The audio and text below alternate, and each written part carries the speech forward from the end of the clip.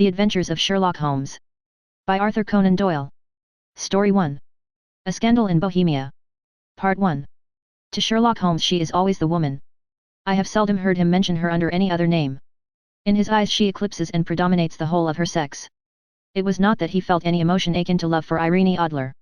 All emotions, and that one particularly, were abhorrent to his cold, precise but admirably balanced mind. He was, I take it, the most perfect reasoning and observing machine that the world has seen, but as a lover he would have placed himself in a false position. He never spoke of the softer passions, save with a jibe and a sneer. They were admirable things for the observer, excellent for drawing the veil from men's motives and actions. But for the trained reasoner to admit such intrusions into his own delicate and finely adjusted temperament was to introduce a distracting factor which might throw a doubt upon all his mental results. Grit in a sensitive instrument, or a crack in one of his own high-power lenses, would not be more disturbing than a strong emotion in a nature such as his. And yet there was but one woman to him, and that woman was the late Irene Adler, of dubious and questionable memory. I had seen little of Holmes lately. My marriage had drifted us away from each other. My own complete happiness, and the home-centered interests which rise up around the man who first finds himself master of his own establishment, were sufficient to absorb all my attention, while Holmes, who loathed every form of society with his whole bohemian soul, remained in our lodgings in Baker Street, buried among his old books, and alternating from week to week between cocaine and ambition, the drowsiness of the drug, and the fierce energy of his own keen nature. He was still, as ever, deeply attracted by the study of crime, and occupied his immense faculties and extraordinary powers of observation in following out those clues, and clearing up those mysteries which had been abandoned as hopeless by the official police. From time to time I heard some vague account of his doings, of his summons to Odessa in the case of the Trepoff murder, of his clearing up of the singular tragedy of the Atkinson brothers at Trincomalee, and finally of the mission which he had accomplished so delicately and successfully for the reigning family of Holland. Beyond these signs of his activity, however, which I merely shared with all the readers of the daily press, I knew little of my former friend and companion. One night, it was on the 20th of March, 1888, I was returning from a journey to a patient, for I had now returned to civil practice, when my way led me through Baker Street. As I passed the well-remembered door, which must always be associated in my mind with my wooing, and with the dark incidents of the study in scarlet, I was seized with a keen desire to see Holmes again, and to know how he was employing his extraordinary powers. His rooms were brilliantly lit, and, even as I looked up, I saw his tall, spare figure pass twice in a dark silhouette against the blind. He was pacing the room swiftly, eagerly, with his head sunk upon his chest and his hands clasped behind him. To me, who knew his every mood and habit, his attitude and manner told their own story. He was at work again. He had risen out of his drug-created dreams and was hot upon the scent of some new problem. I rang the bell and was shown up to the chamber which had formerly been in part my own. His manner was not effusive. It seldom was, but he was glad, I think, to see me. With hardly a word spoken, but with a kindly eye, he waved me to an armchair, threw across his case of cigars, and indicated a spirit case and a gasogene in the corner. Then he stood before the fire and looked me over in his singular introspective fashion. "Wedlock suits you," he remarked. "I think, Watson, that you have put on 7.5 pounds since I saw you." 7, I answered. "Indeed, I should have thought a little more, just a trifle more, I fancy, Watson, and in practice again. I observe you did not tell me that you intended to go into harness." "Then, how do you know?" "I see it, I deduce it. How do I know that you have been getting yourself very wet lately, and that you have a most clumsy and careless servant girl?" "My dear Holmes," said I, "this is too much. You would certainly have been burned, had you lived a few centuries ago. It is true that I had a country walk on Thursday and came home in a dreadful mess, but as I have changed my clothes I can't imagine how you deduce it as to Mary Jane. She is incorrigible, and my wife has given her notice, but there, again, I fail to see how you work it out." He chuckled to himself and rubbed his long, nervous hands together. "It is simplicity itself," said he. "My eyes tell me that on the inside of your left shoe, just where the firelight strikes it, the leather is scored by 6 almost parallel cuts. Obviously they have been caused by someone who has very carelessly scraped round the edges of the sole in order to remove crusted mud from it. Hence, you see, my double deduction that you had been out in vile weather, and that you had a particularly malignant boot-slitting specimen of the London slavey as to your practice. If a gentleman walks into my room smelling of iodoform, with a black mark of nitrate of silver upon his right forefinger, and a bulge on the right side of his top hat to show where he has secreted his stethoscope, I must be dull, indeed, if I do not pronounce him to be an active member of the medical profession." I could not help laughing at the ease with which he explained his process of deduction. "When I hear you give your reasons," I remarked, "the thing always appears to me to be so ridiculously simple that I could easily do it myself, though at each successive instance of your reasoning I am baffled until you explain your process, and yet I believe that my eyes are as good as yours."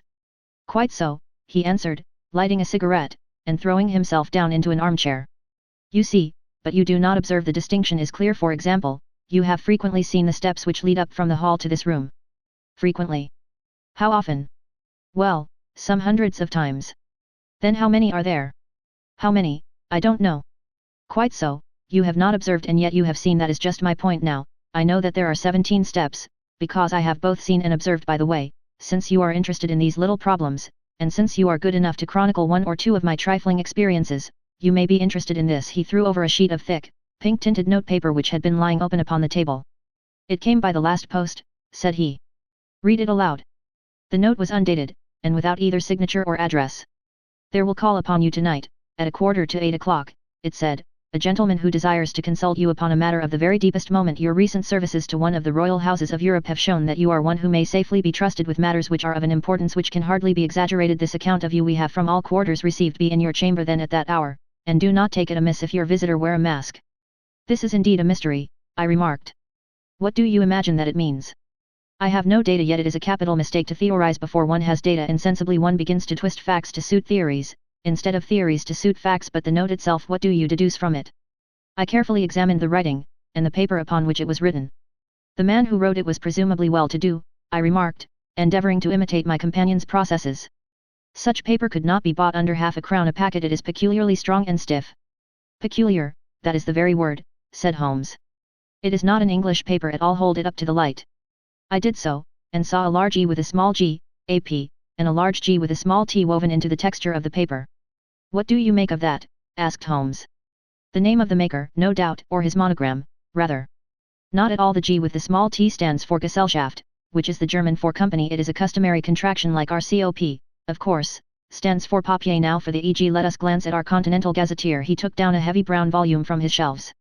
Eglo, Eglinitz, here we are, Egria. It is in a German-speaking country, in Bohemia, not far from Carlsbad. Remarkable as being the scene of the death of Wallenstein, and for its numerous glass factories and paper mills. Ha, ha, my boy, what do you make of that? His eyes sparkled, and he sent up a great blue triumphant cloud from his cigarette. The paper was made in Bohemia, I said. Precisely, and the man who wrote the note is a German. Do you note the peculiar construction of the sentence? This account of you we have from all quarters received. A Frenchman or Russian could not have written that. It is the German who is so uncourteous to his verbs. It only remains, therefore, to discover what is wanted by this German who writes upon Bohemian paper and prefers wearing a mask to showing his face. And here he comes, if I am not mistaken, to resolve all our doubts. As he spoke there was the sharp sound of horses' hoofs and grating wheels against the curb, followed by a sharp pull at the bell. Holmes whistled. A pair, by the sound, said he. Yes, he continued, glancing out of the window. A nice little brougham and a pair of beauties, 150 guineas apiece. There's money in this case, Watson, if there is nothing else. I think that I had better go, Holmes. Not a bit, Doctor, stay where you are. I am lost without my Boswell, and this promises to be interesting. It would be a pity to miss it. But your client? Never mind him. I may want your help, and so may he. Here he comes. Sit down in that armchair, Doctor, and give us your best attention. A slow and heavy step, which had been heard upon the stairs and in the passage, paused immediately outside the door. Then there was a loud and authoritative tap. Come in, said Holmes. A man entered who could hardly have been less than 6 feet 6 inches in height, with the chest and limbs of a Hercules. His dress was rich with a richness which would, in England, be looked upon as akin to bad taste. Heavy bands of astrakhan were slashed across the sleeves and fronts of his double-breasted coat, while the deep blue cloak which was thrown over his shoulders was lined with flame-colored silk and secured at the neck with a brooch which consisted of a single flaming barrel. Boots which extended halfway up his calves, and which were trimmed at the tops with rich brown fur, completed the impression of barbaric opulence which was suggested by his whole appearance. He carried a broad-brimmed hat in his hand, while he wore across the upper part of his face, extending down past the cheekbones, a black visored mask, which he had apparently adjusted that very moment, for his hand was still raised to it as he entered. From the lower part of the face he appeared to be a man of strong character, with a thick, hanging lip and a long, straight chin suggestive of resolution pushed to the length of obstinacy. You had my note? He asked with a deep harsh voice and a strongly marked German accent. I told you that I would call. He looked from one to the other of us, as if uncertain which to address. Pray take a seat, said Holmes. This is my friend and colleague, Dr. Watson, who is occasionally good enough to help me in my cases. Whom have I the honor to address? You may address me as the Count von Kram, a Bohemian nobleman. I understand that this gentleman, your friend, is a man of honor and discretion, whom I may trust with a matter of the most extreme importance. If not, I should much prefer to communicate with you alone. I rose to go, but Holmes caught me by the wrist and pushed me back into my chair. It is both, or none, said he. You may say before this gentleman anything which you may say to me. The Count shrugged his broad shoulders. Then I must begin, said he, by binding you both to absolute secrecy for 2 years. At the end of that time the matter will be of no importance. At present it is not too much to say that it is of such weight it may have an influence upon European history. I promise, said Holmes. And I. You will excuse this mask, continued our strange visitor. The august person who employs me wishes his agent to be unknown to you, and I may confess at once that the title by which I have just called myself is not exactly my own. I was aware of it, said Holmes dryly. The circumstances are of great delicacy, and every precaution has to be taken to quench what might grow to be an immense scandal and seriously compromise one of the reigning families of Europe. To speak plainly, the matter implicates the great house of Ormstein, hereditary kings of Bohemia. I was also aware of that, murmured Holmes, settling himself down in his armchair and closing his eyes. Our visitor glanced with some apparent surprise at the languid, lounging figure of the man who had been no doubt depicted to him as the most incisive reasoner and most energetic agent in Europe. Holmes slowly reopened his eyes and looked impatiently at his gigantic client. If your Majesty would condescend to state your case, he remarked, I should be better able to advise you. The man sprang from his chair and paced up and down the room in uncontrollable agitation. Then, with a gesture of desperation, he tore the mask from his face and hurled it upon the ground. You are right, he cried, I am the king. Why should I attempt to conceal it? Why, indeed, murmured Holmes. Your Majesty had not spoken before I was aware that I was addressing Wilhelm Gottsreich Sigismund von Ormstein, Grand Duke of Cassel-Felstein, and hereditary king of Bohemia. But you can understand, said our strange visitor, sitting down once more and passing his hand over his high white forehead, you can understand that I am not accustomed to doing such business in my own person, yet the matter was so delicate that I could not confide it to an agent without putting myself in his power. I have come incognito from Prague for the purpose of consulting you. Then, pray consult, said Holmes, shutting his eyes once more. The facts are briefly these: some 5 years ago, during a lengthy visit to Warsaw, I made the acquaintance of the well-known adventuress, Irene Adler. The name is no doubt familiar to you. Kindly look her up in my index, doctor, murmured Holmes without opening his eyes. For many years he had adopted a system of docketing all paragraphs concerning men and things, so that it was difficult to name a subject or a person on which he could not at once furnish information. In this case I found her biography sandwiched in between that of a Hebrew rabbi and that of a staff commander who had written a monograph upon the deep-sea fishes. Let me see, said Holmes. Born in New Jersey in the year 1858. Contralto, La Scala, prima donna Imperial Opera of Warsaw, yes, retired from operatic stage, living in London, quite so, your Majesty, as I understand, became entangled with this young person, wrote her some compromising letters, and is now desirous of getting those letters back. Precisely so, but how? Was there a secret marriage? None. No legal papers or certificates? None. Then I fail to follow, your Majesty. If this young person should produce her letters for blackmailing or other purposes, how is she to prove their authenticity? There is the writing. Pooh, forgery. My private note paper. Stolen. My own seal. Imitated. My photograph. Bought. We were both in the photograph. Oh, dear, that is very bad. Your Majesty has indeed committed an indiscretion. I was mad, insane. You have compromised yourself seriously. I was only crown prince then. I was young. I am but 30 now. It must be recovered. We have tried and failed. Your Majesty must pay. It must be bought. She will not sell. Stolen, then. 5 attempts have been made. Twice burglars in my pay ransacked her house. Once we diverted her luggage when she travelled. Twice she has been waylaid. There has been no result. No sign of it. Absolutely none. Holmes laughed. It is quite a pretty little problem, said he. But a very serious one to me, returned the king reproachfully. Very, indeed. And what does she propose to do with the photograph? To ruin me. But how? I am about to be married.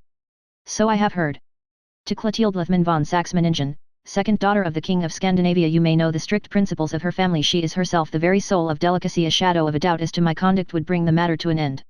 And Irene Adler threatens to send them the photograph, and she will do it. I know that she will do it. You do not know her, but she has a soul of steel. She has the face of the most beautiful of women, and the mind of the most resolute of men. Rather than I should marry another woman, there are no lengths to which she would not go, none. You are sure that she has not sent it yet? I am sure. And why? Because she has said that she would send it on the day when the betrothal was publicly proclaimed. That will be next Monday. Oh, then we have 3 days yet, said Holmes with a yawn. That is very fortunate, as I have 1 or 2 matters of importance to look into just at present. Your Majesty will, of course, stay in London for the present. Certainly you will find me at the Langham under the name of the Count von Kram. Then I shall drop you a line to let you know how we progress. Pray do so, I shall be all anxiety. Then, as to money. You have carte blanche? Absolutely. I tell you that I would give one of the provinces of my kingdom to have that photograph. And for present expenses. The king took a heavy chamois leather bag from under his cloak and laid it on the table. There are 300 pounds in gold and 700 in notes, he said. Holmes scribbled a receipt upon a sheet of his notebook and handed it to him. And mademoiselle's address, he asked. Is Bryony Lodge, Serpentine Avenue, St. John's Wood. Holmes took a note of it. One other question, said he. Was the photograph a cabinet? It was. Then, good night, your majesty, and I trust that we shall soon have some good news for you, and good night, Watson, he added, as the wheels of the royal brougham rolled down the street. If you will be good enough to call tomorrow afternoon at 3 o'clock, I should like to chat this little matter over with you. Part 2. At 3 o'clock precisely I was at Baker Street, but Holmes had not yet returned. The landlady informed me that he had left the house shortly after 8 o'clock in the morning. I sat down beside the fire, however, with the intention of awaiting him, however long he might be. I was already deeply interested in his inquiry, for, though it was surrounded by none of the grim and strange features which were associated with the two crimes which I have already recorded, still, the nature of the case and the exalted station of his client gave it a character of its own. Indeed, apart from the nature of the investigation which my friend had on hand, there was something in his masterly grasp of a situation, and his keen, incisive reasoning, which made it a pleasure to me to study his system of work, and to follow the quick, subtle methods by which he disentangled the most inextricable mysteries. So accustomed was I to his invariable success that the very possibility of his failing had ceased to enter into my head. It was close upon 4 before the door opened, and a drunken-looking groom, ill-kempt and side-whiskered, with an inflamed face and disreputable clothes, walked into the room. Accustomed as I was to my friend's amazing powers in the use of disguises, I had to look 3 times before I was certain that it was indeed he. With a nod he vanished into the bedroom, whence he emerged in 5 minutes tweed-suited and respectable, as of old. Putting his hands into his pockets, he stretched out his legs in front of the fire and laughed heartily for some minutes. Well, really, he cried, and then he choked and laughed again until he was obliged to lie back, limp and helpless, in the chair. What is it? It's quite too funny. I am sure you could never guess how I employed my morning, or what I ended by doing. I can't imagine. I suppose that you have been watching the habits, and perhaps the house, of Miss Irene Adler. Quite so, but the sequel was rather unusual, I will tell you. However, I left the house a little after 8 o'clock this morning in the character of a groom out of work. There is a wonderful sympathy and Freemasonry among horsey men, be one of them, and you will know all that there is to know. I soon found Bryony Lodge. It is a bijou villa, with a garden at the back, but built out in front right up to the road, 2 stories, Chubb lock to the door, large sitting room on the right side, well furnished, with long windows almost to the floor, and those preposterous English window fasteners which a child could open. Behind there was nothing remarkable, save that the passage window could be reached from the top of the coach house. I walked round it and examined it closely from every point of view, but without noting anything else of interest. I then lounged down the street and found, as I expected, that there was a mews in a lane which runs down by one wall of the garden. I lent the ostlers a hand in rubbing down their horses, and received in exchange 2d, a glass of half and half, 2 fills of shag tobacco, and as much information as I could desire about Miss Adler, to say nothing of half a dozen other people in the neighbourhood in whom I was not in the least interested, but whose biographies I was compelled to listen to. And what of Irene Adler? I asked. Oh, she has turned all the men's heads down in that part. She is the daintiest thing under a bonnet on this planet, so say the Serpentine Mews. To a man she lives quietly, sings at concerts, drives out at 5 every day, and returns at 7 sharp for dinner. Seldom goes out at other times, except when she sings. Has only one male visitor, but a good deal of him. He is dark, handsome, and dashing, never calls less than once a day, and often twice. He is a Mr. Godfrey Norton, of the Inner Temple. See the advantages of a cabman as a confidant. They had driven him home a dozen times from Serpentine Mews, and knew all about him. When I had listened to all they had to tell, I began to walk up and down near Bryony Lodge once more, and to think over my plan of campaign. This Godfrey Norton was evidently an important factor in the matter. He was a lawyer. That sounded ominous. What was the relation between them, and what the object of his repeated visits? Was she his client, his friend, or his mistress? If the former, she had probably transferred the photograph to his keeping. If the latter, it was less likely. On the issue of this question depended whether I should continue my work at Bryony Lodge, or turn my attention to the gentlemen's chambers in the Temple. It was a delicate point, and it widened the field of my inquiry. I fear that I bore you with these details, but I have to let you see my little difficulties, if you are to understand the situation. I am following you closely, I answered. I was still balancing the matter in my mind when a hansom cab drove up to Bryony Lodge, and a gentleman sprang out. He was a remarkably handsome man, dark, aquiline, and moustached, evidently the man of whom I had heard. He appeared to be in a great hurry, shouted to the cabman to wait, and brushed past the maid who opened the door with the air of a man who was thoroughly at home. He was in the house about half an hour, and I could catch glimpses of him in the windows of the sitting room, pacing up and down, talking excitedly, and waving his arms of her. I could see nothing. Presently he emerged, looking even more flurried than before. As he stepped up to the cab, he pulled a gold watch from his pocket and looked at it earnestly. "Drive like the devil," he shouted, "first to Gross and Hankey's in Regent Street, and then to the Church of St. Monica in the Edgware Road. Half a guinea if you do it in 20 minutes.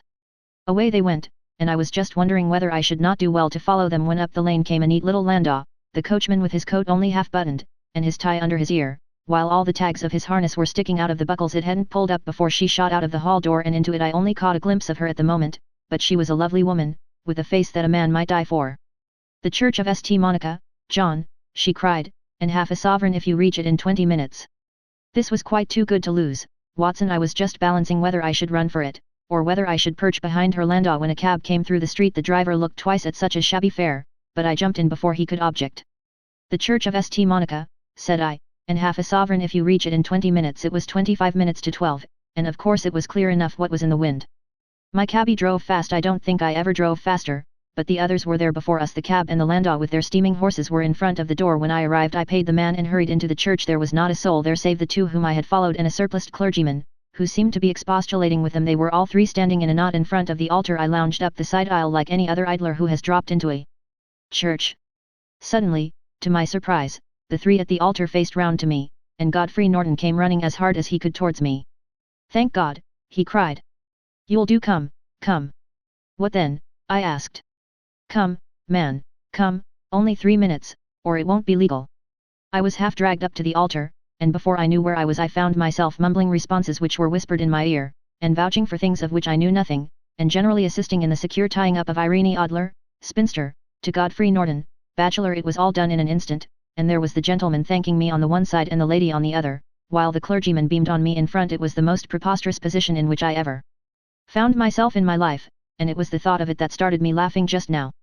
It seems that there had been some informality about their license, that the clergyman absolutely refused to marry them without a witness of some sort, and that my lucky appearance saved the bridegroom from having to sally out into the streets in search of a best man. The bride gave me a sovereign, and I mean to wear it on my watch chain in memory of the occasion. "This is a very unexpected turn of affairs," said I, "and what then?" "Well, I found my plans very seriously menaced. It looked as if the pair might take an immediate departure, and so necessitate very prompt and energetic measures on my part. At the church door, however, they separated, he driving back to the temple, and she to her own house. "I shall drive out in the park at 5 as usual," she said as she left him. I heard no more. They drove away in different directions, and I went off to make my own arrangements. "Which are?"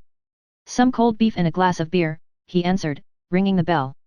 "I have been too busy to think of food, and I am likely to be busier still this evening. By the way, doctor, I shall want your cooperation." "I shall be delighted." "You don't mind breaking the law?" "Not in the least." "Nor running a chance of arrest?" "Not in a good cause." "Oh, the cause is excellent. Then I am your man. I was sure that I might rely on you. But what is it you wish?" "When Mrs. Turner has brought in the tray I will make it clear to you now," he said as he turned hungrily on the simple fare that our landlady had provided. "I must discuss it while I eat, for I have not much time. It is nearly 5 now. In 2 hours we must be on the scene of action. Miss Irene, or Madam, rather, returns from her drive at 7. We must be at Bryony Lodge to meet her." "And what then?" "You must leave that to me. I have already arranged what is to occur. There is only one point on which I must insist. You must not interfere, come what may. You understand. I am to be neutral. To do nothing whatever. There will probably be some small unpleasantness. Do not join in it. It will end in my being conveyed into the house 4 or 5 minutes afterwards. The sitting room window will open. You are to station yourself close to that open window." "Yes." "You are to watch me, for I will be visible to you." "Yes." "And when I raise my hand, so, you will throw into the room what I give you to throw, and will, at the same time, raise the cry of fire. You quite follow me?" "Entirely." "It is nothing very formidable," he said, taking a long cigar-shaped roll from his pocket. "It is an ordinary plumber's smoke rocket, fitted with a cap at either end to make it self-lighting. Your task is confined to that. When you raise your cry of fire, it will be taken up by quite a number of people. You may then walk to the end of the street, and I will rejoin you in 10 minutes. I hope that I have made myself clear. I am to remain neutral, to get near the window, to watch you, and at the signal to throw in this object, then to raise the cry of fire, and to wait you at the corner of the street." "Precisely." "Then you may entirely rely on me." "That is excellent. I think, perhaps, it is almost time that I prepare for the new role I have to play." He disappeared into his bedroom and returned in a few minutes in the character of an amiable and simple-minded nonconformist clergyman. His broad black hat, his baggy trousers, his white tie, his sympathetic smile, and general look of peering and benevolent curiosity were such as Mr. John Hare alone could have equalled. It was not merely that Holmes changed his costume. His expression, his manner, his very soul seemed to vary with every fresh part that he assumed. The stage lost a fine actor, even as science lost an acute reasoner, when he became a specialist in crime. It was 6:15 when we left Baker Street, and it still wanted 10 minutes to the hour when we found ourselves in Serpentine Avenue. It was already dusk, and the lamps were just being lighted as we paced up and down in front of Briony Lodge, waiting for the coming of its occupant. The house was just such as I had pictured it from Sherlock Holmes' succinct description, but the locality appeared to be less private than I expected. On the contrary, for a small street in a quiet neighborhood, it was remarkably animated. There was a group of shabbily dressed men smoking and laughing in a corner, a scissors grinder with his wheel, 2 guardsmen who were flirting with a nurse girl, and several well-dressed young men who were lounging up and down with cigars in their mouths. "You see," remarked Holmes, as we paced to and fro in front of the house, "this marriage rather simplifies matters. The photograph becomes a double-edged weapon now. The chances are that she would be as averse to its being seen by Mr. Godfrey Norton, as our client is to its coming to the eyes of his princess. Now the question is, where are we to find the photograph?" "Where, indeed? It is most unlikely that she carries it about with her. It is cabinet size too large for easy concealment about a woman's dress. She knows that the king is capable of having her waylaid and searched. 2 attempts of the sort have already been made. We may take it, then, that she does not carry it about with her." "Where, then?" "Her banker or her lawyer. There is that double possibility, but I am inclined to think neither. Women are naturally secretive, and they like to do their own secreting. Why should she hand it over to anyone else? She could trust her own guardianship, but she could not tell what indirect or political influence might be brought to bear upon a businessman. Besides, remember that she had resolved to use it within a few days. It must be where she can lay her hands upon it. It must be in her own house." "But it has twice been burgled." "Pshaw, they did not know how to look." "But how will you look?" "I will not look." "What then?" "I will get her to show me." "But she will refuse." "She will not be able to. But I hear the rumble of wheels. It is her carriage. Now carry out my orders to the letter." As he spoke, the gleam of the sidelights of a carriage came round the curve of the avenue. It was a smart little landau which rattled up to the door of Briony Lodge. As it pulled up, one of the loafing men at the corner dashed forward to open the door in the hope of earning a copper, but was elbowed away by another loafer, who had rushed up with the same intention. A fierce quarrel broke out, which was increased by the 2 guardsmen, who took sides with one of the loungers, and by the scissors grinder, who was equally hot upon the other side. A blow was struck, and in an instant the lady, who had stepped from her carriage, was the center of a little knot of flushed and struggling men, who struck savagely at each other with their fists and sticks. Holmes dashed into the crowd to protect the lady, but, just as he reached her, he gave a cry and dropped to the ground, with the blood running freely down his face. At his fall the guardsmen took to their heels in one direction and the loungers in the other, while a number of better dressed people, who had watched the scuffle without taking part in it, crowded in to help the lady and to attend to the injured man.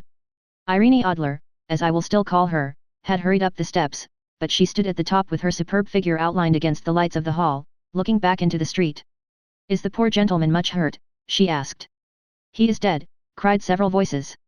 "No, no, there's life in him," shouted another. "But he'll be gone before you can get him to hospital." "He's a brave fellow," said a woman. "They would have had the lady's purse and watch if it hadn't been for him. They were a gang, and a rough one, too. Ah, he's breathing now. He can't lie in the street. May we bring him in, marm?" "Surely bring him into the sitting room. There is a comfortable sofa this way, please." Slowly and solemnly he was borne into Briony Lodge and laid out in the principal room, while I still observed the proceedings from my post by the window. The lamps had been lit, but the blinds had not been drawn, so that I could see Holmes as he lay upon the couch. I do not know whether he was seized with compunction at that moment for the part he was playing, but I know that I never felt more heartily ashamed of myself in my life than when I saw the beautiful creature against whom I was conspiring, or the grace and kindliness with which she waited upon the injured man. And yet it would be the blackest treachery to Holmes to draw back now from the part which he had entrusted to me. I hardened my heart, and took the smoke rocket from under my ulster. After all, I thought, we are not injuring her. We are but preventing her from injuring another. Holmes had sat up upon the couch, and I saw him motion like a man who is in need of air.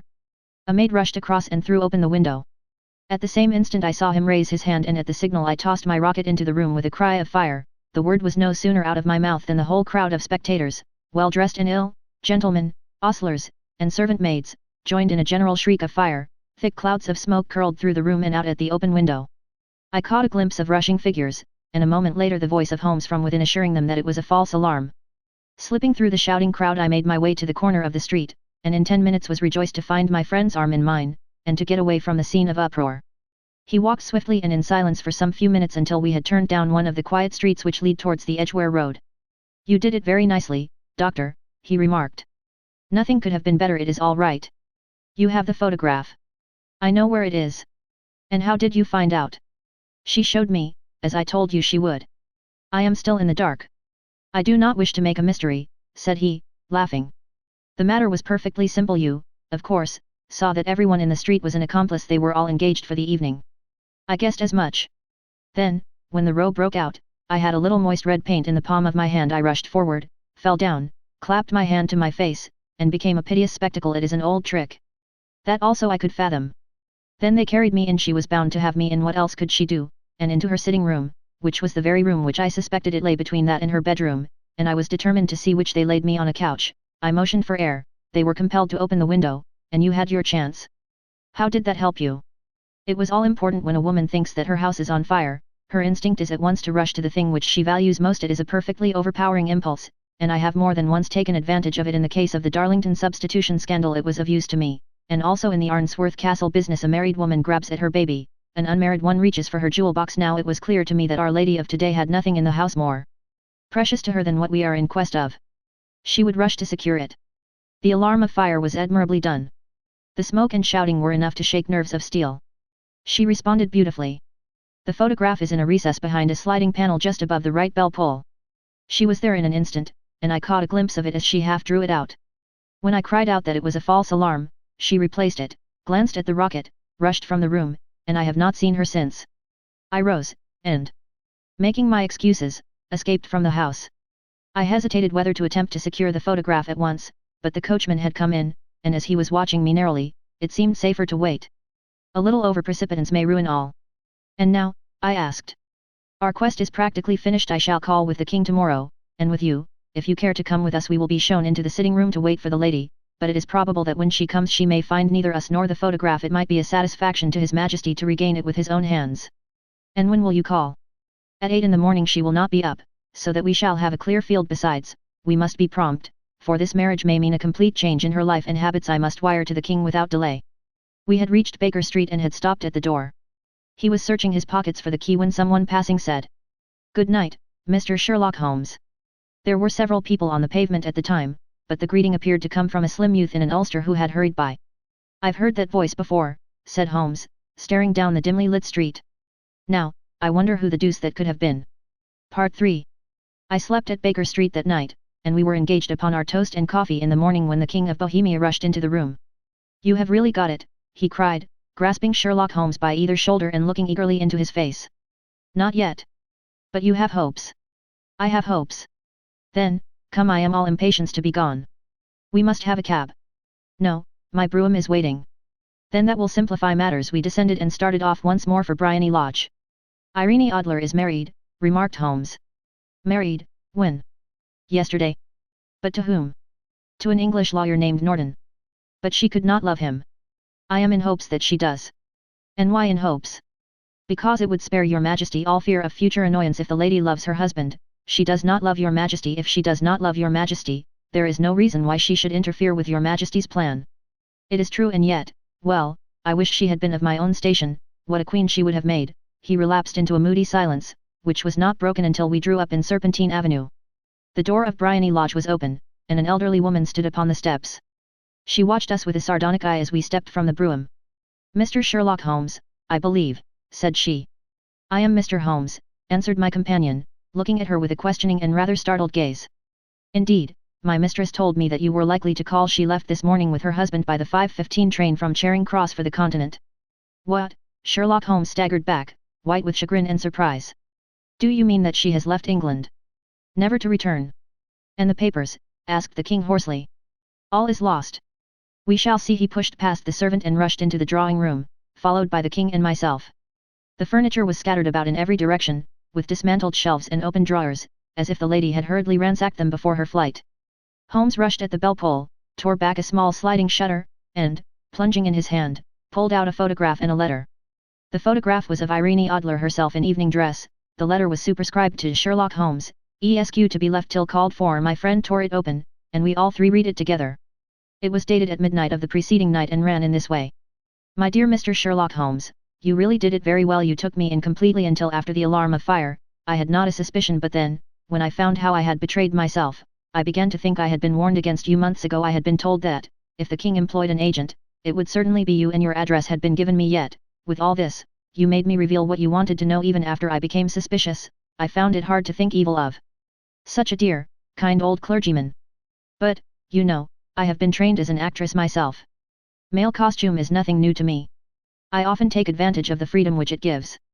I sent John, the coachman, to watch you, ran upstairs, got into my walking clothes, as I call them, and came down just as you departed.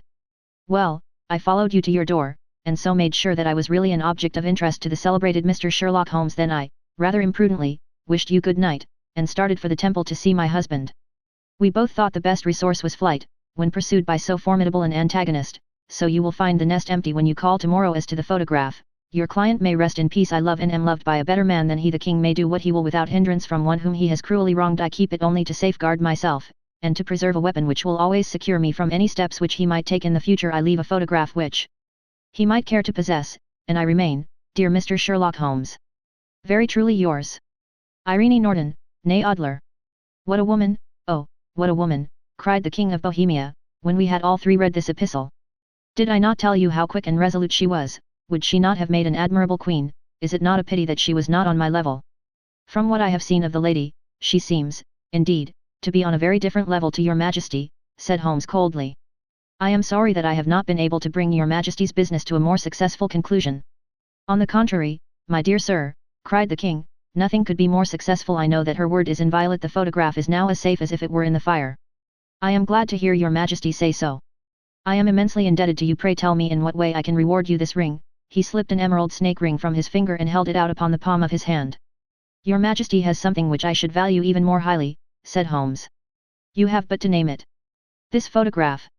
The king stared at him in amazement. Irene's photograph, he cried. Certainly, if you wish it.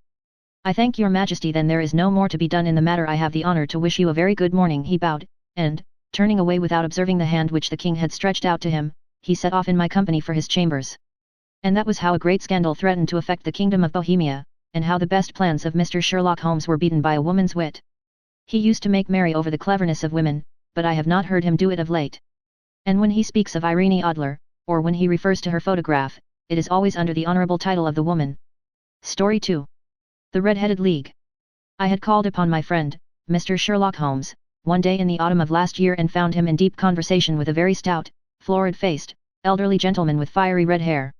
With an apology for my intrusion, I was about to withdraw when Holmes pulled me abruptly into the room and closed the door behind me. You could not possibly have come at a better time, my dear Watson, he said cordially. I was afraid that you were engaged. So I am very much so. Then I can wait in the next room. Not at all. This gentleman, Mr. Wilson, has been my partner and helper in many of my most successful cases, and I have no doubt that he will be of the utmost use to me and yours also.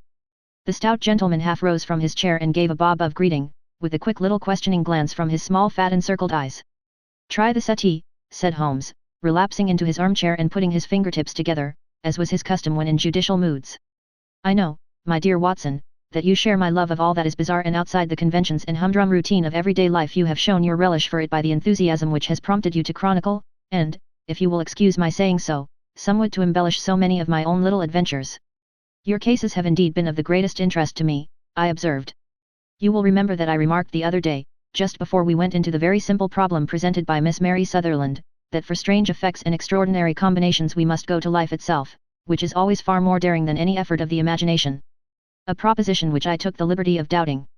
You did, Doctor, but nonetheless you must come round to my view, for otherwise I shall keep on piling fact upon fact on you until your reason breaks down under them and acknowledges me to be right. Now, Mr. Jabez Wilson here has been good enough to call upon me this morning, and to begin a narrative which promises to be one of the most singular which I have listened to for some time. You have heard me remark that the strangest and most unique things are very often connected not with the larger but with the smaller crimes, and occasionally, indeed, where there is room for doubt whether any positive crime has been committed.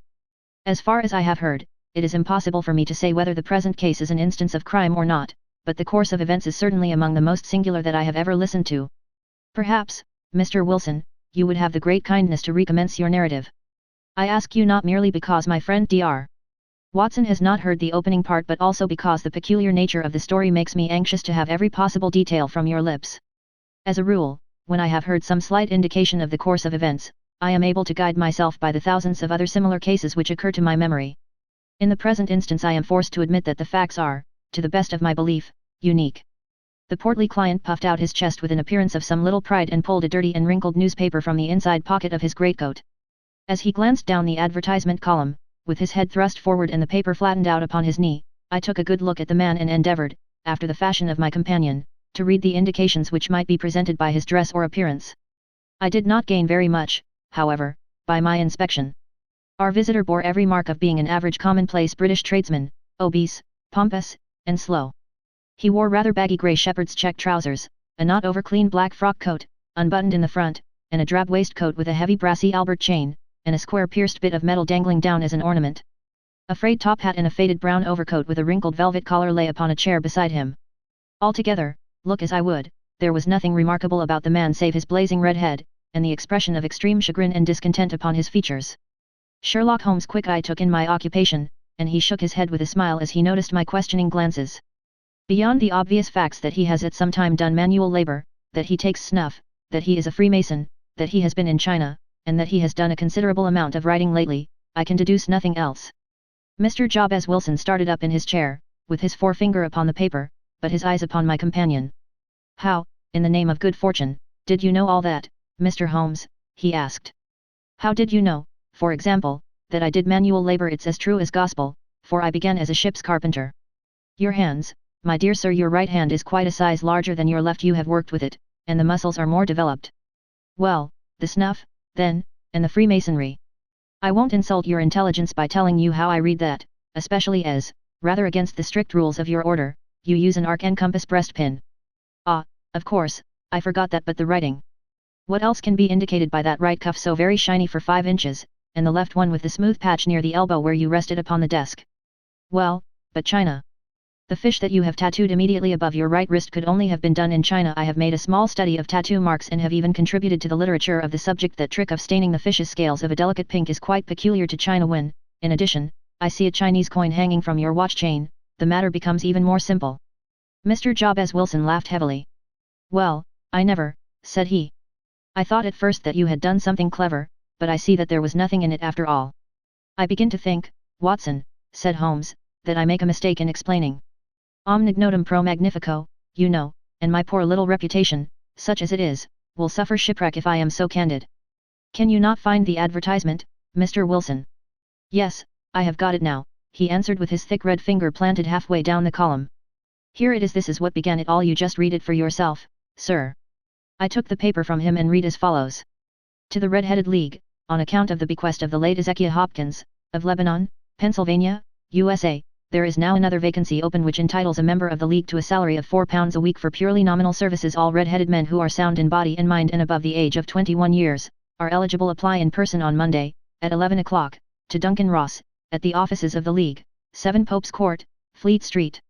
What on earth does this mean? I ejaculated after I had twice read over the extraordinary announcement. Holmes chuckled and wriggled in his chair, as was his habit when in high spirits. It is a little off the beaten track, isn't it? Said he. And now, Mr. Wilson, off you go at scratch and tell us all about yourself, your household, and the effect which this advertisement had upon your fortunes. You will first make a note, doctor, of the paper and the date. It is the Morning Chronicle of April 27, 1890, just 2 months ago. Very good now, Mr. Wilson. Well, it is just as I have been telling you, Mr. Sherlock Holmes, said Jabez Wilson, mopping his forehead. I have a small pawnbroker's business at Coburg Square, near the city. It's not a very large affair, and of late years it has not done more than just give me a living. I used to be able to keep 2 assistants, but now I only keep 1, and I would have a job to pay him, but that he is willing to come for half wages so as to learn the business. What is the name of this obliging youth? Asked Sherlock Holmes. His name is Vincent Spaulding, and he's not such a youth, either. It's hard to say his age. I should not wish a smarter assistant, Mr. Holmes, and I know very well that he could better himself and earn twice what I am able to give him, but, after all, if he is satisfied, why should I put ideas in his head? Why, indeed, you seem most fortunate in having an employee who comes under the full market price. It is not a common experience among employers in this age. I don't know that your assistant is not as remarkable as your advertisement. Oh, he has his faults, too, said Mr. Wilson. Never was such a fellow for photography, snapping away with a camera when he ought to be improving his mind, and then diving down into the cellar like a rabbit into its hole to develop his pictures. That is his main fault, but on the whole he's a good worker. There's no vice in him. He is still with you, I presume. Yes, sir, he and a girl of 14, who does a bit of simple cooking and keeps the place clean, that's all I have in the house, for I am a widower and never had any family. We live very quietly, sir, the three of us, and we keep a roof over our heads and pay our debts, if we do nothing more. The first thing that put us out was that advertisement. Spaulding, he came down into the office just this day 8 weeks, with this very paper in his hand, and he says, I wish to the Lord, Mr. Wilson, that I was a red-headed man. Why that? I asks. Why, says he, here's another vacancy on the League of the Red-Headed Men. It's worth quite a little fortune to any man who gets it, and I understand that there are more vacancies than there are men, so that the trustees are at their wits' end what to do with the money. If my hair would only change color, here's a nice little crib all ready for me to step into. Why, what is it, then? I asked. You see, Mr. Holmes, I am a very stay-at-home man, and as my business came to me instead of my having to go to it, I was often weeks on end without putting my foot over the doormat. In that way I didn't know much of what was going on outside, and I was always glad of a bit of news. Have you never heard of the League of the Red-Headed Men? He asked with his eyes open. Never. Why, I wonder at that, for you are eligible yourself for one of the vacancies. And what are they worth? I asked. Oh, merely a couple of hundred a year, but the work is slight, and it need not interfere very much with one's other occupations. Well, you can easily think that that made me prick up my ears, for the business has not been over good for some years, and an extra couple of hundred would have been very handy. Tell me all about it, said I. Well, said he, showing me the advertisement, you can see for yourself that the League has a vacancy, and there is the address where you should apply for particulars. As far as I can make out, the League was founded by an American millionaire, Ezekiah Hopkins, who was very peculiar in his ways. He was himself red-headed, and he had a great sympathy for all red-headed men, so, when he died, it was found that he had left his enormous fortune in the hands of trustees, with instructions to apply the interest to the providing of easy berths to men whose hair is of that color. From all I hear it is splendid pay and very little to do. But, said I, there would be millions of red-headed men who would apply. Not so many as you might think, he answered. You see, it is really confined to Londoners, and to grown men. This American had started from London when he was young, and he wanted to do the old town a good turn. Then, again, I have heard it is no use your applying if your hair is light red, or dark red, or anything but real bright, blazing, fiery red. Now, if you cared to apply, Mr. Wilson, you would just walk in, but perhaps it would hardly be worth your while to put yourself out of the way for the sake of a few £100. Now, it is a fact, gentlemen, as you may see for yourselves, that my hair is of a very full and rich tint, so that it seemed to me that if there was to be any competition in the matter I stood as good a chance as any man that I had ever met. Vincent Spaulding seemed to know so much about it that I thought he might prove useful, so I just ordered him to put up the shutters for the day and to come right away with me. He was very willing to have a holiday, so we shut the business up and started off for the address that was given us in the advertisement.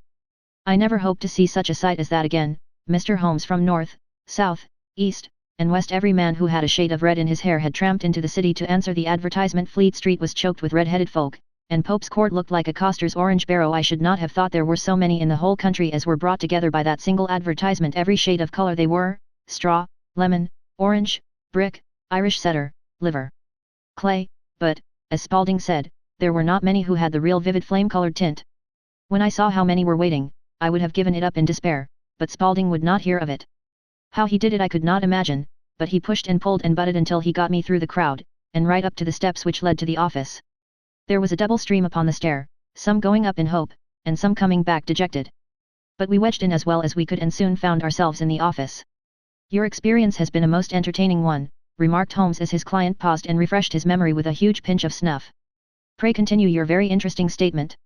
There was nothing in the office but a couple of wooden chairs and a deal table, behind which sat a small man with a head that was even redder than mine. He said a few words to each candidate as he came up, and then he always managed to find some fault in them which would disqualify them. Getting a vacancy did not seem to be such a very easy matter.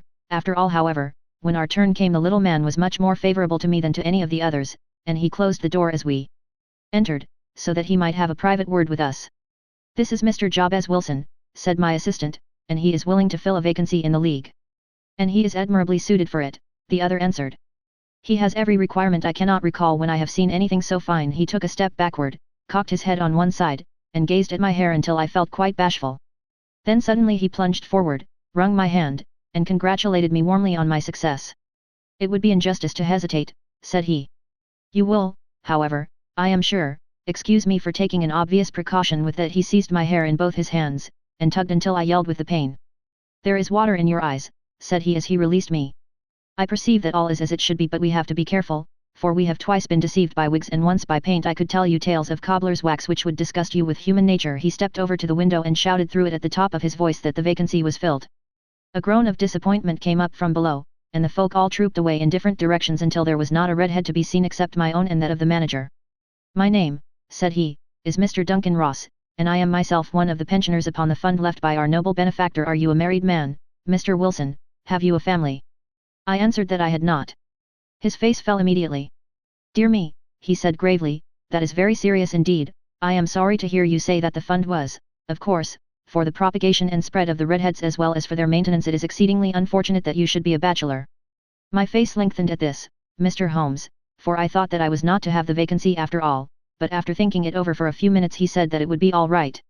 "In the case of another," said he, "the objection might be fatal, but we must stretch a point in favor of a man with such a head of hair as yours. When shall you be able to enter upon your new duties?"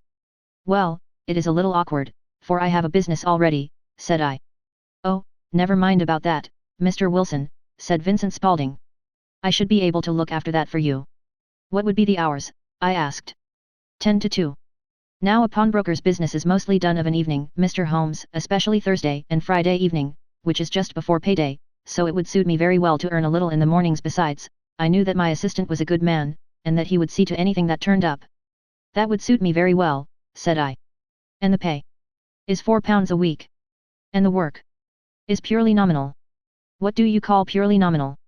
"Well, you have to be in the office, or at least in the building, the whole time. If you leave, you forfeit your whole position forever. The will is very clear upon that point. You don't comply with the conditions if you budge from the office during that time."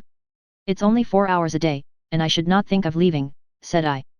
"No excuse will avail," said Mr. Duncan Ross, "neither sickness nor business nor anything else. There you must stay, or you lose your billet." "And the work?"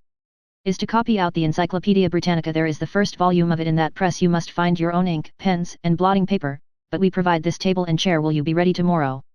"Certainly," I answered. "Then, goodbye, Mr. Jabez Wilson, and let me congratulate you once more on the important position which you have been fortunate enough to gain." He bowed me out of the room and I went home with my assistant, hardly knowing what to say or do. I was so pleased at my own good fortune. Well, I thought over the matter all day, and by evening I was in low spirits again, for I had quite persuaded myself that the whole affair must be some great hoax or fraud, though what its object might be I could not imagine. It seemed altogether past belief that anyone could make such a will, or that they would pay such a sum for doing anything so simple as copying out the Encyclopaedia Britannica. Vincent Spaulding did what he could to cheer me up, but by bedtime I had reasoned myself out of the whole thing. However, in the morning I determined to have a look at it anyhow, so I bought a penny bottle of ink, and with a quill pen, and 7 sheets of foolscap paper, I started off for Pope's Court. Well, to my surprise and delight, everything was as right as possible. The table was set out ready for me, and Mr. Duncan Ross was there to see that I got fairly to work. He started me off upon the letter A, and then he left me, but he would drop in from time to time to see that all was right with me. At 2 o'clock he bade me good day, complimented me upon the amount that I had written, and locked the door of the office after me. This went on day after day, Mr. Holmes, and on Saturday the manager came in and planked down 4 golden sovereigns for my week's work. It was the same next week, and the same the week after. Every morning I was there at 10, and every afternoon I left at 2. By degrees Mr. Duncan Ross took to coming in only once of a morning, and then, after a time, he did not come in at all. Still, of course, I never dared to leave the room for an instant, for I was not sure when he might come, and the billet was such a good one, and suited me so well, that I would not risk the loss of it. 8 weeks passed away like this, and I had written about abbots and archery and armor and architecture in Attica, and hoped with diligence that I might get on to the bees before very long. It cost me something in foolscap, and I had pretty nearly filled a shelf with my writings, and then suddenly the whole business came to an end. To an end? Yes, sir, and no later than this morning I went to my work as usual at 10 o'clock, but the door was shut and locked, with a little square of cardboard hammered onto the middle of the panel with a tack. Here it is, and you can read for yourself. He held up a piece of white cardboard about the size of a sheet of notepaper. It read in this fashion: "The Red-Headed League is dissolved October 9, 1890. Sherlock Holmes." And I surveyed this curt announcement and the rueful face behind it, until the comical side of the affair so completely overtopped every other consideration that we both burst out into a roar of laughter. "I cannot see that there is anything very funny," cried our client, flushing up to the roots of his flaming head. "If you can do nothing better than laugh at me, I can go elsewhere." "No, no," cried Holmes, shoving him back into the chair from which he had half risen. "I really wouldn't miss your case for the world. It is most refreshingly unusual, but there is, if you will excuse my saying so, something just a little funny about it. Pray, what steps did you take when you found the card upon the door?" I was staggered, sir. I did not know what to do then. I called at the offices round, but none of them seemed to know anything about it. Finally, I went to the landlord, who is an accountant living on the ground floor, and I asked him if he could tell me what had become of the Red-Headed League. He said that he had never heard of any such body. Then I asked him who Mr. Duncan Ross was. He answered that the name was new to him. Well, said I, the gentleman at No. 4. What, the red-headed man? Yes. Oh, said he, his name was William Morris. He was a solicitor and was using my room as a temporary convenience until his new premises were ready. He moved out yesterday. Where could I find him? Oh, at his new offices. He did tell me the address. Yes, 17 King Edward Street near St. Paul's. I started off, Mr. Holmes, but when I got to that address it was a manufactory of artificial kneecaps, and no one in it had ever heard of either Mr. William Morris or Mr. Duncan Ross. And what did you do then? Asked Holmes. I went home to Saxe-Coburg Square, and I took the advice of my assistant, but he could not help me in any way. He could only say that if I waited I should hear by post, but that was not quite good enough, Mr. Holmes. I did not wish to lose such a place without a struggle, so, as I had heard that you were good enough to give advice to poor folk who were in need of it, I came right away to you. And you did very wisely, said Holmes. Your case is an exceedingly remarkable one, and I shall be happy to look into it. From what you have told me I think that it is possible that graver issues hang from it than might at first sight appear. Grave enough, said Mr. Jabez Wilson. Why, I have lost £4 a week. As far as you are personally concerned, remarked Holmes, I do not see that you have any grievance against this extraordinary league. On the contrary, you are, as I understand, richer by some £30, to say nothing of the minute knowledge which you have gained on every subject which comes under the letter A. You have lost nothing by them. No, sir, but I want to find out about them, and who they are, and what their object was in playing this prank. If it was a prank upon me, it was a pretty expensive joke for them, for it cost them £32. We shall endeavour to clear up these points for you, and, first, 1 or 2 questions. Mr. Wilson, this assistant of yours who first called your attention to the advertisement, how long had he been with you? About a month then. How did he come? In answer to an advertisement. Was he the only applicant? No, I had a dozen. Why did you pick him? Because he was handy and would come cheap. At half wages, in fact. Yes. What is he like, this Vincent Spaulding? Small, stout-built, very quick in his ways, no hair on his face, though he's not short of 30, has a white splash of acid upon his forehead. Holmes sat up in his chair in considerable excitement. I thought as much, said he. Have you ever observed that his ears are pierced for earrings?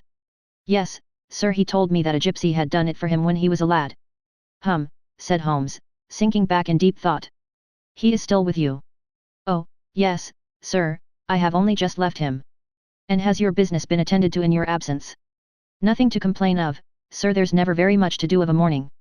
That will do, Mr. Wilson. I shall be happy to give you an opinion upon the subject in the course of a day or two. Today is Saturday, and I hope that by Monday we may come to a conclusion. Well, Watson, said Holmes when our visitor had left us, what do you make of it all? I make nothing of it, I answered frankly. It is a most mysterious business.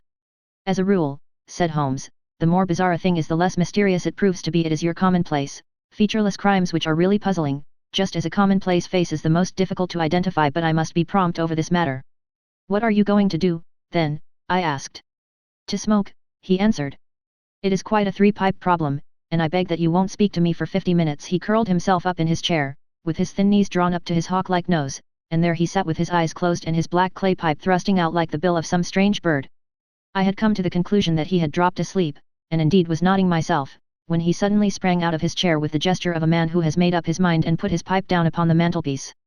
Sarasate plays at the St. James's Hall this afternoon, he remarked. What do you think, Watson, could your patience spare you for a few hours? I have nothing to do today. My practice is never very absorbing. Then put on your hat and come. I am going through the city first, and we can have some lunch on the way. I observe that there is a good deal of German music on the program, which is rather more to my taste than Italian or French. It is introspective, and I want to introspect. Come along. We travelled by the underground as far as Aldersgate, and a short walk took us to Saxe-Coburg Square, the scene of the singular story which we had listened to in the morning. It was a poky, little, shabby genteel place, where 4 lines of dingy 2-storied brick houses looked out into a small railed-in enclosure, where a lawn of weedy grass and a few clumps of faded laurel bushes made a hard fight against a smoke-laden and uncongenial atmosphere. 3 gilt balls and a brown board with Jabez Wilson in white letters, upon a corner house, announced the place where our red-headed client carried on his business.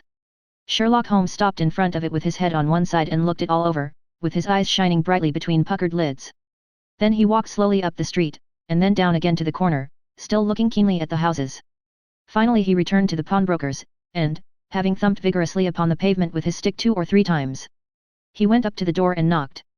It was instantly opened by a bright-looking, clean-shaven young fellow, who asked him to step in. "Thank you," said Holmes, "I only wished to ask you how you would go from here to the Strand." "Third right, fourth left," answered the assistant promptly, closing the door. "Smart fellow, that," observed Holmes as we walked away. "He is, in my judgment, the fourth smartest man in London, and for daring I am not sure that he has not a claim to be third. I have known something of him before." "Evidently," said I, "Mr. Wilson's assistant counts for a good deal in this mystery of the Red-Headed League. I am sure that you inquired your way merely in order that you might see him." "Not him." "What then?" "The knees of his trousers." "And what did you see?" "What I expected to see." "Why did you beat the pavement?" "My dear doctor, this is a time for observation, not for talk. We are spies in an enemy's country. We know something of Saxe-Coburg Square. Let us now explore the parts which lie behind it." The road in which we found ourselves as we turned round the corner from the retired Saxe-Coburg Square presented as great a contrast to it as the front of a picture does to the back. It was one of the main arteries which conveyed the traffic of the city to the north and west. The roadway was blocked with the immense stream of commerce flowing in a double tide inward and outward, while the footpaths were black with the hurrying swarm of pedestrians. It was difficult to realize as we looked at the line of fine shops and stately business premises that they really abutted on the other side upon the faded and stagnant square which we had just quitted.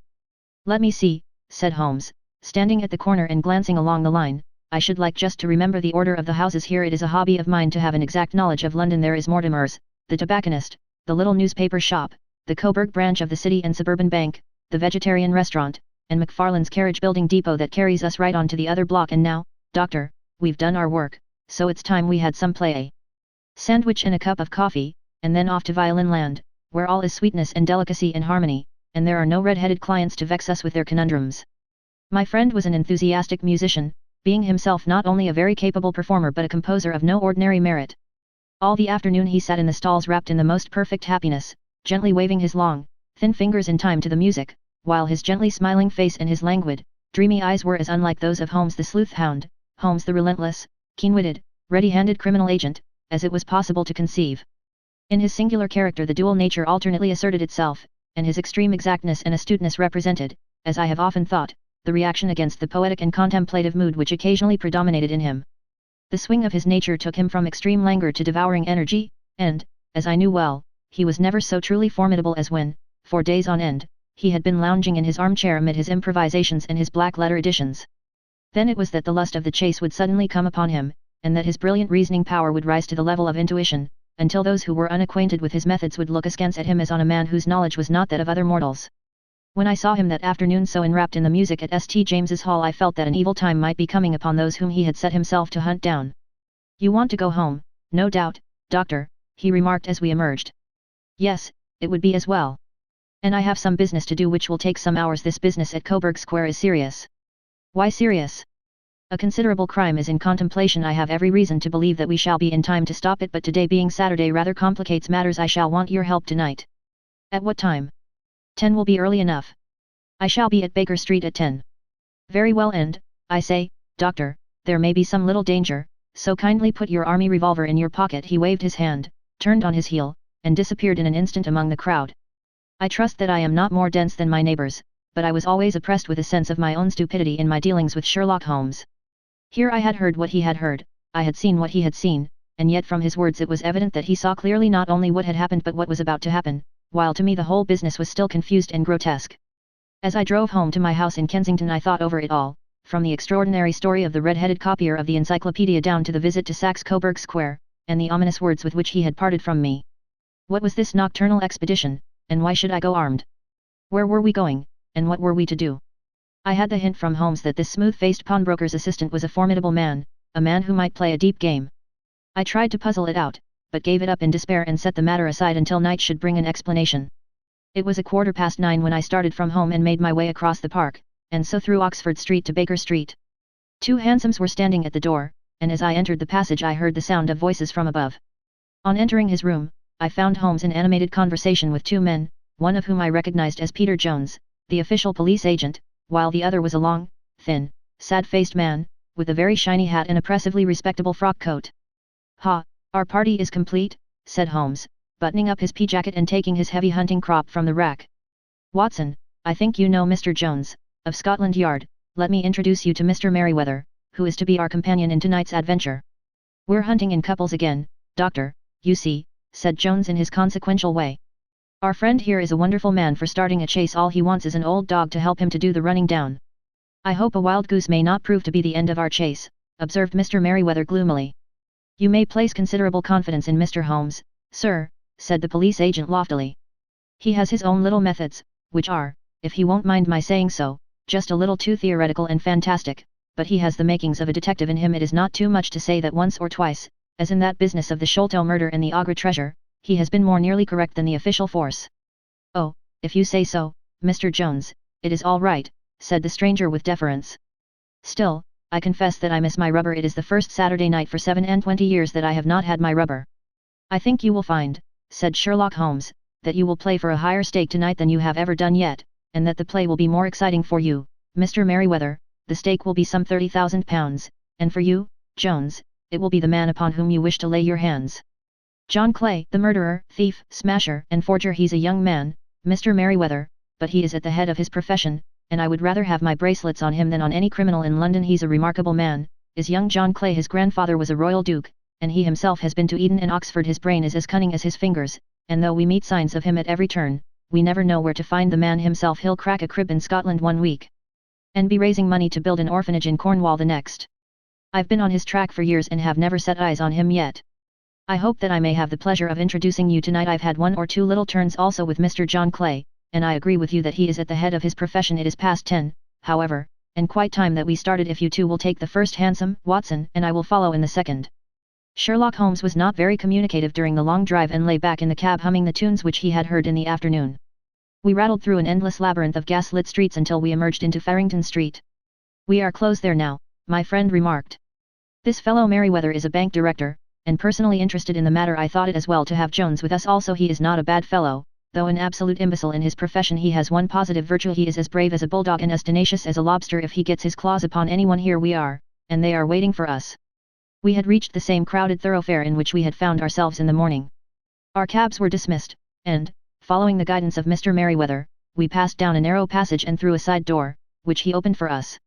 Within there was a small corridor, which ended in a very massive iron gate.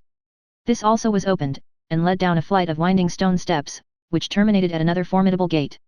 Mr. Merryweather stopped to light a lantern, and then conducted us down a dark, earth-smelling passage, and so, after opening a third door, into a huge vault or cellar, which was piled all round with crates and massive boxes. You are not very vulnerable from above, Holmes remarked as he held up the lantern and gazed about him. Nor from below, said Mr. Merryweather, striking his stick upon the flags which lined the floor. Why, dear me, it sounds quite hollow, he remarked, looking up in surprise. I must really ask you to be a little more quiet, said Holmes severely. You have already imperiled the whole success of our expedition. Might I beg that you would have the goodness to sit down upon one of those boxes, and not to interfere. The solemn Mr. Merryweather perched himself upon a crate, with a very injured expression upon his face, while Holmes fell upon his knees upon the floor and, with the lantern and a magnifying lens, began to examine minutely the cracks between the stones.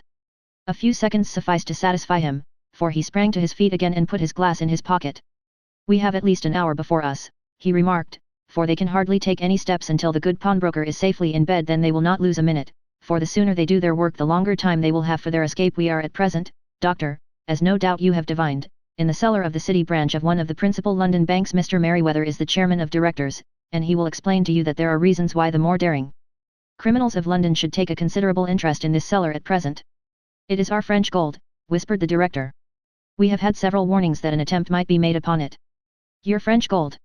Yes, we had occasion some months ago to strengthen our resources and borrowed for that purpose 30,000 Napoleons from the Bank of France. It has become known that we have never had occasion to unpack the money, and that it is still lying in our cellar. The crate upon which I sit contains 2,000 Napoleons packed between layers of lead foil. Our reserve of bullion is much larger at present than is usually kept in a single branch office, and the directors have had misgivings upon the subject, which were very well justified, observed Holmes. And now it is time that we arranged our little plans. I expect that within an hour matters will come to a head. In the meantime, Mr. Merryweather, we must put the screen over that dark lantern, and sit in the dark. I am afraid so. I had brought a pack of cards in my pocket, and I thought that, as we were a party carré, you might have your rubber after all, but I see that the enemy's preparations have gone so far that we cannot risk the presence of a light and, first of all, we must choose our positions. These are daring men, and though we shall take them at a disadvantage, they may do us some harm unless we are careful. I shall stand behind this crate, and do you conceal yourselves behind those then. When I flash a light upon them, close in swiftly. If they fire, Watson, have no compunction about shooting them down. I placed my revolver, cocked, upon the top of the wooden case behind which I crouched. Holmes shot the slide across the front of his lantern and left us in pitch darkness, such an absolute darkness as I have never before experienced. The smell of hot metal remained to assure us that the light was still there, ready to flash out at a moment's notice. To me, with my nerves worked up to a pitch of expectancy, there was something depressing and subduing in the sudden gloom, and in the cold dank air of the vault. "They have but one retreat," whispered Holmes. "That is back through the house into Saxe-Coburg Square. I hope that you have done what I asked you, Jones. I have an inspector and 2 officers waiting at the front door. Then we have stopped all the holes and now we must be silent and wait." What a time it seemed! From comparing notes afterwards it was but an hour and a quarter, yet it appeared to me that the night must have almost gone, and the dawn be breaking above us. My limbs were weary and stiff, for I feared to change my position, yet my nerves were worked up to the highest pitch of tension, and my hearing was so acute that I could not only hear the gentle breathing of my companions, but I could distinguish the deeper, heavier in-breath of the bulky Jones from the thin, sighing note of the bank director. From my position I could look over the case in the direction of the floor. Suddenly my eyes caught the glint of a light. At first it was but a lurid spark upon the stone pavement. Then it lengthened out until it became a yellow line, and then, without any warning or sound, a gash seemed to open and a hand appeared, a white, almost womanly hand, which felt about in the center of the little area of light. For a minute or more the hand, with its writhing fingers, protruded out of the floor. Then it was withdrawn as suddenly as it appeared, and all was dark again save the single lurid spark which marked a chink between the stones. Its disappearance, however, was but momentary. With a rending, tearing sound, one of the broad, white stones turned over upon its side and left a square, gaping hole, through which streamed the light of a lantern. Over the edge there peeped a clean-cut, boyish face, which looked keenly about it, and then, with a hand on either side of the aperture, drew itself shoulder-high and waist-high, until one knee rested upon the edge. In another instant he stood at the side of the hole and was hauling after him a companion, lithe and small like himself, with a pale face and a shock of very red hair. "It's all clear," he whispered. "Have you the chisel and the bags? Great Scott, jump, Archie, jump, and I'll swing for it." Sherlock Holmes had sprung out and seized the intruder by the collar. The other dived down the hole, and I heard the sound of rending cloth as Jones clutched at his skirts. The light flashed upon the barrel of a revolver, but Holmes' hunting crop came down on the man's wrist, and the pistol clinked upon the stone floor. "It's no use, John Clay," said Holmes blandly. "You have no chance at all." "So I see," the other answered with the utmost coolness. "I fancy that my pal is all right, though I see you have got his coat-tails." "There are 3 men waiting for him at the door," said Holmes. "Oh, indeed, you seem to have done the thing very completely. I must compliment you." "And you," Holmes answered. "Your red-headed idea was very new and effective." "You'll see your pal again presently," said Jones. "He's quicker at climbing down holes than I am. Just hold out while I fix the derbies." "I beg that you will not touch me with your filthy hands," remarked our prisoner as the handcuffs clattered upon his wrists. "You may not be aware that I have royal blood in my veins. Have the goodness, also, when you address me always to say sir and please." "All right," said Jones with a stare and a snigger. "Well, would you please, sir, march upstairs, where we can get a cab to carry your highness to the police station?" "That is better," said John Clay serenely. He made a sweeping bow to the 3 of us and walked quietly off in the custody of the detective. "Really, Mr. Holmes," said Mr. Merryweather as we followed them from the cellar, "I do not know how the bank can thank you or repay you. There is no doubt that you have detected and defeated in the most complete manner one of the most determined attempts at bank robbery that have ever come within my experience." "I have had 1 or 2 little scores of my own to settle with Mr. John Clay," said Holmes. "I have been at some small expense over this matter, which I shall expect the bank to refund, but beyond that I am amply repaid by having had an experience which is in many ways unique, and by hearing the very remarkable narrative of the Red-Headed League. You see, Watson," he explained in the early hours of the morning as we sat over a glass of whiskey and soda in Baker Street, "it was perfectly obvious from the first that the only possible object of this rather fantastic business of the advertisement of the League, and the copying of the encyclopedia, must be to get this not over-bright pawnbroker out of the way for a number of hours every day. It was a curious way of managing it, but, really, it would be difficult to suggest a better method was no doubt suggested to Clay's ingenious mind by the color of his accomplice's hair. The £4 a week was a lure which must draw him, and what was it to them, who were playing for thousands? They put in the advertisement, one rogue has the temporary office, the other rogue incites the man to apply for it, and together they managed to secure his absence every morning in the week. From the time that I heard of the assistant having come for half wages, it was obvious to me that he had some strong motive for securing the situation. But how could you guess what the motive was? Had there been women in the house, I should have suspected a mere vulgar intrigue that, however, was out of the question. The man's business was a small one, and there was nothing in his house which could account for such elaborate preparations, and such an expenditure as they were at it must, then, be something out of the house. What could it be? I thought of the assistant's fondness for photography, and his trick of vanishing into the cellar. There was the end of this tangled clue. Then I made inquiries as to this mysterious assistant and found that I had to deal with one of the coolest and most daring criminals in London. He was doing something in the cellar, something which took many hours a day for months on end. What could it be? Once more, I could think of nothing save that he was running a tunnel to some other building. So far I had got when we went to visit the scene of action. I surprised you by beating upon the pavement with my stick. I was ascertaining whether the cellar stretched out in front or behind. It was not in front. Then I rang the bell, and, as I hoped, the assistant answered it. We have had some skirmishes, but we had never set eyes upon each other before. I hardly looked at his face. His knees were what I wished to see. You must yourself have remarked how worn, wrinkled, and stained they were. They spoke of those hours of burrowing. The only remaining point was what they were burrowing for. I walked round the corner, saw the City and Suburban Bank abutted on our friend's premises, and felt that I had solved my problem. When you drove home after the concert I called upon Scotland Yard and upon the chairman of the bank directors, with the result that you have seen. And how could you tell that they would make their attempt tonight? I asked. Well, when they closed their league offices, that was a sign that they cared no longer about Mr. Jabez Wilson's presence, in other words, that they had completed their tunnel. But it was essential that they should use it soon, as it might be discovered, or the bullion might be removed. Saturday would suit them better than any other day, as it would give them 2 days for their escape. For all these reasons I expected them to come tonight. You reasoned it out beautifully, I exclaimed in unfeigned admiration. It is so long a chain, and yet every link rings true. It saved me from ennui, he answered, yawning. Alas, I already feel it closing in upon me. My life is spent in one long effort to escape from the commonplaces of existence. These little problems help me to do so. And you are a benefactor of the race, said I. He shrugged his shoulders. Well, perhaps, after all, it is of some little use, he remarked. L'homme c'est rien, l'œuvre c'est tout, as Gustave Flaubert wrote to George Sand. Story 3. A Case of Identity.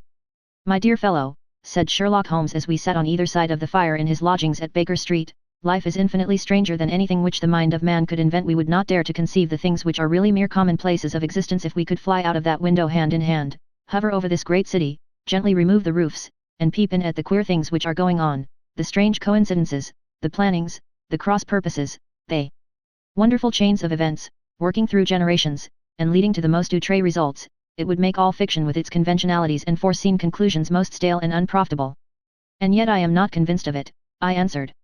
The cases which come to light in the papers are, as a rule, bald enough, and vulgar enough. We have in our police reports realism pushed to its extreme limits, and yet the result is, it must be confessed, neither fascinating nor artistic. A certain selection and discretion must be used in producing a realistic effect, remarked Holmes. This is wanting in the police report, where more stress is laid, perhaps, upon the platitudes of the magistrate than upon the details, which to an observer contain the vital essence of the whole matter. Depend upon it, there is nothing so unnatural as the commonplace. I smiled and shook my head. I can quite understand your thinking so, I said. Of course, in your position of unofficial advisor and helper to everybody who is absolutely puzzled, throughout 3 continents, you are brought in contact with all that is strange and bizarre. But here, I picked up the morning paper from the ground, let us put it to a practical test. Here is the first heading upon which I come. A husband's cruelty to his wife. There is half a column of print, but I know without reading it that it is all perfectly familiar to me. There is, of course, the other woman, the drink, the push, the blow, the bruise, the sympathetic sister or landlady. The crudest of writers could invent nothing more crude. Indeed, your example is an unfortunate one for your argument, said Holmes, taking the paper and glancing his eye down it. This is the Dundas separation case, and, as it happens, I was engaged in clearing up some small points in connection with it. The husband was a teetotaler, there was no other woman, and the conduct complained of was that he had drifted into the habit of winding up every meal by taking out his false teeth and hurling them at his wife, which, you will allow, is not an action likely to occur to the imagination of the average storyteller. Take a pinch of snuff, doctor, and acknowledge that I have scored over you in your example. He held out his snuff box of old gold, with a great amethyst in the center of the lid. Its splendor was in such contrast to his homely ways and simple life that I could not help commenting upon it. Ah, said he, I forgot that I had not seen you for some weeks. It is a little souvenir from the King of Bohemia in return for my assistance in the case of the Irene Adler papers. And the ring? I asked, glancing at a remarkable brilliant which sparkled upon his finger. It was from the reigning family of Holland, though the matter in which I served them was of such delicacy that I cannot confide it even to you, who have been good enough to chronicle 1 or 2 of my little problems. And have you any on hand just now? I asked with interest. Some 10 or 12, but none which present any feature of interest. They are important, you understand, without being interesting. Indeed, I have found that it is usually in unimportant matters that there is a field for the observation, and for the quick analysis of cause and effect which gives the charm to an investigation. The larger crimes are apt to be the simpler, for the bigger the crime the more obvious, as a rule, is the motive in these cases, save for one rather intricate matter, which has been referred to me from Marseilles. There is nothing which presents any features of interest. It is possible, however, that I may have something better before very many minutes are over, for this is one of my clients, or I am much mistaken." He had risen from his chair and was standing between the parted blinds gazing down into the dull neutral-tinted London street. Looking over his shoulder, I saw that on the pavement opposite there stood a large woman with a heavy fur bow around her neck, and a large curling red feather in a broad-brimmed hat which was tilted in a coquettish Duchess of Devonshire fashion over her ear. From under this great panoply she peeped up in a nervous, hesitating fashion at our windows, while her body oscillated backward and forward, and her fingers fidgeted with her glove buttons. Suddenly, with a plunge, as of the swimmer who leaves the bank, she hurried across the road, and we heard the sharp clang of the bell. "I have seen those symptoms before," said Holmes, throwing his cigarette into the fire. "Oscillation upon the pavement always means an affair d'occur." She would like advice, but is not sure that the matter is not too delicate for communication, and yet even here we may discriminate. When a woman has been seriously wronged by a man she no longer oscillates, and the usual symptom is a broken bell wire. Here we may take it that there is a love matter, but that the maiden is not so much angry as perplexed, or grieved. But here she comes in person to resolve our doubts." As he spoke there was a tap at the door, and the boy in buttons entered to announce Miss Mary Sutherland, while the lady herself loomed behind his small black figure like a full-sailed merchantman behind a tiny pilot boat. Sherlock Holmes welcomed her with the easy courtesy for which he was remarkable, and, having closed the door and bowed her into an armchair, he looked her over in the minute and yet abstracted fashion which was peculiar to him. "Do you not find," he said, "that with your short sight it is a little trying to do so much typewriting?" "I did at first," she answered, "but now I know where the letters are without looking." Then, suddenly realizing the full purport of his words, she gave a violent start and looked up, with fear and astonishment upon her broad, good-humoured face. "You've heard about me, Mr. Holmes," she cried, "else how could you know all that?" "Never mind," said Holmes, laughing, "it is my business to know things. Perhaps I have trained myself to see what others overlook. If not, why should you come to consult me?" "I came to you, sir, because I heard of you from Mrs. Etheridge, whose husband you found so easy when the police and everyone had given him up for dead. Oh, Mr. Holmes, I wish you would do as much for me. I'm not rich, but still I have 100 a year in my own right, besides the little that I make by the machine, and I would give it all to know what has become of Mr. Hosmer Angel." "Why did you come away to consult me in such a hurry?" asked Sherlock Holmes, with his fingertips together and his eyes to the ceiling. Again a startled look came over the somewhat vacuous face of Miss Mary Sutherland. "Yes, I did bang out of the house," she said, "for it made me angry to see the easy way in which Mr. Windibank, that is, my father, took it all. He would not go to the police, and he would not go to you, and so at last, as he would do nothing and kept on saying that there was no harm done, it made me mad, and I just on with my things and came right away to you." "Your father," said Holmes, "your stepfather, surely, since the name is different." "Yes, my stepfather. I call him father, though it sounds funny, too, for he is only 5 years and 2 months older than myself." "And your mother is alive?" "Oh, yes, mother is alive and well. I wasn't best pleased, Mr. Holmes, when she married again so soon after father's death, and a man who was nearly 15 years younger than herself. Father was a plumber in the Tottenham Court Road, and he left a tidy business behind him, which mother carried on with Mr. Hardy, the foreman, but when Mr. Windibank came he made her sell the business, for he was very superior. Being a traveller in wines they got £4,700 for the goodwill and interest, which wasn't near as much as father could have got if he had been alive." I had expected to see Sherlock Holmes impatient under this rambling and inconsequential narrative, but, on the contrary, he had listened with the greatest concentration of attention. "Your own little income," he asked, "does it come out of the business?" "Oh, no, sir, it is quite separate and was left me by my Uncle Ned in Auckland. It is in New Zealand stock, paying 4.5 per cent. £2,500 was the amount, but I can only touch the interest." "You interest me extremely," said Holmes. "And since you draw so large a sum as 100 a year, with what you earn into the bargain, you no doubt travel a little and indulge yourself in every way. I believe that a single lady can get on very nicely upon an income of about £60. I could do with much less than that, Mr. Holmes, but you understand that as long as I live at home I don't wish to be a burden to them, and so they have the use of the money just while I am staying with them. Of course, that is only just for the time. Mr. Windibank draws my interest every quarter and pays it over to mother, and I find that I can do pretty well with what I earn at typewriting. It brings me 2d a sheet, and I can often do from 15 to 20 sheets in a day." "You have made your position very clear to me," said Holmes. "This is my friend, Dr. Watson, before whom you can speak as freely as before myself. Kindly tell us now all about your connection with Mr. Hosmer Angel." A flush stole over Miss Sutherland's face, and she picked nervously at the fringe of her jacket. "I met him first at the gasfitter's ball," she said. They used to send father tickets when he was alive, and then afterwards they remembered us, and sent them to mother. Mr. Windybank did not wish us to go. He never did wish us to go anywhere. He would get quite mad if I wanted so much as to join a Sunday school treat, but this time I was set on going, and I would go, for what right had he to prevent? He said the folk were not fit for us to know, when all father's friends were to be there, and he said that I had nothing fit to wear, when I had my purple plush that I had never so much as taken out of the drawer. At last, when nothing else would do, he went off to France upon the business of the firm, but we went, mother and I, with Mr. Hardy, who used to be our foreman, and it was there I met Mr. Hosmer Angel. I suppose, said Holmes, that when Mr. Windybank came back from France he was very annoyed at your having gone to the ball. Oh, well, he was very good about it. He laughed, I remember, and shrugged his shoulders, and said there was no use denying anything to a woman, for she would have her way. I see. Then at the gasfitters' ball you met, as I understand, a gentleman called Mr. Hosmer Angel. Yes, sir, I met him that night, and he called next day to ask if we had got home all safe, and after that we met him, that is to say, Mr. Holmes, I met him twice for walks, but after that father came back again, and Mr. Hosmer Angel could not come to the house any more. No. Well, you know father didn't like anything of the sort. He wouldn't have any visitors if he could help it, and he used to say that a woman should be happy in her own family circle, but then, as I used to say to mother, a woman wants her own circle to begin with, and I had not got mine yet. But how about Mr. Hosmer Angel? Did he make no attempt to see you? Well, father was going off to France again in a week, and Hosmer wrote and said that it would be safer and better not to see each other until he had gone. We could write in the meantime, and he used to write every day. I took the letters in the morning, so there was no need for father to know. Were you engaged to the gentleman at this time?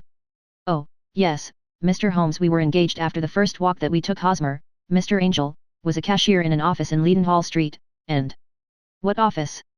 That's the worst of it, Mr. Holmes, I don't know. Where did he live, then?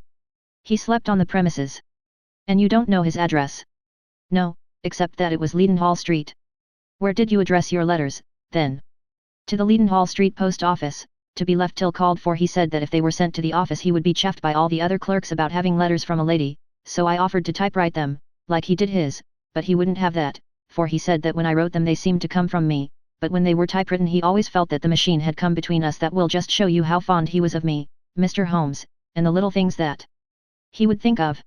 It was most suggestive, said Holmes.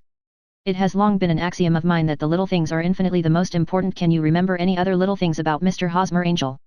He was a very shy man, Mr. Holmes. He would rather walk with me in the evening than in the daylight, for he said that he hated to be conspicuous. Very retiring and gentlemanly he was. Even his voice was gentle. He'd had the quinsy and swollen glands when he was young, he told me, and it had left him with a weak throat, and a hesitating, whispering fashion of speech. He was always well dressed, very neat and plain, but his eyes were weak, just as mine are, and he wore tinted glasses against the glare. Well, and what happened when Mr. Windybank, your stepfather, returned to France? Mr. Hosmer Angel came to the house again and proposed that we should marry before father came back. He was in dreadful earnest and made me swear, with my hands on the testament, that whatever happened I would always be true to him. Mother said he was quite right to make me swear, and that it was a sign of his passion. Mother was all in his favor from the first and was even fonder of him than I was. Then, when they talked of marrying within the week, I began to ask about father, but they both said never to mind about father, but just to tell him afterwards, and mother said she would make it all right with him. I didn't quite like that, Mr. Holmes. It seemed funny that I should ask his leave, as he was only a few years older than me, but I didn't want to do anything on the sly, so I wrote to father at Bordeaux, where the company has its French offices, but the letter came back to me on the very morning of the wedding. It missed him, then? Yes, sir, for he had started to England just before it arrived. Ha, that was unfortunate. Your wedding was arranged, then, for the Friday. Was it to be in church?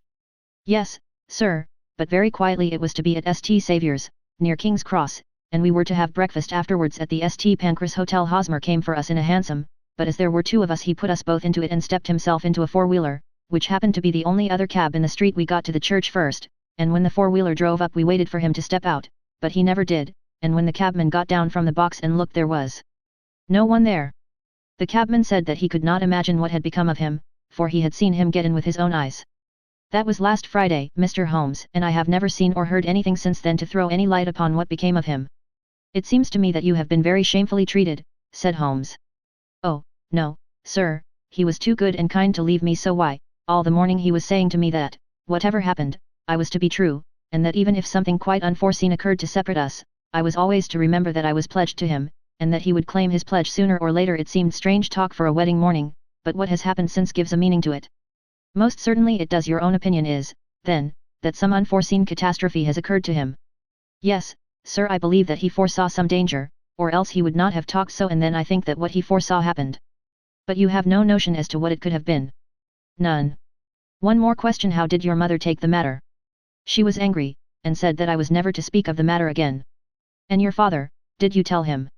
Yes, and he seemed to think, with me, that something had happened, and that I should hear of Hosmer again, as he said. What interest could anyone have in bringing me to the doors of the church, and then leaving me? Now, if he had borrowed my money, or if he had married me and got my money settled on him, there might be some reason, but Hosmer was very independent about money and never would look at a shilling of mine, and yet, what could have happened, and why could he not write? Oh, it drives me half mad to think of it, and I can't sleep a wink at night. She pulled a little handkerchief out of her muff and began to sob heavily into it. I shall glance into the case for you, said Holmes, rising, and I have no doubt that we shall reach some definite result. Let the weight of the matter rest upon me now, and do not let your mind dwell upon it further. Above all, try to let Mr. Hosmer Angel vanish from your memory, as he has done from your life. Then you don't think I'll see him again? I fear not. Then what has happened to him? You will leave that question in my hands. I should like an accurate description of him and any letters of his which you can spare. I advertised for him in last Saturday's Chronicle, said she. Here is the slip, and here are 4 letters from him. Thank you, and your address. No 31, Lion Place, Camberwell. Mr. Angel's address you never had, I understand. Where is your father's place of business? He travels for Westhouse and Marbank, the great claret importers of Fenchurch Street. Thank you, you have made your statement very clearly. You will leave the papers here, and remember the advice which I have given you. Let the whole incident be a sealed book, and do not allow it to affect your life. You are very kind, Mr. Holmes, but I cannot do that. I shall be true to Hosmer. He shall find me ready when he comes back. For all the preposterous hat and the vacuous face, there was something noble in the simple faith of our visitor which compelled our respect. She laid her little bundle of papers upon the table and went her way, with the promise to come again whenever she might be summoned. Sherlock Holmes sat silent for a few minutes with his fingertips still pressed together, his legs stretched out in front of him, and his gaze directed upward to the ceiling. Then he took down from the rack the old and oily clay pipe, which was to him as a counselor, and, having lit it, he leaned back in his chair, with the thick blue cloud wreath spinning up from him, and a look of infinite languor in his face. Quite an interesting study, that maiden, he observed. I found her more interesting than her little problem, which, by the way, is rather a trite one. You will find parallel cases, if you consult my index, in Andover in '77, and there was something of the sort at The Hague last year. Old as is the idea, however, there were 1 or 2 details which were new to me. But the maiden herself was most instructive. You appeared to read a good deal upon her, which was quite invisible to me, I remarked. Not invisible but unnoticed, Watson. You did not know where to look, and so you missed all that was important. I can never bring you to realize the importance of sleeves, the suggestiveness of thumbnails, or the great issues that may hang from a bootlace. Now, what did you gather from that woman's appearance? Describe it. Well, she had a slate-colored, broad-brimmed straw hat, with a feather of a brickish red. Her jacket was black, with black beads sewn upon it, and a fringe of little black jet ornaments. Her dress was brown, rather darker than coffee color, with a little purple plush at the neck and sleeves. Her gloves were greyish and were worn through at the right forefinger. Her boots I didn't observe. She had small round, hanging gold earrings, and a general air of being fairly well-to-do in a vulgar, comfortable, easy-going way. Sherlock Holmes clapped his hands softly together and chuckled. "On my word, Watson, you are coming along wonderfully. You have really done very well indeed. It is true that you have missed everything of importance, but you have hit upon the method, and you have a quick eye for color. Never trust to general impressions, my boy, but concentrate yourself upon details. My first glance is always at a woman's sleeve. In a man it is perhaps better first to take the knee of the trouser. As you observe, this woman had plush upon her sleeves, which is a most useful material for showing traces. The double line a little above the wrist, where the typewriter presses against the table, was beautifully defined. The sewing machine, of the hand type, leaves a similar mark, but only on the left arm, and on the side of it farthest from the thumb, instead of being right across the broadest part, as this was. I then glanced at her face, and, observing the dint of a pince-nez at either side of her nose, I ventured a remark upon short sight and typewriting, which seemed to surprise her. It surprised me.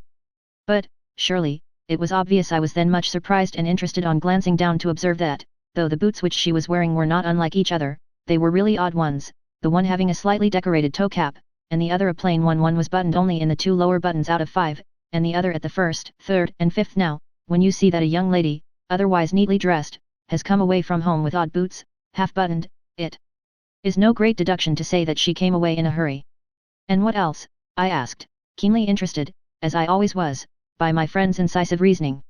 I noted, in passing, that she had written a note before leaving home, but after being fully dressed you observed that her right glove was torn at the forefinger, but you did not apparently see that both glove and finger were stained with violet ink. She had written in a hurry and dipped her pen too deep. It must have been this morning, or the mark would not remain clear upon the finger. All this is amusing, though rather elementary, but I must go back to business. Watson, would you mind reading me the advertised description of Mr. Hosmer Angel? I held the little printed slip to the light.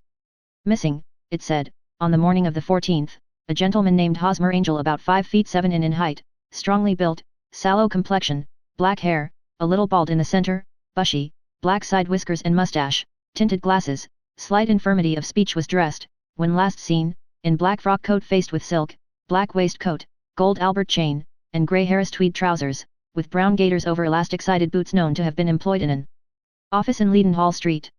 Anybody bringing, N.C., N.C. That will do, said Holmes. As to the letters, he continued, glancing over them, they are very commonplace, absolutely no clue in them to Mr. Angel, save that he quotes Balzac once. There is one remarkable point, however, which will no doubt strike you. They are typewritten, I remarked. Not only that, but the signature is typewritten. Look at the neat little Hosmer Angel at the bottom. There is a date, you see, but no superscription except Leadenhall Street, which is rather vague. The point about the signature is very suggestive, in fact, we may call it conclusive. Of what? My dear fellow, is it possible you do not see how strongly it bears upon the case? I cannot say that I do, unless it were that he wished to be able to deny his signature if an action for breach of promise were instituted. No, that was not the point. However, I shall write 2 letters, which should settle the matter. One is to a firm in the city, the other is to the young lady's stepfather, Mr. Windybank, asking him whether he could meet us here at 6 o'clock tomorrow evening. It is just as well that we should do business with the male relatives. And now, Doctor, we can do nothing until the answers to those letters come, so we may put our little problem upon the shelf for the interim. I had had so many reasons to believe in my friend's subtle powers of reasoning and extraordinary energy in action that I felt that he must have some solid grounds for the assured and easy demeanor with which he treated the singular mystery which he had been called upon to fathom. Once only had I known him to fail, in the case of the King of Bohemia and of the Irene Adler photograph, but when I looked back to the weird business of the sign of 4, and the extraordinary circumstances connected with the study in scarlet, I felt that it would be a strange tangle indeed which he could not unravel. I left him then, still puffing at his black clay pipe, with the conviction that when I came again on the next evening I would find that he held in his hands all the clues which would lead up to the identity of the disappearing bridegroom of Miss Mary Sutherland. A professional case of great gravity was engaging my own attention at the time, and the whole of next day I was busy at the bedside of the sufferer. It was not until close upon 6 o'clock that I found myself free and was able to spring into a hansom and drive to Baker Street, half afraid that I might be too late to assist at the denouement of the little mystery. I found Sherlock Holmes alone, however, half asleep, with his long, thin form curled up in the recesses of his armchair. A formidable array of bottles and test tubes, with the pungent cleanly smell of hydrochloric acid, told me that he had spent his day in the chemical work which was so dear to him. "Well, have you solved it?" I asked as I entered. "Yes, it was the bisulfate of baryta." "No, no, the mystery," I cried. "Oh, that, I thought of the salt that I have been working upon. There was never any mystery in the matter, though, as I said yesterday, some of the details are of interest. The only drawback is that there is no law, I fear, that can touch the scoundrel. Who was he, then, and what was his object in deserting Miss Sutherland?" The question was hardly out of my mouth, and Holmes had not yet opened his lips to reply, when we heard a heavy footfall in the passage and a tap at the door. "This is the girl's stepfather, Mr. James Windybank," said Holmes. "He has written to me to say that he would be here at 6. Come in." The man who entered was a sturdy, middle-sized fellow, some 30 years of age, clean-shaven, and sallow-skinned, with a bland, insinuating manner, and a pair of wonderfully sharp and penetrating grey eyes. He shot a questioning glance at each of us, placed his shiny top hat upon the sideboard, and with a slight bow sidled down into the nearest chair. "Good evening, Mr. James Windybank," said Holmes. "I think that this typewritten letter is from you, in which you made an appointment with me for 6 o'clock. "Yes, sir, I am afraid that I am a little late, but I am not quite my own master. You know I am sorry that Miss Sutherland has troubled you about this little matter, for I think it is far better not to wash linen of the sort in public. It was quite against my wishes that she came, but she is a very excitable, impulsive girl, as you may have noticed, and she is not easily controlled when she has made up her mind on a point. Of course, I did not mind you so much, as you are not connected with the official police, but it is not pleasant to have a family misfortune like this noised abroad.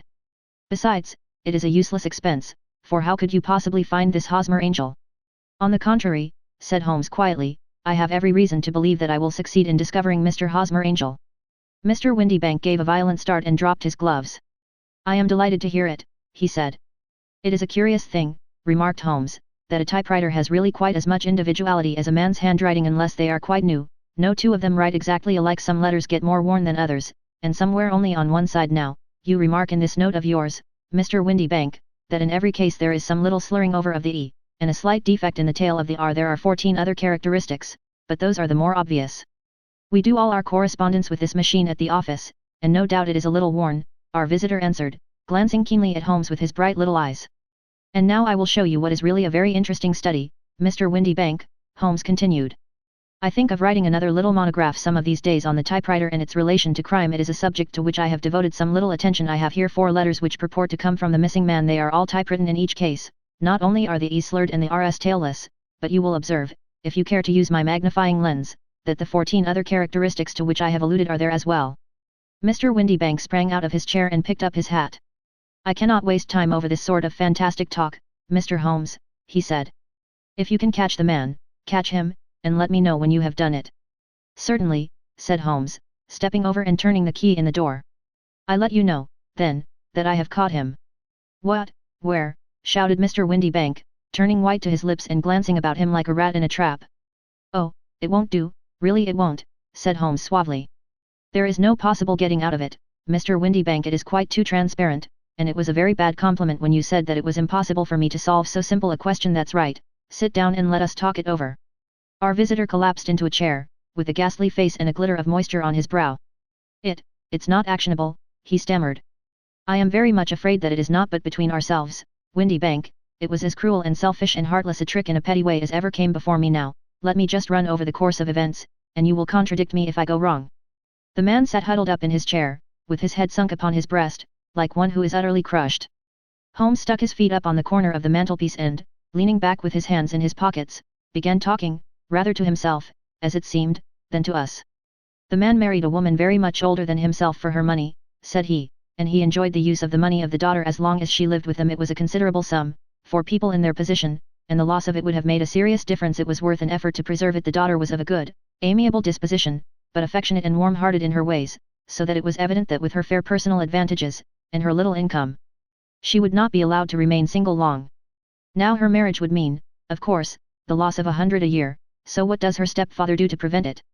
He takes the obvious course of keeping her at home and forbidding her to seek the company of people of her own age. But soon he found that that would not answer forever. She became restive, insisted upon her rights, and finally announced her positive intention of going to a certain ball. What does her clever stepfather do then? He conceives an idea more creditable to his head than to his heart. With the connivance and assistance of his wife he disguised himself, covered those keen eyes with tinted glasses, masked the face with a mustache and a pair of bushy whiskers, sunk that clear voice into an insinuating whisper, and doubly secure on account of the girl's short sight, he appears as Mr. Hosmer Angel, and keeps off other lovers by making love himself. It was only a joke at first, groaned our visitor. We never thought that she would have been so carried away. Very likely not. However that may be, the young lady was very decidedly carried away, and, having quite made up her mind that her stepfather was in France, the suspicion of treachery never for an instant entered her mind. She was flattered by the gentleman's attentions, and the effect was increased by the loudly expressed admiration of her mother. Then Mr. Angel began to call, for it was obvious that the matter should be pushed as far as it would go if a real effect were to be produced. There were meetings, and an engagement, which would finally secure the girl's affections from turning towards anyone else. But the deception could not be kept up forever. These pretended journeys to France were rather cumbrous. The thing to do was clearly to bring the business to an end in such a dramatic manner that it would leave a permanent impression upon the young lady's mind and prevent her from looking upon any other suitor for some time to come. Hence those vows of fidelity exacted upon a testament. And hence also the allusions to a possibility of something happening on the very morning of the wedding. James Windybank wished Miss Sutherland to be so bound to Hosmer Angel, and so uncertain as to his fate, that for 10 years to come, at any rate, she would not listen to another man. As far as the church door he brought her, and then, as he could go no farther, he conveniently vanished away by the old trick of stepping in at one door of a four-wheeler and out at the other. I think that was the chain of events, Mr. Windybank. Our visitor had recovered something of his assurance while Holmes had been talking, and he rose from his chair now with a cold sneer upon his pale face. It may be so, or it may not, Mr. Holmes, said he, but if you are so very sharp you ought to be sharp enough to know that it is you who are breaking the law now, and not me. I have done nothing actionable from the first, but as long as you keep that door locked you lay yourself open to an action for assault and illegal constraint. The law cannot, as you say, touch you, said Holmes, unlocking and throwing open the door, yet there never was a man who deserved punishment more. If the young lady has a brother or a friend, he ought to lay a whip across your shoulders. By Jove, he continued, flushing up at the sight of the bitter sneer upon the man's face, "it is not part of my duties to my client, but here's a hunting crop handy, and I think I shall just treat myself to." He took 2 swift steps to the whip, but before he could grasp it there was a wild clatter of steps upon the stairs, the heavy hall door banged, and from the window we could see Mr. James Windybank running at the top of his speed down the road. "There's a cold-blooded scoundrel," said Holmes, laughing, as he threw himself down into his chair once more.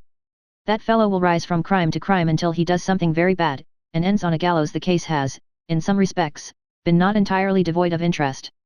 "I cannot now entirely see all the steps of your reasoning," I remarked. "Well, of course it was obvious from the first that this Mr. Hosmer Angel must have some strong object for his curious conduct, and it was equally clear that the only man who really profited by the incident, as far as we could see, was the stepfather. Then the fact that the 2 men were never together, but that the one always appeared when the other was away, was suggestive. So were the tinted spectacles and the curious voice, which both hinted at a disguise, as did the bushy whiskers. My suspicions were all confirmed by his peculiar action in typewriting his signature, which, of course, inferred that his handwriting was so familiar to her that she would recognize even the smallest sample of it. You see, all these isolated facts, together with many minor ones, all pointed in the same direction. And how did you verify them? Having once spotted my man, it was easy to get corroboration. I knew the firm for which this man worked. Having taken the printed description, I eliminated everything from it which could be the result of a disguise, the whiskers, the glasses, the voice, and I sent it to the firm, with a request that they would inform me whether it answered to the description of any of their travelers. I had already noticed the peculiarities of the typewriter, and I wrote to the man himself at his business address asking him if he would come here. As I expected, his reply was typewritten and revealed the same trivial but characteristic defects. The same post brought me a letter from Westhouse and Marbank, of Fenchurch Street, to say that the description tallied in every respect with that of their employee, James Windybank. Voila, tout! And Miss Sutherland. If I tell her, she will not believe me. You may remember the old Persian saying, there is danger for him who takes the tiger cub, and danger also for whoso snatches a delusion from a woman. There is as much sense in Hafiz as in Horace, and as much knowledge of the world.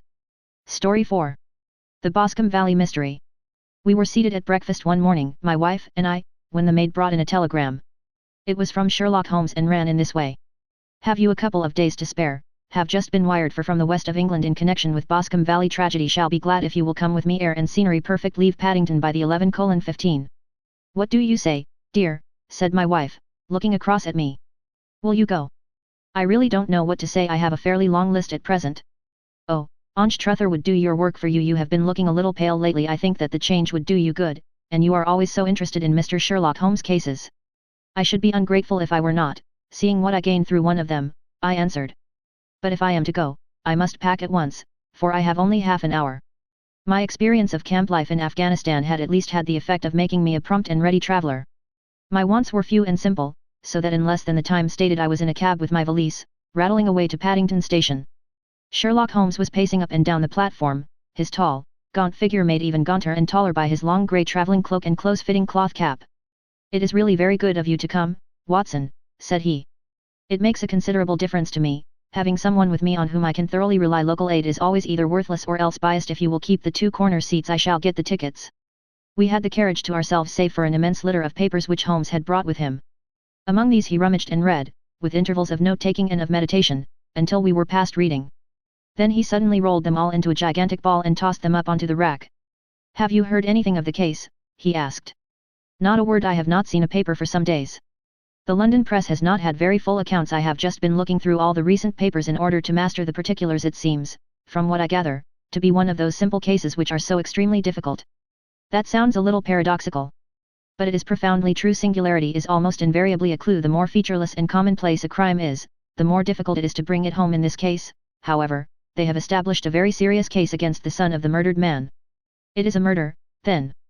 Well, it is conjectured to be so. I shall take nothing for granted until I have the opportunity of looking personally into it. I will explain the state of things to you, as far as I have been able to understand it, in a very few words. Boscombe Valley is a country district not very far from Ross, in Herefordshire. The largest landed proprietor in that part is a Mr. John Turner, who made his money in Australia and returned some years ago to the old country. One of the farms which he held, that of Hatherley, was let to Mr. Charles McCarthy, who was also an ex-Australian. The men had known each other in the colonies, so that it was not unnatural that when they came to settle down they should do so as near each other as possible. Turner was apparently the richer man, so McCarthy became his tenant, but still remained, it seems, upon terms of perfect equality, as they were frequently together. McCarthy had one son, a lad of 18, and Turner had an only daughter of the same age, but neither of them had wives living. They appear to have avoided the society of the neighbouring English families and to have led retired lives, though both the McCarthys were fond of sport and were frequently seen at the race meetings of the neighbourhood. McCarthy kept 2 servants, a man and a girl. Turner had a considerable household, some half-dozen at the least. That is as much as I have been able to gather about the families. Now for the facts. On June 3, that is, on Monday last, McCarthy left his house at Hatherley about 3 in the afternoon and walked down to the Boscombe Pool, which is a small lake formed by the spreading out of the stream which runs down the Boscombe Valley. He had been out with his serving man in the morning at Ross, and he had told the man that he must hurry, as he had an appointment of importance to keep at 3. From that appointment he never came back alive.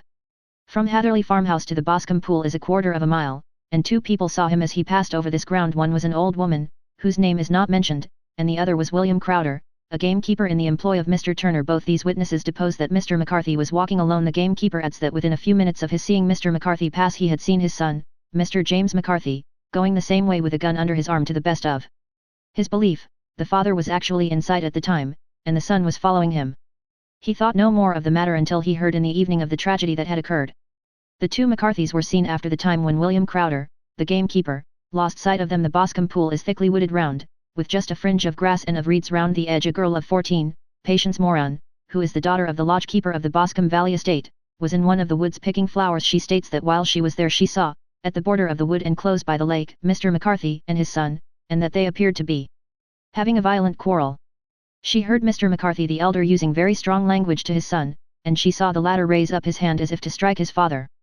She was so frightened by their violence that she ran away and told her mother when she reached home that she had left the 2 McCarthys quarrelling near Boscombe Pool, and that she was afraid that they were going to fight. She had hardly said the words when young Mr. McCarthy came running up to the lodge to say that he had found his father dead in the wood, and to ask for the help of the lodge-keeper. He was much excited, without either his gun or his hat, and his right hand and sleeve were observed to be stained with fresh blood. On following him they found the dead body stretched out upon the grass beside the pool. The head had been beaten in by repeated blows of some heavy and blunt weapon. The injuries were such as might very well have been inflicted by the butt end of his son's gun, which was found lying on the grass within a few paces of the body. Under these circumstances the young man was instantly arrested, and a verdict of wilful murder having been returned at the inquest on Tuesday, he was on Wednesday brought before the magistrates at Ross, who have referred the case to the next assizes. Those are the main facts of the case as they came out before the coroner and the police court. I could hardly imagine a more damning case, I remarked. If ever circumstantial evidence pointed to a criminal it does so here. Circumstantial evidence is a very tricky thing, answered Holmes thoughtfully. It may seem to point very straight to one thing, but if you shift your own point of view a little, you may find it pointing in an equally uncompromising manner to something entirely different. It must be confessed, however, that the case looks exceedingly grave against the young man, and it is very possible that he is indeed the culprit. There are several people in the neighborhood, however, and among them Miss Turner, the daughter of the neighboring landowner, who believe in his innocence, and who have retained Lestrade, whom you may recollect in connection with the study in Scarlet, to work out the case in his interest. Lestrade, being rather puzzled, has referred the case to me, and hence it is that 2 middle-aged gentlemen are flying westward at 50 miles an hour instead of quietly digesting their breakfasts at home. I am afraid, said I, that the facts are so obvious that you will find little credit to be gained out of this case. There is nothing more deceptive than an obvious fact, he answered, laughing. Besides, we may chance to hit upon some other obvious facts which may have been by no means obvious to Mr. Lestrade. You know me too well to think that I am boasting when I say that I shall either confirm or destroy his theory by means which he is quite incapable of employing, or even of understanding. To take the first example to hand, I very clearly perceive that in your bedroom the window is upon the right-hand side, and yet I question whether Mr. Lestrade would have noted even so self-evident a thing as that. How on earth? My dear fellow, I know you well. I know the military neatness which characterizes you. You shave every morning, and in this season you shave by the sunlight, but since your shaving is less and less complete as we get farther back on the left side, until it becomes positively slovenly as we get round the angle of the jaw, it is surely very clear that that side is less illuminated than the other. I could not imagine a man of your habits looking at himself in an equal light and being satisfied with such a result. I only quote this as a trivial example of observation and inference. Therein lies my métier, and it is just possible that it may be of some service in the investigation which lies before us. There are 1 or 2 minor points which were brought out in the inquest, and which are worth considering. What are they? It appears that his arrest did not take place at once, but after the return to Hatherley Farm on the inspector of constabulary informing him that he was a prisoner, he remarked that he was not surprised to hear it, and that it was no more than his deserts. This observation of his had the natural effect of removing any traces of doubt which might have remained in the minds of the coroner's jury. It was a confession, I ejaculated. No, for it was followed by a protestation of innocence. Coming on the top of such a damning series of events, it was at least a most suspicious remark. On the contrary, said Holmes, it is the brightest rift which I can at present see in the clouds. However innocent he might be, he could not be such an absolute imbecile as not to see that the circumstances were very black against him. Had he appeared surprised at his own arrest, or feigned indignation at it, I should have looked upon it as highly suspicious, because such surprise or anger would not be natural under the circumstances, and yet might appear to be the best policy to a scheming man. His frank acceptance of the situation marks him as either an innocent man, or else as a man of considerable self-restraint and firmness.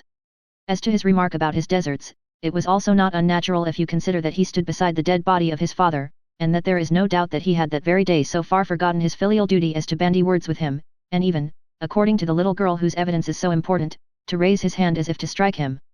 The self-reproach and contrition which are displayed in his remark appear to me to be the signs of a healthy mind rather than of a guilty one.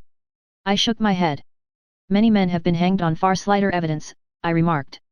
So they have, and many men have been wrongfully hanged. What is the young man's own account of the matter? It is, I am afraid, not very encouraging to his supporters, though there are 1 or 2 points in it which are suggestive. You will find it here, and may read it for yourself. He picked out from his bundle a copy of the local Herefordshire paper, and having turned down the sheet he pointed out the paragraph in which the unfortunate young man had given his own statement of what had occurred. I settled myself down in the corner of the carriage and read it very carefully. It ran in this way. Mr. James McCarthy, the only son of the deceased, was then called and gave evidence as follows. I had been away from home for 3 days at Bristol, and had only just returned upon the morning of last Monday, the 3rd. My father was absent from home at the time of my arrival, and I was informed by the maid that he had driven over to Ross with John Cobb, the groom. Shortly after my return I heard the wheels of his trap in the yard, and, looking out of my window, I saw him get out and walk rapidly out of the yard, though I was not aware in which direction he was going. I then took my gun and strolled out in the direction of the Boscombe Pool, with the intention of visiting the rabbit warren which is upon the other side. On my way I saw William Crowder, the gamekeeper, as he had stated in his evidence, but he is mistaken in thinking that I was following my father. I had no idea that he was in front of me. When about 100 yards from the pool I heard a cry of cooey, which was a usual signal between my father and myself. I then hurried forward, and found him standing by the pool. He appeared to be much surprised at seeing me and asked me rather roughly what I was doing there. A conversation ensued which led to high words and almost to blows, for my father was a man of a very violent temper. Seeing that his passion was becoming ungovernable, I left him and returned towards Hatherley Farm. I had not gone more than 150 yards, however, when I heard a hideous outcry behind me, which caused me to run back again. I found my father expiring upon the ground, with his head terribly injured. I dropped my gun and held him in my arms, but he almost instantly expired. I knelt beside him for some minutes, and then made my way to Mr. Turner's lodge-keeper, his house being the nearest, to ask for assistance. I saw no one near my father when I returned, and I have no idea how he came by his injuries.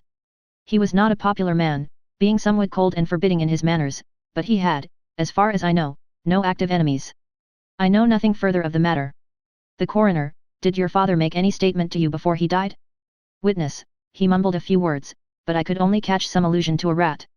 The coroner: what did you understand by that? Witness: it conveyed no meaning to me. I thought that he was delirious. The coroner: what was the point upon which you and your father had this final quarrel? Witness: I should prefer not to answer. The coroner: I am afraid that I must press it. Witness: it is really impossible for me to tell you. I can assure you that it has nothing to do with the sad tragedy which followed. The coroner: that is for the court to decide. I need not point out to you that your refusal to answer will prejudice your case considerably in any future proceedings which may arise. Witness: I must still refuse. The coroner: I understand that the cry of cooey was a common signal between you and your father? Witness: it was. The coroner: how was it, then, that he uttered it before he saw you, and before he even knew that you had returned from Bristol? Witness: with considerable confusion. I do not know. A juryman: did you see nothing which aroused your suspicions when you returned on hearing the cry and found your father fatally injured? Witness: nothing definite. The coroner: what do you mean? Witness: I was so disturbed and excited as I rushed out into the open, that I could think of nothing except of my father. Yet I have a vague impression that as I ran forward something lay upon the ground to the left of me. It seemed to me to be something grey in colour, a coat of some sort, or a plaid perhaps. When I rose from my father I looked round for it, but it was gone. Do you mean that it disappeared before you went for help? Yes, it was gone. You cannot say what it was? No, I had a feeling something was there. How far from the body? A dozen yards or so. And how far from the edge of the wood? About the same. Then if it was removed it was while you were within a dozen yards of it? Yes, but with my back towards it. This concluded the examination of the witness. I see, said I as I glanced down the column, that the coroner in his concluding remarks was rather severe upon young McCarthy. He calls attention, and with reason, to the discrepancy about his father having signalled to him before seeing him, also to his refusal to give details of his conversation with his father, and his singular account of his father's dying words. They are all, as he remarks, very much against the son. Holmes laughed softly to himself and stretched himself out upon the cushioned seat. Both you and the coroner have been at some pains, said he, to single out the very strongest points in the young man's favor. Don't you see that you alternately give him credit for having too much imagination and too little, if he could not invent a cause of quarrel which would give him the sympathy of the jury, too much, if he evolved from his own inner consciousness anything so outre as a dying reference to a rat, and the incident of the vanishing cloth? No, sir, I shall approach this case from the point of view that what this young man says is true, and we shall see whither that hypothesis will lead us. And now here is my pocket Petrarch, and not another word shall I say of this case until we are on the scene of action. We lunch at Swindon, and I see that we shall be there in 20 minutes. It was nearly 4 o'clock when we at last, after passing through the beautiful Stroud Valley, and over the broad gleaming Severn, found ourselves at the pretty little country town of Ross.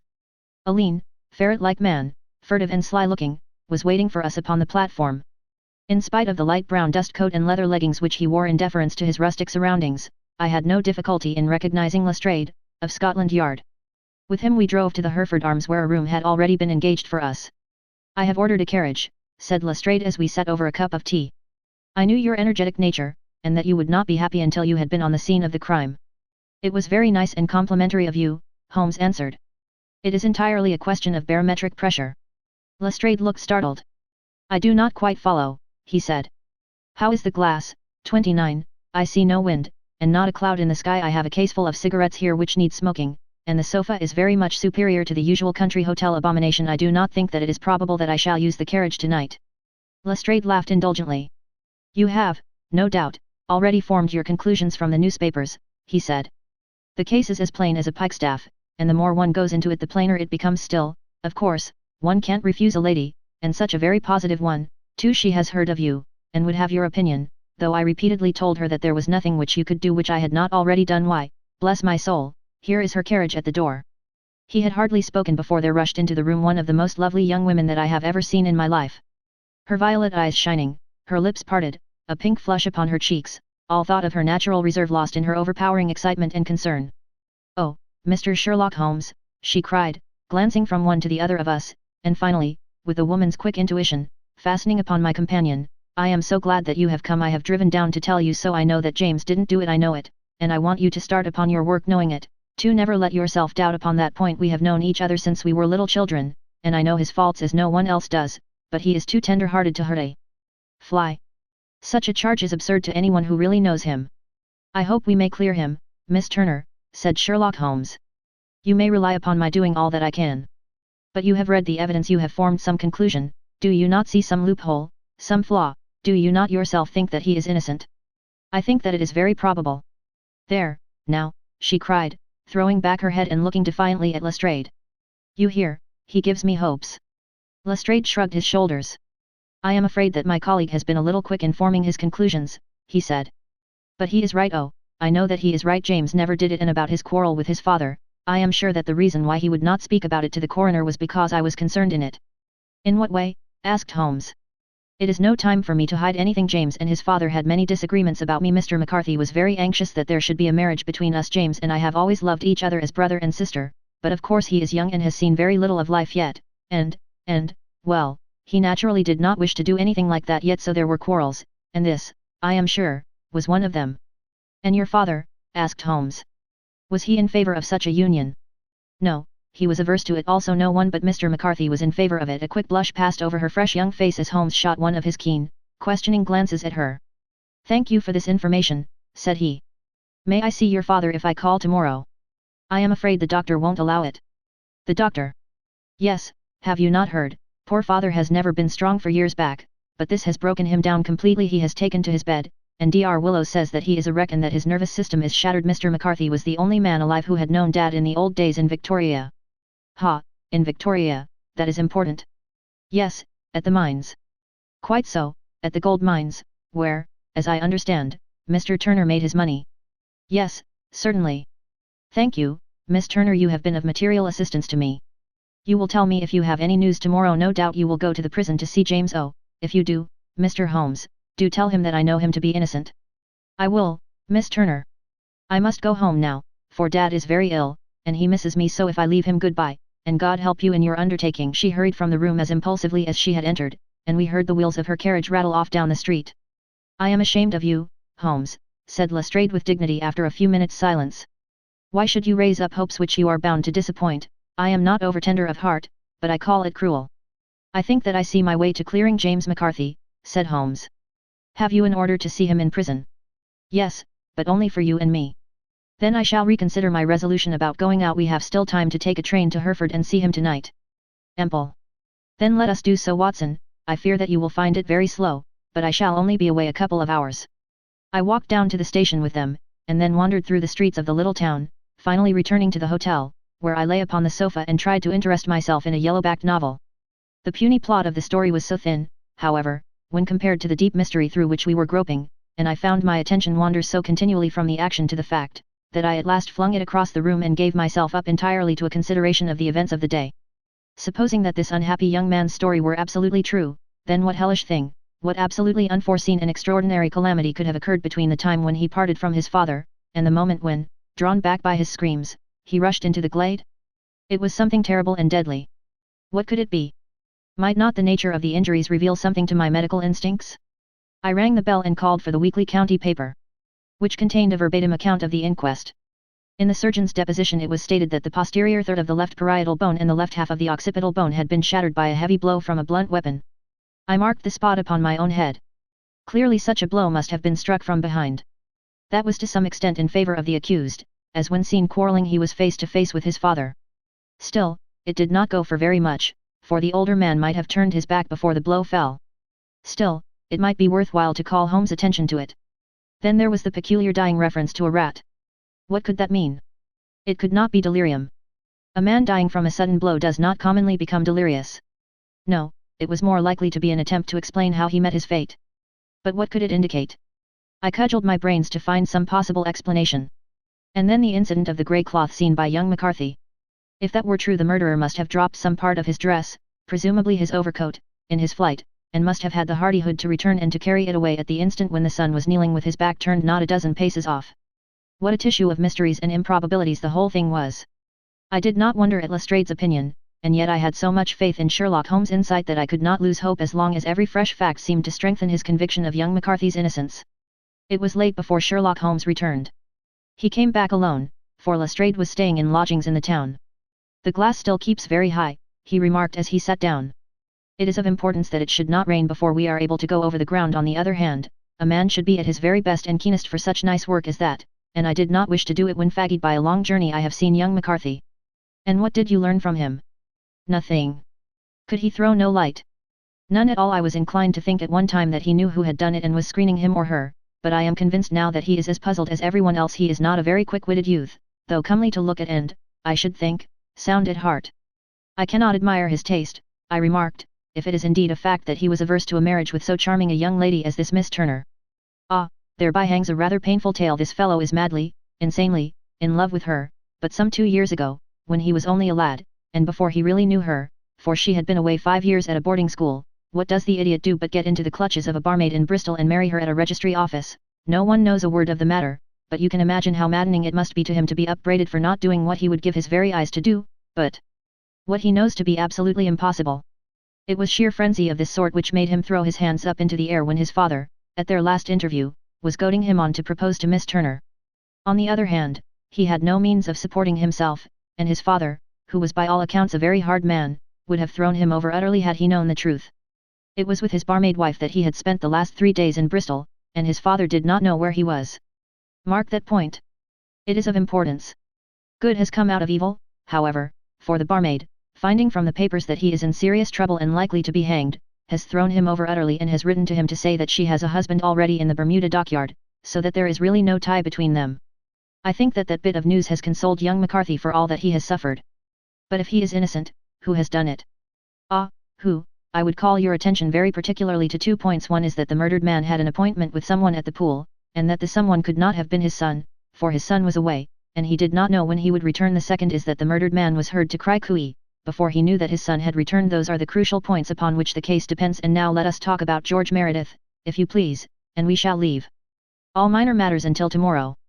There was no rain, as Holmes had foretold, and the morning broke bright and cloudless.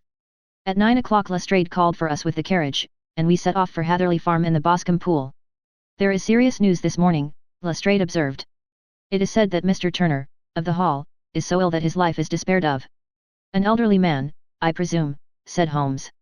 About 60, but his constitution has been shattered by his life abroad, and he has been in failing health for some time. This business has had a very bad effect upon him. He was an old friend of McCarthy's, and, I may add, a great benefactor to him, for I have learned that he gave him Hatherley Farm rent-free.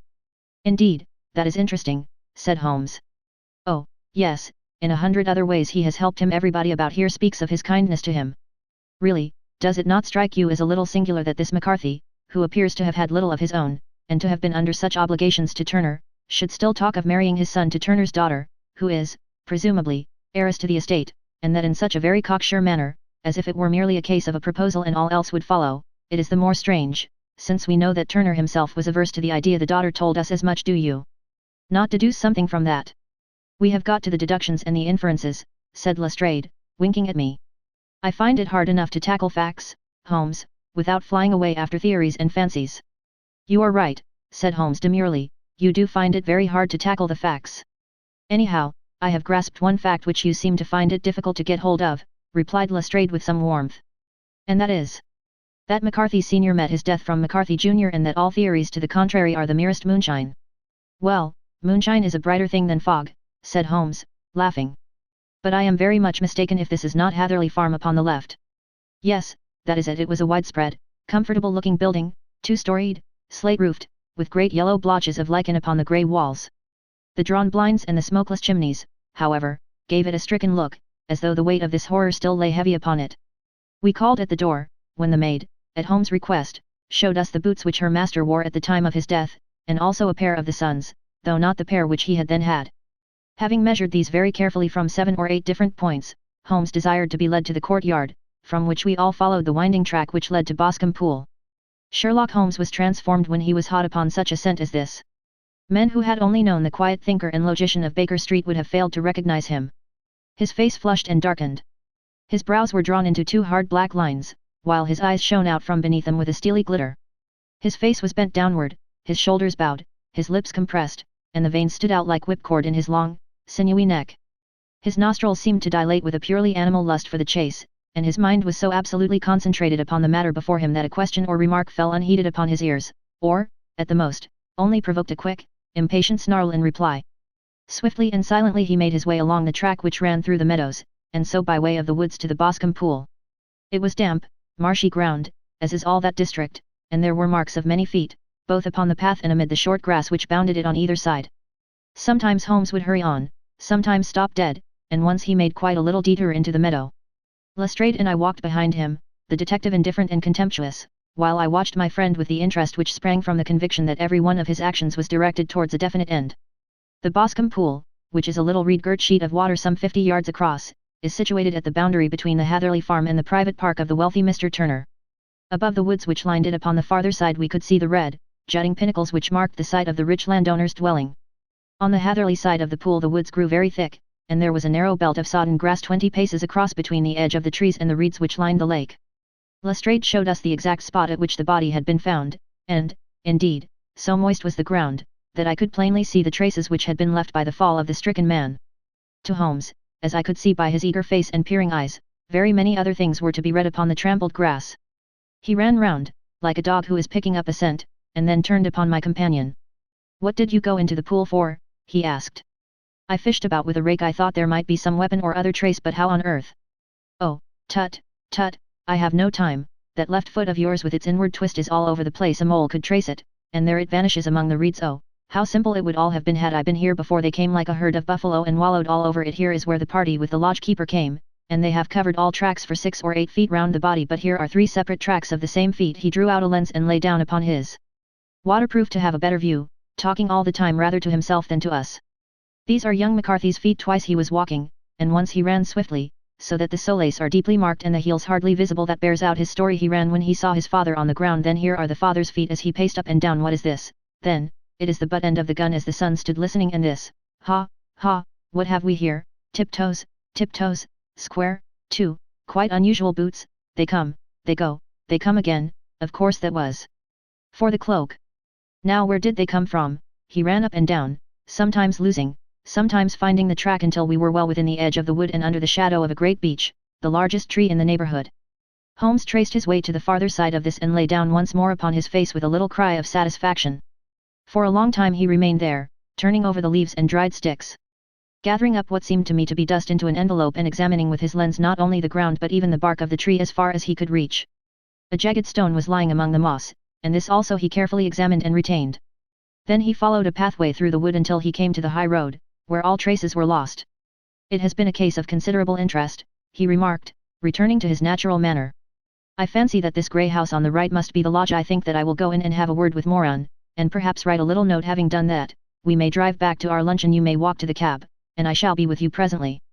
It was about 10 minutes before we regained our cab and drove back into Ross, Holmes still carrying with him the stone which he had picked up in the wood.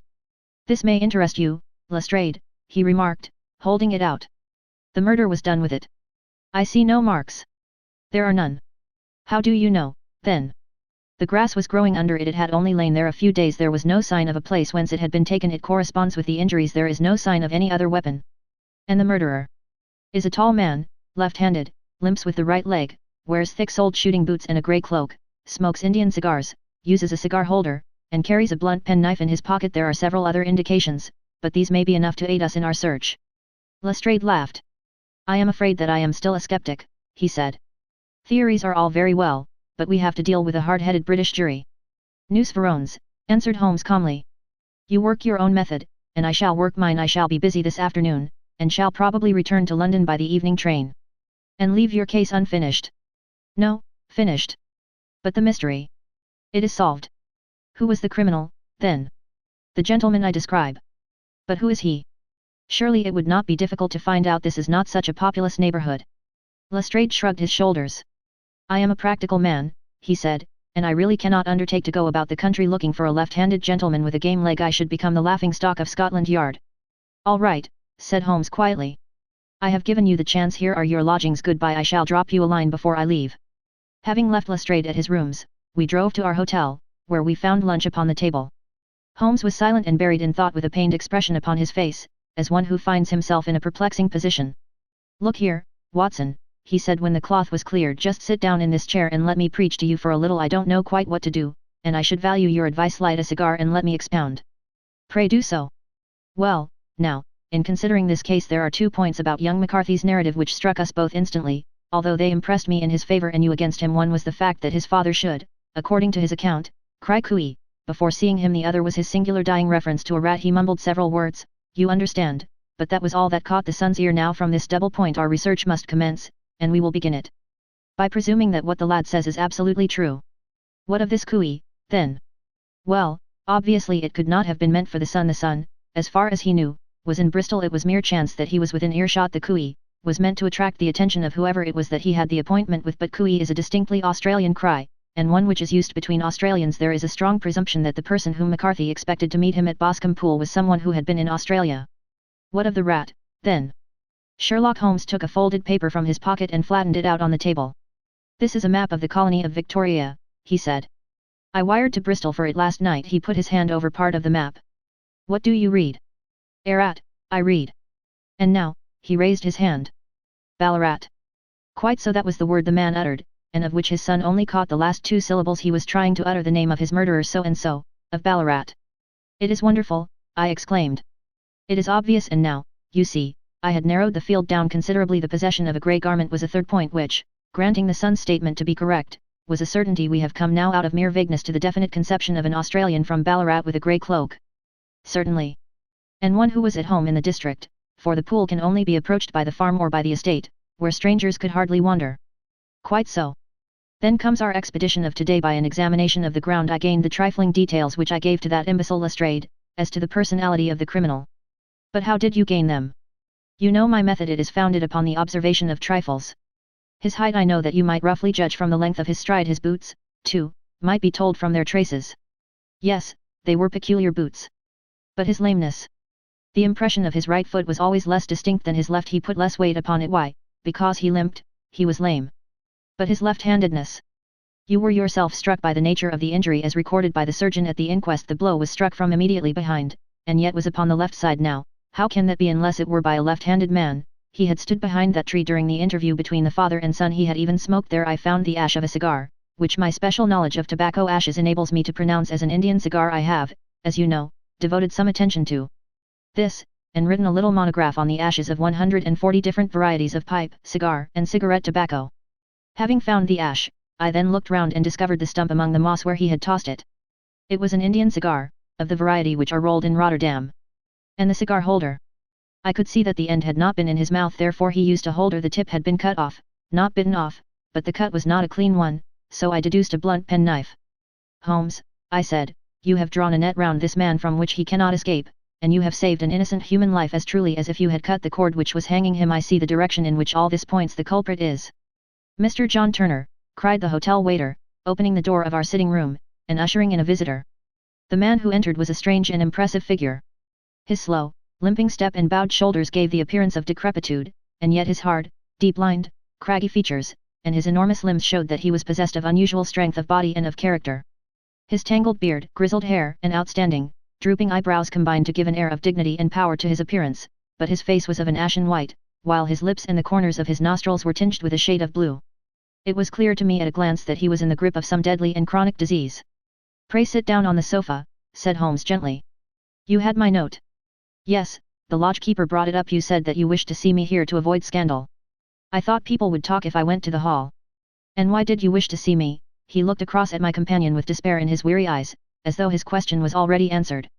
Yes, said Holmes, answering the look rather than the words. It is so I know all about McCarthy. The old man sank his face in his hands. God help me, he cried. But I would not have let the young man come to harm. I give you my word that I would have spoken out if it went against him at the assizes. I am glad to hear you say so, said Holmes gravely. I would have spoken now had it not been for my dear girl. It would break her heart. It will break her heart when she hears that I am arrested. It may not come to that, said Holmes. What? I am no official agent. I understand that it was your daughter who required my presence here, and I am acting in her interests. Young McCarthy must be got off, however. I am a dying man, said old Turner. I have had diabetes for years. My doctor says it is a question whether I shall live a month yet. I would rather die under my own roof than in a jail. Holmes rose and sat down at the table with his pen in his hand and a bundle of paper before him.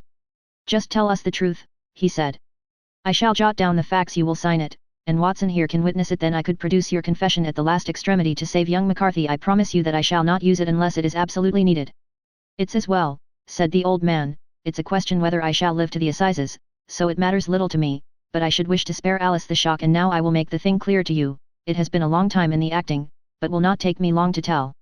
You didn't know this dead man, McCarthy. He was a devil incarnate. I tell you that God keep you out of the clutches of such a man as he. His grip has been upon me these 20 years, and he has blasted my life. I'll tell you first how I came to be in his power.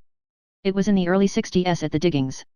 I was a young chap then, hot-blooded and reckless, ready to turn my hand at anything. I got among bad companions, took to drink, had no luck with my claim, took to the bush, and in a word became what you would call over here a highway robber. There were 6 of us, and we had a wild, free life of it, sticking up a station from time to time, or stopping the wagons on the road to the diggings.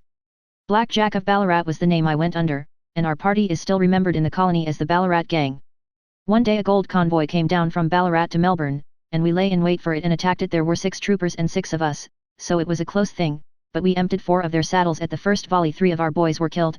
However, before we got the swag I put my pistol to the head of the wagon driver, who was this very man McCarthy. I wish to the Lord that I had shot him then, but I spared him, though I saw his wicked little eyes fixed on my face, as though to remember every feature. We got away with the gold, became wealthy men, and made our way over to England without being suspected. There I parted from my old pals and determined to settle down to a quiet and respectable life. I bought this estate, which chanced to be in the market, and I set myself to do a little good with my money, to make up for the way in which I had earned it. I married, too, and though my wife died young she left me my dear little Alice. Even when she was just a baby her wee hand seemed to lead me down the right path as nothing else had ever done. In a word, I turned over a new leaf and did my best to make up for the past.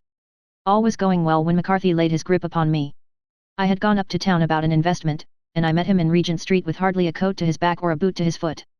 Here we are, Jack, says he, touching me on the arm, we'll be as good as a family to you. There's 2 of us, me and my son, and you can have the keeping of us if you don't. It's a fine, law-abiding country is England, and there's always a policeman within hail. Well, down they came to the West Country, there was no shaking them off, and there they have lived rent-free on my best land ever since. There was no rest for me, no peace, no forgetfulness, turn where I would, there was his cunning, grinning face at my elbow. It grew worse as Alice grew up, for he soon saw I was more afraid of her knowing my past than of the police. Whatever he wanted he must have, and whatever it was I gave him without question, land, money, houses, until at last he asked a thing which I could not give. He asked for Alice. His son, you see, had grown up, and so had my girl, and as I was known to be in weak health, it seemed a fine stroke to him that his lad should step into the whole property. But there I was firm. I would not have his cursed stock mixed with mine, not that I had any dislike to the lad, but his blood was in him, and that was enough. I stood firm. McCarthy threatened. I braved him to do his worst. We were to meet at the pool midway between our houses to talk it over. When I went down there I found him talking with his son, so I smoked a cigar and waited behind a tree until he should be alone. But as I listened to his talk all that was black and bitter in me seemed to come uppermost. He was urging his son to marry my daughter with as little regard for what she might think as if she were a slut from off the streets. It drove me mad to think that I and all that I held most dear should be in the power of such a man as this. Could I not snap the bond? I was already a dying and a desperate man. Though clear of mind and fairly strong of limb, I knew that my own fate was sealed. But my memory and my girl, both could be saved if I could but silence that foul tongue. I did it, Mr. Holmes. I would do it again. Deeply as I have sinned, I have led a life of martyrdom to atone for it. But that my girl should be entangled in the same meshes which held me was more than I could suffer. I struck him down with no more compunction than if he had been some foul and venomous beast. His cry brought back his son, but I had gained the cover of the wood, though I was forced to go back to fetch the cloak which I had dropped in my flight. That is the true story, gentlemen, of all that occurred. Well, it is not for me to judge you, said Holmes as the old man signed the statement which had been drawn out. I pray that we may never be exposed to such a temptation. I pray not, sir. And what do you intend to do? In view of your health, nothing. You are yourself aware that you will soon have to answer for your deed at a higher court than the assizes. I will keep your confession, and if McCarthy is condemned I shall be forced to use it. If not, it shall never be seen by mortal eye, and your secret, whether you be alive or dead, shall be safe with us. Farewell, then, said the old man solemnly. Your own deathbeds, when they come, will be the easier for the thought of the peace which you have given to mine. Tottering and shaking in all his giant frame, he stumbled slowly from the room. God help us, said Holmes after a long silence. Why does fate play such tricks with poor, helpless worms? I never hear of such a case as this that I do not think of Baxter's words, and say, there, but for the grace of God, goes Sherlock Holmes. James McCarthy was acquitted at the assizes on the strength of a number of objections which had been drawn out by Holmes and submitted to the defending counsel. Old Turner lived for 7 months after our interview, but he is now dead, and there is every prospect that the son and daughter may come to live happily together in ignorance of the black cloud which rests upon their past. Story 5. The 5 Orange Pips. When I glance over my notes and records of the Sherlock Holmes cases between the years 82 and 90, I am faced by so many which present strange and interesting features that it is no easy matter to know which to choose and which to leave. Some, however, have already gained publicity through the papers, and others have not offered a field for those peculiar qualities which my friend possessed in so high a degree, and which it is the object of these papers to illustrate. Some, too, have baffled his analytical skill, and would be, as narratives, beginnings without an ending, while others have been but partially cleared up, and have their explanations founded rather upon conjecture and surmise than on that absolute logical proof which was so dear to him. There is, however, one of these last which was so remarkable in its details and so startling in its results that I am tempted to give some account of it in spite of the fact that there are points in connection with it which never have been, and probably never will be, entirely cleared up. The year 87 furnished us with a long series of cases of greater or less interest, of which I retain the records. Among my headings under this 12 months I find an account of the adventure of the Paradol Chamber, of the Amateur Mendicant Society, who held a luxurious club in the lower vault of a furniture warehouse, of the facts connected with the loss of the British bark Sophie Anderson, of the singular adventures of the Grice Pattersons in the island of Uffa, and finally of the Camberwell poisoning case. In the latter, as may be remembered, Sherlock Holmes was able, by winding up the dead man's watch, to prove that it had been wound up 2 hours before, and that therefore the deceased had gone to bed within that time, a deduction which was of the greatest importance in clearing up the case.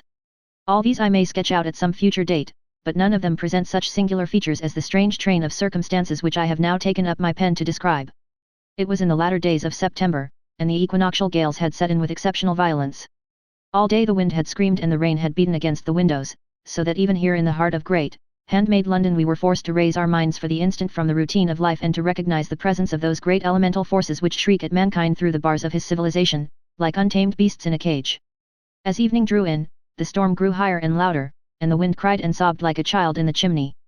Sherlock Holmes sat moodily at one side of the fireplace cross-indexing his records of crime, while I at the other was deep in one of Clark Russell's fine sea stories until the howl of the gale from without seemed to blend with the text, and the splash of the rain to lengthen out into the long swash of the sea waves. My wife was on a visit to her mother's, and for a few days I was a dweller once more in my old quarters at Baker Street. "Why," said I, glancing up at my companion, "that was surely the belle who could come tonight, some friend of yours, perhaps." "Except yourself I have none," he answered. "I do not encourage visitors." "A client, then?" "If so, it is a serious case. Nothing less would bring a man out on such a day and at such an hour, but I take it that it is more likely to be some crony of the landlady's." Sherlock Holmes was wrong in his conjecture, however, for there came a step in the passage and a tapping at the door. He stretched out his long arm to turn the lamp away from himself and towards the vacant chair upon which a newcomer must sit. "Come in," said he. The man who entered was young, some 22 at the outside, well-groomed and trimly clad, with something of refinement and delicacy in his bearing. The streaming umbrella which he held in his hand, and his long shining waterproof told of the fierce weather through which he had come. He looked about him anxiously in the glare of the lamp, and I could see that his face was pale and his eyes heavy, like those of a man who is weighed down with some great anxiety. "I owe you an apology," he said, raising his golden pince-nez to his eyes. "I trust that I am not intruding. I fear that I have brought some traces of the storm and rain into your snug chamber." "Give me your coat and umbrella," said Holmes. "They may rest here on the hook and will be dry presently. You have come up from the southwest, I see." "Yes, from Horsham. That clay and chalk mixture which I see upon your toe caps is quite distinctive. I have come for advice."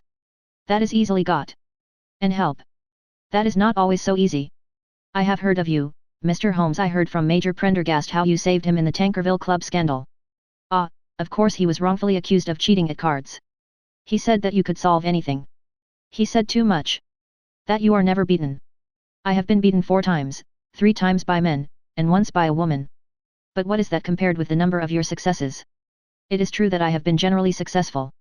"Then you may be so with me." "I beg that you will draw your chair up to the fire and favour me with some details as to your case." "It is no ordinary one. None of those which come to me are. I am the last court of appeal. And yet I question, sir, whether, in all your experience, you have ever listened to a more mysterious and inexplicable chain of events than those which have happened in my own family." "You fill me with interest," said Holmes. "Pray give us the essential facts from the commencement, and I can afterwards question you as to those details which seem to me to be most important." The young man pulled his chair up and pushed his wet feet out towards the blaze. "My name," said he, "is John Openshaw, but my own affairs have, as far as I can understand, little to do with this awful business. It is a hereditary matter, so in order to give you an idea of the facts, I must go back to the commencement of the affair. You must know that my grandfather had 2 sons, my uncle Elias and my father Joseph. My father had a small factory at Coventry, which he enlarged at the time of the invention of bicycling. He was a patentee of the Openshaw unbreakable tire, and his business met with such success that he was able to sell it and to retire upon a handsome competence. My uncle Elias emigrated to America when he was a young man and became a planter in Florida, where he was reported to have done very well at the time of the war. He fought in Jackson's army, and afterwards under Hood, where he rose to be a colonel when Lee laid down his arms. My uncle returned to his plantation, where he remained for 3 or 4 years. About 1869 or 1870 he came back to Europe and took a small estate in Sussex, near Horsham. He had made a very considerable fortune in the States, and his reason for leaving them was his aversion to the Negroes, and his dislike of the Republican policy in extending the franchise to them. He was a singular man, fierce and quick-tempered, very foul-mouthed when he was angry, and of a most retiring disposition. During all the years that he lived at Horsham, I doubt if ever he set foot in the town. He had a garden and 2 or 3 fields round his house, and there he would take his exercise, though very often for weeks on end he would never leave his room. He drank a great deal of brandy and smoked very heavily, but he would see no society and did not want any friends, not even his own brother. He didn't mind me, in fact, he took a fancy to me, for at the time when he saw me first I was a youngster of 12 or so. This would be in the year 1878, after he had been 8 or 9 years in England. He begged my father to let me live with him, and he was very kind to me in his way. When he was sober he used to be fond of playing backgammon and draughts with me, and he would make me his representative both with the servants and with the tradespeople, so that by the time that I was 16, I was quite master of the house. I kept all the keys and could go where I liked and do what I liked, so long as I did not disturb him in his privacy. There was one singular exception, however, for he had a single room, a lumber room up among the attics, which was invariably locked, and which he would never permit either me or anyone else to enter. With a boy's curiosity I have peeped through the keyhole. But I was never able to see more than such a collection of old trunks and bundles as would be expected in such a room. One day, it was in March, 1883, a letter with a foreign stamp lay upon the table in front of the colonel's plate. It was not a common thing for him to receive letters, for his bills were all paid in ready money, and he had no friends of any sort. "From India," said he as he took it up, "Pondicherry postmark, what can this be?" Opening it hurriedly, out there jumped 5 little dried orange pips, which pattered down upon his plate.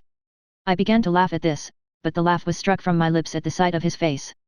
His lip had fallen, his eyes were protruding, his skin the color of putty, and he glared at the envelope which he still held in his trembling hand. "KKK," he shrieked, and then, my God, my sins have overtaken me." "What is it, uncle?" I cried. "Death," said he, and rising from the table he retired to his room, leaving me palpitating with horror. I took up the envelope and saw scrawled in red ink upon the inner flap, just above the gum, the letter K 3 times repeated. There was nothing else save the 5 dried pips. What could be the reason of his overpowering terror? I left the breakfast table, and as I ascended the stair I met him coming down with an old rusty key, which must have belonged to the attic, in one hand, and a small brass box, like a cash box, in the other. "They may do what they like, but I'll checkmate them still," said he with an oath. "Tell Mary that I shall want a fire in my room today, and send down to Fordham, the Horsham lawyer." I did as he ordered, and when the lawyer arrived I was asked to step up to the room. The fire was burning brightly, and in the grate there was a mass of black, fluffy ashes, as of burned paper, while the brass box stood open and empty beside it. As I glanced at the box I noticed, with a start, that upon the lid was printed the treble K which I had read in the morning upon the envelope. "I wish you, John," said my uncle, "to witness my will. I leave my estate, with all its advantages and all its disadvantages, to my brother, your father, whence it will, no doubt, descend to you. If you can enjoy it in peace, well and good; if you find you cannot, take my advice, my boy, and leave it to your deadliest enemy. I am sorry to give you such a two-edged thing, but I can't say what turn things are going to take. Kindly sign the paper where Mr. Fordham shows you."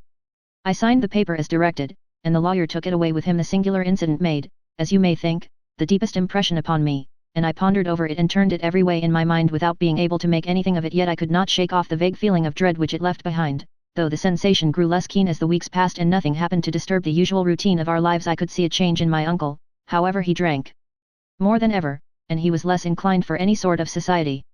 Most of his time he would spend in his room, with the door locked upon the inside, but sometimes he would emerge in a sort of drunken frenzy and would burst out of the house and tear about the garden with a revolver in his hand, screaming out that he was afraid of no man, and that he was not to be cooped up, like a sheep in a pen, by man or devil. When these hot fits were over, however, he would rush tumultuously in at the door and lock and bar it behind him, like a man who can brazen it out no longer against the terror which lies at the roots of his soul. At such times I have seen his face, even on a cold day, glisten with moisture, as though it were new raised from a basin. Well, to come to an end of the matter, Mr. Holmes, and not to abuse your patience, there came a night when he made one of those drunken sallies from which he never came back. We found him, when we went to search for him, face downward in a little green-scummed pool, which lay at the foot of the garden. There was no sign of any violence, and the water was but 2 feet deep, so that the jury, having regard to his known eccentricity, brought in a verdict of suicide. But I, who knew how he winced from the very thought of death, had much ado to persuade myself that he had gone out of his way to meet it. The matter passed, however, and my father entered into possession of the estate, and of some £14,000, which lay to his credit at the bank. "One moment," Holmes interposed, "your statement is, I foresee, one of the most remarkable to which I have ever listened. Let me have the date of the reception by your uncle of the letter, and the date of his supposed suicide." "The letter arrived on March 10, 1883. His death was 7 weeks later, upon the night of May 2 ND. "Thank you. Pray proceed." "When my father took over the Horsham property, he, at my request, made a careful examination of the attic, which had been always locked up. We found the brass box there, although its contents had been destroyed. On the inside of the cover was a paper label, with the initials of KKK repeated upon it, and letters, memoranda, receipts, and a register written beneath. These, we presume, indicated the nature of the papers which had been destroyed by Colonel Openshaw. For the rest, there was nothing of much importance in the attic save a great many scattered papers and notebooks bearing upon my uncle's life in America. Some of them were of the wartime and showed that he had done his duty well and had borne the repute of a brave soldier. Others were of a date during the reconstruction of the southern states, and were mostly concerned with politics, for he had evidently taken a strong part in opposing the carpetbag politicians who had been sent down from the north. Well, it was the beginning of '84 when my father came to live at Horsham, and all went as well as possible with us until the January of '85. On the 4th day after the New Year I heard my father give a sharp cry of surprise as we sat together at the breakfast table. There he was, sitting with a newly opened envelope in one hand and 5 dried orange pips in the outstretched palm of the other one. He had always laughed at what he called my cock and bull story about the colonel, but he looked very scared and puzzled now that the same thing had come upon himself. "Why, what on earth does this mean, John?" he stammered. My heart had turned to lead. It is KKK, said I. He looked inside the envelope. So it is, he cried. Here are the very letters, but what is this written above them? Put the papers on the sundial, I read, peeping over his shoulder. What papers, what sundial, he asked. The sundial in the garden, there is no other, said I, but the papers must be those that are destroyed. Pooh, said he, gripping hard at his courage. We are in a civilized land here, and we can't have tomfoolery of this kind. Where does the thing come from? From Dundee, I answered, glancing at the postmark. Some preposterous practical joke, said he. What have I to do with sundials and papers? I shall take no notice of such nonsense. I should certainly speak to the police, I said. And be laughed at for my pains? Nothing of the sort. Then let me do so. No, I forbid you. I won't have a fuss made about such nonsense. It was in vain to argue with him, for he was a very obstinate man. I went about, however, with a heart which was full of forebodings.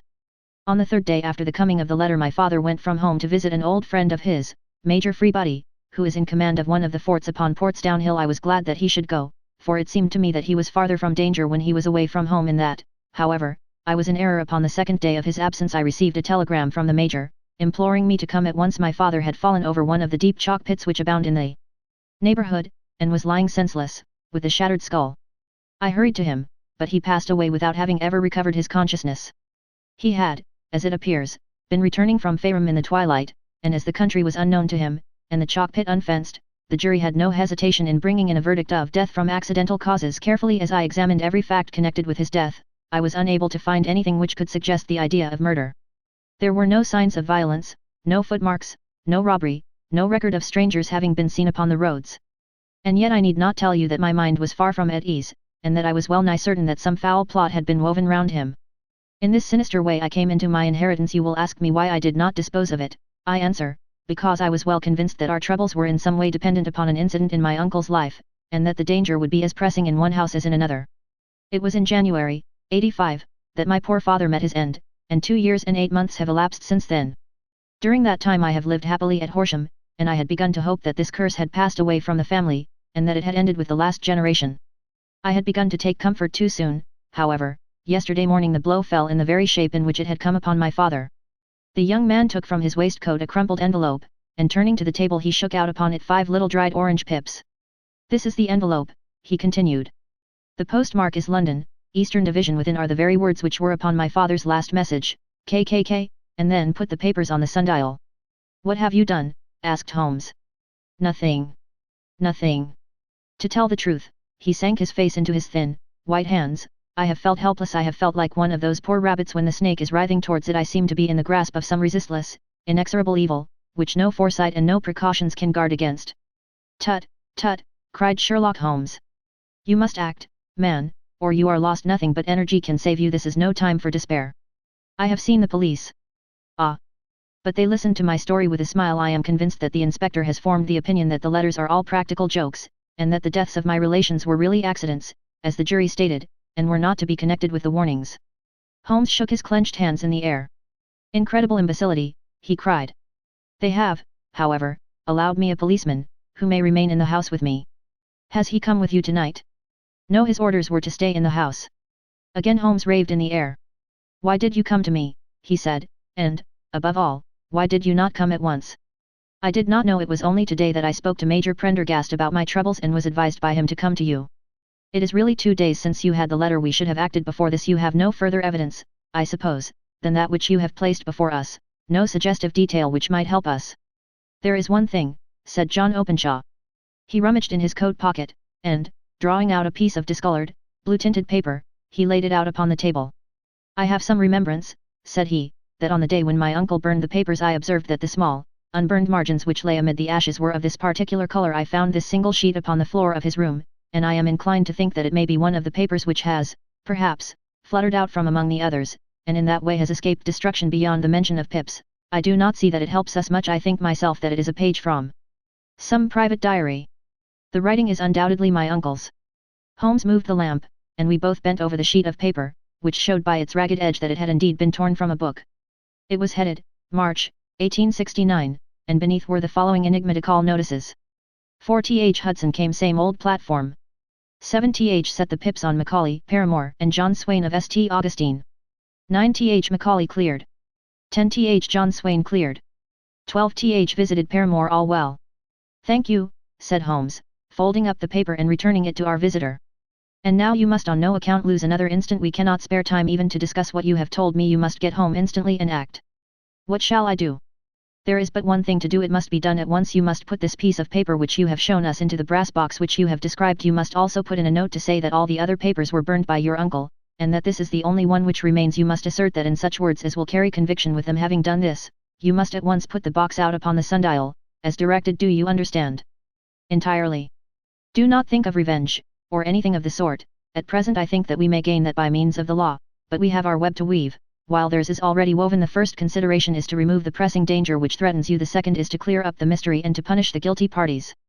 I thank you, said the young man, rising and pulling on his overcoat. You have given me fresh life and hope. I shall certainly do as you advise. Do not lose an instant and, above all, take care of yourself in the meanwhile, for I do not think that there can be a doubt that you are threatened by a very real and imminent danger. How do you go back? By train from Waterloo. It is not yet 9. The streets will be crowded, so I trust that you may be in safety, and yet you cannot guard yourself too closely. I am armed. That is well. Tomorrow I shall set to work upon your case. I shall see you at Horsham, then. No, your secret lies in London. It is there that I shall seek it. Then I shall call upon you in a day, or in 2 days, with news as to the box and the papers. I shall take your advice in every particular. He shook hands with us and took his leave. Outside the wind still screamed and the rain splashed and pattered against the windows. This strange, wild story seemed to have come to us from amid the mad elements, blown in upon us like a sheet of seaweed in a gale, and now to have been reabsorbed by them once more. Sherlock Holmes sat for some time in silence, with his head sunk forward and his eyes bent upon the red glow of the fire. Then he lit his pipe, and leaning back in his chair he watched the blue smoke rings as they chased each other up to the ceiling. I think, Watson, he remarked at last, that of all our cases we have had none more fantastic than this. Save, perhaps, the sign of 4. Well, yes, save, perhaps, that, and yet this John Openshaw seems to me to be walking amid even greater perils than did the Sholtos. But have you, I asked, formed any definite conception as to what these perils are? There can be no question as to their nature, he answered. Then what are they? Who is this KKK, and why does he pursue this unhappy family? Sherlock Holmes closed his eyes and placed his elbows upon the arms of his chair, with his fingertips together. The ideal reasoner, he remarked, would, when he had once been shown a single fact in all its bearings, deduce from it not only all the chain of events which led up to it but also all the results which would follow from it, as Cuvier could correctly describe a whole animal by the contemplation of a single bone. So the observer who has thoroughly understood one link in a series of incidents should be able to accurately state all the other ones, both before and after we have not yet grasped the results which the reason alone can attain to. Problems may be solved in the study which have baffled all those who have sought a solution by the aid of their senses. To carry the art, however, to its highest pitch, it is necessary that the reasoner should be able to utilize all the facts which have come to his knowledge, and this in itself implies, as you will readily see, a possession of all knowledge, which, even in these days of free education and encyclopedias, is a somewhat rare accomplishment. It is not so impossible, however, that a man should possess all knowledge which is likely to be useful to him in his work, and this I have endeavored in my case to do. If I remember rightly, you on one occasion, in the early days of our friendship, defined my limits in a very precise fashion. Yes, I answered, laughing. It was a singular document. Philosophy, astronomy, and politics were marked at 0, I remember botany variable, geology profound as regards the mud stains from any region within 50 miles of town, chemistry eccentric, anatomy unsystematic, sensational literature and crime records unique, violin player, boxer, swordsman, lawyer, and self-poisoner by cocaine and tobacco. Those, I think, were the main points of my analysis. Holmes grinned at the last item. Well, he said, I say now, as I said then, that a man should keep his little brain attic stocked with all the furniture that he is likely to use, and the rest he can put away in the lumber room of his library, where he can get it if he wants it. Now, for such a case as the one which has been submitted to us tonight, we need certainly to muster all our resources. Kindly hand me down the letter K of the American Encyclopedia which stands upon the shelf beside you. Thank you. Now let us consider the situation and see what may be deduced from it. In the first place, we may start with a strong presumption that Colonel Openshaw had some very strong reason for leaving America. Men at his time of life do not change all their habits and exchange willingly the charming climate of Florida for the lonely life of an English provincial town. His extreme love of solitude in England suggests the idea that he was in fear of someone or something. So we may assume as a working hypothesis that it was fear of someone or something which drove him from America. As to what it was he feared, we can only deduce that by considering the formidable letters which were received by himself and his successors. Did you remark the postmarks of those letters? The first was from Pondicherry, the second from Dundee, and the third from London. From East London. What do you deduce from that? They are all seaports that the writer was on board of a ship. Excellent, we have already a clue. There can be no doubt that the probability, the strong probability, is that the writer was on board of a ship. And now let us consider another point in the case of Pondicherry. 7 weeks elapsed between the threat and its fulfillment. In Dundee it was only some 3 or 4 days. Does that suggest anything? A greater distance to travel. But the letter had also a greater distance to come. Then I do not see the point.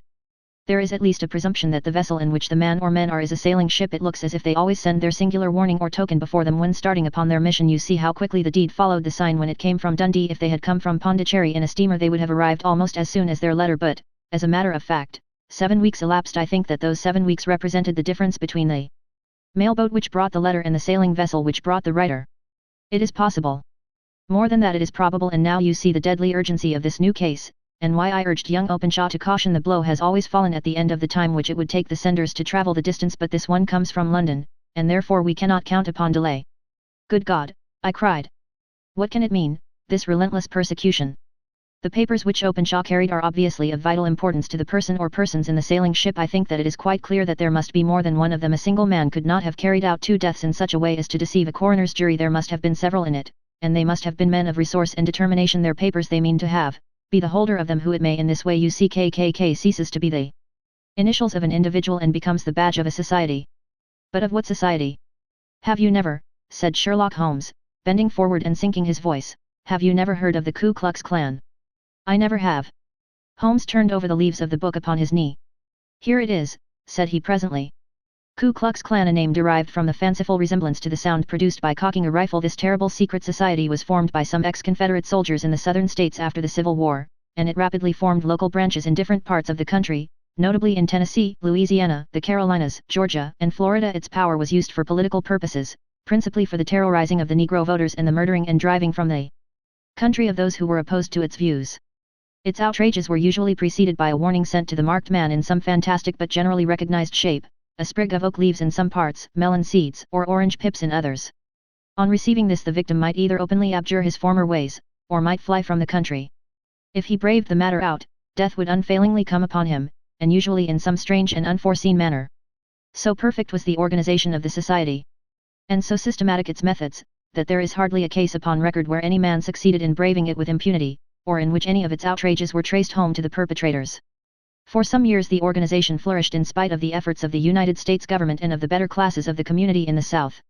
Eventually, in the year 1869, the movement rather suddenly collapsed, although there have been sporadic outbreaks of the same sort since that date.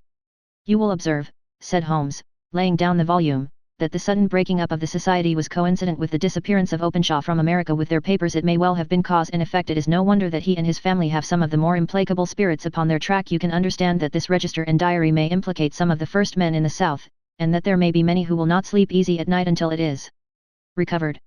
Then the page we have seen is such as we might expect. It ran, if I remember right, sent the pips to A, B, and C, that is, sent the society's warning to them. Then there are successive entries that A and B cleared, or left the country, and finally that C was visited, with, I fear, a sinister result for C. Well, I think, Doctor, that we may let some light into this dark place, and I believe that the only chance young Openshaw has in the meantime is to do what I have told him. There is nothing more to be said or to be done tonight, so hand me over my violin and let us try to forget for half an hour the miserable weather and the still more miserable ways of our fellow men. It had cleared in the morning, and the sun was shining with a subdued brightness through the dim veil which hangs over the great city. Sherlock Holmes was already at breakfast when I came down. You will excuse me for not waiting for you, said he. I foresee, a very busy day before me in looking into this case of young Openshaw's. What steps will you take? I asked. It will very much depend upon the results of my first inquiries. I may have to go down to Horsham, after all. You will not go there first? No, I shall commence with the city. Just ring the bell and the maid will bring up your coffee. As I waited, I lifted the unopened newspaper from the table and glanced my eye over it. It rested upon a heading which sent a chill to my heart. Holmes, I cried, you are too late. Ah, said he, laying down his cup, I feared as much. How was it done? He spoke calmly, but I could see that he was deeply moved. My eye caught the name of Openshaw, and the heading Tragedy near Waterloo Bridge. Here is the account. Between 9 and 10 last night, Police Constable Cook, of the H Division, on duty near Waterloo Bridge, heard a cry for help and a splash in the water. The night, however, was extremely dark and stormy, so that, in spite of the help of several passers-by, it was quite impossible to effect a rescue. The alarm, however, was given, and, by the aid of the water police, the body was eventually recovered. It proved to be that of a young gentleman whose name, as it appears from an envelope which was found in his pocket, was John Openshaw, and whose residence is near Horsham. It is conjectured that he may have been hurrying down to catch the last train from Waterloo Station, and that in his haste and the extreme darkness he missed his path and walked over the edge of one of the small landing places for river steamboats. The body exhibited no traces of violence, and there can be no doubt that the deceased had been the victim of an unfortunate accident, which should have the effect of calling the attention of the authorities to the condition of the riverside landing stages. We sat in silence for some minutes, Holmes more depressed and shaken than I had ever seen him. "That hurts my pride, Watson," he said at last.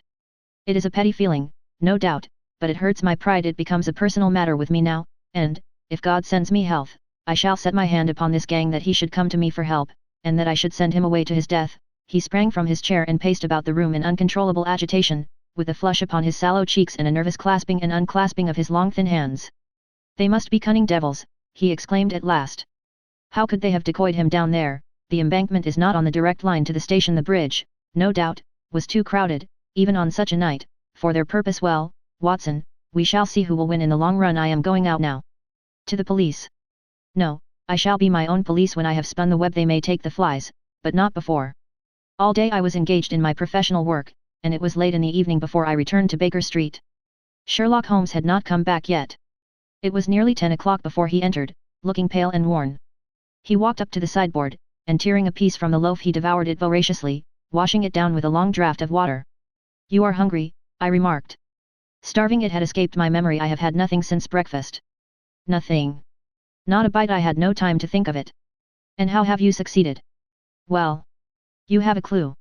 "I have them in the hollow of my hand. Young Openshaw shall not long remain unavenged. Why, Watson, let us put their own devilish trademark upon them. It is well thought of." "What do you mean?" He took an orange from the cupboard, and tearing it to pieces he squeezed out the pips upon the table. Of these he took 5 and thrust them into an envelope. On the inside of the flap he wrote SH4JO. Then he sealed it and addressed it to Captain James Calhoun, Bark Lone Star, Savannah, Georgia. "That will await him when he enters port," said he, chuckling. "It may give him a sleepless night. He will find it as sure a precursor of his fate as Openshaw did before him." "And who is this Captain Calhoun?" "The leader of the gang. I shall have the others, but he first." "How did you trace it, then?" He took a large sheet of paper from his pocket, all covered with dates and names. "I have spent the whole day," said he, "over Lloyd's registers and files of the old papers, following the future career of every vessel which touched at Pondicherry in January and February in '83. There were 36 ships of fair tonnage which were reported there during those months. Of these, one, the Lone Star, instantly attracted my attention, since, although it was reported as having cleared from London, the name is that which is given to one of the states of the Union. Texas, I think. I was not and am not sure which, but I knew that the ship must have an American origin. What then? I searched the Dundee records, and when I found that the bark Lone Star was there in January, '85, my suspicion became a certainty. I then inquired as to the vessels which lay at present in the port of London. Yes. The Lone Star had arrived here last week. I went down to the Albert Dock and found that she had been taken down the river by the early tide this morning. Homeward bound to Savannah, I wired to Gravesend and learned that she had passed some time ago, and as the wind is easterly I have no doubt that she is now past the Goodwins and not very far from the Isle of Wight. What will you do, then? Oh, I have my hand upon him. He and the 2 mates are, as I learn, the only native-born Americans in the ship. The others are Finns and Germans. I know, also, that they were all 3 away from the ship last night. I had it from the stevedore who has been loading their cargo. By the time that their sailing ship reaches Savannah the mailboat will have carried this letter, and the cable will have informed the police of Savannah that these 3 gentlemen are badly wanted here upon a charge of murder. There is ever a flaw, however, in the best laid of human plans, and the murderers of John Openshaw were never to receive the orange pips which would show them that another, as cunning and as resolute as themselves, was upon their track. Very long and very severe were the equinoctial gales that year. We waited long for news of the Lone Star of Savannah, but none ever reached us. We did at last hear that somewhere far out in the Atlantic a shattered stern post of a boat was seen swinging in the trough of a wave, with the letters LS carved upon it, and that is all which we shall ever know of the fate of the Lone Star. Story 6. The Man with the Twisted Lip. Isa Whitney, brother of the late Elias Whitney, D.D., principal of the Theological College of St. George's, was much addicted to opium. The habit grew upon him, as I understand, from some foolish freak when he was at college, for having read De Quincey's description of his dreams and sensations, he had drenched his tobacco with laudanum in an attempt to produce the same effects. He found, as so many more have done, that the practice is easier to attain than to get rid of, and for many years he continued to be a slave to the drug, an object of mingled horror and pity to his friends and relatives. I can see him now, with yellow, pasty face, drooping lids, and pinpoint pupils, all huddled in a chair, the wreck and ruin of a noble man. One night, it was in June, 89, there came a ring to my bell, about the hour when a man gives his first yawn and glances at the clock. I sat up in my chair, and my wife laid her needlework down in her lap and made a little face of disappointment. "A patient," said she. "You'll have to go out." I groaned, for I was newly come back from a weary day. We heard the door open, a few hurried words, and then quick steps upon the linoleum. Our own door flew open, and a lady, clad in some dark-colored stuff, with a black veil, entered the room. "You will excuse my calling so late," she began, and then, suddenly losing her self-control, she ran forward, threw her arms about my wife's neck, and sobbed upon her shoulder. "Oh, I'm in such trouble," she cried, "I do so want a little help." "Why," said my wife, pulling up her veil, "it is Kate Whitney. How you startled me, Kate. I had not an idea who you were when you came in. I didn't know what to do, so I came straight to you. That was always the way." Folk who were in grief came to my wife like birds to a lighthouse. "It was very sweet of you to come now. You must have some wine and water, and sit here comfortably and tell us all about it, or should you rather that I sent James off to bed?" "Oh, no, no, I want the doctor's advice and help, too. It's about Isa. He has not been home for 2 days. I am so frightened about him." It was not the first time that she had spoken to us of her husband's trouble, to me as a doctor, to my wife as an old friend and school companion. We soothed and comforted her by such words as we could find. Did she know where her husband was? Was it possible that we could bring him back to her? It seems that it was. She had the surest information that of late he had, when the fit was on him, made use of an opium den in the farthest east of the city. Hitherto his orgies had always been confined to one day, and he had come back, twitching and shattered, in the evening. But now the spell had been upon him 48 hours, and he lay there, doubtless among the dregs of the docks, breathing in the poison or sleeping off the effects. There he was to be found, she was sure of it, at the Bar of Gold, in Upper Swandam Lane. But what was she to do? How could she, a young and timid woman, make her way into such a place and pluck her husband out from among the ruffians who surrounded him? There was the case, and of course there was but one way out of it. Might I not escort her to this place? And then, as a second thought, why should she come at all? I was Isa Whitney's medical advisor, and as such I had influence over him. I could manage it better if I were alone. I promised her on my word that I would send him home in a cab within 2 hours if he were indeed at the address which she had given me. And so in 10 minutes I had left my armchair and cheery sitting room behind me, and was speeding eastward in a hansom on a strange errand, as it seemed to me at the time, though the future only could show how strange it was to be. But there was no great difficulty in the first stage of my adventure. Upper Swandam Lane is a vile alley lurking behind the high wharves which line the north side of the river to the east of London Bridge. Between a slop shop and a gin shop, approached by a steep flight of steps leading down to a black gap like the mouth of a cave, I found the den of which I was in search. Ordering my cab to wait, I passed down the steps, worn hollow in the centre by the ceaseless tread of drunken feet, and by the light of a flickering oil lamp above the door I found the latch and made my way into a long, low room, thick and heavy with the brown opium smoke, and terraced with wooden berths, like the forecastle of an emigrant ship. Through the gloom one could dimly catch a glimpse of bodies lying in strange fantastic poses, bowed shoulders, bent knees, heads thrown back, and chins pointing upward, with here and there a dark, lack-luster eye turned upon the newcomer. Out of the black shadows there glimmered little red circles of light, now bright, now faint, as the burning poison waxed or waned in the bowls of the metal pipes. The most lay silent, but some muttered to themselves, and others talked together in a strange, low, monotonous voice, their conversation coming in gushes, and then suddenly tailing off into silence, each mumbling out his own thoughts and paying little heed to the words of his neighbor.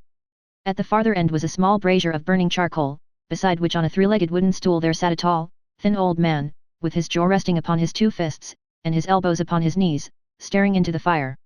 As I entered, a sallow Malay attendant had hurried up with a pipe for me and a supply of the drug, beckoning me to an empty berth.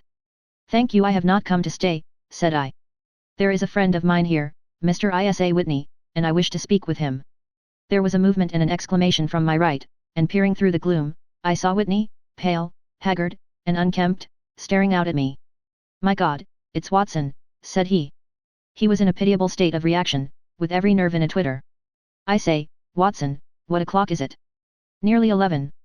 "Of what day?" "Of Friday, June 19th. "Good heavens, I thought it was Wednesday." "It is Wednesday. What do you want to frighten a chap for?" He sank his face onto his arms and began to sob in a high treble key. "I tell you that it is Friday, man. Your wife has been waiting this 2 days for you. You should be ashamed of yourself." "So I am, but you've got mixed, Watson, for I have only been here a few hours. 3 pipes, 4 pipes, I forget how many, but I'll go home with you. I wouldn't frighten Kate. Poor little Kate, give me your hand. Have you a cab? Yes, I have one waiting. Then I shall go in it, but I must owe something. Find what I owe. Watson, I am all off color. I can do nothing for myself. I walked down the narrow passage between the double row of sleepers, holding my breath to keep out the vile, stupefying fumes of the drug, and looking about for the manager. As I passed the tall man who sat by the brazier, I felt a sudden pluck at my skirt, and a low voice whispered, "Walk past me, and then look back at me." The words fell quite distinctly upon my ear. I glanced down. They could only have come from the old man at my side, and yet he sat now as absorbed as ever, very thin, very wrinkled, bent with age, an opium pipe dangling down from between his knees, as though it had dropped in sheer lassitude from his fingers. I took 2 steps forward and looked back. It took all my self-control to prevent me from breaking out into a cry of astonishment. He had turned his back so that none could see him, but his form had filled out, his wrinkles were gone, the dull eyes had regained their fire, and there, sitting by the fire and grinning at my surprise, was none other than Sherlock Holmes. He made a slight motion to me to approach him, and instantly, as he turned his face half round to the company once more, subsided into a doddering, loose-lipped senility. "Holmes," I whispered, "what on earth are you doing in this den?" "As low as you can," he answered. "I have excellent ears. If you would have the great kindness to get rid of that sottish friend of yours, I should be exceedingly glad to have a little talk with you. I have a cab outside."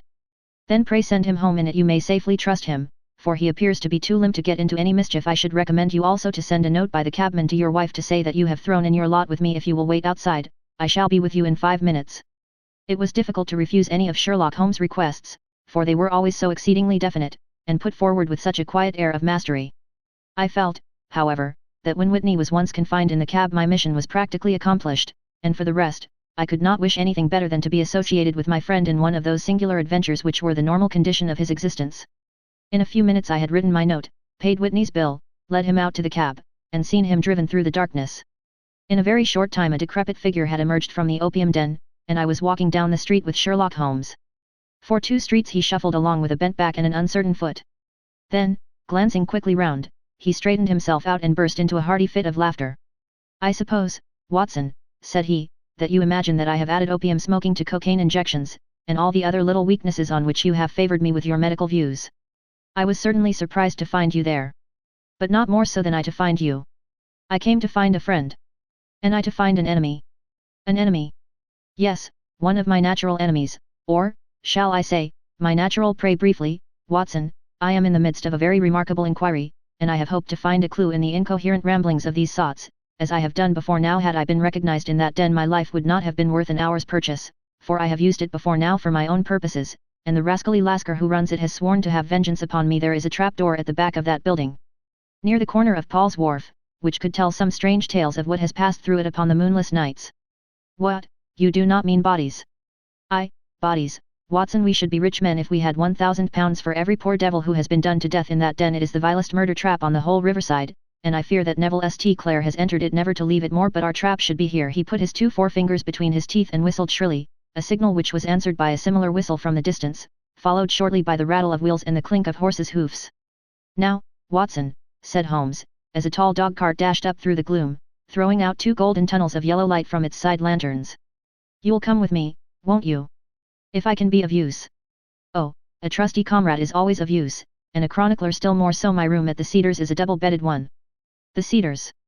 "Yes, that is Mr. St. Clair's house. I am staying there while I conduct the inquiry." "Where is it, then?" "Near Lee, in Kent. We have a 7-mile drive before us." "But I am all in the dark." "Of course you are. You'll know all about it presently. Jump up here." "All right, John, we shall not need you. Here's half a crown. Look out for me tomorrow, about 11. Give her head. So long, then." He flicked the horse with his whip, and we dashed away through the endless succession of sombre and deserted streets, which widened gradually, until we were flying across a broad balustrade bridge, with the murky river flowing sluggishly beneath us.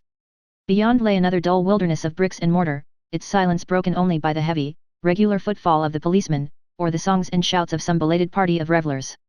A dull rack was drifting slowly across the sky, and a star or two twinkled dimly here and there through the rifts of the clouds. Holmes drove in silence, with his head sunk upon his breast, and the air of a man who is lost in thought, while I sat beside him, curious to learn what this new quest might be which seemed to tax his powers so sorely, and yet afraid to break in upon the current of his thoughts. We had driven several miles, and were beginning to get to the fringe of the belt of suburban villas, when he shook himself, shrugged his shoulders, and lit up his pipe with the air of a man who has satisfied himself that he is acting for the best. You have a grand gift of silence, Watson, said he. It makes you quite invaluable as a companion. Pon my word, it is a great thing for me to have someone to talk to, for my own thoughts are not over pleasant. I was wondering what I should say to this dear little woman tonight when she meets me at the door. You forget that I know nothing about it. I shall just have time to tell you the facts of the case before we get to Lee. It seems absurdly simple, and yet, somehow I can get nothing to go upon. There's plenty of thread, no doubt, but I can't get the end of it into my hand now. I'll state the case clearly and concisely to you, Watson, and maybe you can see a spark where all is dark to me. Proceed, then. Some years ago, to be definite, in May, 1884, there came to Lee a gentleman, Neville St. Clair by name, who appeared to have plenty of money. He took a large villa, laid out the grounds very nicely, and lived generally in good style. By degrees he made friends in the neighborhood, and in 1887 he married the daughter of a local brewer, by whom he now has 2 children. He had no occupation, but was interested in several companies and went into town as a rule in the morning, returning by the 5:14 from Cannon Street every night. Mr. St. Clair is now 37 years of age, is a man of temperate habits, a good husband, a very affectionate father, and a man who is popular with all who know him. I may add that his whole debts at the present moment, as far as we have been able to ascertain, amount to £88.10s, while he has £220 standing to his credit in the Capital and Counties Bank. There is no reason, therefore, to think that money troubles have been weighing upon his mind. Last Monday Mr. Neville St. Clair went into town rather earlier than usual, remarking before he started that he had 2 important commissions to perform, and that he would bring his little boy home a box of bricks now. By the merest chance, his wife received a telegram upon this same Monday, very shortly after his departure, to the effect that a small parcel of considerable value which she had been expecting was waiting for her at the offices of the Aberdeen Shipping Company. Now, if you are well up in your London, you will know that the office of the company is in Fresno Street, which branches out of Upper Swandam Lane, where you found me tonight. Mrs. St. Clair had her lunch, started for the city, did some shopping, proceeded to the company's office, got her packet, and found herself at exactly 4:35 walking through Swandam Lane on her way back to the station. Have you followed me so far? It is very clear. If you remember, Monday was an exceedingly hot day, and Mrs. St. Clair walked slowly, glancing about in the hope of seeing a cab, as she did not like the neighborhood in which she found herself. While she was walking in this way down Swandam Lane, she suddenly heard an ejaculation or cry, and was struck cold to see her husband looking down at her and, as it seemed to her, beckoning to her from a second-floor window. The window was open, and she distinctly saw his face, which she describes as being terribly agitated. He waved his hands frantically to her, and then vanished from the window so suddenly that it seemed to her that he had been plucked back by some irresistible force from behind. One singular point which struck her quick feminine eye was that although he wore some dark coat, such as he had started to town in, he had on neither collar nor necktie. Convinced that something was amiss with him, she rushed down the steps, for the house was none other than the opium den in which you found me tonight, and running through the front room she attempted to ascend the stairs which led to the first floor. At the foot of the stairs, however, she met this Lascar scoundrel of whom I have spoken, who thrust her back and, aided by a Dane, who acts as assistant there, pushed her out into the street. Filled with the most maddening doubts and fears, she rushed down the lane and, by rare good fortune, met in Fresno Street a number of constables with an inspector, all on their way to their beat. The inspector and 2 men accompanied her back, and in spite of the continued resistance of the proprietor, they made their way to the room in which Mr. St. Clair had last been seen. There was no sign of him there. In fact, in the whole of that floor there was no one to be found save a crippled wretch of hideous aspect, who, it seems, made his home there. Both he and the Lascar stoutly swore that no one else had been in the front room during the afternoon.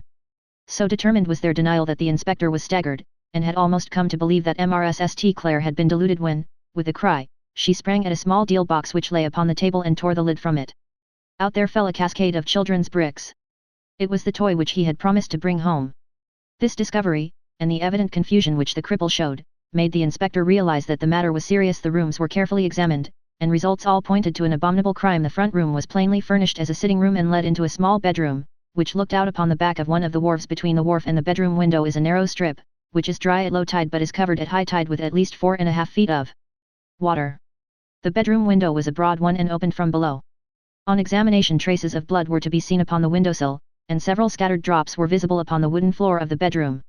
Thrust away behind a curtain in the front room were all the clothes of Mr. Neville St. Clair, with the exception of his coat. His boots, his socks, his hat, and his watch, all were there. There were no signs of violence upon any of these garments, and there were no other traces of Mr. Neville St. Clair.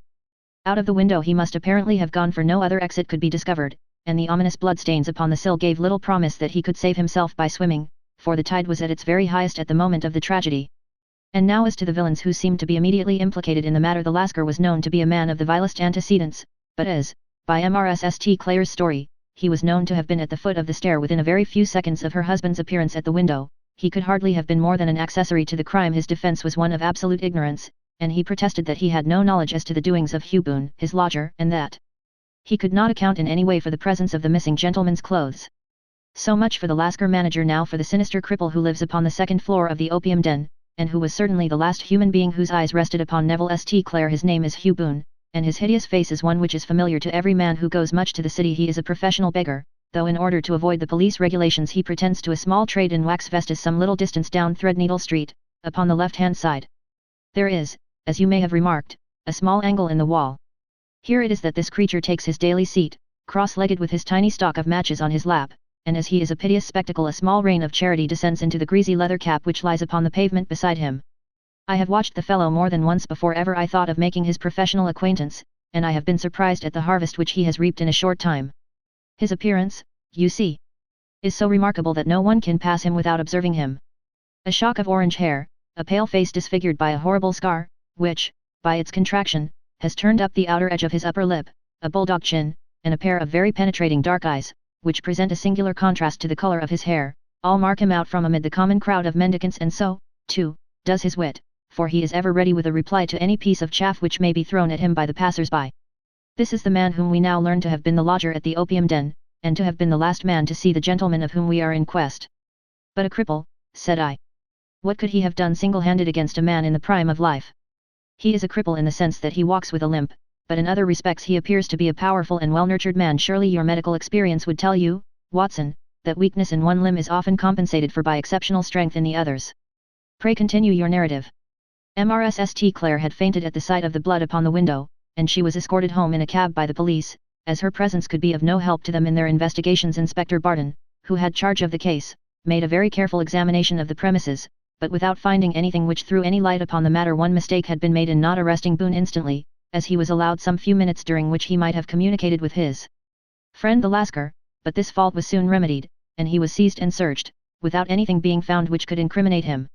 There were, it is true, some bloodstains upon his right shirt sleeve, but he pointed to his ring finger, which had been cut near the nail, and explained that the bleeding came from there, adding that he had been to the window not long before, and that the stains which had been observed there came doubtless from the same source. He denied strenuously having ever seen Mr. Neville St. Clare and swore that the presence of the clothes in his room was as much a mystery to him as to the police. As to Mrs. St. Clare's assertion that she had actually seen her husband at the window, he declared that she must have been either mad or dreaming. He was removed, loudly protesting, to the police station, while the inspector remained upon the premises in the hope that the ebbing tide might afford some fresh clue. And it did, though they hardly found upon the mud bank what they had feared to find. It was Neville St. Clare's coat, and not Neville St. Clare, which lay uncovered as the tide receded. And what do you think they found in the pockets? I cannot imagine. No, I don't think you would guess. Every pocket stuffed with pennies and halfpennies, 421 pennies and 270 halfpennies. It was no wonder that it had not been swept away by the tide. But a human body is a different matter. There is a fierce eddy between the wharf and the house. It seemed likely enough that the weighted coat had remained when the stripped body had been sucked away into the river. But I understand that all the other clothes were found in the room. Would the body be dressed in a coat alone? No, sir, but the facts might be met speciously enough. Suppose that this man Boone had thrust Neville St. Clare through the window. There is no human eye which could have seen the deed. What would he do then? It would of course instantly strike him that he must get rid of the telltale garments. He would seize the coat, then, and be in the act of throwing it out, when it would occur to him that it would swim and not sink. He has little time, for he has heard the scuffle downstairs when the wife tried to force her way up, and perhaps he has already heard from his Lascar confederate that the police are hurrying up the street. There is not an instant to be lost. He rushes to some secret hoard, where he has accumulated the fruits of his beggary, and he stuffs all the coins upon which he can lay his hands into the pockets to make sure of the coat's sinking. He throws it out, and would have done the same with the other garments had not he heard the rush of steps below, and only just had time to close the window when the police appeared. It certainly sounds feasible. Well, we will take it as a working hypothesis for want of a better. Boone, as I have told you, was arrested and taken to the station, but it could not be shown that there had ever before been anything against him. He had for years been known as a professional beggar, but his life appeared to have been a very quiet and innocent one. There the matter stands at present, and the questions which have to be solved: what Neville St. Clare was doing in the opium den, what happened to him when there, where is he now, and what Hugh Boone had to do with his disappearance, are all as far from a solution as ever. I confess that I cannot recall any case within my experience which looked at the first glance so simple and yet which presented such difficulties. While Sherlock Holmes had been detailing this singular series of events, we had been whirling through the outskirts of the great town until the last straggling houses had been left behind, and we rattled along with a country hedge upon either side of us. Just as he finished, however, we drove through 2 scattered villages, where a few lights still glimmered in the windows. "We are on the outskirts of Lee," said my companion. "We have touched on 3 English counties in our short drive, starting in Middlesex, passing over an angle of Surrey, and ending in Kent. See that light among the trees, that is the cedars, and beside that lamp sits a woman whose anxious ears have already, I have little doubt, caught the clink of our horses' feet." "But why are you not conducting the case from Baker Street?" I asked. "Because there are many inquiries which must be made out here. Mrs. Clare has most kindly put 2 rooms at my disposal, and you may rest assured that she will have nothing but a welcome for my friend and colleague. I hate to meet her, Watson, when I have no news of her husband. Here we are. Whoa, there, whoa." We had pulled up in front of a large villa which stood within its own grounds. A stable boy had run out to the horse's head, and springing down, I followed Holmes up the small, winding gravel drive which led to the house. As we approached, the door flew open, and a little blonde woman stood in the opening, clad in some sort of light mousseline de soie, with a touch of fluffy pink chiffon at her neck and wrists. She stood with her figure outlined against the flood of light, one hand upon the door, one half raised in her eagerness, her body slightly bent, her head and face protruded, with eager eyes and parted lips, a standing question. "Well," she cried, "well," and then, seeing that there were 2 of us, she gave a cry of hope which sank into a groan as she saw that my companion shook his head and shrugged his shoulders. "No good news?" "None." "No bad?" "No." "Thank God for that. But come in, you must be weary, for you have had a long day. This is my friend, Dr. Watson. He has been of most vital use to me in several of my cases, and a lucky chance has made it possible for me to bring him out and associate him with this investigation." "I am delighted to see you," said she, pressing my hand warmly. "You will, I am sure, forgive anything that may be wanting in our arrangements, when you consider the blow which has come so suddenly upon us." "My dear madam," said I am an old campaigner, and if I were not, I can very well see that no apology is needed. If I can be of any assistance, either to you or to my friend here, I shall be indeed happy." "Now, Mr. Sherlock Holmes," said the lady as we entered a well-lit dining room, upon the table of which a cold supper had been laid out, "I should very much like to ask you 1 or 2 plain questions, to which I beg that you will give a plain answer." "Certainly, madam. Do not trouble about my feelings. I am not hysterical, nor given to fainting. I simply wish to hear your real opinion." "Upon what point? In your heart of hearts, do you think that Neville is alive?" Sherlock Holmes seemed to be embarrassed by the question. "Frankly, now," she repeated, standing upon the rug and looking keenly down at him as he leaned back in a basket chair. "Frankly, then, madam, I do not." "You think that he is dead?" "I do." "Murdered?" "I don't say that. Perhaps." "And on what day did he meet his death?" "On Monday." "Then perhaps, Mr. Holmes, you will be good enough to explain how it is that I have received a letter from him today." Sherlock Holmes sprang out of his chair as if he had been galvanized. "What?" he roared. "Yes, today." She stood smiling, holding up a little slip of paper in the air. "May I see it?" "Certainly." He snatched it from her in his eagerness, and smoothing it out upon the table he drew over the lamp and examined it intently. I had left my chair and was gazing at it over his shoulder. The envelope was a very coarse one and was stamped with the Gravesend postmark and with the date of that very day, or rather of the day before, for it was considerably after midnight. "Coarse writing," murmured Holmes. "Surely this is not your husband's writing, madam?" "No, but the enclosure is." "I perceive also that whoever addressed the envelope had to go and inquire as to the address." "How can you tell that?"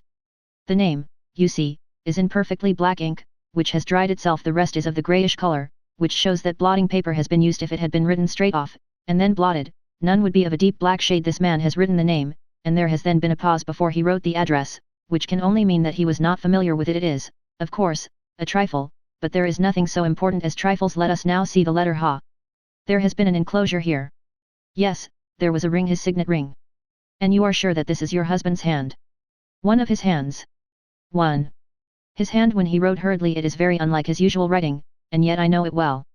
"Dearest, do not be frightened. All will come well. There is a huge error which it may take some little time to rectify. Wait in patience. Neville written in pencil upon the fly leaf of a book, octavo size, no watermark. Posted today in Gravesend by a man with a dirty thumb. And the flap has been gummed, if I am not very much in error, by a person who had been chewing tobacco. And you have no doubt that it is your husband's hand, madam?" "None. Neville wrote those words." "And they were posted today at Gravesend. Well, Mrs. Clare, the clouds lighten, though I should not venture to say that the danger is over." "But he must be alive, Mr. Holmes. Unless this is a clever forgery to put us on the wrong scent. The ring, after all, proves nothing, it may have been taken from him. No, no, it is his very own writing. Very well, it may, however, have been written on Monday and only posted today. That is possible. If so, much may have happened between. Oh, you must not discourage me, Mr. Holmes. I know that all is well with him. There is so keen a sympathy between us that I should know if evil came upon him. On the very day that I saw him last he cut himself in the bedroom, and yet I in the dining room rushed upstairs instantly with the utmost certainty that something had happened. Do you think that I would respond to such a trifle and yet be ignorant of his death? I have seen too much not to know that the impression of a woman may be more valuable than the conclusion of an analytical reasoner, and in this letter you certainly have a very strong piece of evidence to corroborate your view. But if your husband is alive and able to write letters, why should he remain away from you? I cannot imagine, it is unthinkable. And on Monday he made no remarks before leaving you? No. And you were surprised to see him in Swandam Lane? Very much so. Was the window open? Yes. Then he might have called to you. He might. He only, as I understand, gave an inarticulate cry. Yes. A call for help, you thought? Yes, he waved his hands. But it might have been a cry of surprise. Astonishment at the unexpected sight of you might cause him to throw up his hands. It is possible. And you thought he was pulled back? He disappeared so suddenly. He might have leaped back. You did not see anyone else in the room? No, but this horrible man confessed to having been there, and the Lascar was at the foot of the stairs. Quite so. Your husband, as far as you could see, had his ordinary clothes on. But without his collar or tie. I distinctly saw his bare throat. Had he ever spoken of Swandam Lane? Never. Had he ever showed any signs of having taken opium? Never. Thank you, Mrst Claire. Those are the principal points about which I wish to be absolutely clear. We shall now have a little supper and then retire, for we may have a very busy day tomorrow.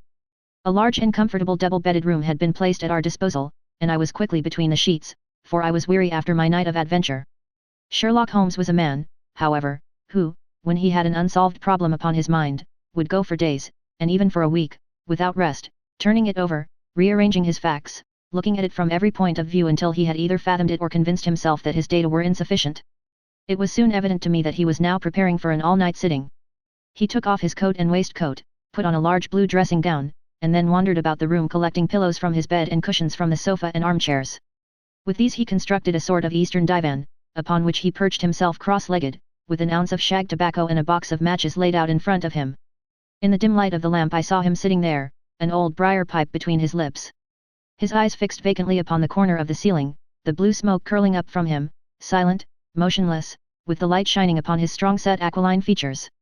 So he sat as I dropped off to sleep, and so he sat when a sudden ejaculation caused me to wake up, and I found the summer sun shining into the apartment. The pipe was still between his lips, the smoke still curled upward, and the room was full of a dense tobacco haze, but nothing remained of the heap of shag which I had seen upon the previous night.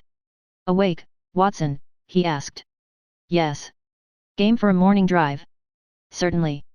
"Then dress. No one is stirring yet, but I know where the stable boy sleeps, and we shall soon have the trap out." He chuckled to himself as he spoke, his eyes twinkled, and he seemed a different man to the sombre thinker of the previous night. As I dressed I glanced at my watch. It was no wonder that no one was stirring. It was 25 minutes past 4. I had hardly finished when Holmes returned with the news that the boy was putting in the horse. "I want to test a little theory of mine," said he, pulling on his boots. "I think, Watson, that you are now standing in the presence of one of the most absolute fools in Europe. I deserve to be kicked from here to Charing Cross, but I think I have the key of the affair now." "And where is it?" I asked, smiling. "In the bathroom," he answered. "Oh, yes, I am not joking," he continued, seeing my look of incredulity. "I have just been there, and I have taken it out, and I have got it in this Gladstone bag. Come on, my boy, and we shall see whether it will not fit the lock." We made our way downstairs as quietly as possible, and out into the bright morning sunshine. In the road stood our horse and trap, with the half-clad stable boy waiting at the head. We both sprang in, and away we dashed down the London road. A few country carts were stirring, bearing in vegetables to the metropolis, but the lines of villas on either side were as silent and lifeless as some city in a dream. "It has been in some points a singular case," said Holmes, flicking the horse on into a gallop. "I confess that I have been as blind as a mole, but it is better to learn wisdom late than never to learn it at all."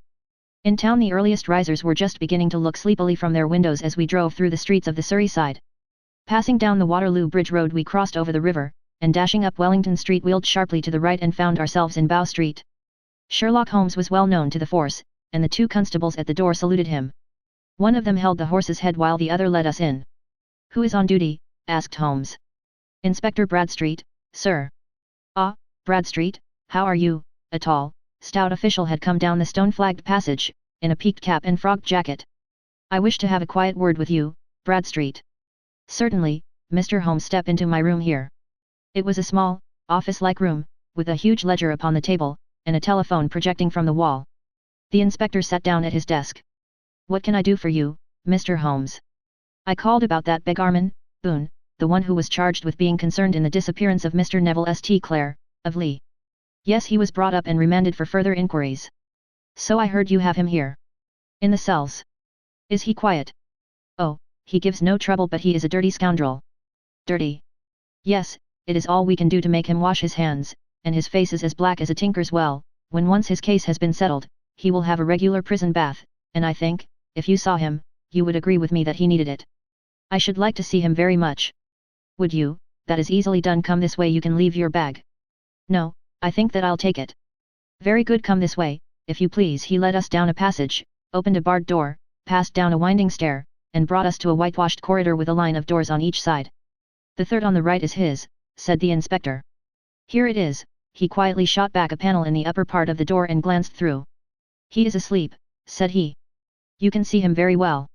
We both put our eyes to the grating. The prisoner lay with his face towards us, in a very deep sleep, breathing slowly and heavily. He was a middle-sized man, coarsely clad as became his calling, with the coloured shirt protruding through the rent in his tattered coat. He was, as the inspector had said, extremely dirty, but the grime which covered his face could not conceal its repulsive ugliness. A broad wheal from an old scar ran right across it from eye to chin, and by its contraction had turned up one side of the upper lip, so that 3 teeth were exposed in a perpetual snarl. A shock of very bright red hair grew low over his eyes and forehead. "He's a beauty, isn't he?" said the inspector. "He certainly needs a wash," remarked Holmes.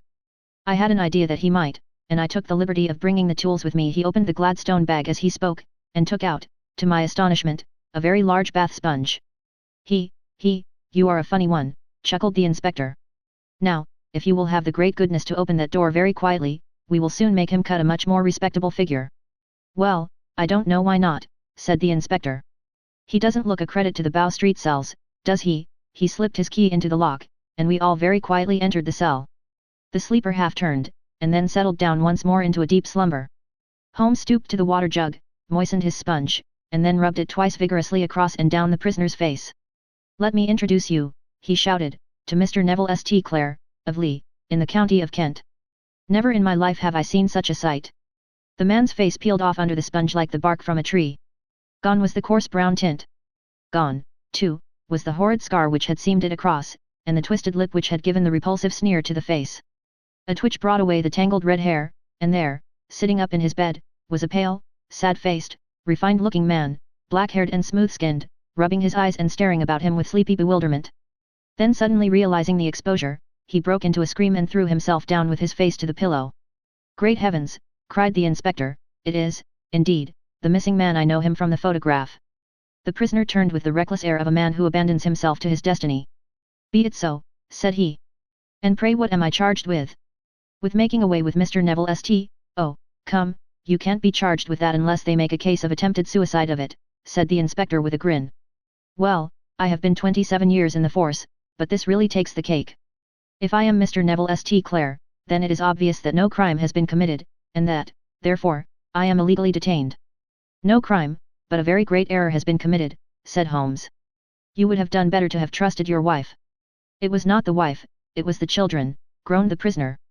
"God help me, I would not have them ashamed of their father. My God, what an exposure, what can I do?" Sherlock Holmes sat down beside him on the couch and patted him kindly on the shoulder. "If you leave it to a court of law to clear the matter up," said he, "of course you can hardly avoid publicity. On the other hand, if you convince the police authorities that there is no possible case against you, I do not know that there is any reason that the details should find their way into the papers. Inspector Bradstreet would, I am sure, make notes upon anything which you might tell us and submit it to the proper authorities. The case would then never go into court at all." "God bless you," cried the prisoner passionately. "I would have endured imprisonment, even execution, rather than have left my miserable secret as a family blot to my children. You are the first who have ever heard my story. My father was a schoolmaster in Chesterfield, where I received an excellent education. I travelled in my youth, took to the stage, and finally became a reporter on an evening paper in London. One day my editor wished to have a series of articles upon begging in the metropolis, and I volunteered to supply them. There was the point from which all my adventures started. It was only by trying begging as an amateur that I could get the facts upon which to base my articles. When an actor I had, of course, learned all the secrets of making up, and had been famous in the green room for my skill. I took advantage now of my attainments. I painted my face, and to make myself as pitiable as possible I made a good scar and fixed one side of my lip in a twist by the aid of a small slip of flesh-colored plaster. Then with a red head of hair, and an appropriate dress, I took my station in the business part of the city, ostensibly as a match seller but really as a beggar. For 7 hours I plied my trade, and when I returned home in the evening I found to my surprise that I had received no less than 20 SIXS. 4D. I wrote my articles and thought little more of the matter until, some time later, I backed a bill for a friend and had a writ served upon me for £25. I was at my wit's end where to get the money, but a sudden idea came to me. I begged a fortnight's grace from the creditor, asked for a holiday from my employers, and spent the time in begging in the city under my disguise. In 10 days I had the money and had paid the debt. Well, you can imagine how hard it was to settle down to arduous work at £2 a week when I knew that I could earn as much in a day by smearing my face with a little paint, laying my cap on the ground, and sitting still. It was a long fight between my pride and the money, but the dollars won at last, and I threw up reporting and sat day after day in the corner which I had first chosen, inspiring pity by my ghastly face and filling my pockets with coppers. Only one man knew my secret. He was the keeper of a low den in which I used to lodge in Swandam Lane, where I could every morning emerge as a squalid beggar and in the evenings transform myself into a well-dressed man about town. This fellow, a Lascar, was well paid by me for his rooms, so that I knew that my secret was safe in his possession. Well, very soon I found that I was saving considerable sums of money. I do not mean that any beggar in the streets of London could earn £700 a year, which is less than my average takings, but I had exceptional advantages in my power of making up, and also in a facility of repartee, which improved by practice and made me quite a recognized character in the city. All day a stream of pennies, varied by silver, poured in upon me, and it was a very bad day in which I failed to take £2. As I grew richer I grew more ambitious, took a house in the country, and eventually married, without anyone having a suspicion as to my real occupation. My dear wife knew that I had business in the city. She little knew what. Last Monday I had finished for the day and was dressing in my room above the opium den when I looked out of my window and saw, to my horror and astonishment, that my wife was standing in the street, with her eyes fixed full upon me. I gave a cry of surprise, threw up my arms to cover my face, and, rushing to my confidant, the Lascar, entreated him to prevent anyone from coming up to me. I heard her voice downstairs, but I knew that she could not ascend. Swiftly I threw off my clothes, pulled on those of a beggar, and put on my pigments and wig. Even a wife's eyes could not pierce so complete a disguise. But then it occurred to me that there might be a search in the room, and that the clothes might betray me. I threw open the window, reopening by my violence a small cut which I had inflicted upon myself in the bedroom that morning. Then I seized my coat, which was weighted by the coppers which I had just transferred to it from the leather bag in which I carried my takings. I hurled it out of the window, and it disappeared into the Thames. The other clothes would have followed, but at that moment there was a rush of constables up the stair, and a few minutes after I found, rather, I confess, to my relief, that instead of being identified as Mr. Neville St. Clare, I was arrested as his murderer. I do not know that there is anything else for me to explain. I was determined to preserve my disguise as long as possible, and hence my preference for a dirty face. Knowing that my wife would be terribly anxious, I slipped off my ring and confided it to the Lascar at a moment when no constable was watching me, together with a hurried scrawl, telling her that she had no cause to fear. That note only reached her yesterday, said Holmes. Good God, what a week she must have spent. The police have watched this Lascar, said Inspector Bradstreet, and I can quite understand that he might find it difficult to post a letter unobserved. Probably he handed it to some sailor customer of his, who forgot all about it for some days. That was it, said Holmes, nodding approvingly. I have no doubt of it. But have you never been prosecuted for begging? Many times, but what was a fine to me? It must stop here, however, said Bradstreet. If the police are to hush this thing up, there must be no more of Hugh Boone. I have sworn it by the most solemn oaths which a man can take. In that case I think that it is probable that no further steps may be taken. But if you are found again, then all must come out. I am sure, Mr. Holmes, that we are very much indebted to you for having cleared the matter up. I wish I knew how you reach your results. I reached this one, said my friend, by sitting upon 5 pillows and consuming an ounce of shag. I think, Watson, that if we drive to Baker Street we shall just be in time for breakfast. Story 7. The Adventure of the Blue Carbuncle. I had called upon my friend Sherlock Holmes upon the second morning after Christmas, with the intention of wishing him the compliments of the season. He was lounging upon the sofa in a purple dressing gown, a pipe rack within his reach upon the right, and a pile of crumpled morning papers, evidently newly studied, near at hand. Beside the couch was a wooden chair, and on the angle of the back hung a very seedy and disreputable hard felt hat, much the worse for wear, and cracked in several places. A lens and a forceps lying upon the seat of the chair suggested that the hat had been suspended in this manner for the purpose of examination. You are engaged, said I. Perhaps I interrupt you. Not at all. I am glad to have a friend with whom I can discuss my results. The matter is a perfectly trivial one. He jerked his thumb in the direction of the old hat, but there are points in connection with it which are not entirely devoid of interest and even of instruction.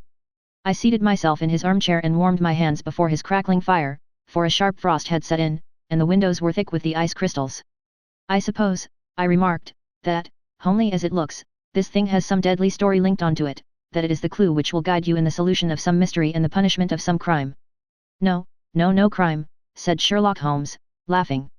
Only one of those whimsical little incidents which will happen when you have 4 million human beings all jostling each other within the space of a few square miles amid the action and reaction of so dense a swarm of humanity. Every possible combination of events may be expected to take place, and many a little problem will be presented which may be striking and bizarre without being criminal. We have already had experience of such. So much so, I remarked, that of the last 6 cases which I have added to my notes, 3 have been entirely free of any legal crime. Precisely. You allude to my attempt to recover the Irene Adler papers, to the singular case of Miss Mary Sutherland, and to the adventure of the man with the twisted lip. Well, I have no doubt that this small matter will fall into the same innocent category. You know Peterson, the commissionaire. Yes. It is to him that this trophy belongs. It is his hat. No, he found it. Its owner is unknown. I beg that you will look upon it not as a battered billycock but as an intellectual problem. And, first, as to how it came here. It arrived upon Christmas morning, in company with a good fat goose, which is, I have no doubt, roasting at this moment in front of Peterson's fire. The facts are these: about 4 o'clock on Christmas morning, Peterson, who, as you know, is a very honest fellow, was returning from some small jollification and was making his way homeward down Tottenham Court Road. In front of him he saw, in the gaslight, a tallish man, walking with a slight stagger, and carrying a white goose slung over his shoulder. As he reached the corner of Goodge Street, a row broke out between this stranger and a little knot of roughs. One of the latter knocked off the man's hat, on which he raised his stick to defend himself and, swinging it over his head, smashed the shop window behind him. Peterson had rushed forward to protect the stranger from his assailants. But the man, shocked at having broken the window, and seeing an official-looking person in uniform rushing towards him, dropped his goose, took to his heels, and vanished amid the labyrinth of small streets which lie at the back of Tottenham Court Road. The roughs had also fled at the appearance of Peterson, so that he was left in possession of the field of battle, and also of the spoils of victory in the shape of this battered hat and a most unimpeachable Christmas goose, which surely he restored to their owner. My dear fellow, there lies the problem. It is true that for Mrs. Henry Baker was printed upon a small card which was tied to the bird's left leg, and it is also true that the initials HB are legible upon the lining of this hat, but as there are some thousands of Bakers, and some hundreds of Henry Bakers in this city of ours, it is not easy to restore lost property to any one of them. What, then, did Peterson do? He brought round both hat and goose to me on Christmas morning, knowing that even the smallest problems are of interest to me. The goose we retained until this morning, when there were signs that, in spite of the slight frost, it would be well that it should be eaten without unnecessary delay. Its finder has carried it off, therefore, to fulfill the ultimate destiny of a goose, while I continue to retain the hat of the unknown gentleman who lost his Christmas dinner. Did he not advertise? No. Then, what clue could you have as to his identity? Only as much as we can deduce from his hat. Precisely. But you are joking. What can you gather from this old battered felt? Here is my lens. You know my methods. What can you gather yourself as to the individuality of the man who has worn this article? I took the tattered object in my hands and turned it over rather ruefully. It was a very ordinary black hat of the usual round shape, hard and much the worse for wear. The lining had been of red silk, but was a good deal discolored. There was no maker's name, but, as Holmes had remarked, the initials HB were scrawled upon one side. It was pierced in the brim for a hat securer, but the elastic was missing. For the rest, it was cracked, exceedingly dusty, and spotted in several places, although there seemed to have been some attempt to hide the discolored patches by smearing them with ink. I can see nothing, said I, handing it back to my friend. On the contrary, Watson, you can see everything. You fail, however, to reason from what you see. You are too timid in drawing your inferences. Then, pray tell me what it is that you can infer from this hat. He picked it up and gazed at it in the peculiar introspective fashion which was characteristic of him. It is perhaps less suggestive than it might have been, he remarked, and yet there are a few inferences which are very distinct, and a few others which represent at least a strong balance of probability. That the man was highly intellectual is of course obvious upon the face of it, and also that he was fairly well to do within the last 3 years, although he has now fallen upon evil days. He had foresight, but has less now than formerly, pointing to a moral retrogression, which, when taken with the decline of his fortunes, seems to indicate some evil influence, probably drink, at work upon him. This may account also for the obvious fact that his wife has ceased to love him. My dear Holmes. He has, however, retained some degree of self-respect, he continued, disregarding my remonstrance. He is a man who leads a sedentary life, goes out little, is out of training entirely, is middle-aged, has grizzled hair which he has had cut within the last few days, and which he anoints with lime cream. These are the more patent facts which are to be deduced from his hat. Also, by the way, that it is extremely improbable that he has gas laid on in his house. You are certainly joking, Holmes. Not in the least is it possible that even now, when I give you these results, you are unable to see how they are attained. I have no doubt that I am very stupid, but I must confess that I am unable to follow you. For example, how did you deduce that this man was intellectual? For answer Holmes clapped the hat upon his head. It came right over the forehead and settled upon the bridge of his nose. It is a question of cubic capacity, said he. A man with so large a brain must have something in it. The decline of his fortunes, then. This hat is 3 years old. These flat brims curled at the edge came in. Then it is a hat of the very best quality. Look at the band of ribbed silk and the excellent lining. If this man could afford to buy so expensive a hat 3 years ago, and has had no hat since, then he has assuredly gone down in the world. Well, that is clear enough, certainly, but how about the foresight and the moral retrogression? Sherlock Holmes laughed. Here is the foresight, said he, putting his finger upon the little disc and loop of the hat securer. They are never sold upon hats. If this man ordered one, it is a sign of a certain amount of foresight, since he went out of his way to take this precaution against the wind. But since we see that he has broken the elastic and has not troubled to replace it, it is obvious that he has less foresight now than formerly, which is a distinct proof of a weakening nature. On the other hand, he has endeavored to conceal some of these stains upon the felt by daubing them with ink, which is a sign that he has not entirely lost his self-respect. Your reasoning is certainly plausible. The further points, that he is middle-aged, that his hair is grizzled, that it has been recently cut, and that he uses lime cream, are all to be gathered from a close examination of the lower part of the lining. The lens discloses a large number of hair ends, clean cut by the scissors of the barber. They all appear to be adhesive, and there is a distinct odor of lime cream. This dust, you will observe, is not the gritty, grey dust of the street but the fluffy brown dust of the house, showing that it has been hung up indoors most of the time, while the marks of moisture upon the inside are proof positive that the wearer perspired very freely, and could therefore hardly be in the best of training. But his wife, you said that she had ceased to love him. This hat has not been brushed for weeks. When I see you, my dear Watson, with a week's accumulation of dust upon your hat, and when your wife allows you to go out in such a state, I shall fear that you also have been unfortunate enough to lose your wife's affection. But he might be a bachelor. Nay, he was bringing home the goose as a peace offering to his wife. Remember the card upon the bird's leg. You have an answer to everything, but how on earth do you deduce that the gas is not laid on in his house?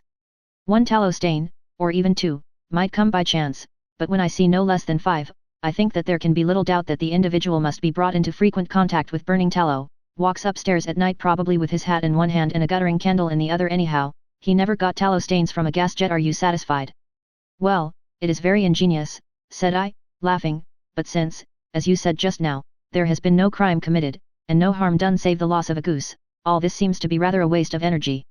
Sherlock Holmes had opened his mouth to reply, when the door flew open, and Peterson, the commissionaire, rushed into the apartment with flushed cheeks and the face of a man who is dazed with astonishment. The goose, Mr. Holmes, the goose, sir, he gasped. What of it, then? Has it returned to life and flapped off through the kitchen window? Holmes twisted himself round upon the sofa to get a fairer view of the man's excited face. See here, sir, see what my wife found in its crop. He held out his hand and displayed upon the center of the palm a brilliantly scintillating blue stone, rather smaller than a bean in size, but of such purity and radiance that it twinkled like an electric point in the dark hollow of his hand. Sherlock Holmes sat up with a whistle. By Jove, Peterson, said he, this is treasure trove indeed. I suppose you know what you have got. A diamond, sir, a precious stone. It cuts into glass as though it were putty. It's more than a precious stone, it is the precious stone. Not the Countess of Morcar's blue carbuncle, I ejaculated. Precisely so. I ought to know its size and shape, seeing that I have read the advertisement about it in the Times every day lately. It is absolutely unique, and its value can only be conjectured, but the reward offered of £1,000 is certainly not within a 20th part of the market price. £1,000, great Lord of mercy! The commissionaire plumped down into a chair and stared from one to the other of us. That is the reward, and I have reason to know that there are sentimental considerations in the background which would induce the Countess to part with half her fortune if she could but recover the gem. It was lost, if I remember aright, at the Hotel Cosmopolitan, I remarked. Precisely so. On December 22nd, just 5 days ago, John Horner, a plumber, was accused of having abstracted it from the lady's jewel case. The evidence against him was so strong that the case has been referred to the assizes. I have some account of the matter here. I believe he rummaged amid his newspapers, glancing over the dates, until at last he smoothed one out, doubled it over, and read the following paragraph. Hotel Cosmopolitan jewel robbery. John Horner, 26, plumber, was brought up upon the charge of having upon the 22nd inst. abstracted from the jewel case of the Countess of Morcar the valuable gem known as the Blue Carbuncle. James Ryder, upper attendant at the hotel, gave his evidence to the effect that he had shown Horner up to the dressing room of the Countess of Morcar upon the day of the robbery in order that he might solder the second bar of the grate, which was loose. He had remained with Horner some little time, but had finally been called away. On returning, he found that Horner had disappeared, that the bureau had been forced open, and that the small morocco casket in which, as it afterwards transpired, the Countess was accustomed to keep her jewel, was lying empty upon the dressing table. Ryder instantly gave the alarm, and Horner was arrested the same evening, but the stone could not be found either upon his person or in his rooms. Catherine Cusack, maid to the Countess, deposed to having heard Ryder's cry of dismay on discovering the robbery, and to having rushed into the room, where she found matters as described by the last witness. Inspector Bradstreet, B Division, gave evidence as to the arrest of Horner, who struggled frantically, and protested his innocence in the strongest terms. Evidence of a previous conviction for robbery having been given against the prisoner, the magistrate refused to deal summarily with the offence, but referred it to the assizes. Horner, who had shown signs of intense emotion during the proceedings, fainted away at the conclusion and was carried out of court. So much for the police court, said Holmes thoughtfully, tossing aside the paper. The question for us now to solve is the sequence of events leading from a rifled jewel case at one end to the crop of a goose in Tottenham Court Road at the other. You see, Watson, our little deductions have suddenly assumed a much more important and less innocent aspect. Here is the stone came from the goose, and the goose came from Mr. Henry Baker, the gentleman with the bad hat and all the other characteristics with which I have bored you. So now we must set ourselves very seriously to finding this gentleman and ascertaining what part he has played in this little mystery. To do this, we must try the simplest means first, and these lie undoubtedly in an advertisement in all the evening papers. If this fail, I shall have recourse to other methods. What will you say? Give me a pencil and that slip of paper now, then, found at the corner of Goodge Street, a goose and a black felt hat. Mr. Henry Baker can have the same by applying at 6:30 this evening at 221B, Baker Street. That is clear and concise. Very, but will he see it? Well, he is sure to keep an eye on the papers, since, to a poor man, the loss was a heavy one. He was clearly so scared by his mischance in breaking the window and by the approach of Peterson that he thought of nothing but flight, but since then he must have bitterly regretted the impulse which caused him to drop his bird. Then, again, the introduction of his name will cause him to see it, for everyone who knows him will direct his attention to it. Here you are, Peterson, run down to the advertising agency and have this put in the evening papers. In which, sir? Oh, in the Globe, Star, Pall Mall, St. James's Gazette, Evening News, Standard, Echo, and any others that occur to you. Very well, sir. And this stone? Ah, yes, I shall keep the stone, thank you. And, I say, Peterson, just buy a goose on your way back and leave it here with me, for we must have one to give to this gentleman in place of the one which your family is now devouring. When the commissionaire had gone, Holmes took up the stone and held it against the light. It's a bonny thing, said he. Just see how it glints and sparkles. Of course it is a nucleus and focus of crime. Every good stone is they are the devil's pet baits, and the larger and older jewels every facet may stand for a bloody deed. This stone is not yet 20 years old. It was found in the banks of the Amoy River in southern China and is remarkable in having every characteristic of the carbuncle, save that it is blue in shade instead of ruby red. In spite of its youth, it has already a sinister history. There have been 2 murders, a vitriol throwing, a suicide, and several robberies brought about for the sake of this 40-grain weight of crystallized charcoal. Who would think that so pretty a toy would be a purveyor to the gallows and the prison? I'll lock it up in my strong box now and drop a line to the Countess to say that we have it. Do you think that this man Horner is innocent? I cannot tell. Well, then, do you imagine that this other one, Henry Baker, had anything to do with the matter? It is, I think, much more likely that Henry Baker is an absolutely innocent man, who had no idea that the bird which he was carrying was of considerably more value than if it were made of solid gold. That, however, I shall determine by a very simple test if we have an answer to our advertisement. And you can do nothing until then? Nothing. In that case I shall continue my professional round, but I shall come back in the evening at the hour you have mentioned, for I should like to see the solution of so tangled a business. Very glad to see you. I dine at 7. There is a woodcock, I believe. By the way, in view of recent occurrences, perhaps I ought to ask Mrs. Hudson to examine its crop. I had been delayed at a case, and it was a little after 6:30 when I found myself in Baker Street once more.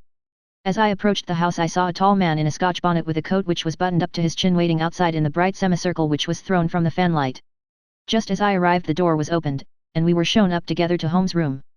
Mr. Henry Baker, I believe, said he, rising from his armchair and greeting his visitor with the easy air of geniality which he could so readily assume. Pray take this chair by the fire, Mr. Baker. It is a cold night, and I observe that your circulation is more adapted for summer than for winter. Ah, Watson, you have just come at the right time. Is that your hat, Mr. Baker? Yes, sir, that is undoubtedly my hat. He was a large man with rounded shoulders, a massive head, and a broad, intelligent face, sloping down to a pointed beard of grizzled brown. A touch of red in nose and cheeks, with a slight tremor of his extended hand, recalled Holmes' surmise as to his habits. His rusty black frock coat was buttoned right up in front, with the collar turned up, and his lank wrists protruded from his sleeves without a sign of cuff or shirt. He spoke in a slow staccato fashion, choosing his words with care, and gave the impression generally of a man of learning and letters who had had ill usage at the hands of fortune. "We have retained these things for some days," said Holmes, "because we expected to see an advertisement from you giving your address. I am at a loss to know now why you did not advertise." Our visitor gave a rather shamefaced laugh. "Shillings have not been so plentiful with me as they once were," he remarked. "I had no doubt that the gang of roughs who assaulted me had carried off both my hat and the bird. I did not care to spend more money in a hopeless attempt at recovering them. Very naturally, by the way, about the bird, we were compelled to eat it." "To eat it?" Our visitor half rose from his chair in his excitement. "Yes, it would have been of no use to anyone had we not done so, but I presume that this other goose upon the sideboard, which is about the same weight and perfectly fresh, will answer your purpose equally well." "Oh, certainly, certainly," answered Mr. Baker with a sigh of relief. "Of course, we still have the feathers, legs, crop, and so on of your own bird, so if you wish." The man burst into a hearty laugh. "They might be useful to me as relics of my adventure," said he, "but beyond that I can hardly see what use the disjecta membra of my late acquaintance are going to be to me. No, sir, I think that, with your permission, I will confine my attentions to the excellent bird which I perceive upon the sideboard." Sherlock Holmes glanced sharply across at me with a slight shrug of his shoulders. "There is your hat, then, and there your bird," said he. "By the way, would it bore you to tell me where you got the other one from? I am somewhat of a fowl fancier, and I have seldom seen a better grown goose." "Certainly, sir," said Baker, who had risen and tucked his newly gained property under his arm. "There are a few of us who frequent the Alpha Inn, near the museum. We are to be found in the museum itself during the day. You understand this year our good host, Windygate by name, instituted a goose club, by which, on consideration of some few pence every week, we were each to receive a bird at Christmas. My pence were duly paid, and the rest is familiar to you. I am much indebted to you, sir, for a Scotch bonnet is fitted neither to my years nor my gravity with the comical pomposity of manner." He bowed solemnly to both of us and strode off upon his way. "So much for Mr. Henry Baker," said Holmes when he had closed the door behind him. "It is quite certain that he knows nothing whatever about the matter. Are you hungry, Watson?" "Not particularly." "Then I suggest that we turn our dinner into a supper and follow up this clue while it is still hot." "By all means." It was a bitter night, so we drew on our ulsters and wrapped cravats about our throats. Outside, the stars were shining coldly in a cloudless sky, and the breath of the passers-by blew out into smoke like so many pistol shots. Our footfalls rang out crisply and loudly as we swung through the Doctor's Quarter, Wimpole Street, Harley Street, and so through Wigmore Street into Oxford Street. In a quarter of an hour we were in Bloomsbury at the Alpha Inn, which is a small public house at the corner of one of the streets which runs down into Holborn. Holmes pushed open the door of the private bar and ordered 2 glasses of beer from the ruddy-faced, white-aproned landlord. "Your beer should be excellent if it is as good as your geese," said he. "My geese?" The man seemed surprised. "Yes, I was speaking only half an hour ago to Mr. Henry Baker, who was a member of your goose club." "Ah, yes, I see, but you see, sir, them's not our geese." "Indeed, whose, then?" "Well, I got the 2 dozen from a salesman in Covent Garden." "Indeed, I know some of them. Which was it?" "Breckenridge is his name." "Ah, I don't know him well. Here's your good health, landlord, and prosperity to your house. Good night." "Now for Mr. Breckenridge," he continued, buttoning up his coat as we came out into the frosty air. "Remember, Watson, that though we have so homely a thing as a goose at one end of this chain, we have at the other a man who will certainly get 7 years penal servitude unless we can establish his innocence. It is possible that our inquiry may but confirm his guilt, but, in any case, we have a line of investigation which has been missed by the police, and which a singular chance has placed in our hands. Let us follow it out to the bitter end. Faces to the south, then, and quick march." We passed across Holborn, down Endell Street, and so through a zigzag of slums to Covent Garden Market. One of the largest stalls bore the name of Breckenridge upon it, and the proprietor, a horsey-looking man, with a sharp face and trim side whiskers, was helping a boy to put up the shutters. "Good evening. It's a cold night," said Holmes. The salesman nodded and shot a questioning glance at my companion. "Sold out of geese, I see," continued Holmes, pointing at the bare slabs of marble. "Let you have 500 tomorrow morning." "That's no good." "Well, there are some on the stall with the gas flare." "Ah, but I was recommended to you." "Who by?" "The landlord of the Alpha." "Oh, yes, I sent him a couple of dozen. Fine birds they were, too. Now where did you get them from?" To my surprise the question provoked a burst of anger from the salesman. "Now, then, mister," said he, with his head cocked and his arms akimbo. What are you driving at? Let's have it straight, now. It is straight enough. I should like to know who sold you the geese which you supplied to the Alpha. Well then, I shan't tell you so now. Oh, it is a matter of no importance, but I don't know why you should be so warm over such a trifle. Warm? You'd be as warm, maybe, if you were as pestered as I am when I pay good money for a good article. There should be an end of the business, but it's where are the geese, and who did you sell the geese to, and what will you take for the geese? One would think they were the only geese in the world, to hear the fuss that is made over them. Well, I have no connection with any other people who have been making inquiries, said Holmes carelessly. If you won't tell us, the bet is off, that is all, but I'm always ready to back my opinion on a matter of fowls, and I have a fiver on it that the bird I ate is country bred. Well, then, you've lost your fiver, for it's town bred, snapped the salesman.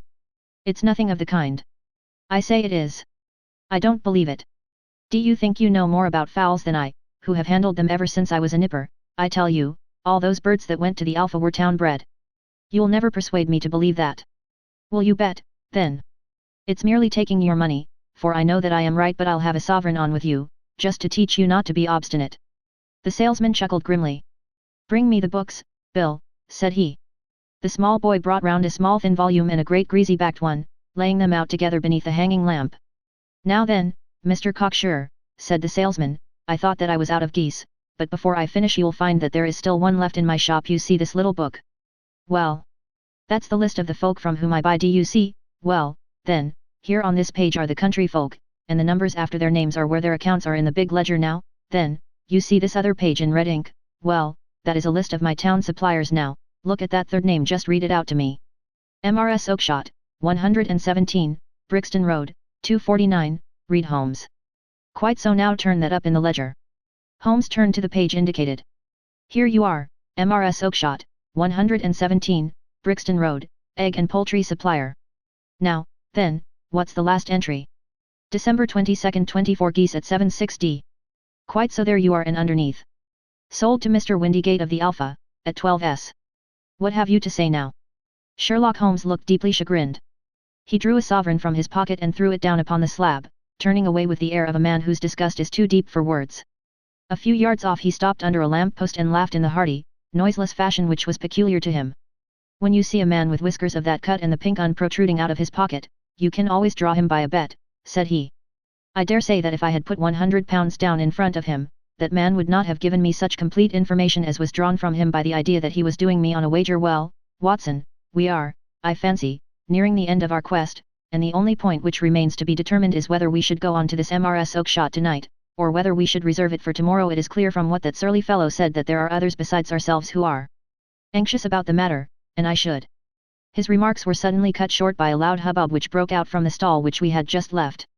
Turning round, we saw a little rat-faced fellow standing in the centre of the circle of yellow light which was thrown by the swinging lamp, while Breckenridge, the salesman, framed in the door of his stall, was shaking his fists fiercely at the cringing figure. I've had enough of you and your geese, he shouted. I wish you were all at the devil together. If you come pestering me any more with your silly talk, I'll set the dog at you. You bring MRS Oakshott here and I'll answer her, but what have you to do with it? Did I buy the geese off you? No, but one of them was mine all the same, whined the little man. Well, then, ask MRS Oakshott for it. She told me to ask you. Well, you can ask the King of Prussia, for all I care. I've had enough of it. Get out of this. He rushed fiercely forward, and the inquirer flitted away into the darkness. Ha, this may save us a visit to Brixton Road, whispered Holmes. Come with me, and we will see what is to be made of this fellow. Striding through the scattered knots of people who lounged round the flaring stalls, my companion speedily overtook the little man and touched him upon the shoulder. He sprang round, and I could see in the gaslight that every vestige of colour had been driven from his face. Who are you, then? What do you want? He asked in a quavering voice. You will excuse me, said Holmes blandly, but I could not help overhearing the questions which you put to the salesman just now. I think that I could be of assistance to you. You? Who are you? How could you know anything of the matter? My name is Sherlock Holmes. It is my business to know what other people don't know. But you can know nothing of this.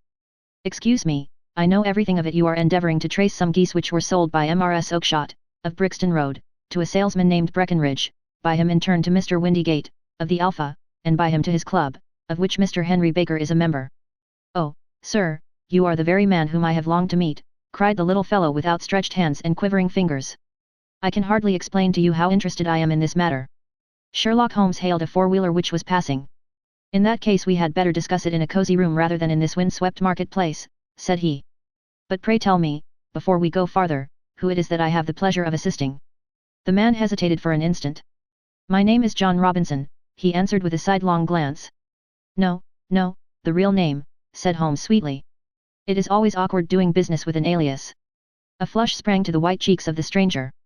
Well then, said he, my real name is James Ryder. Precisely so, head attendant at the Hotel Cosmopolitan. Pray step into the cab, and I shall soon be able to tell you everything which you would wish to know. The little man stood glancing from one to the other of us with half-frightened, half-hopeful eyes, as one who is not sure whether he is on the verge of a windfall or of a catastrophe. Then he stepped into the cab, and in half an hour we were back in the sitting room at Baker Street. Nothing had been said during our drive, but the high, thin breathing of our new companion, and the claspings and unclaspings of his hands, spoke of the nervous tension within him. Here we are, said Holmes cheerily as we filed into the room. The fire looks very seasonable in this weather. You look cold, Mr. Ryder. Pray take the basket chair. I will just put on my slippers before we settle this little matter of yours. Now, then, you want to know what became of those geese? Yes, sir. Or rather, I fancy, of that goose. It was one bird, I imagine, in which you were interested, white, with a black bar across the tail. Ryder quivered with emotion. Oh, sir, he cried, can you tell me where it went to? It came here. Here?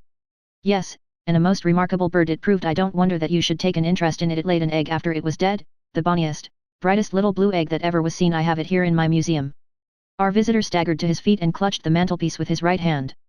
Holmes unlocked his strong box and held up the blue carbuncle, which shone out like a star, with a cold, brilliant, many-pointed radiance. Ryder stood glaring with a drawn face, uncertain whether to claim or to disown it. The game's up, Ryder, said Holmes quietly.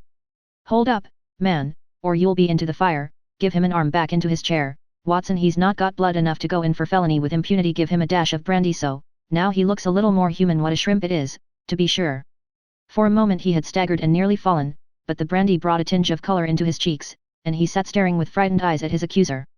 I have almost every link in my hands, and all the proofs which I could possibly need, so there is little which you need tell me. Still, that little may as well be cleared up to make the case complete. You had heard, Ryder, of this blue stone of the Countess of Morcar's. It was Catherine Cusack who told me of it, said he in a crackling voice. I see, her ladyship's waiting maid. Well, the temptation of sudden wealth so easily acquired was too much for you, as it has been for better men before you, but you were not very scrupulous in the means you used. It seems to me, Ryder, that there is the making of a very pretty villain in you. You knew that this man Horner, the plumber, had been concerned in some such matter before, and that suspicion would rest the more readily upon him. What did you do, then? You made some small job in my lady's room, you and your confederate Cusack, and you managed that he should be the man sent for. Then, when he had left, you rifled the jewel case, raised the alarm, and had this unfortunate man arrested. You then. Ryder threw himself down suddenly upon the rug and clutched at my companion's knees. For God's sake, have mercy, he shrieked. Think of my father, of my mother, it would break their hearts. I never went wrong before, I never will again. I swear it. I'll swear it on a Bible. Oh, don't bring it into court, for Christ's sake, don't. Get back into your chair, said Holmes sternly. It is very well to cringe and crawl now, but you thought little enough of this poor Horner in the dock for a crime of which he knew nothing. I will fly, Mr. Holmes. I will leave the country, sir. Then the charge against him will break down. We will talk about that. And now let us hear a true account of the next act. How came the stone into the goose, and how came the goose into the open market? Tell us the truth, for there lies your only hope of safety. Ryder passed his tongue over his parched lips. I will tell you it just as it happened, sir, said he. When Horner had been arrested, it seemed to me that it would be best for me to get away with the stone at once, for I did not know at what moment the police might not take it into their heads to search me in my room. There was no place about the hotel where it would be safe. I went out, as if on some commission, and I made for my sister's house. She had married a man named Oakshott, and lived in Brixton Road, where she fattened fowls for the market. All the way there every man I met seemed to me to be a policeman or a detective, and, for all that it was a cold night, the sweat was pouring down my face before I came to the Brixton Road. My sister asked me what was the matter, and why I was so pale, but I told her that I had been upset by the jewel robbery at the hotel. Then I went into the backyard and smoked a pipe and wondered what it would be best to do. I had a friend once called Maudsley, who went to the bad, and has just been serving his time in Pentonville. One day he had met me, and fell into talk about the ways of thieves, and how they could get rid of what they stole. I knew that he would be true to me, for I knew one or two things about him, so I made up my mind to go right on to Kilburn, where he lived, and take him into my confidence. He would show me how to turn the stone into money, but how to get to him in safety. I thought of the agonies I had gone through in coming from the hotel. I might at any moment be seized and searched, and there would be the stone in my waistcoat pocket. I was leaning against the wall at the time and looking at the geese which were waddling about round my feet, and suddenly an idea came into my head which showed me how I could beat the best detective that ever lived.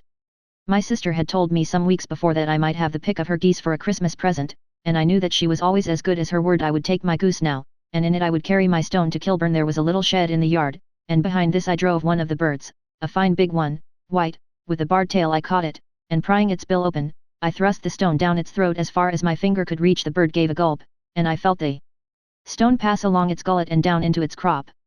But the creature flapped and struggled, and out came my sister to know what was the matter.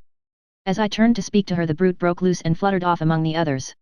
"Whatever were you doing with that bird, Jem?" says she. "Well," said I, "you said you'd give me one for Christmas, and I was feeling which was the fattest." "Oh," says she, "we've set yours aside for you, Jem's bird, we call it. It's the big white one over yonder. There's 26 of them, which makes one for you, and one for us, and 2 dozen for the market."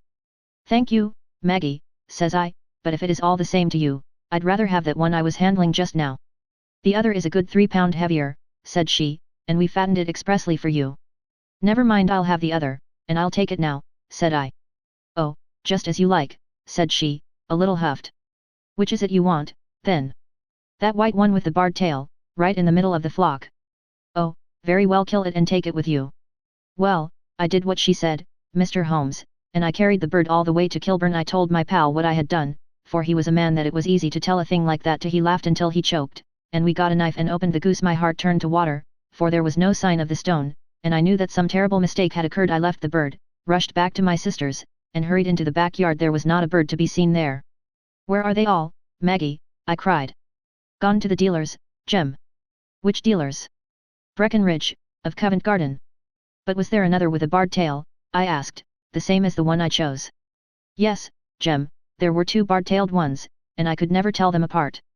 "Well, then, of course I saw it all, and I ran off as hard as my feet would carry me to this man Breckenridge, but he had sold the lot at once, and not one word would he tell me as to where they had gone. You heard him yourselves tonight. Well, he has always answered me like that. My sister thinks that I am going mad. Sometimes I think that I am myself, and now I am myself a branded thief, without ever having touched the wealth for which I sold my character. God help me, God help me."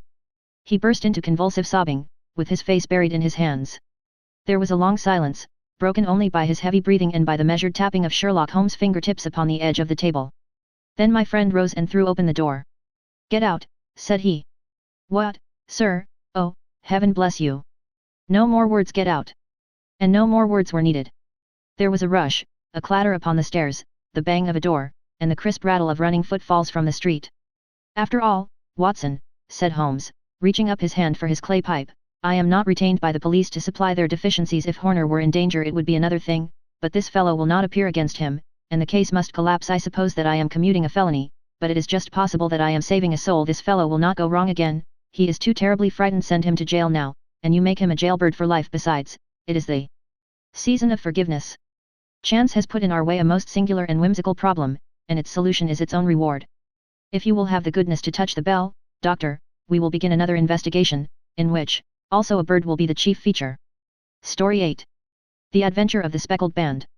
On glancing over my notes of the 70-odd cases in which I have during the last 8 years studied the methods of my friend Sherlock Holmes, I find many tragic, some comic, a large number merely strange, but none commonplace, for, working as he did rather for the love of his art than for the acquirement of wealth, he refused to associate himself with any investigation which did not tend towards the unusual, and even the fantastic. Of all these varied cases, however, I cannot recall any which presented more singular features than that which was associated with the well-known Surrey family of the Roylotts of Stoke Moran. The events in question occurred in the early days of my association with Holmes, when we were sharing rooms as bachelors in Baker Street. It is possible that I might have placed them upon record before, but a promise of secrecy was made at the time, from which I have only been freed during the last month by the untimely death of the lady to whom the pledge was given. It is perhaps as well that the facts should now come to light, for I have reasons to know that there are widespread rumors as to the death of Dr. Grimsby Roylott which tend to make the matter even more terrible than the truth. It was early in April in the year 83 that I woke one morning to find Sherlock Holmes standing, fully dressed, by the side of my bed. He was a late riser, as a rule, and as the clock on the mantelpiece showed me that it was only 7:15, I blinked up at him in some surprise, and perhaps just a little resentment, for I was myself regular in my habits. "Very sorry to knock you up, Watson," said he, "but it's the common lot this morning. Mrs. Hudson has been knocked up," she retorted upon me, "and I on you." "What is it, then, a fire?" No, a client. It seems that a young lady has arrived in a considerable state of excitement, who insists upon seeing me. She is waiting now in the sitting room now. When young ladies wander about the metropolis at this hour of the morning, and knock sleepy people up out of their beds, I presume that it is something very pressing which they have to communicate. Should it prove to be an interesting case, you would, I am sure, wish to follow it from the outset. I thought, at any rate, that I should call you and give you the chance. My dear fellow, I would not miss it for anything. I had no keener pleasure than in following Holmes in his professional investigations, and in admiring the rapid deductions, as swift as intuitions, and yet always founded on a logical basis with which he unraveled the problems which were submitted to him. I rapidly threw on my clothes and was ready in a few minutes to accompany my friend down to the sitting room. A lady dressed in black and heavily veiled, who had been sitting in the window, rose as we entered. "Good morning, madam," said Holmes cheerily. "My name is Sherlock Holmes. This is my intimate friend and associate, Dr. Watson, before whom you can speak as freely as before myself. I am glad to see that Mrs. Hudson has had the good sense to light the fire. Pray draw up to it, and I shall order you a cup of hot coffee, for I observe that you are shivering." "It is not cold which makes me shiver," said the woman in a low voice, changing her seat as requested. "What, then?" "It is fear, Mr. Holmes, it is terror." She raised her veil as she spoke, and we could see that she was indeed in a pitiable state of agitation, her face all drawn and grey, with restless frightened eyes, like those of some hunted animal. Her features and figure were those of a woman of 30, but her hair was shot with premature grey, and her expression was weary and haggard. Sherlock Holmes ran her over with one of his quick, all-comprehensive glances. "You must not fear," said he soothingly, bending forward and patting her forearm. "We shall soon set matters right. I have no doubt you have come in by train this morning. I see. You know me, then?" "No, but I observe the second half of a return ticket in the palm of your left glove. You must have started early, and yet you had a good drive in a dog cart, along heavy roads, before you reached the station." The lady gave a violent start and stared in bewilderment at my companion. "There is no mystery, my dear madam," said he, smiling. "The left arm of your jacket is spattered with mud in no less than 7 places. The marks are perfectly fresh. There is no vehicle save a dog cart which throws up mud in that way, and then only when you sit on the left-hand side of the driver. Whatever your reasons may be, you are perfectly correct," said she. "I started from home before 6, reached Leatherhead at 20 past, and came in by the first train to Waterloo. Sir, I can stand this strain no longer. I shall go mad if it continues. I have no one to turn to, none, save only one, who cares for me, and he, poor fellow, can be of little aid. I have heard of you, Mr. Holmes. I have heard of you from Mrs. Farintosh, whom you helped in the hour of her sore need. It was from her that I had your address. Oh, sir, do you not think that you could help me, too, and at least throw a little light through the dense darkness which surrounds me? At present it is out of my power to reward you for your services, but in a month or 6 weeks I shall be married, with the control of my own income, and then at least you shall not find me ungrateful." Holmes turned to his desk and, unlocking it, drew out a small case-book, which he consulted. "Farintosh," said he. "Ah yes, I recall the case. It was concerned with an Opel Tiara. I think it was before your time, Watson. I can only say, madam, that I shall be happy to devote the same care to your case as I did to that of your friend as to reward. My profession is its own reward, but you are at liberty to defray whatever expenses I may be put to, at the time which suits you best. And now I beg that you will lay before us everything that may help us in forming an opinion upon the matter." "Alas," replied our visitor, "the very horror of my situation lies in the fact that my fears are so vague, and my suspicions depend so entirely upon small points, which might seem trivial to another, that even he, to whom of all others I have a right to look for help and advice, looks upon all that I tell him about it as the fancies of a nervous woman. He does not say so, but I can read it from his soothing answers and averted eyes. But I have heard, Mr. Holmes, that you can see deeply into the manifold wickedness of the human heart. You may advise me how to walk amid the dangers which encompass me." "I am all attention, madam. My name is Helen Stoner, and I am living with my stepfather, who is the last survivor of one of the oldest Saxon families in England, the Roylotts of Stoke Moran, on the western border of Surrey." Holmes nodded his head. "The name is familiar to me," said he.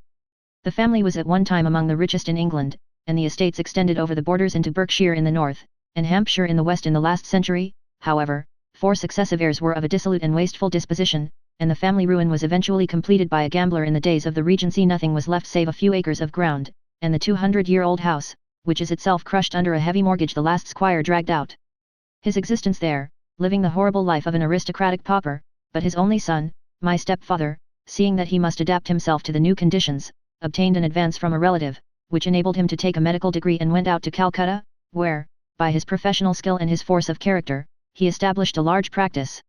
In a fit of anger, however, caused by some robberies which had been perpetrated in the house, he beat his native butler to death and narrowly escaped a capital sentence. As it was, he suffered a long term of imprisonment and afterwards returned to England a morose and disappointed man. When Dr. Roylott was in India he married my mother, Mrs. Stoner, the young widow of Major General Stoner, of the Bengal Artillery. My sister Julia and I were twins, and we were only 2 years old at the time of my mother's remarriage. She had a considerable sum of money, not less than £1,000 a year, and this she bequeathed to Dr. Roylott entirely while we resided with him, with the provision that a certain annual sum should be allowed to each of us in the event of our marriage shortly after our return to England. My mother died. She was killed 8 years ago in a railway accident near Crewe. Dr. Roylott then abandoned his attempts to establish himself in practice in London and took us to live with him in the old ancestral house at Stoke Moran. The money which my mother had left was enough for all our wants, and there seemed to be no obstacle to our happiness. But a terrible change came over our stepfather about this time. Instead of making friends and exchanging visits with our neighbours, who had at first been overjoyed to see a Roylott of Stoke Moran back in the old family seat, he shut himself up in his house and seldom came out save to indulge in ferocious quarrels with whoever might cross his path. Violence of temper approaching to mania has been hereditary in the men of the family, and in my stepfather's case it had, I believe, been intensified by his long residence in the tropics. A series of disgraceful brawls took place, 2 of which ended in the police court, until at last he became the terror of the village, and the folks would fly at his approach, for he is a man of immense strength, and absolutely uncontrollable in his anger.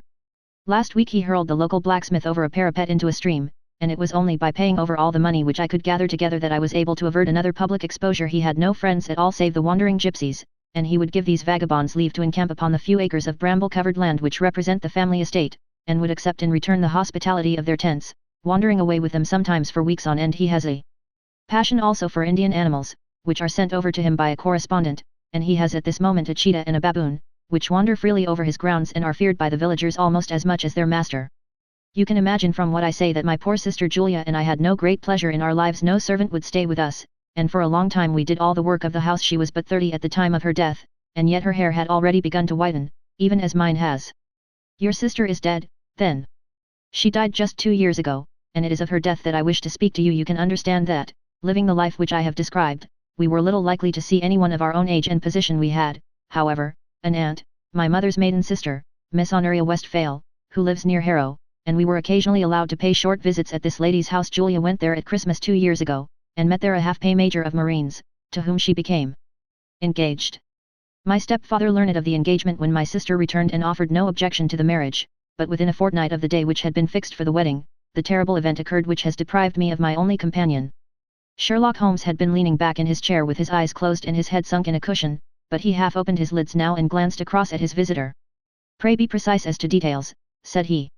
"It is easy for me to be so, for every event of that dreadful time is seared into my memory. The manor house is, as I have already said, very old, and only one wing is now inhabited. The bedrooms in this wing are on the ground floor, the sitting rooms being in the central block of the buildings. Of these bedrooms the first is Dr. Roylott's, the second my sister's, and the third my own. There is no communication between them, but they all open out into the same corridor. Do I make myself plain?" "Perfectly so." The windows of the 3 rooms open out upon the lawn. That fatal night Dr. Roylott had gone to his room early, though we knew that he had not retired to rest, for my sister was troubled by the smell of the strong Indian cigars which it was his custom to smoke. She left her room, therefore, and came into mine, where she sat for some time, chatting about her approaching wedding. At 11 o'clock she rose to leave me, but she paused at the door and looked back. "Tell me, Helen," said she, "have you ever heard anyone whistle in the dead of the night?" "Never," said I. "I suppose that you could not possibly whistle, yourself, in your sleep?" "Certainly not. But why?" "Because during the last few nights I have always, about 3 in the morning, heard a low, clear whistle. I am a light sleeper, and it has awakened me. I cannot tell where it came from, perhaps from the next room, perhaps from the lawn. I thought that I would just ask you whether you had heard it." "No, I have not. It must be those wretched gypsies in the plantation." "Very likely, and yet if it were on the lawn, I wonder that you did not hear it also." "Ah, but I sleep more heavily than you."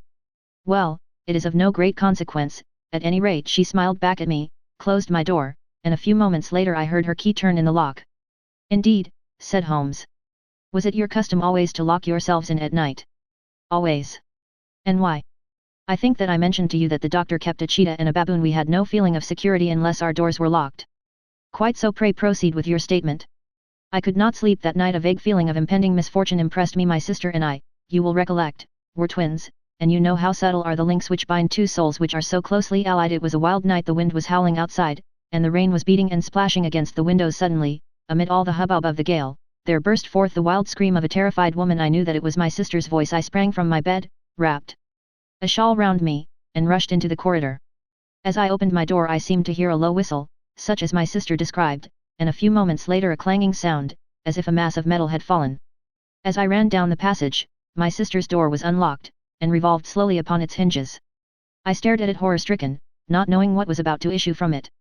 By the light of the corridor lamp I saw my sister appear at the opening, her face blanched with terror, her hands groping for help.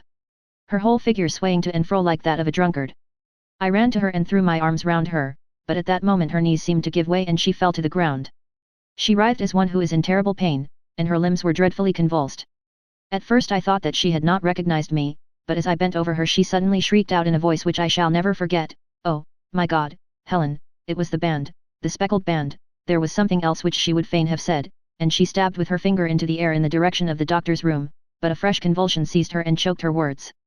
I rushed out, calling loudly for my stepfather, and I met him hastening from his room in his dressing gown. When he reached my sister's side she was unconscious, and though he poured brandy down her throat and sent for medical aid from the village, all efforts were in vain, for she slowly sank and died without having recovered her consciousness. Such was the dreadful end of my beloved sister. "One moment," said Holmes. "Are you sure about this whistle and metallic sound? Could you swear to it?" "That was what the county coroner asked me at the inquiry. It is my strong impression that I heard it, and yet, among the crash of the gale and the creaking of an old house, I may possibly have been deceived." "Was your sister dressed?"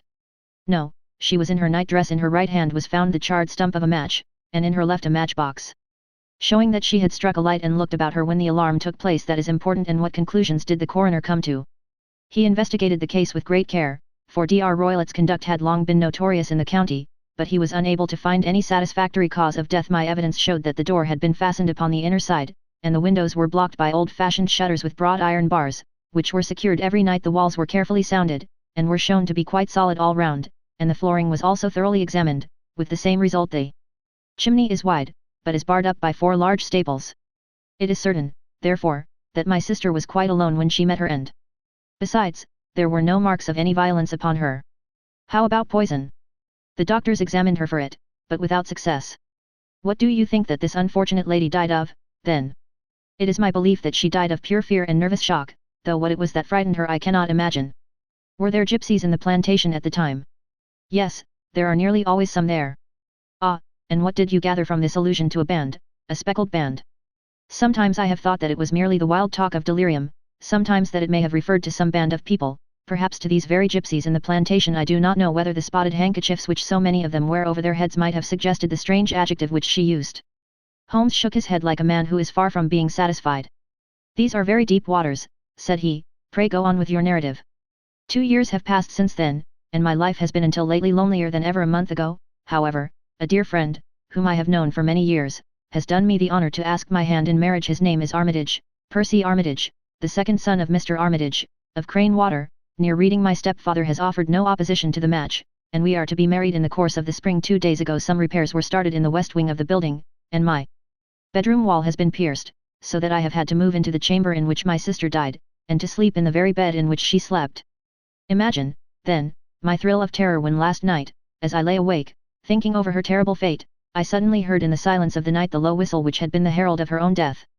I sprang up and lit the lamp, but nothing was to be seen in the room. I was too shaken to go to bed again, however, so I dressed. And as soon as it was daylight I slipped down, got a dog cart at the Crown Inn, which is opposite, and drove to Leatherhead, from whence I have come on this morning with the one object of seeing you and asking your advice." "You have done wisely," said my friend. "But have you told me all?" "Yes, all." "Miss Roylott, you have not. You are screening your stepfather." "Why, what do you mean?" For answer Holmes pushed back the frill of black lace which fringed the hand that lay upon our visitor's knee. 5 little livid spots, the marks of 4 fingers and a thumb, were printed upon the white wrist. "You have been cruelly used," said Holmes. The lady colored deeply and covered over her injured wrist. "He is a hard man," she said, "and perhaps he hardly knows his own strength." There was a long silence, during which Holmes leaned his chin upon his hands and stared into the crackling fire. "This is a very deep business," he said at last. "There are 1,000 details which I should desire to know before I decide upon our course of action, yet we have not a moment to lose. If we were to come to Stoke Moran today, would it be possible for us to see over these rooms without the knowledge of your stepfather? As it happens, he spoke of coming into town today upon some most important business. It is probable that he will be away all day, and that there would be nothing to disturb you. We have a housekeeper now, but she is old and foolish, and I could easily get her out of the way." "Excellent. You are not averse to this trip, Watson?" By no means. Then we shall both come. What are you going to do yourself? I have one or two things which I would wish to do now that I am in town, but I shall return by the 12 o'clock train, so as to be there in time for your coming. And you may expect us early in the afternoon. I have myself some small business matters to attend to. Will you not wait and breakfast? No, I must go. My heart is lightened already since I have confided my trouble to you. I shall look forward to seeing you again this afternoon. She dropped her thick black veil over her face and glided from the room. And what do you think of it all, Watson? Asked Sherlock Holmes, leaning back in his chair. It seems to me to be a most dark and sinister business. Dark enough and sinister enough.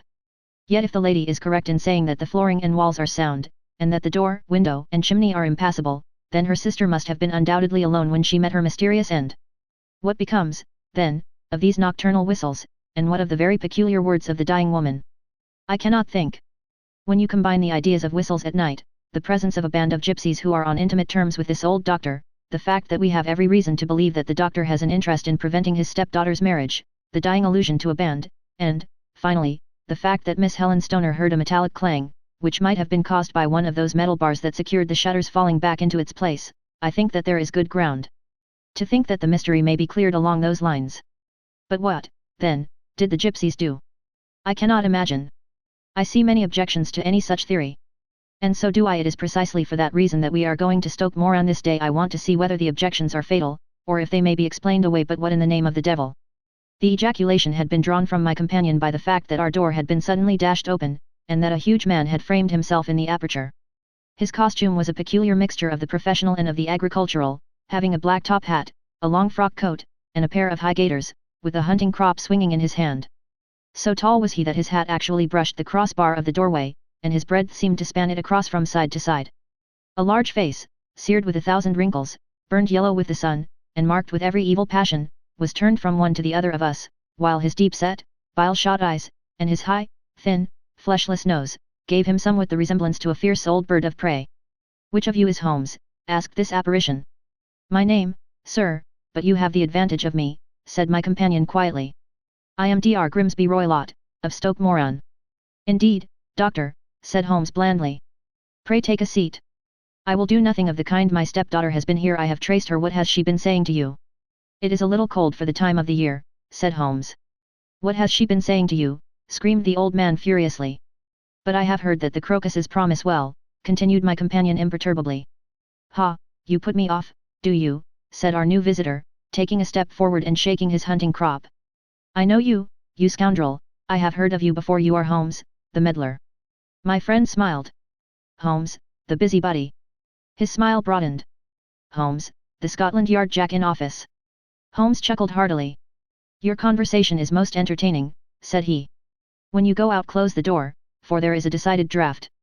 I will go when I have had my say. Don't you dare to meddle with my affairs. I know that Miss Stoner has been here. I traced her. I am a dangerous man to fall foul of. See here. He stepped swiftly forward, seized the poker, and bent it into a curve with his huge brown hands.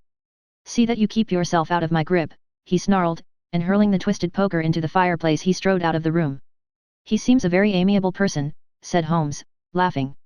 I am not quite so bulky, but if he had remained I might have shown him that my grip was not much more feeble than his own. As he spoke he picked up the steel poker and, with a sudden effort, straightened it out again. Fancy his having the insolence to confound me with the official detective force. This incident gives zest to our investigation, however, and I only trust that our little friend will not suffer from her imprudence in allowing this brute to trace her. And now, Watson, we shall order breakfast, and afterwards I shall walk down to Doctors' Commons, where I hope to get some data which may help us in this matter. It was nearly 1 o'clock when Sherlock Holmes returned from his excursion. He held in his hand a sheet of blue paper, scrawled over with notes and figures. I have seen the will of the deceased wife, said he.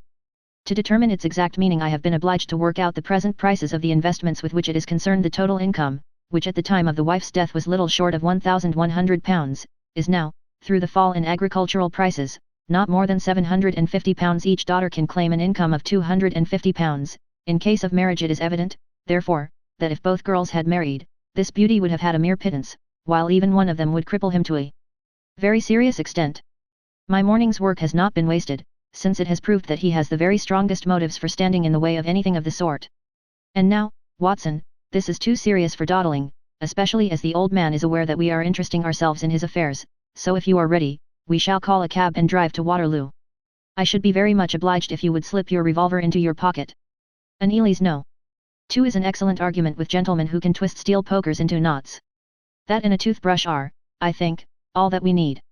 At Waterloo we were fortunate in catching a train for Leatherhead, where we hired a trap at the station inn and drove for 4 or 5 miles through the lovely Surrey lanes.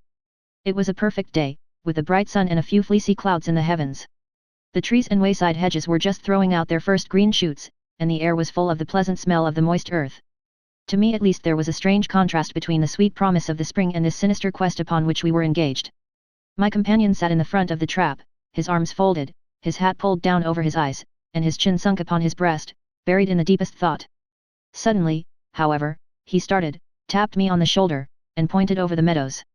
"Look there," said he.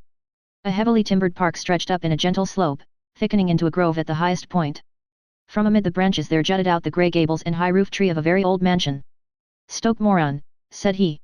"Yes, sir, that be the house of Dr. Grimsby Roylott," remarked the driver. "There is some building going on there," said Holmes, "that is where we are going." "There's the village," said the driver, pointing to a cluster of roofs some distance to the left, "but if you want to get to the house, you'll find it shorter to get over this stile, and so by the footpath over the fields there it is, where the lady is walking." "And the lady, I fancy, is Miss Stoner," observed Holmes, shading his eyes.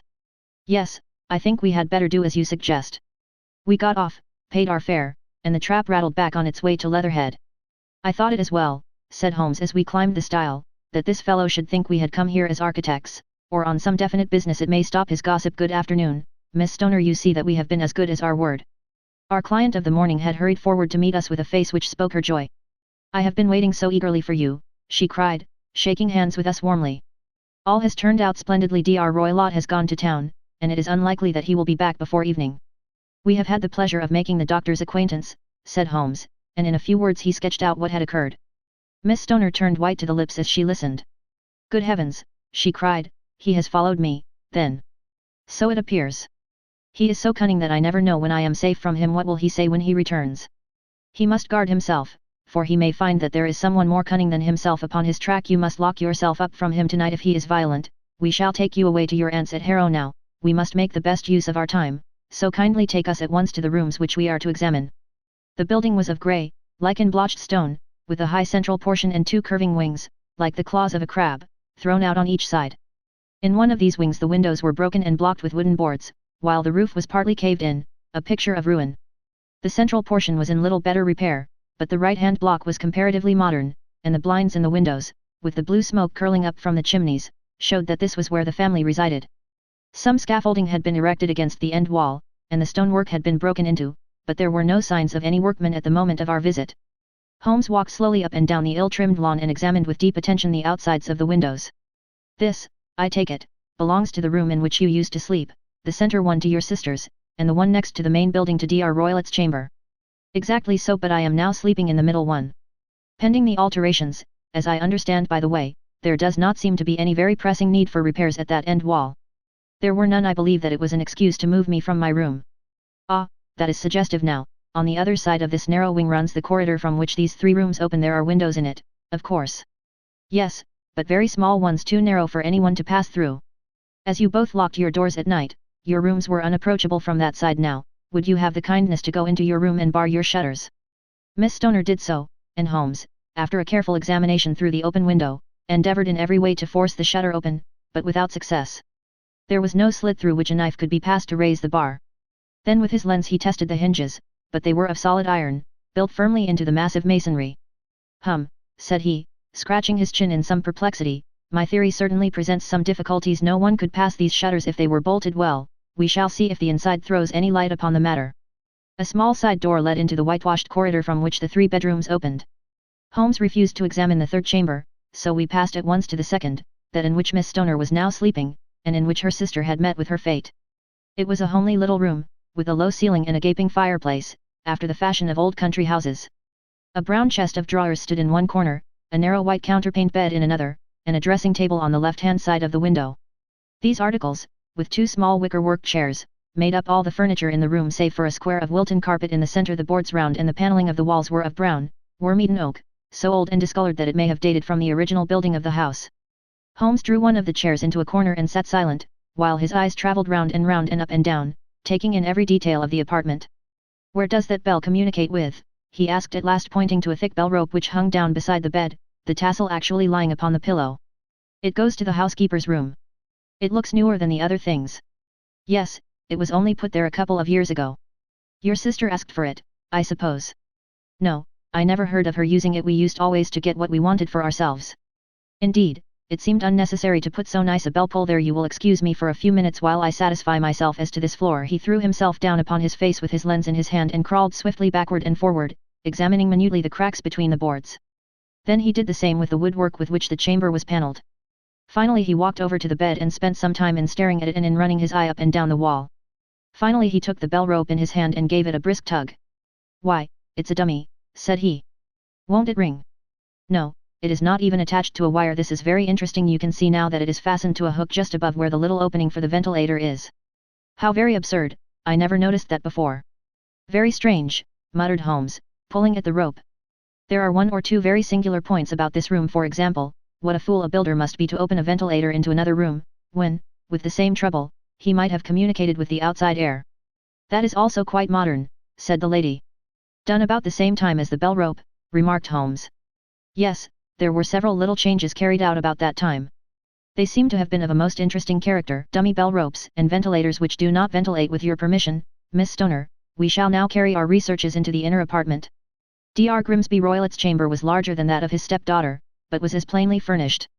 A camp bed, a small wooden shelf full of books, mostly of a technical character, an armchair beside the bed, a plain wooden chair against the wall, a round table, and a large iron safe were the principal things which met the eye. Holmes walked slowly round and examined each and all of them with the keenest interest. What's in here? He asked, tapping the safe. My stepfather's business papers. Oh, you have seen inside, then? Only once, some years ago. I remember that it was full of papers. There isn't a cat in it, for example. No, what a strange idea. Well, look at this. He took up a small saucer of milk which stood on the top of it.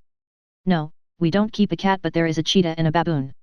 Ah, yes, of course. Well, a cheetah is just a big cat, and yet a saucer of milk does not go very far in satisfying its wants.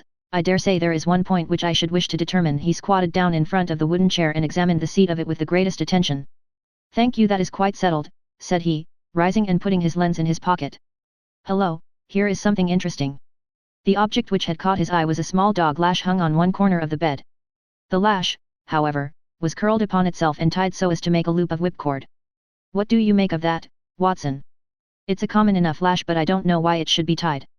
That is not quite so common, is it? Ah, me, it's a wicked world, and when a clever man turns his brains to crime it is the worst of all. I think that I have seen enough now, Miss Stoner, and with your permission we shall walk out upon the lawn. I had never seen my friend's face so grim or his brow so dark as it was when we turned from the scene of this investigation. We had walked several times up and down the lawn, neither Miss Stoner nor myself liking to break in upon his thoughts before he roused himself from his reverie. It is very essential, Miss Stoner, said he, that you should absolutely follow my advice in every respect. I shall most certainly do so.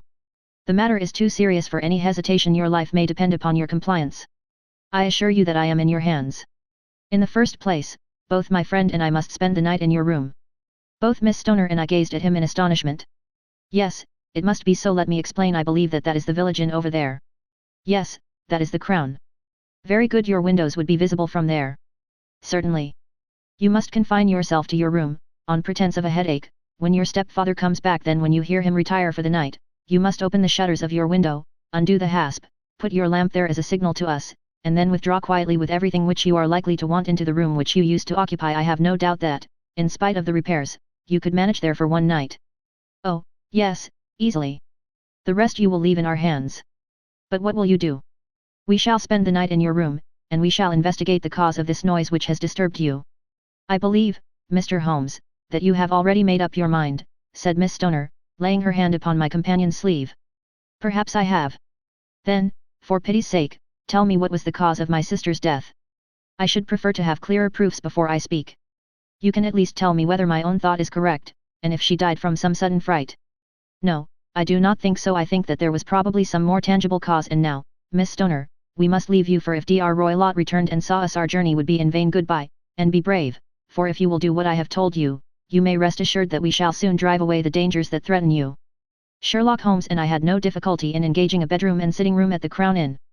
They were on the upper floor, and from our window we could command a view of the avenue gate, and of the inhabited wing of Stoke Moran Manor House. At dusk we saw Dr. Grimsby Roylott drive past, his huge form looming up beside the little figure of the lad who drove him. The boy had some slight difficulty in undoing the heavy iron gates, and we heard the hoarse roar of the doctor's voice and saw the fury with which he shook his clenched fists at him. The trap drove on, and a few minutes later we saw a sudden light spring up among the trees as the lamp was lit in one of the sitting rooms.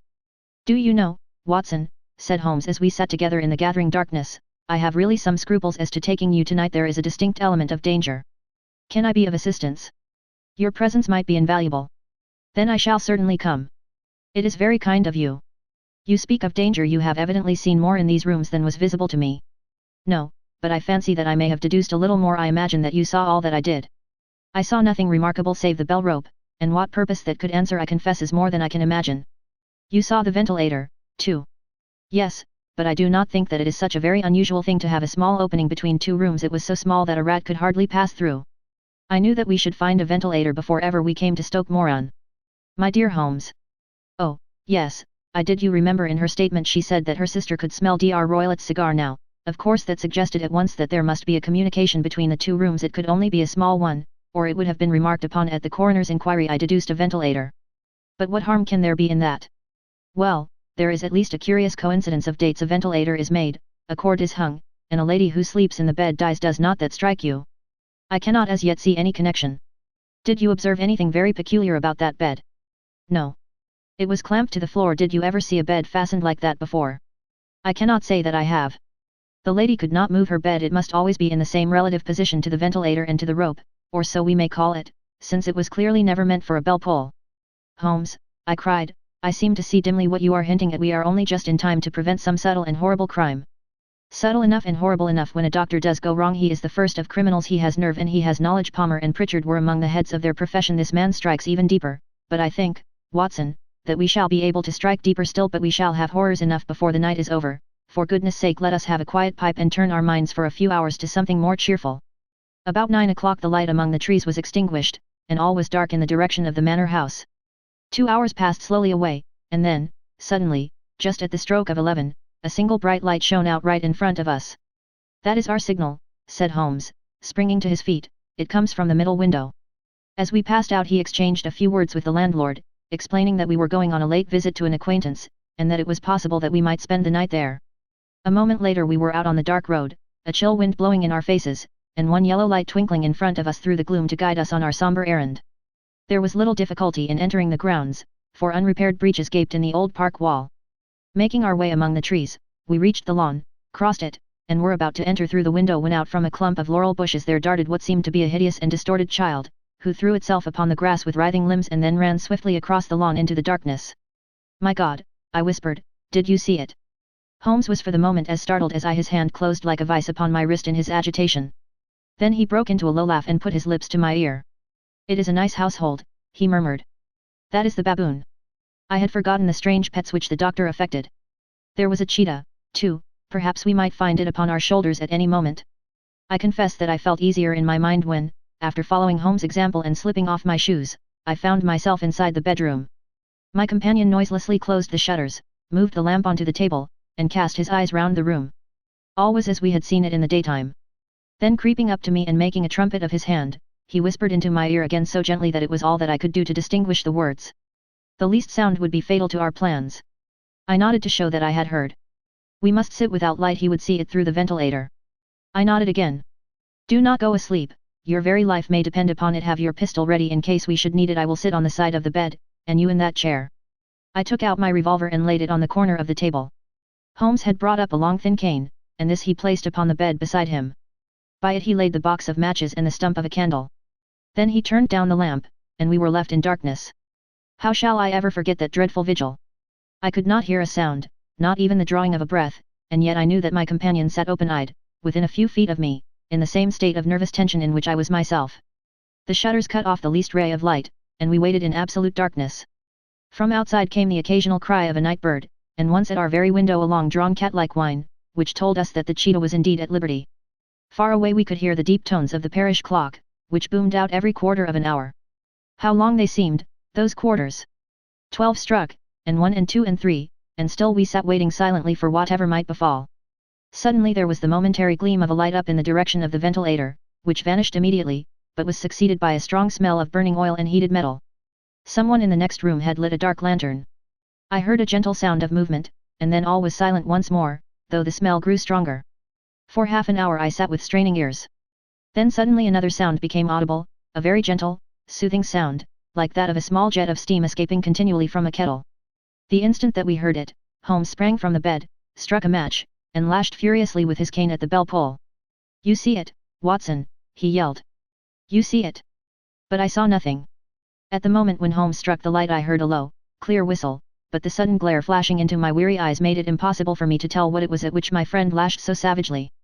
I could, however, see that his face was deadly pale and filled with horror and loathing. He had ceased to strike and was gazing up at the ventilator when suddenly there broke from the silence of the night the most horrible cry to which I have ever listened. It swelled up louder and louder, a hoarse yell of pain and fear and anger all mingled in the one dreadful shriek. They say that away down in the village, and even in the distant parsonage, that cry raised the sleepers from their beds. It struck cold to our hearts, and I stood gazing at Holmes, and he at me, until the last echoes of it had died away into the silence from which it rose. "What can it mean?" I gasped. "It means that it is all over," Holmes answered. "And perhaps, after all, it is for the best. Take your pistol, and we will enter Dr. Roylott's room." With a grave face he lit the lamp and led the way down the corridor. Twice he struck at the chamber door without any reply from within. Then he turned the handle and entered, I at his heels, with the cocked pistol in my hand. It was a singular sight which met our eyes. On the table stood a dark lantern with the shutter half open, throwing a brilliant beam of light upon the iron safe, the door of which was ajar. Beside this table, on the wooden chair, sat Dr. Grimsby Roylott clad in a long grey dressing gown, his bare ankles protruding beneath, and his feet thrust into red heelless Turkish slippers. Across his lap lay the short stock with the long lash which we had noticed during the day. His chin was cocked upward and his eyes were fixed in a dreadful, rigid stare at the corner of the ceiling. Round his brow he had a peculiar yellow band, with brownish speckles, which seemed to be bound tightly round his head. As we entered he made neither sound nor motion. "The band, the speckled band," whispered Holmes. I took a step forward. In an instant his strange headgear began to move, and there reared itself from among his hair the squat diamond-shaped head and puffed neck of a loathsome serpent. "It is a swamp adder," cried Holmes, "the deadliest snake in India. He has died within 10 seconds of being bitten. Violence does, in truth, recoil upon the violent, and the schemer falls into the pit which he digs for another. Let us thrust this creature back into its den, and we can then remove Miss Stoner to some place of shelter and let the county police know what has happened." As he spoke he drew the dog whip swiftly from the dead man's lap, and throwing the noose round the reptile's neck he drew it from its horrid perch and, carrying it at arm's length, threw it into the iron safe, which he closed upon it. Such are the true facts of the death of Dr. Grimsby Roylott, of Stoke Moran. It is not necessary that I should prolong a narrative which has already run to too great a length by telling how we broke the sad news to the terrified girl, how we conveyed her by the morning train to the care of her good aunt at Harrow, of how the slow process of official inquiry came to the conclusion that the doctor met his fate while indiscreetly playing with a dangerous pet. The little which I had yet to learn of the case was told me by Sherlock Holmes as we travelled back next day. "I had," said he, "come to an entirely erroneous conclusion which shows, my dear Watson, how dangerous it always is to reason from insufficient data. The presence of the gypsies, and the use of the word band, which was used by the poor girl, no doubt, to explain the appearance which she had caught a hurried glimpse of by the light of her match, were sufficient to put me upon an entirely wrong scent. I can only claim the merit that I instantly reconsidered my position when, however, it became clear to me that whatever danger threatened an occupant of the room could not come either from the window or the door. My attention was speedily drawn, as I have already remarked to you, to this ventilator, and to the bell rope which hung down to the bed. The discovery that this was a dummy, and that the bed was clamped to the floor, instantly gave rise to the suspicion that the rope was there as a bridge for something passing through the hole and coming to the bed. The idea of a snake instantly occurred to me. And when I coupled it with my knowledge that the doctor was furnished with a supply of creatures from India, I felt that I was probably on the right track. The idea of using a form of poison which could not possibly be discovered by any chemical test was just such a one as would occur to a clever and ruthless man who had had an Eastern training. The rapidity with which such a poison would take effect would also, from his point of view, be an advantage. It would be a sharp-eyed coroner, indeed, who could distinguish the two little dark punctures which would show where the poison fangs had done their work. Then I thought of the whistle. Of course he must recall the snake before the morning light revealed it to the victim. He had trained it, probably by the use of the milk which we saw, to return to him when summoned. He would put it through this ventilator at the hour that he thought best, with the certainty that it would crawl down the rope and land on the bed. It might or might not bite the occupant. Perhaps she might escape every night for a week, but sooner or later she must fall a victim.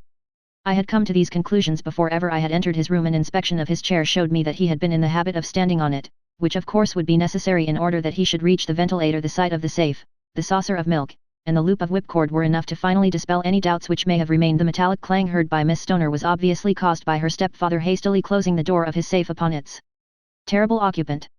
Having once made up my mind, you know the steps which I took in order to put the matter to the proof.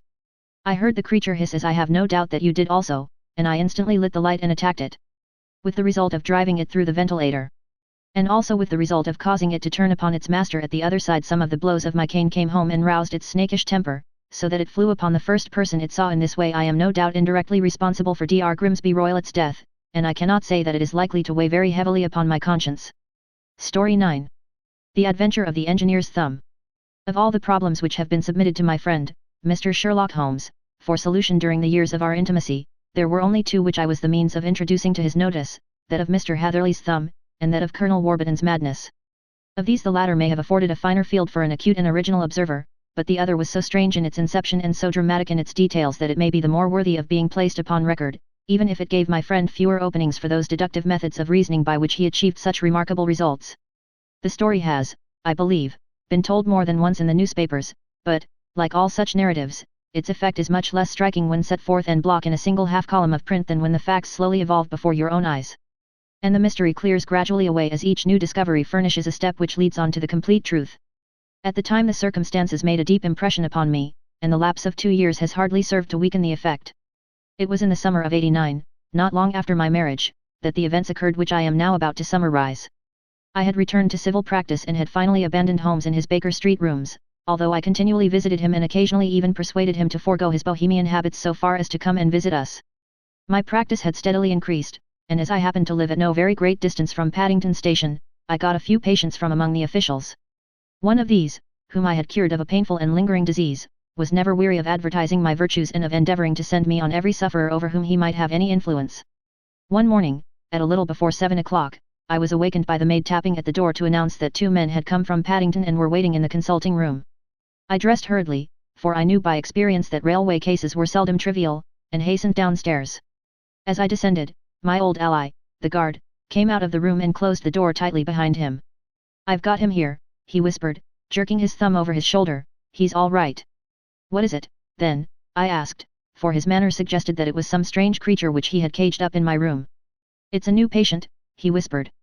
"I thought I'd bring him round myself, then he couldn't slip away. There he is, all safe and sound. I must go now, doctor, I have my duties, just the same as you." And off he went, this trusty tout, without even giving me time to thank him. I entered my consulting room and found a gentleman seated by the table. He was quietly dressed in a suit of heather tweed with a soft cloth cap which he had laid down upon my books. Round one of his hands he had a handkerchief wrapped, which was mottled all over with bloodstains. He was young, not more than 25, I should say, with a strong, masculine face, but he was exceedingly pale and gave me the impression of a man who was suffering from some strong agitation, which it took all his strength of mind to control. "I am sorry to knock you up so early, doctor," said he, "but I have had a very serious accident during the night. I came in by train this morning, and on inquiring at Paddington as to where I might find a doctor, a worthy fellow very kindly escorted me here. I gave the maid a card, but I see that she has left it upon the side table." I took it up and glanced at it. "Mr. Victor Hatherley, hydraulic engineer, 16A, Victoria Street, 3rd floor, ... That was the name, style, and abode of my morning visitor.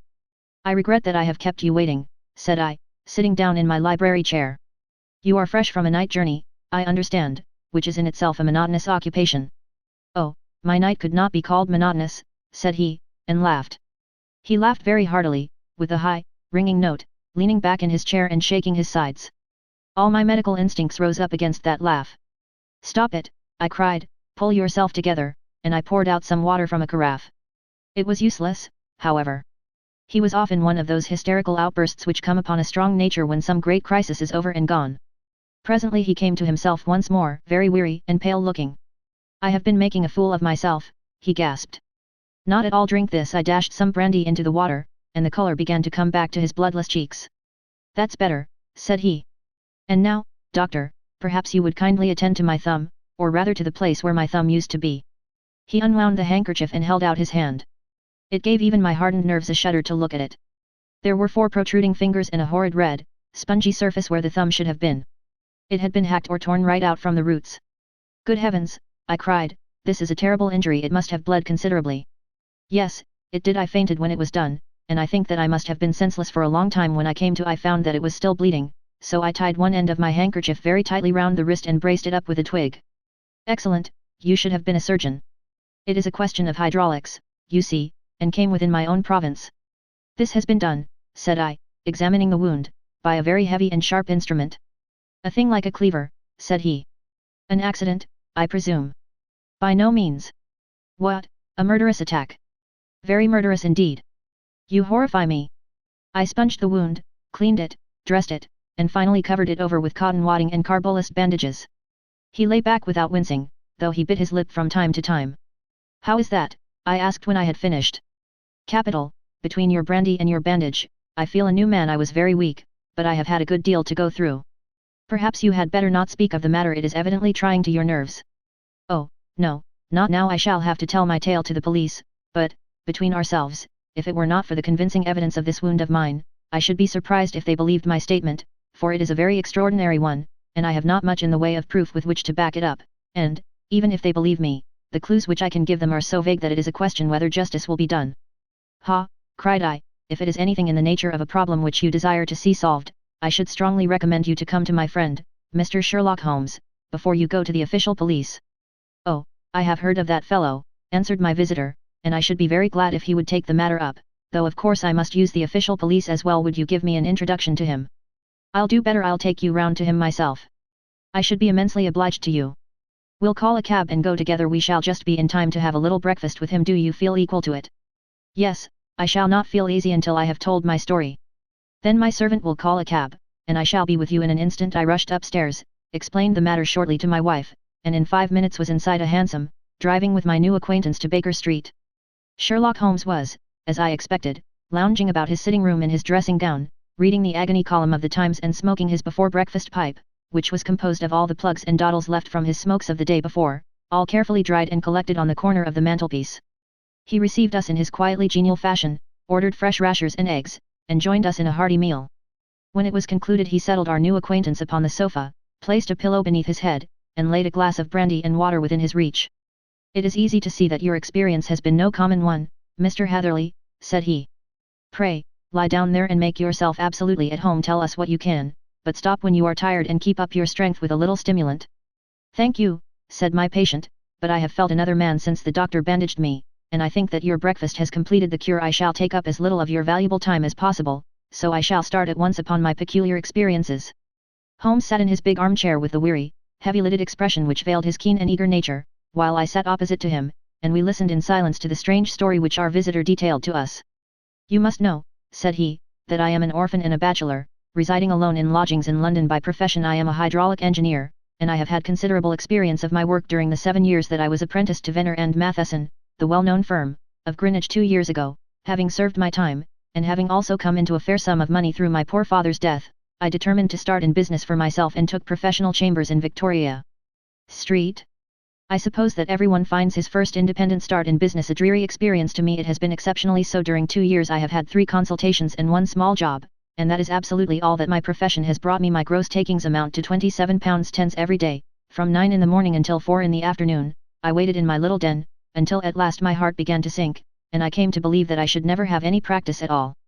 Yesterday, however, just as I was thinking of leaving the office, my clerk entered to say there was a gentleman waiting who wished to see me upon business. He brought up a card, too, with the name of Colonel Lysander Stark engraved upon it. Close at his heels came the colonel himself, a man rather over the middle size, but of an exceeding thinness. I do not think that I have ever seen so thin a man. His whole face sharpened away into nose and chin, and the skin of his cheeks was drawn quite tense over his outstanding bones. Yet this emaciation seemed to be his natural habit, and due to no disease, for his eye was bright, his step brisk, and his bearing assured. He was plainly but neatly dressed, and his age, I should judge, would be nearer 40 than 30. Mr. Hatherley, said he, with something of a German accent. You have been recommended to me, Mr. Hatherley, as being a man who is not only proficient in his profession but is also discreet and capable of preserving a secret. I bowed, feeling as flattered as any young man would at such an address. May I ask who it was who gave me so good a character? Well, perhaps it is better that I should not tell you that just at this moment I have it from the same source that you are both an orphan and a bachelor and are residing alone in London. That is quite correct, I answered, but you will excuse me if I say that I cannot see how all this bears upon my professional qualifications. I understand that it was on a professional matter that you wished to speak to me. Undoubtedly so, but you will find that all I say is really to the point. I have a professional commission for you, but absolute secrecy is quite essential, absolute secrecy, you understand, and of course we may expect that more from a man who is alone than from one who lives in the bosom of his family. If I promise to keep a secret, said I, you may absolutely depend upon my doing so. He looked very hard at me as I spoke, and it seemed to me that I had never seen so suspicious and questioning an eye. Do you promise, then, said he at last. Yes, I promise. Absolute and complete silence before, during, and after, no reference to the matter at all, either in word or writing. I have already given you my word. Very good. He suddenly sprang up, and darting like lightning across the room he flung open the door. The passage outside was empty. That's all right, said he, coming back. I know that clerks are sometimes curious as to their master's affairs. Now we can talk in safety. He drew up his chair very close to mine and began to stare at me again with the same questioning and thoughtful look. A feeling of repulsion, and of something akin to fear had begun to rise within me at the strange antics of this fleshless man. Even my dread of losing a client could not restrain me from showing my impatience. I beg that you will state your business, sir, said I. My time is of value. Heaven forgive me for that last sentence, but the words came to my lips. How would 50 guineas for a night's work suit you? He asked. Most admirably. I say a night's work, but an hour's would be near the mark. I simply want your opinion about a hydraulic stamping machine which has got out of gear. If you show us what is wrong we shall soon set it right ourselves. What do you think of such a commission as that? The work appears to be light and the pay munificent. Precisely so. We shall want you to come tonight by the last train. Where to?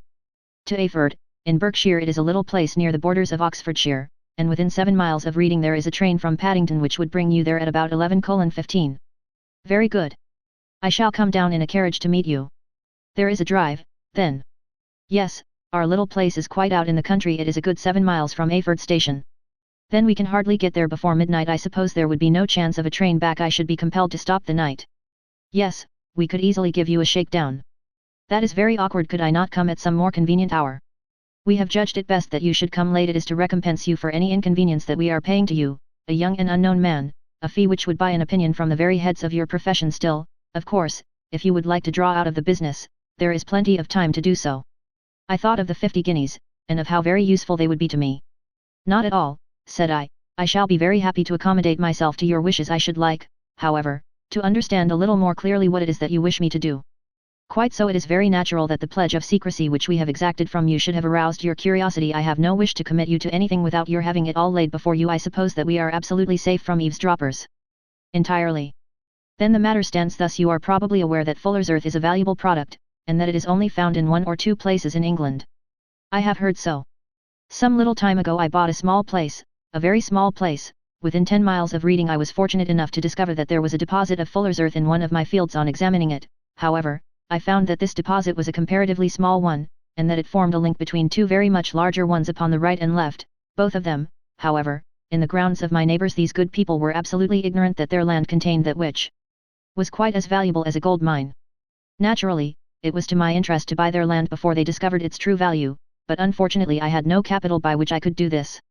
I took a few of my friends into the secret, however, and they suggested that we should quietly and secretly work our own little deposit, and that in this way we should earn the money which would enable us to buy the neighboring fields. This we have now been doing for some time. And in order to help us in our operations we erected a hydraulic press. This press, as I have already explained, has got out of order, and we wish your advice upon the subject. We guard our secret very jealously, however, and if it once became known that we had hydraulic engineers coming to our little house, it would soon rouse inquiry, and then, if the facts came out, it would be goodbye to any chance of getting these fields and carrying out our plans. That is why I have made you promise me that you will not tell a human being that you are going to Ayford tonight. I hope that I make it all plain. I quite follow you, said I. The only point which I could not quite understand was what use you could make of a hydraulic press in excavating Fuller's Earth, which, as I understand, is dug out like gravel from a pit. Ah, said he carelessly, we have our own process. We compress the earth into bricks, so as to remove them without revealing what they are, but that is a mere detail. I have taken you fully into my confidence now, Mr. Hatherley, and I have shown you how I trust you. He rose as he spoke. I shall expect you, then, at Ayford at 11:15. I shall certainly be there. And not a word to a soul. He looked at me with a last long, questioning gaze, and then, pressing my hand in a cold, dank grasp, he hurried from the room. Well, when I came to think it all over in cool blood, I was very much astonished, as you may both think, at this sudden commission which had been entrusted to me. On the one hand, of course, I was glad, for the fee was at least tenfold what I should have asked had I set a price upon my own services, and it was possible that this order might lead to other ones. On the other hand, the face and manner of my patron had made an unpleasant impression upon me, and I could not think that his explanation of the fuller's earth was sufficient to explain the necessity for my coming at midnight, and his extreme anxiety lest I should tell anyone of my errand. However, I threw all fears to the winds, ate a hearty supper, drove to Paddington, and started off, having obeyed to the letter the injunction as to holding my tongue.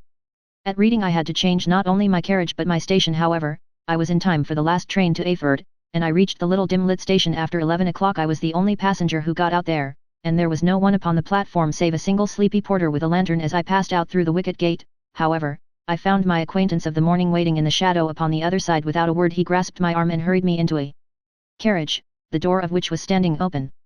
He drew up the windows on either side, tapped on the woodwork, and away we went as fast as the horse could go. "One horse," interjected Holmes. "Yes, only one. Did you observe the color?" "Yes, I saw it by the side lights when I was stepping into the carriage. It was a chestnut. Tired looking or fresh?" "Oh, fresh and glossy." "Thank you. I am sorry to have interrupted you. Pray continue your most interesting statement." Away we went then, and we drove for at least an hour. Colonel Lysander Stark had said that it was only 7 miles, but I should think, from the rate that we seemed to go, and from the time that we took, that it must have been nearer 12. He sat at my side in silence all the time, and I was aware, more than once when I glanced in his direction, that he was looking at me with great intensity. The country roads seemed to be not very good in that part of the world, for we lurched and jolted terribly. I tried to look out of the windows to see something of where we were, but they were made of frosted glass, and I could make out nothing save the occasional bright blur of a passing light. Now and then I hazarded some remark to break the monotony of the journey, but the colonel answered only in monosyllables, and the conversation soon flagged. At last, however, the bumping of the road was exchanged for the crisp smoothness of a gravel drive, and the carriage came to a stand. Colonel Lysander Stark sprang out, and, as I followed after him, pulled me swiftly into a porch which gaped in front of us. We stepped, as it were, right out of the carriage and into the hall, so that I failed to catch the most fleeting glance of the front of the house. The instant that I had crossed the threshold the door slammed heavily behind us, and I heard faintly the rattle of the wheels as the carriage drove away.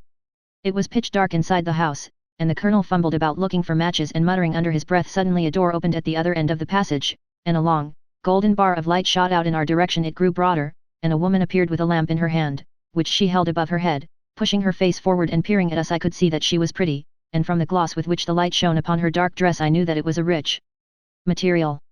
She spoke a few words in a foreign tongue in a tone as though asking a question, and when my companion answered in a gruff monosyllable she gave such a start that the lamp nearly fell from her hand. Colonel Stark went up to her, whispered something in her ear, and then, pushing her back into the room from whence she had come, he walked towards me again with the lamp in his hand. "Perhaps you will have the kindness to wait in this room for a few minutes," said he, throwing open another door. It was a quiet, little, plainly furnished room, with a round table in the center, on which several German books were scattered. Colonel Stark laid down the lamp on the top of a harmonium beside the door. "I shall not keep you waiting an instant," said he, and vanished into the darkness. I glanced at the books upon the table, and in spite of my ignorance of German I could see that 2 of them were treatises on science, the others being volumes of poetry. Then I walked across to the window, hoping that I might catch some glimpse of the countryside, but an oak shutter, heavily barred, was folded across it. It was a wonderfully silent house. There was an old clock ticking loudly somewhere in the passage, but otherwise everything was deadly still. A vague feeling of uneasiness began to steal over me. Who were these German people, and what were they doing living in this strange, out-of-the-way place? And where was the place? I was 10 miles or so from Ayford, that was all I knew, but whether north, south, east, or west I had no idea. For that matter, Reading and possibly other large towns were within that radius, so the place might not be so secluded, after all. Yet it was quite certain, from the absolute stillness, that we were in the country. I paced up and down the room, humming a tune under my breath to keep up my spirits and feeling that I was thoroughly earning my 50-guinea fee. Suddenly, without any preliminary sound in the midst of the utter stillness, the door of my room swung slowly open. The woman was standing in the aperture, the darkness of the hall behind her, the yellow light from my lamp beating upon her eager and beautiful face. I could see at a glance that she was sick with fear, and the sight sent a chill to my own heart. She held up one shaking finger to warn me to be silent, and she shot a few whispered words of broken English at me, her eyes glancing back, like those of a frightened horse, into the gloom behind her. "I would go," said she, trying hard, as it seemed to me, to speak calmly. "I would go. I should not stay here. There is no good for you to do." "But, madam," said I have not yet done what I came for. I cannot possibly leave until I have seen the machine." "It is not worth your while to wait," she went on. "You can pass through the door, no one hinders." And then, seeing that I smiled and shook my head, she suddenly threw aside her constraint and made a step forward, with her hands wrung together. "For the love of heaven," she whispered, "get away from here before it is too late." But I am somewhat headstrong by nature, and the more ready to engage in an affair when there is some obstacle in the way. I thought of my 50-guinea fee, of my wearisome journey, and of the unpleasant night which seemed to be before me. Was it all to go for nothing? Why should I slink away without having carried out my commission, and without the payment which was my due? This woman might, for all I knew, be a monomaniac with a stout bearing, therefore, though her manner had shaken me more than I cared to confess, I still shook my head and declared my intention of remaining where I was. She was about to renew her entreaties when a door slammed overhead, and the sound of several footsteps was heard upon the stairs. She listened for an instant, threw up her hands with a despairing gesture, and vanished as suddenly and as noiselessly as she had come. The newcomers were Colonel Lysander Stark and a short thick man with a chinchilla beard growing out of the creases of his double chin, who was introduced to me as Mr. Ferguson. "This is my secretary and manager," said the colonel. "By the way, I was under the impression that I left this door shut just now. I fear that you have felt the draught." "On the contrary," said I opened the door myself because I felt the room to be a little close. He shot one of his suspicious looks at me. "Perhaps we had better proceed to business, then," said he. "Mr. Ferguson and I will take you up to see the machine. I had better put my hat on, I suppose." "Oh, no, it is in the house." "What, you dig fuller's earth in the house?" No, this is only where we compress it, but never mind that. All we wish you to do is to examine the machine and to let us know what is wrong with it."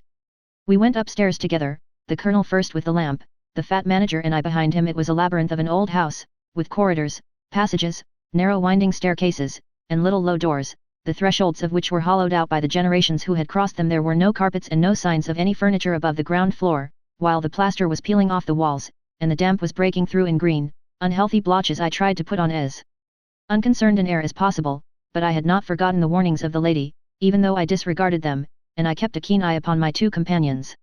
Ferguson appeared to be a morose and silent man, but I could see from the little that he said that he was at least a fellow countryman. Colonel Lysander Stark stopped at last before a low door, which he unlocked. Within was a small, square room, in which the three of us could hardly get at one time. Ferguson remained outside, and the colonel ushered me in.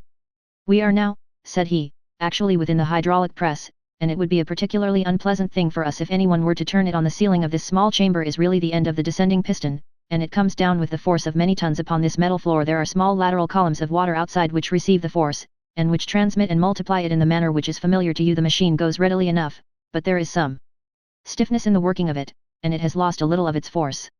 Perhaps you will have the goodness to look it over and to show us how we can set it right."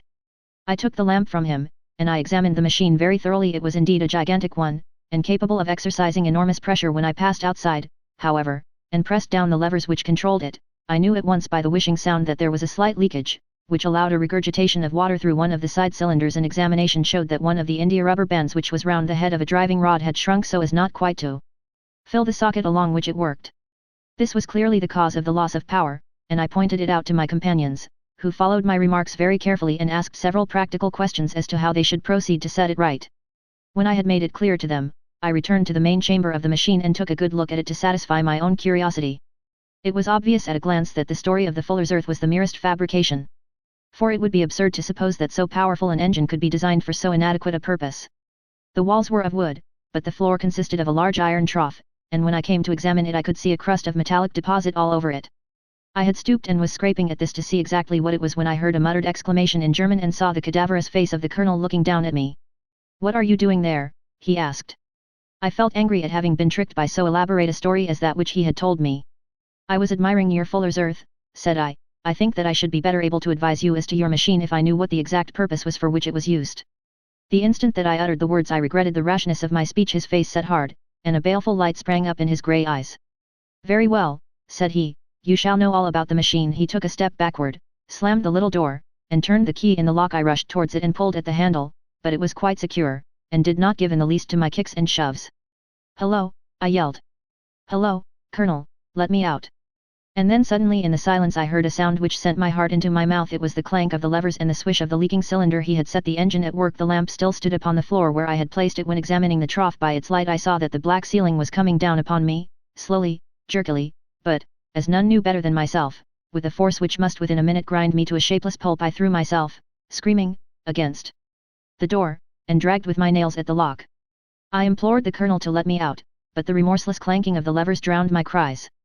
The ceiling was only a foot or two above my head, and with my hand upraised I could feel its hard, rough surface. Then it flashed through my mind that the pain of my death would depend very much upon the position in which I met it. If I lay on my face the weight would come upon my spine, and I shuddered to think of that dreadful snap. Easier the other way, perhaps, and yet. Had I the nerve to lie and look up at that deadly black shadow wavering down upon me? Already I was unable to stand erect, when my eye caught something which brought a gush of hope back to my heart.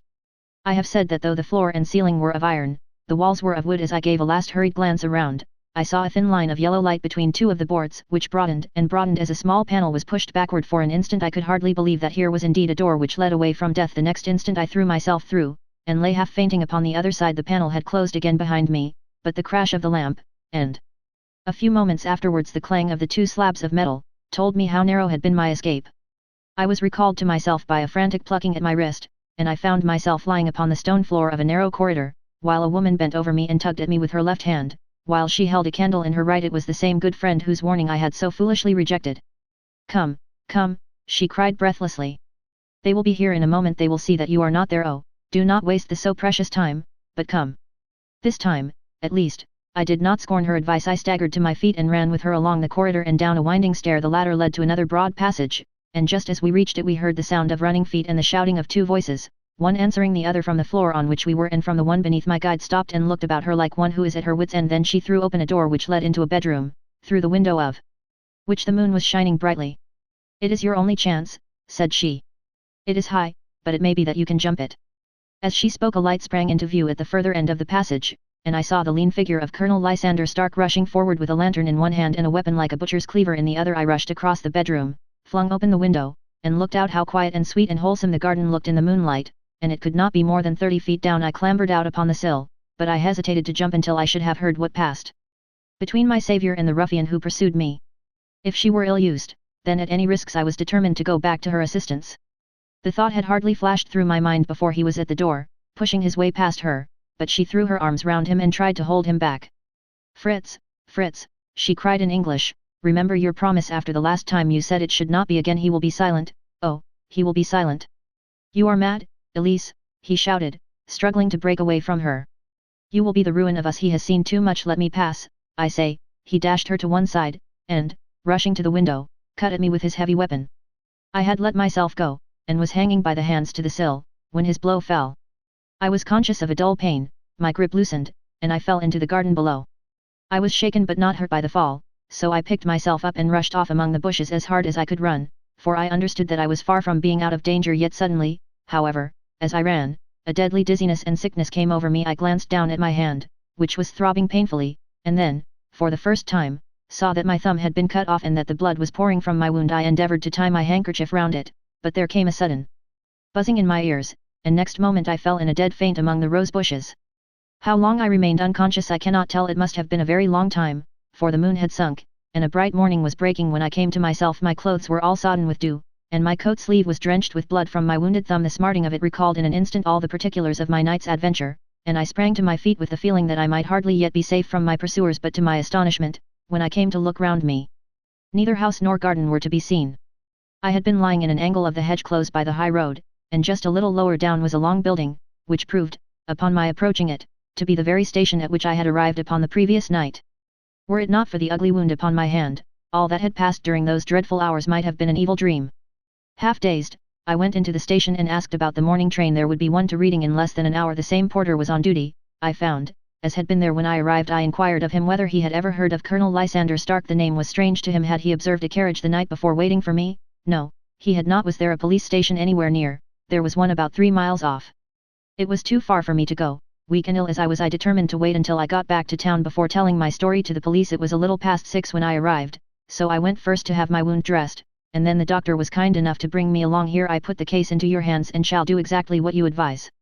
We both sat in silence for some little time after listening to this extraordinary narrative.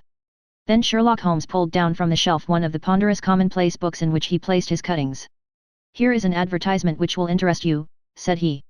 "It appeared in all the papers about a year ago. Listen to this. Lost, on the 9th inst, Mr. Jeremiah Haling, aged 26, a hydraulic engineer, left his lodgings at 10 o'clock at night, and has not been heard of since. Was dressed in, etc., etc. Ha, that represents the last time that the colonel needed to have his machine overhauled, I fancy." "Good heavens," cried my patient. "Then that explains what the girl said." Undoubtedly it is quite clear that the colonel was a cool and desperate man, who was absolutely determined that nothing should stand in the way of his little game, like those out-and-out pirates who will leave no survivor from a captured ship. Well, every moment now is precious, so if you feel equal to it we shall go down to Scotland Yard at once as a preliminary to starting for Ayford. Some 3 hours or so afterwards we were all in the train together, bound from Reading to the little Berkshire village. There were Sherlock Holmes, the hydraulic engineer, Inspector Bradstreet, of Scotland Yard, a plain-clothes man, and myself. Bradstreet had spread an ordnance map of the county out upon the seat and was busy with his compasses drawing a circle with Ayford for its centre. "There you are," said he. "That circle is drawn at a radius of 10 miles from the village. The place we want must be somewhere near that line." "You said 10 miles, I think, sir." "It was an hour's good drive." "And you think that they brought you back all that way when you were unconscious?" "They must have done so. I have a confused memory, too, of having been lifted and conveyed somewhere." "What I cannot understand," said I, "is why they should have spared you when they found you lying fainting in the garden." "Perhaps the villain was softened by the woman's entreaties." "I hardly think that likely. I never saw a more inexorable face in my life." "Oh, we shall soon clear up all that," said Bradstreet. "Well, I have drawn my circle, and I only wish I knew at what point upon it the folk that we are in search of are to be found." "I think I could lay my finger on it," said Holmes quietly. "Really, now," cried the inspector, "you have formed your opinion. Come, now, we shall see who agrees with you." "I say it is south, for the country is more deserted there." "And I say east," said my patient. "I am for west," remarked the plain-clothes man. "There are several quiet little villages up there." "And I am for north," said I, "because there are no hills there, and our friend says that he did not notice the carriage go up any." "Come," cried the inspector, laughing, "it's a very pretty diversity of opinion we have boxed the compass among us. Who do you give your casting vote to?" "You are all wrong." "But we can't all be." "Oh, yes, you can. This is my point." He placed his finger in the center of the circle. "This is where we shall find them." "But the 12-mile drive," gasped Hatherley. "6 out and 6 back. Nothing simpler. You say yourself that the horse was fresh and glossy when you got in. How could it be that if it had gone 12 miles over heavy roads?" "Indeed, it is a likely ruse enough," observed Bradstreet thoughtfully. "Of course there can be no doubt as to the nature of this gang." "None at all," said Holmes. "They are coiners on a large scale, and have used the machine to form the amalgam which has taken the place of silver." "We have known for some time that a clever gang was at work," said the inspector. "They have been turning out half-crowns by the thousand. We even traced them as far as Reading, but could get no farther, for they had covered their traces in a way that showed that they were very old hands. But now, thanks to this lucky chance, I think that we have got them right enough." But the inspector was mistaken, for those criminals were not destined to fall into the hands of justice. As we rolled into Ayford station we saw a gigantic column of smoke which streamed up from behind a small clump of trees in the neighborhood and hung like an immense ostrich feather over the landscape. "A house on fire?" asked Bradstreet as the train steamed off again on its way. "Yes, sir," said the station master. "When did it break out?" "I hear that it was during the night, sir, but it has got worse, and the whole place is in a blaze." "Whose house is it?" "Dr. Beecher's." "Tell me," broke in the engineer, "is Dr. Beecher a German, very thin, with a long, sharp nose?" The station master laughed heartily.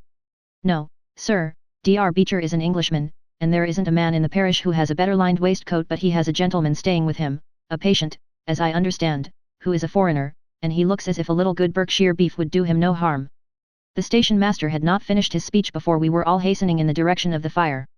The road topped a low hill, and there was a great widespread whitewashed building in front of us, spouting fire at every chink and window, while in the garden in front 3 fire engines were vainly striving to keep the flames under. "That's it," cried Hatherley, in intense excitement. "There is the gravel drive, and there are the rose bushes where I lay. That second window is the one that I jumped from." "Well, at least," said Holmes, "you have had your revenge upon them. There can be no question that it was your oil lamp which, when it was crushed in the press, set fire to the wooden walls, though no doubt they were too excited in the chase after you to observe it at the time. Now keep your eyes open in this crowd for your friends of last night, though I very much fear that they are a good 100 miles off by now." And Holmes' fears came to be realized, for from that day to this no word has ever been heard either of the beautiful woman, the sinister German, or the morose Englishman. Early that morning a peasant had met a cart containing several people and some very bulky boxes driving rapidly in the direction of Reading, but there all traces of the fugitives disappeared, and even Holmes' ingenuity failed ever to discover the least clue as to their whereabouts. The firemen had been much perturbed at the strange arrangements which they had found within, and still more so by discovering a newly severed human thumb upon a windowsill of the second floor. About sunset, however, their efforts were at last successful, and they subdued the flames, but not before the roof had fallen in, and the whole place been reduced to such absolute ruin that, save some twisted cylinders and iron piping, not a trace remained of the machinery which had cost our unfortunate acquaintance so dearly. Large masses of nickel and of tin were discovered stored in an outhouse, but no coins were to be found, which may have explained the presence of those bulky boxes which have been already referred to. How our hydraulic engineer had been conveyed from the garden to the spot where he recovered his senses might have remained forever a mystery were it not for the soft mold, which told us a very plain tale. He had evidently been carried down by two persons, one of whom had remarkably small feet and the other unusually large ones. On the whole, it was most probable that the silent Englishman, being less bold or less murderous than his companion, had assisted the woman to bear the unconscious man out of the way of danger. "Well," said our engineer ruefully as we took our seats to return once more to London, "it has been a pretty business for me. I have lost my thumb and I have lost a 50-guinea fee, and what have I gained?" "Experience," said Holmes, laughing. "Indirectly it may be of value, you know, you have only to put it into words to gain the reputation of being excellent company for the remainder of your existence." Story 10. The Adventure of the Noble Bachelor. The Lord St. Simon marriage, and its curious termination, have long ceased to be a subject of interest in those exalted circles in which the unfortunate bridegroom moves. Fresh scandals have eclipsed it, and their more piquant details have drawn the gossips away from this 4-year-old drama. As I have reason to believe, however, that the full facts have never been revealed to the general public, and as my friend Sherlock Holmes had a considerable share in clearing the matter up, I feel that no memoir of him would be complete without some little sketch of this remarkable episode. It was a few weeks before my own marriage, during the days when I was still sharing rooms with Holmes in Baker Street, that he came home from an afternoon stroll to find a letter on the table waiting for him. I had remained indoors all day, for the weather had taken a sudden turn to rain, with high autumnal winds, and the Jezile bullet which I had brought back in one of my limbs as a relic of my Afghan campaign throbbed with dull persistence. With my body in one easy chair and my legs upon another, I had surrounded myself with a cloud of newspapers until at last, saturated with the news of the day, I tossed them all aside and lay listless, watching the huge crest and monogram upon the envelope upon the table and wondering lazily who my friend's noble correspondent could be. "Here is a very fashionable epistle," I remarked as he entered. "Your morning letters, if I remember right, were from a fishmonger and a tide waiter." "Yes, my correspondence has certainly the charm of variety," he answered, smiling, "and the humbler are usually the more interesting. This looks like one of those unwelcome social summonses which call upon a man either to be bored or to lie." He broke the seal and glanced over the contents. "Oh, come, it may prove to be something of interest, after all." "Not social, then?" "No, distinctly professional. And from a noble client. One of the highest in England. My dear fellow, I congratulate you. I assure you, Watson, without affectation, that the status of my client is a matter of less moment to me than the interest of his case. It is just possible, however, that also may not be wanting in this new investigation. You have been reading the papers diligently of late, have you not?" "It looks like it," said I ruefully, pointing to a huge bundle in the corner. "I have had nothing else to do." "It is fortunate, for you will perhaps be able to post me up. I read nothing except the criminal news and the agony column. The latter is always instructive, but if you have followed recent events so closely you must have read about Lord St. Simon and his wedding." "Oh, yes, with the deepest interest." "That is well. The letter which I hold in my hand is from Lord St. Simon. I will read it to you, and in return you must turn over these papers and let me have whatever bears upon the matter. This is what he says. "My dear Mr. Sherlock Holmes, Lord Backwater tells me that I may place implicit reliance upon your judgment and discretion. I have determined, therefore, to call upon you and to consult you in reference to the very painful event which has occurred in connection with my wedding. Mr. Lestrade, of Scotland Yard, is acting already in the matter, but he assures me that he sees no objection to your cooperation, and that he even thinks that it might be of some assistance. I will call at 4 o'clock in the afternoon, and, should you have any other engagement at that time, I hope that you will postpone it, as this matter is of paramount importance. Yours faithfully, Robert St. Simon. It is dated from Grosvenor Mansions, written with a quill pen, and the noble lord has had the misfortune to get a smear of ink upon the outer side of his right little finger, remarked Holmes as he folded up the epistle. He says 4 o'clock. It is 3 now. He will be here in an hour. Then I have just time, with your assistance, to get clear upon the subject. Turn over those papers and arrange the extracts in their order of time, while I take a glance as to who our client is." He picked a red-covered volume from a line of books of reference beside the mantelpiece. "Here he is," said he, sitting down and flattening it out upon his knee.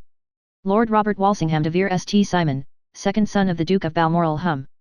Arms, azure, 3 caltrops in chief over a fess sable. Born in 1846. He's 41 years of age, which is mature for marriage. Was Under-Secretary for the Colonies in a late administration. The Duke, his father, was at one time Secretary for Foreign Affairs. They inherit Plantagenet blood by direct descent, and Tudor on the distaff side. Ha! Well, there is nothing very instructive in all this. I think that I must turn to you, Watson, for something more solid." "I have very little difficulty in finding what I want," said I, "for the facts are quite recent, and the matter struck me as remarkable. I feared to refer them to you, however, as I knew that you had an inquiry on hand and that you disliked the intrusion of other matters.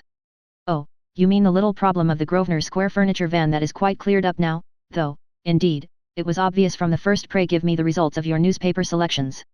Here is the first notice which I can find. It is in the personal column of the Morning Post, and dates, as you see, some weeks back. A marriage has been arranged, it says, and will, if rumour is correct, very shortly take place, between Lord Robert St. Simon, second son of the Duke of Balmoral, and Miss Hattie Doran, the only daughter of Aloysius Doran Esq., of San Francisco, Cal. U.S.A. That is all. Terse and to the point, remarked Holmes, stretching his long, thin legs towards the fire. There was a paragraph amplifying this in one of the society papers of the same week.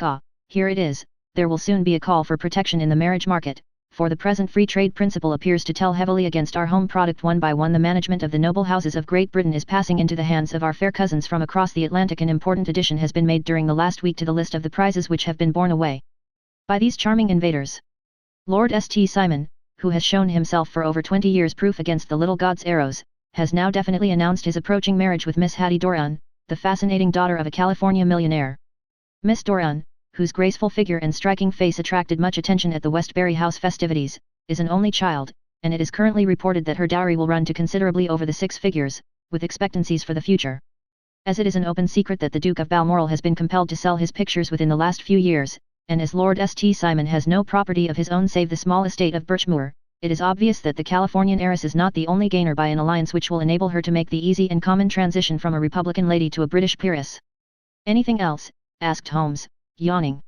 Oh, yes, plenty. Then there is another note in the Morning Post to say that the marriage would be an absolutely quiet one, that it would be at St. George's, Hanover Square, that only half a dozen intimate friends would be invited, and that the party would return to the furnished house at Lancaster Gate which has been taken by Mr. Aloysius Doran 2 days later, that is, on Wednesday last. There is a curt announcement that the wedding had taken place, and that the honeymoon would be passed at Lord Backwater's place, near Petersfield. Those are all the notices which appeared before the disappearance of the bride. Before the what? Asked Holmes with a start. The vanishing of the lady. When did she vanish, then? At the wedding breakfast. Indeed, this is more interesting than it promised to be, quite dramatic, in fact. Yes, it struck me as being a little out of the common. They often vanish before the ceremony, and occasionally during the honeymoon, but I cannot call to mind anything quite so prompt as this. Pray let me have the details. I warn you that they are very incomplete. Perhaps we may make them less so. Such as they are set forth in a single article of a morning paper of yesterday, which I will read to you. It is headed, Singular Occurrence at a Fashionable Wedding. The family of Lord Robert St. Simon has been thrown into the greatest consternation by the strange and painful episodes which have taken place in connection with his wedding. The ceremony, as shortly announced in the papers of yesterday, occurred on the previous morning, but it is only now that it has been possible to confirm the strange rumours which have been so persistently floating about. In spite of the attempts of the friends to hush the matter up, so much public attention has now been drawn to it that no good purpose can be served by affecting to disregard what is a common subject for conversation. The ceremony, which was performed at St. George's, Hanover Square, was a very quiet one, no one being present save the father of the bride, Mr. Aloysius Doran, the Duchess of Balmoral, Lord Backwater, Lord Eustace, and Lady Clara St. Simon, the younger brother and sister of the bridegroom, and Lady Alicia Whittington. The whole party proceeded afterwards to the house of Mr. Aloysius Doran, at Lancaster Gate, where breakfast had been prepared. It appears that some little trouble was caused by a woman, whose name has not been ascertained, who endeavoured to force her way into the house after the bridal party, alleging that she had some claim upon Lord St. Simon. It was only after a painful and prolonged scene that she was ejected by the butler and the footman. The bride, who had fortunately entered the house before this unpleasant interruption, had sat down to breakfast with the rest, when she complained of a sudden indisposition and retired to her room. Her prolonged absence having caused some comment. Her father followed her, but learned from her maid that she had only come up to her chamber for an instant, caught up an ulster and bonnet, and hurried down to the passage. One of the footmen declared that he had seen a lady leave the house thus apparelled, but had refused to credit that it was his mistress, believing her to be with the company. On ascertaining that his daughter had disappeared, Mr. Aloysius Doran, in conjunction with the bridegroom, instantly put themselves in communication with the police, and very energetic inquiries are being made, which will probably result in a speedy clearing up of this very singular business. Up to a late hour last night, however, nothing had transpired as to the whereabouts of the missing lady. There are rumours of foul play in the matter, and it is said that the police have caused the arrest of the woman who had caused the original disturbance, in the belief that, from jealousy or some other motive, she may have been concerned in the strange disappearance of the bride. And is that all? Only one little item in another of the morning papers, but it is a suggestive one. And it is that Miss Flora Miller, the lady who had caused the disturbance, has actually been arrested. It appears that she was formerly a danseuse at the Allegro, and that she has known the bridegroom for some years. There are no further particulars, and the whole case is in your hands now, so far as it has been set forth in the public press. And an exceedingly interesting case it appears to be. I would not have missed it for worlds, but there is a ring at the bell, Watson, and as the clock makes it a few minutes after 4, I have no doubt that this will prove to be our noble client. Do not dream of going, Watson, for I very much prefer having a witness, if only as a check to my own memory. Lord Robert St. Simon, announced our page boy, throwing open the door.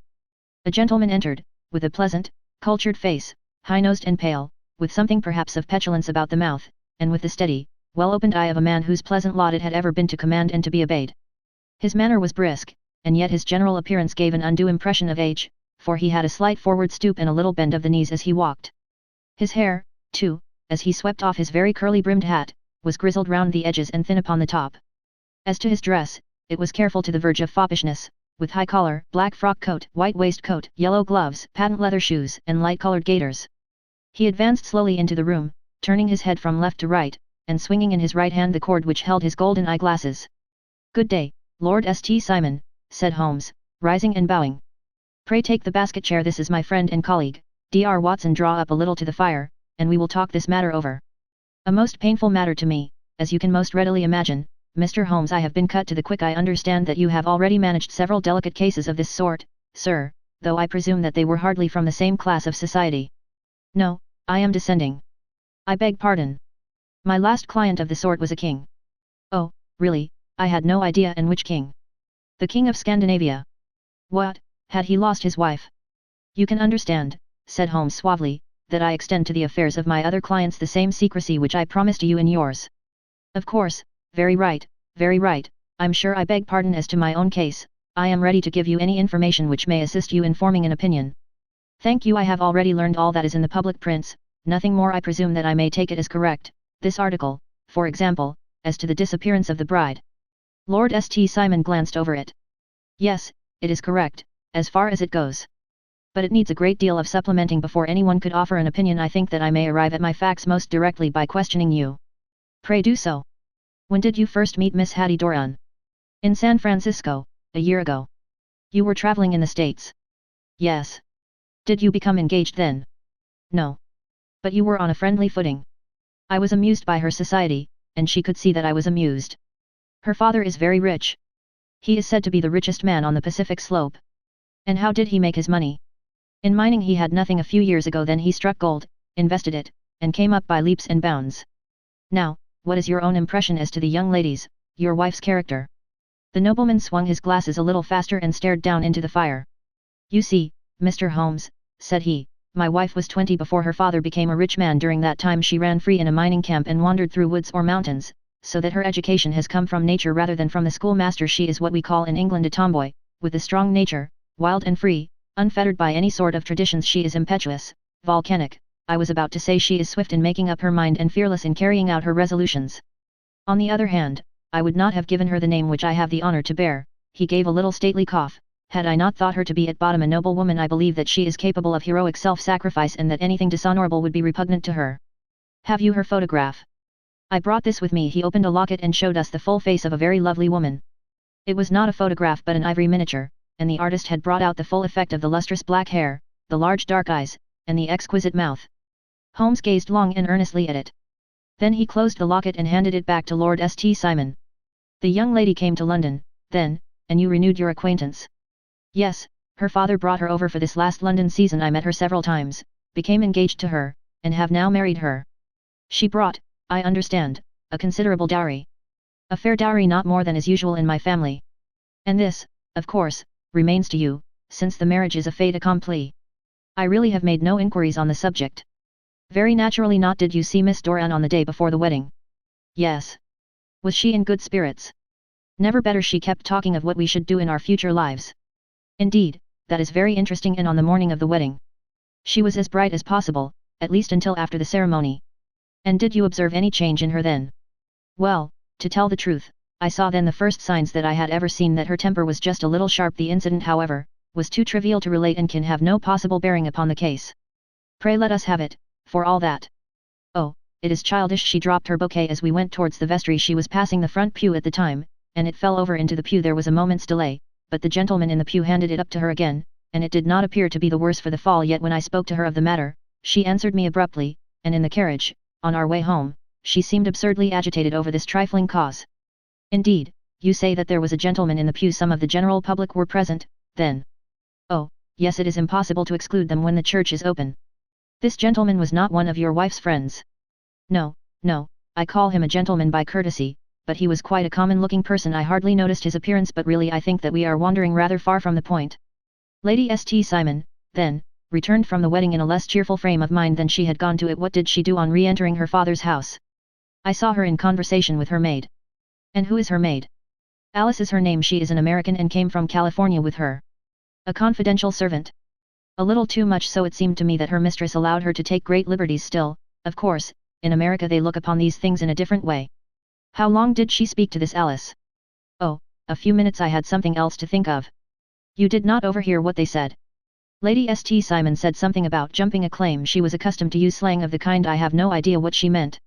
American slang is very expressive sometimes. And what did your wife do when she finished speaking to her maid? She walked into the breakfast room. On your arm? No, alone. She was very independent in little matters like that. Then, after we had sat down for 10 minutes or so, she rose hurriedly, muttered some words of apology, and left the room. She never came back. But this maid, Alice, as I understand, deposes that she went to her room, covered her bride's dress with a long ulster, put on a bonnet, and went out. Quite so, and she was afterwards seen walking into Hyde Park in company with Flora Miller, a woman who is now in custody, and who had already made a disturbance at Mr. Durand's house that morning. Ah, yes, I should like a few particulars as to this young lady, and your relations to her. Lord St. Simon shrugged his shoulders and raised his eyebrows. We have been on a friendly footing for some years, I may say on a very friendly footing. She used to be at the Allegro. I have not treated her ungenerously, and she had no just cause of complaint against me, but you know what women are, Mr. Holmes. Flora was a dear little thing, but exceedingly hot-headed and devotedly attached to me. She wrote me dreadful letters when she heard that I was about to be married, and, to tell the truth, the reason why I had the marriage celebrated so quietly was that I feared lest there might be a scandal in the church. She came to Mr. Durand's door just after we returned, and she endeavored to push her way in, uttering very abusive expressions towards my wife, and even threatening her, but I had foreseen the possibility of something of the sort, and I had 2 police fellows there in private clothes, who soon pushed her out again. She was quiet when she saw that there was no good in making a row. Did your wife hear all this? No, thank goodness, she did not. And she was seen walking with this very woman afterwards. Yes, that is what Mr. Lestrade, of Scotland Yard, looks upon as so serious. It is thought that Flora decoyed my wife out and laid some terrible trap for her. Well, it is a possible supposition. You think so, too? I did not say a probable one, but you do not yourself look upon this as likely. I do not think Flora would hurt a fly. Still, jealousy is a strange transformer of characters. Pray, what is your own theory as to what took place?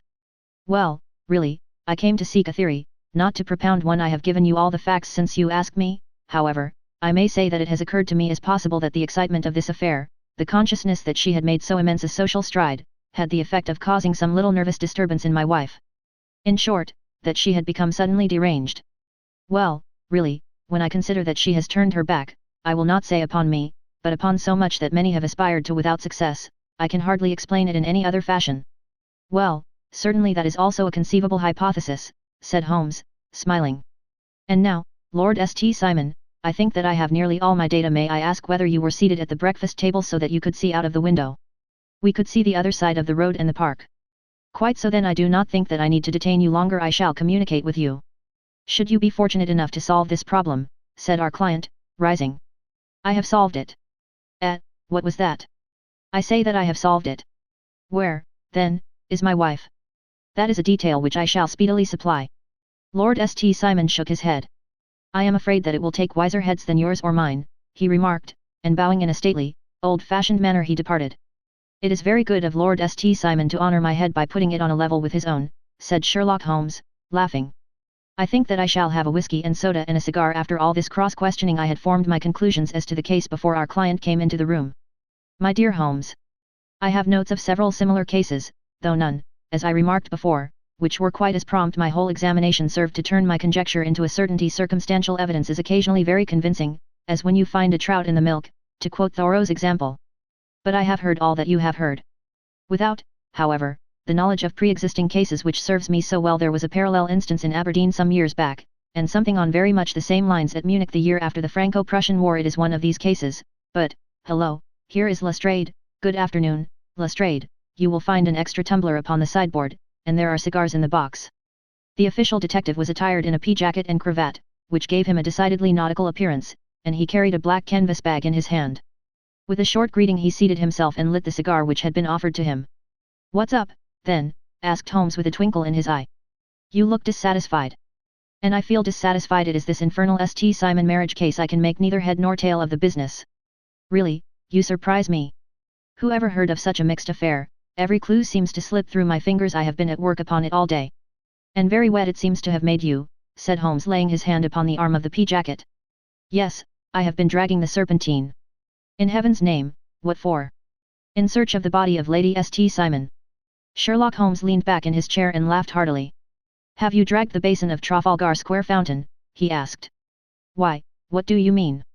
"Because you have just as good a chance of finding this lady in the one as in the other." Lestrade shot an angry glance at my companion. "I suppose you know all about it," he snarled. "Well, I have only just heard the facts, but my mind is made up." "Oh, indeed, then you think that the Serpentine plays no part in the matter?" "I think it very unlikely." "Then perhaps you will kindly explain how it is that we found this in it." He opened his bag as he spoke, and tumbled onto the floor a wedding dress of watered silk, a pair of white satin shoes and a bride's wreath and veil, all discolored and soaked in water. "There," said he, putting a new wedding ring upon the top of the pile.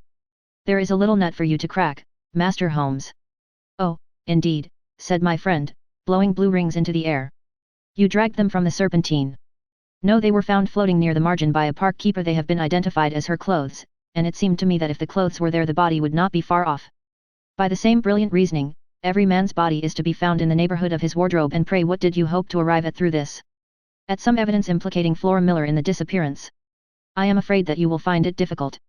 "Are you, indeed, now?" cried Lestrade with some bitterness. "I am afraid, Holmes, that you are not very practical with your deductions and your inferences. You have made 2 blunders in as many minutes. This dress does implicate Miss Flora Miller." "And how?" "In the dress is a pocket, in the pocket is a card case, in the card case is a note, and here is the very note." He slapped it down upon the table in front of him.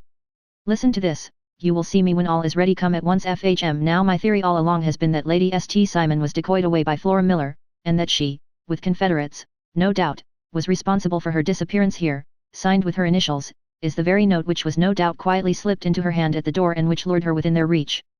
"Very good, Lestrade," said Holmes, laughing.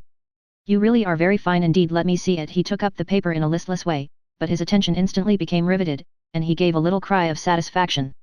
"This is indeed important," said he. "Ha, you find it so?" "Extremely so. I congratulate you warmly." Lestrade rose in his triumph and bent his head to look. "Why," he shrieked, "you are looking at the wrong side. On the contrary, this is the right side."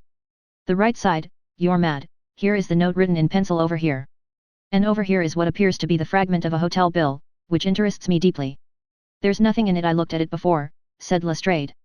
"Oct 4th, rooms 8s, breakfast 26d, cocktail 1s, lunch 26d, glass sherry, 8d. I see nothing in that." "Very likely not. It is most important, all the same. As to the note, it is important also, or at least the initials are, so I congratulate you again." "I've wasted time enough," said Lestrade, rising.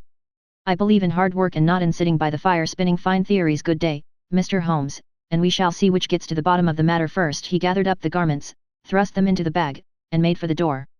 "Just one hint to you, Lestrade," drawled Holmes before his rival vanished. "I will tell you the true solution of the matter. Lady St. Simon is a myth. There is not, and there never has been, any such person."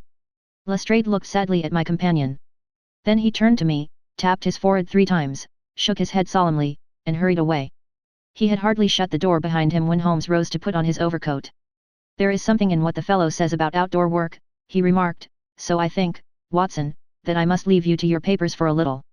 It was after 5 o'clock when Sherlock Holmes left me, but I had no time to be lonely, for within an hour there arrived a confectioner's man with a very large flat box. This he unpacked with the help of a youth whom he had brought with him, and presently, to my very great astonishment, a quite epicurean little cold supper began to be laid out upon our humble lodging-house mahogany.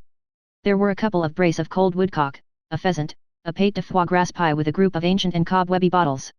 Having laid out all these luxuries, my 2 visitors vanished away, like the genii of the Arabian Nights, with no explanation save that the things had been paid for and were ordered to this address. Just before 9 o'clock Sherlock Holmes stepped briskly into the room. His features were gravely set, but there was a light in his eye which made me think that he had not been disappointed in his conclusions. "They have laid the supper, then," he said, rubbing his hands. "You seem to expect company. They have laid for 5. "Yes, I fancy we may have some company dropping in," said he. "I am surprised that Lord St. Simon has not already arrived. I fancy that I hear his step now upon the stairs." It was indeed our visitor of the afternoon who came bustling in, dangling his glasses more vigorously than ever, and with a very perturbed expression upon his aristocratic features. "My messenger reached you, then?" asked Holmes. "Yes, and I confess that the contents startled me beyond measure. Have you good authority for what you say?" "The best possible." Lord St. Simon sank into a chair and passed his hand over his forehead.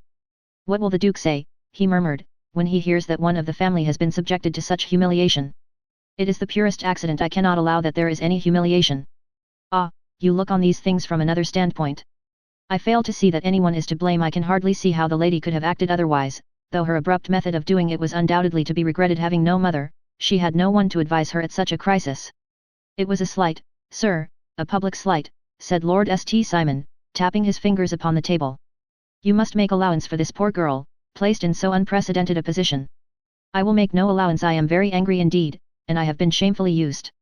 "I think that I heard a ring," said Holmes. "Yes, there are steps on the landing. If I cannot persuade you to take a lenient view of the matter, Lord St. Simon, I have brought an advocate here who may be more successful." He opened the door and ushered in a lady and gentleman. "Lord St. Simon," said he, "allow me to introduce you to Mr. and Mrs. Francis Hamilton. The lady, I think, you have already met." At the sight of these newcomers our client had sprung from his seat and stood very erect, with his eyes cast down and his hand thrust into the breast of his frock coat, a picture of offended dignity. The lady had taken a quick step forward and had held out her hand to him, but he still refused to raise his eyes. It was as well for his resolution, perhaps, for her pleading face was one which it was hard to resist. "You're angry, Robert," said she. "Well, I guess you have every cause to be." "Pray make no apology to me," said Lord St. Simon bitterly. "Oh, yes, I know that I have treated you real bad and that I should have spoken to you before I went, but I was kind of rattled, and from the time when I saw Frank here again I just didn't know what I was doing or saying. I only wonder I didn't fall down and do a faint right there before the altar. Perhaps, Mrs. Moulton, you would like my friend and me to leave the room while you explain this matter." "If I may give an opinion," remarked the strange gentleman, "we've had just a little too much secrecy over this business already. For my part, I should like all Europe and America to hear the rights of it." He was a small, wiry, sunburnt man, clean-shaven, with a sharp face and alert manner. "Then I'll tell our story right away," said the lady. "Frank here and I met in '84, in McQuire's camp, near the Rockies, where Pa was working a claim. We were engaged to each other, Frank and I, but then one day Father struck a rich pocket and made a pile, while poor Frank here had a claim that petered out and came to nothing. The richer Pa grew, the poorer was Frank, so at last Pa wouldn't hear of our engagement lasting any longer, and he took me away to Frisco. Frank wouldn't throw up his hand, though, so he followed me there, and he saw me without Pa knowing anything about it. It would only have made him mad to know, so we just fixed it all up for ourselves.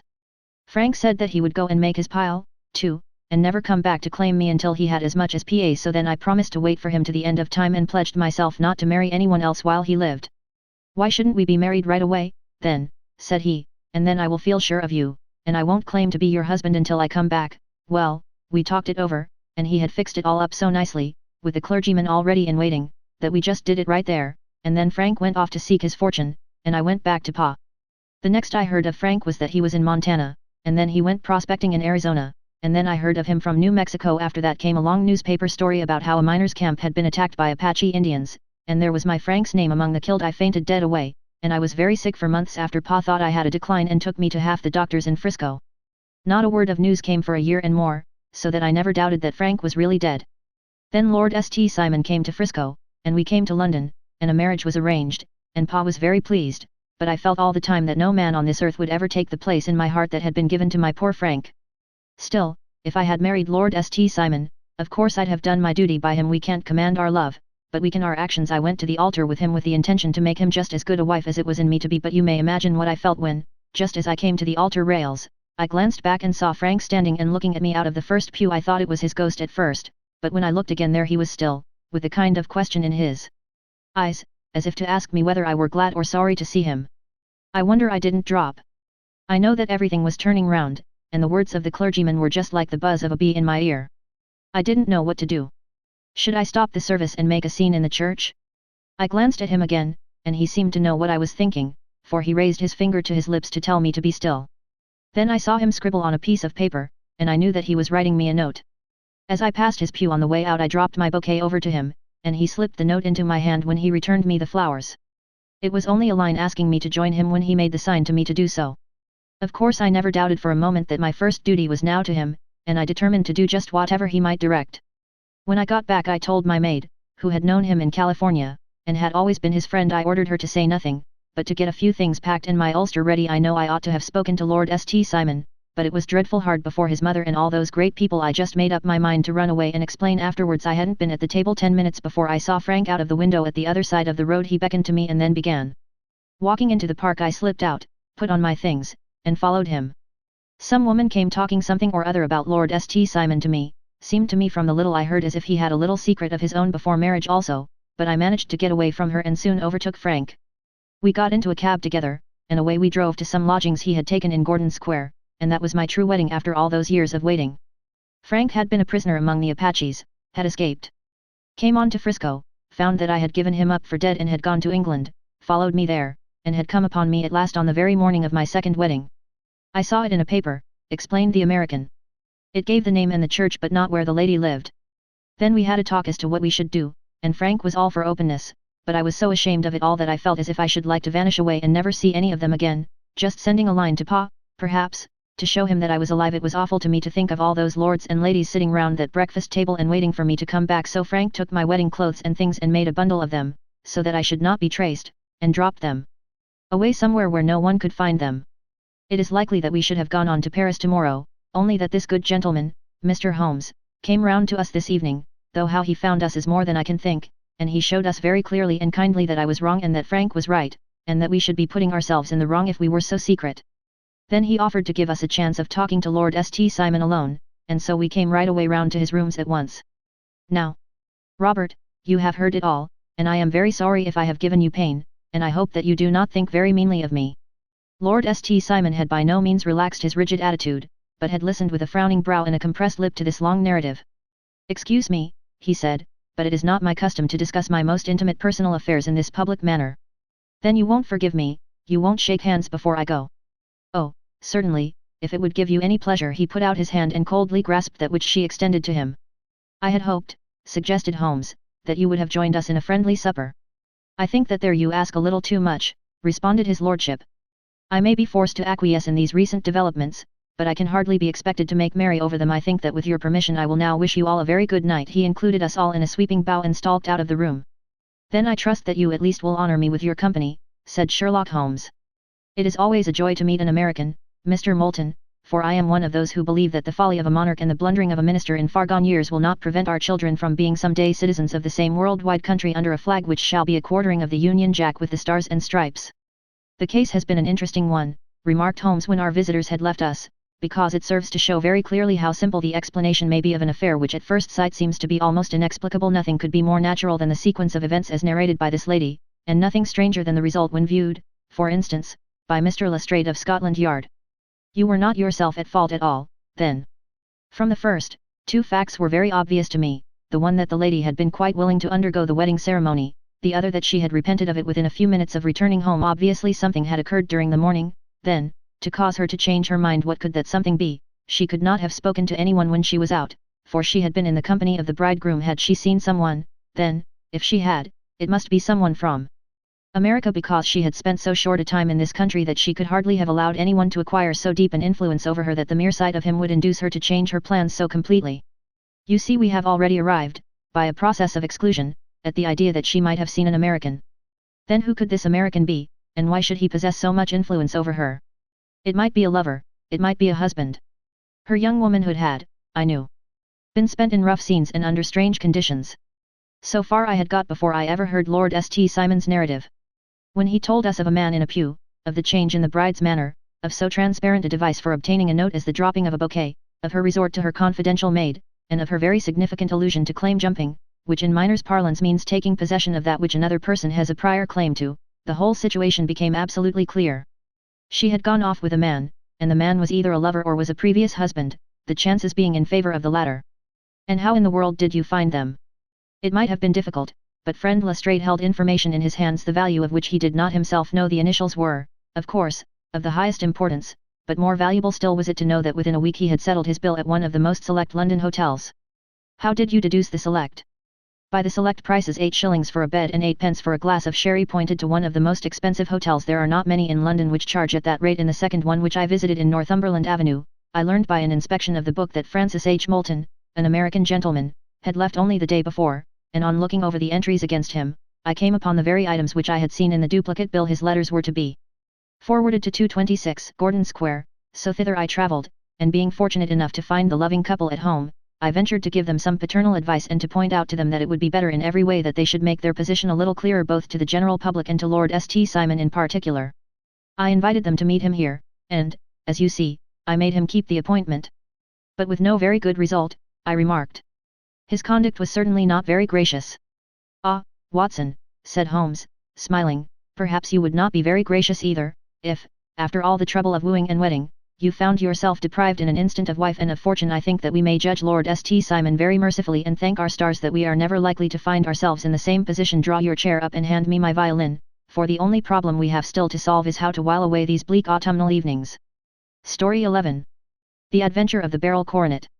Holmes, said I as I stood one morning in our bow window looking down the street, here is a madman coming along. It seems rather sad that his relatives should allow him to come out alone. My friend rose lazily from his armchair and stood with his hands in the pockets of his dressing gown, looking over my shoulder.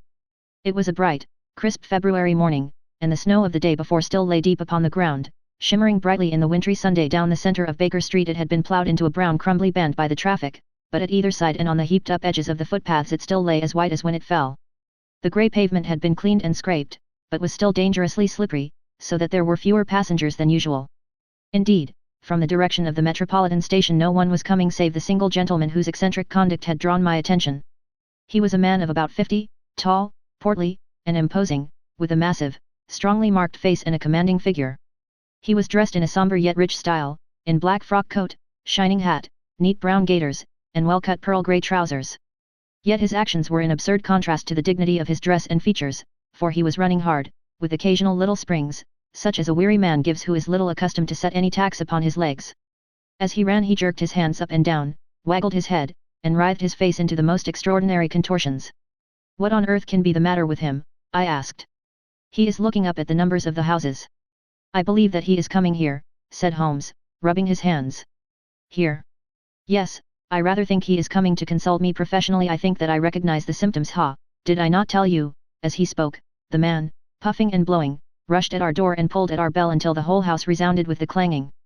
A few moments later he was in our room, still puffing, still gesticulating, but with so fixed a look of grief and despair in his eyes that our smiles were turned in an instant to horror and pity. For a while he could not get his words out, but swayed his body and plucked at his hair like one who has been driven to the extreme limits of his reason. Then, suddenly springing to his feet, he beat his head against the wall with such force that we both rushed upon him and tore him away to the center of the room. Sherlock Holmes pushed him down into the easy chair and, sitting beside him, patted his hand and chatted with him in the easy, soothing tones which he knew so well how to employ. You have come to me to tell your story, have you not? Said he. You are fatigued with your haste. Pray wait until you have recovered yourself, and then I shall be most happy to look into any little problem which you may submit to me. The man sat for a minute or more with a heaving chest, fighting against his emotion. Then he passed his handkerchief over his brow, set his lips tight, and turned his face towards us. No doubt you think me mad, said he. I see that you have had some great trouble, responded Holmes. God knows I have, a trouble which is enough to unseat my reason, so sudden and so terrible is it. Public disgrace I might have faced, although I am a man whose character has never yet borne a stain. Private affliction also is the lot of every man, but the two coming together, and in so frightful a form, have been enough to shake my very soul. Besides, it is not I alone. The very noblest in the land may suffer unless some way be found out of this horrible affair. Pray compose yourself, sir, said Holmes, and let me have a clear account of who you are and what it is that has befallen you. My name, answered our visitor, is probably familiar to your ears. I am Alexander Holder, of the banking firm of Holder and Stevenson, of Threadneedle Street. The name was indeed well known to us as belonging to the senior partner in the second largest private banking concern in the City of London. What could have happened, then, to bring one of the foremost citizens of London to this most pitiable pass? We waited, all curiosity, until with another effort he braced himself to tell his story. I feel that time is of value, said he, that is why I hastened here when the police inspector suggested that I should secure your cooperation. I came to Baker Street by the underground and hurried from there on foot, for the cabs go slowly through the snow. That is why I was so out of breath, for I am a man who takes very little exercise. I feel better now, and I will put the facts before you as shortly and yet as clearly as I can. It is, of course, well known to you that in a successful banking business as much depends upon our being able to find remunerative investments for our funds as upon our increasing our connection and the number of our depositors. One of our most lucrative means of laying out money is in the shape of loans, where the security is unimpeachable. We have done a good deal in this direction during the last few years, and there are many noble families to whom we have advanced large sums upon the security of their pictures, libraries, or plate.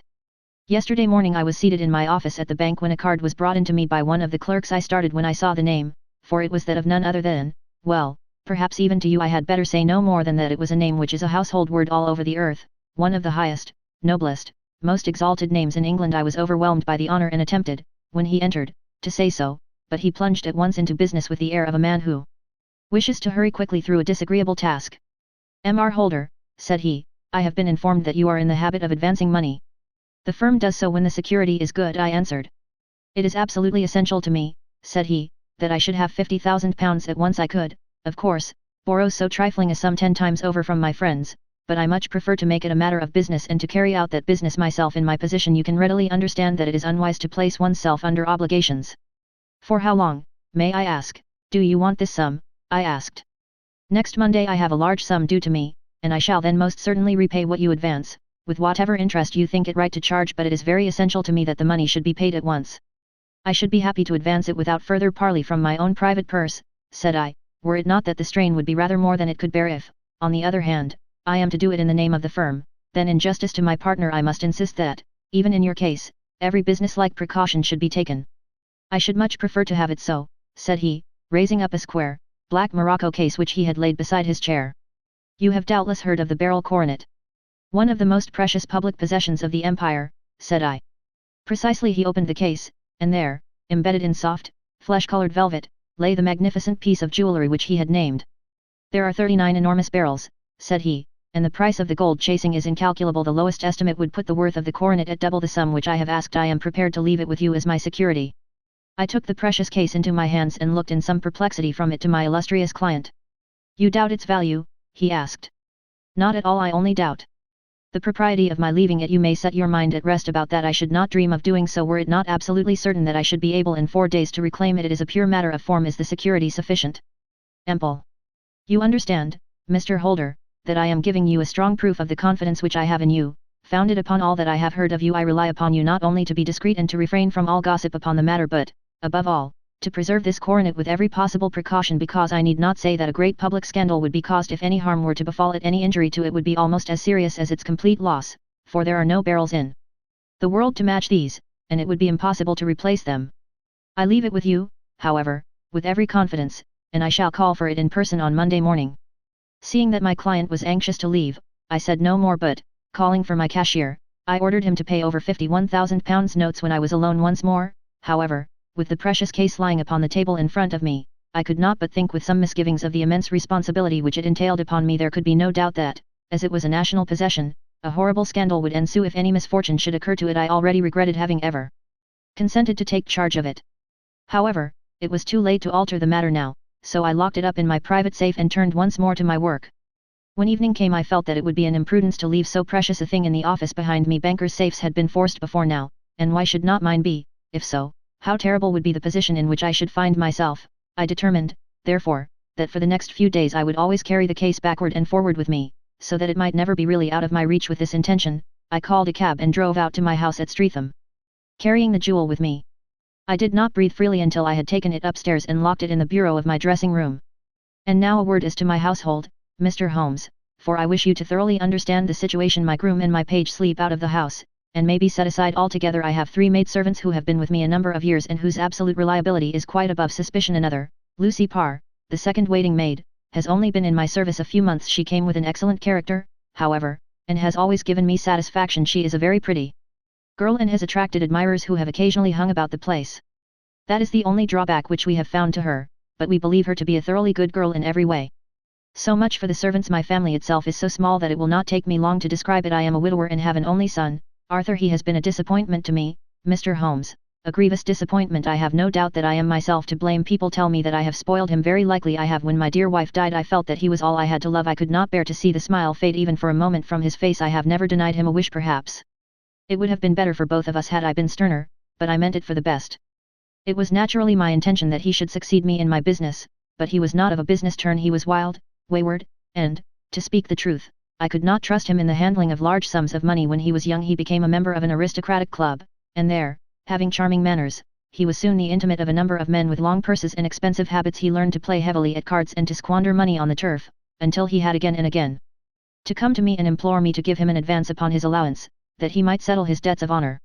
He tried more than once to break away from the dangerous company which he was keeping, but each time the influence of his friend, Sir George Benwell, was enough to draw him back again.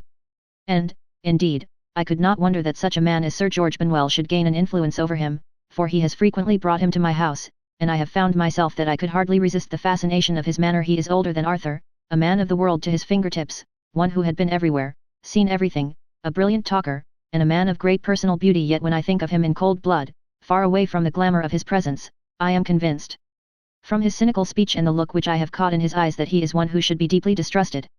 So I think, and so, too, thinks my little Mary, who has a woman's quick insight into character. And now there is only she to be described. She is my niece, but when my brother died 5 years ago and left her alone in the world, I adopted her, and have looked upon her ever since as my daughter. She is a sunbeam in my house, sweet, loving, beautiful, a wonderful manager and housekeeper, yet as tender and quiet and gentle as a woman could be. She is my right hand. I do not know what I could do without her. In only one matter has she ever gone against my wishes. Twice my boy has asked her to marry him, for he loves her devotedly, but each time she has refused him. I think that if anyone could have drawn him into the right path it would have been she, and that his marriage might have changed his whole life, but now, alas! It is too late, forever too late. Now, Mr. Holmes, you know the people who live under my roof, and I shall continue with my miserable story. When we were taking coffee in the drawing room that night after dinner, I told Arthur and Mary my experience, and of the precious treasure which we had under our roof, suppressing only the name of my client Lucy Parr, who had brought in the coffee, had, I am sure, left the room, but I cannot swear that the door was closed. Mary and Arthur were much interested and wished to see the famous coronet, but I thought it better not to disturb it. "Where have you put it?" asked Arthur. "In my own bureau." "Well, I hope to goodness the house won't be burgled during the night," said he. "It is locked up," I answered. "Oh, any old key will fit that bureau. When I was a youngster I have opened it myself with the key of the box-room cupboard." He often had a wild way of talking, so that I thought little of what he said. He followed me to my room, however, that night with a very grave face. "Look here, Dad," said he with his eyes cast down, "can you let me have £200? "No, I cannot," I answered sharply. "I have been far too generous with you in money matters." "You have been very kind," said he, "but I must have this money, or else I can never show my face inside the club again." "And a very good thing, too," I cried. "Yes, but you would not have me leave it a dishonored man," said he. "I could not bear the disgrace. I must raise the money in some way, and if you will not let me have it, then I must try other means." I was very angry, for this was the third demand during the month. "You shall not have a farthing from me," I cried, on which he bowed and left the room without another word. When he was gone I unlocked my bureau, made sure that my treasure was safe, and locked it again. Then I started to go round the house to see that all was secure, a duty which I usually leave to Mary but which I thought it well to perform myself. That night as I came down the stairs I saw Mary herself at the side window of the hall, which she closed and fastened as I approached. "Tell me, Dad," said she, looking, I thought, a little disturbed, "did you give Lucy, the maid, leave to go out tonight?" "Certainly not. She came in just now by the back door. I have no doubt that she has only been to the side gate to see someone, but I think that it is hardly safe and should be stopped. You must speak to her in the morning, or I will if you prefer it. Are you sure that everything is fastened?" "Quite sure, Dad." "Then, good night." I kissed her and went up to my bedroom again, where I was soon asleep. I am endeavouring to tell you everything, Mr. Holmes, which may have any bearing upon the case, but I beg that you will question me upon any point which I do not make clear. On the contrary, your statement is singularly lucid. I come to a part of my story now in which I should wish to be particularly so. I am not a very heavy sleeper, and the anxiety in my mind tended, no doubt, to make me even less so than usual. About 2 in the morning, then, I was awakened by some sound in the house. It had ceased ere I was wide awake, but it had left an impression behind it as though a window had gently closed somewhere. I lay listening with all my ears. Suddenly, to my horror, there was a distinct sound of footsteps moving softly in the next room. I slipped out of bed, all palpitating with fear, and peeped round the corner of my dressing-room door. "Arthur," I screamed, "you villain, you thief, how dare you touch that coronet?" The gas was half up, as I had left it, and my unhappy boy, dressed only in his shirt and trousers, was standing beside the light, holding the coronet in his hands. He appeared to be wrenching at it, or bending it with all his strength. At my cry he dropped it from his grasp and turned as pale as death. I snatched it up and examined it. One of the gold corners, with 3 of the barrels in it, was missing.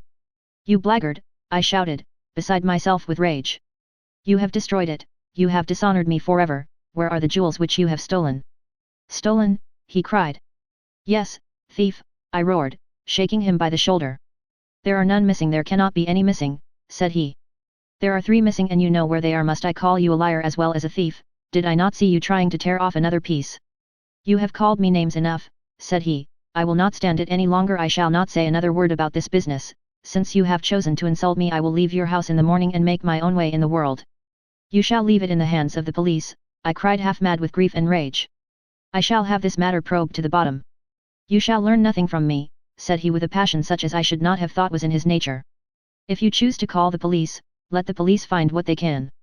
By this time the whole house was astir, for I had raised my voice in my anger. Mary was the first to rush into my room, and, at the sight of the coronet and of Arthur's face, she read the whole story and, with a scream, fell down senseless on the ground. I sent the housemaid for the police and put the investigation into their hands at once. When the inspector and a constable entered the house, Arthur, who had stood sullenly with his arms folded, asked me whether it was my intention to charge him with theft. I answered that it had ceased to be a private matter, but had become a public one, since the ruined coronet was national property. I was determined that the law should have its way in everything. "At least," said he, "you will not have me arrested at once. It would be to your advantage as well as mine if I might leave the house for 5 minutes. That you may get away, or perhaps that you may conceal what you have stolen," said I, and then, realizing the dreadful position in which I was placed, I implored him to remember that not only my honor but that of one who was far greater than I was at stake, and that he threatened to raise a scandal which would convulse the nation. He might avert it all if he would but tell me what he had done with the 3 missing stones. "You may as well face the matter," said I. "You have been caught in the act, and no confession could make your guilt more heinous. If you but make such reparation as is in your power, by telling us where the barrels are, all shall be forgiven and forgotten." "Keep your forgiveness for those who ask for it," he answered, turning away from me with a sneer. I saw that he was too hardened for any words of mine to influence him. There was but one way for it. I called in the inspector and gave him into custody. A search was made at once not only of his person but of his room and of every portion of the house where he could possibly have concealed the gems, but no trace of them could be found, nor would the wretched boy open his mouth for all our persuasions and our threats. This morning he was removed to a cell, and I, after going through all the police formalities, have hurried round to you to implore you to use your skill in unraveling the matter. The police have openly confessed that they can at present make nothing of it. You may go to any expense which you think necessary. I have already offered a reward of £1,000. My God, what shall I do? I have lost my honor, my gems, and my son in one night. Oh, what shall I do?" He put a hand on either side of his head and rocked himself to and fro, droning to himself like a child whose grief has got beyond words. Sherlock Holmes sat silent for some few minutes, with his brows knitted and his eyes fixed upon the fire. "Do you receive much company?" he asked. "None save my partner with his family and an occasional friend of Arthur's. Sir George Benwell has been several times lately. No one else, I think. Do you go out much in society?" "Arthur does. Mary and I stay at home. We neither of us care for it." "That is unusual in a young girl. She is of a quiet nature. Besides, she is not so very young. She is 24. This matter, from what you say, seems to have been a shock to her also." "Terrible. She is even more affected than I." "You have neither of you any doubt as to your son's guilt?" "How can we have when I saw him with my own eyes with the coronet in his hands? I hardly consider that a conclusive proof. Was the remainder of the coronet at all injured?" "Yes, it was twisted." "Do you not think, then, that he might have been trying to straighten it?" "God bless you, you are doing what you can for him and for me, but it is too heavy a task. What was he doing there at all? If his purpose were innocent, why did he not say so?" "Precisely, and if it were guilty, why did he not invent a lie? His silence appears to me to cut both ways. There are several singular points about the case. What did the police think of the noise which awoke you from your sleep?" "They considered that it might be caused by Arthur's closing his bedroom door." "A likely story, as if a man bent on felony would slam his door so as to wake a household." "What did they say, then, of the disappearance of these gems?" "They are still sounding the planking and probing the furniture in the hope of finding them." "Have they thought of looking outside the house?" "Yes, they have shown extraordinary energy. The whole garden has already been minutely examined." "Now, my dear sir," said Holmes, "is it not obvious to you now that this matter really strikes very much deeper than either you or the police were at first inclined to think? It appeared to you to be a simple case. To me it seems exceedingly complex. Consider what is involved. By your theory you suppose that your son came down from his bed, went, at great risk, to your dressing room, opened your bureau, took out your coronet, broke off by main force a small portion of it, went off to some other place, concealed 3 gems out of the 39, with such skill that nobody can find them, and then returned with the other 36 into the room in which he exposed himself to the greatest danger of being discovered. I ask you now, is such a theory tenable? But what other is there? Cried the banker with a gesture of despair. If his motives were innocent, why does he not explain them? It is our task to find that out, replied Holmes, so now, if you please, Mr. Holder, we will set off for Streatham together, and devote an hour to glancing a little more closely into details.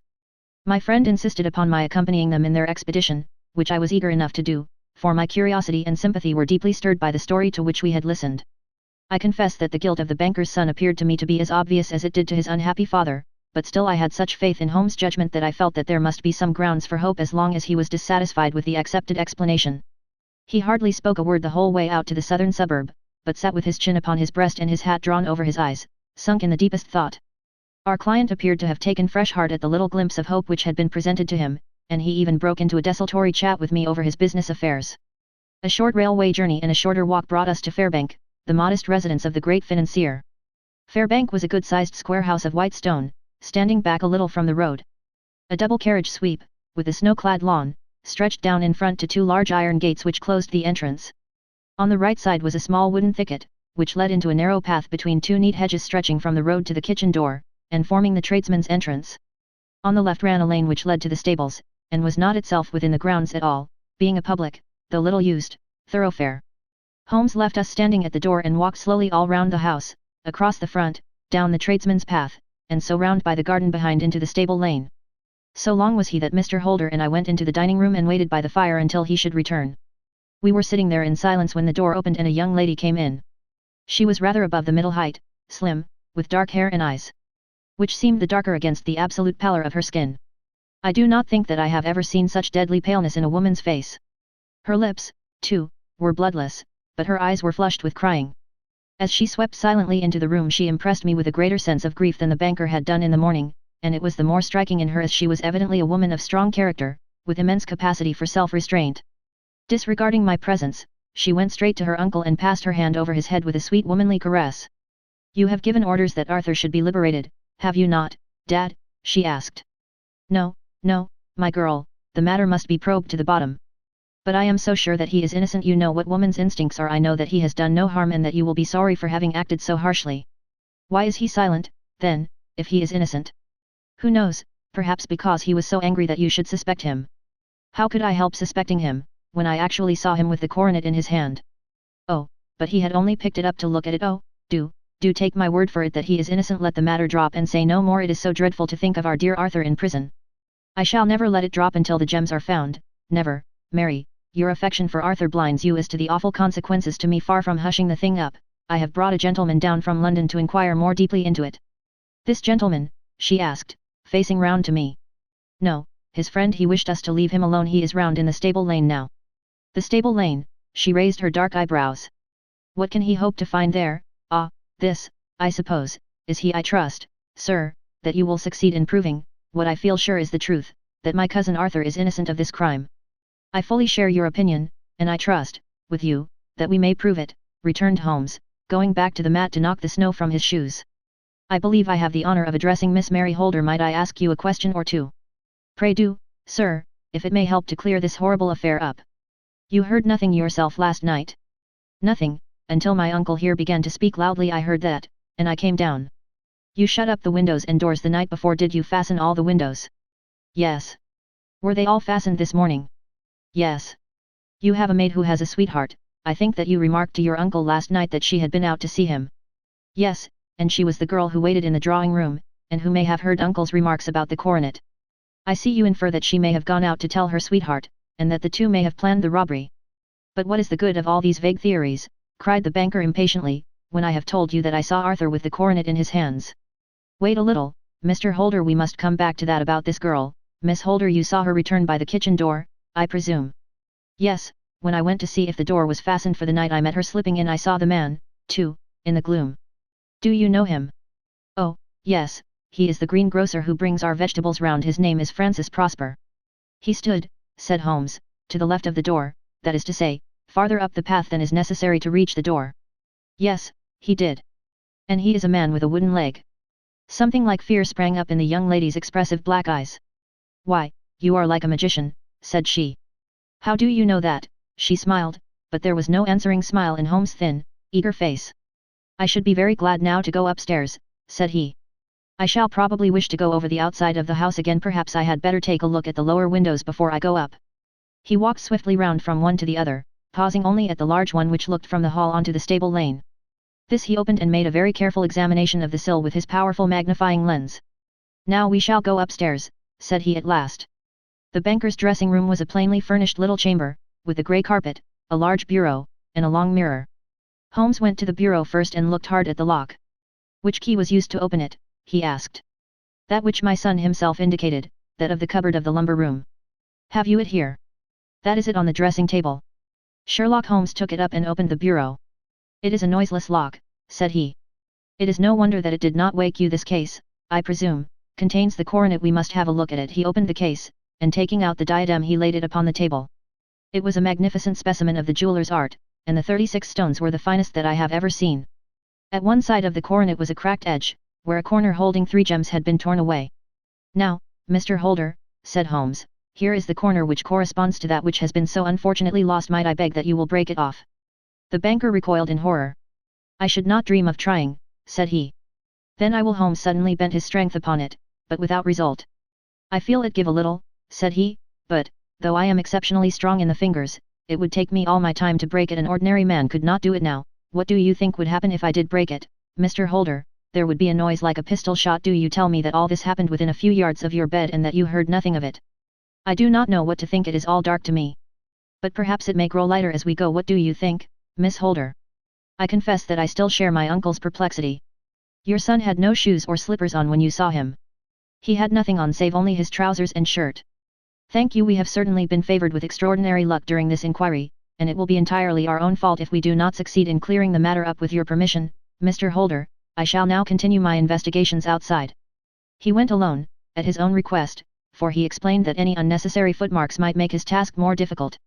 For an hour or more he was at work, returning at last with his feet heavy with snow and his features as inscrutable as ever. "I think that I have seen now all that there is to see, Mr. Holder," said he. "I can serve you best by returning to my rooms." "But the gems, Mr. Holmes, where are they?" "I cannot tell." The banker wrung his hands. "I shall never see them again," he cried. "And my son, you give me hopes. My opinion is in no way altered." "Then, for God's sake, what was this dark business which was acted in my house last night?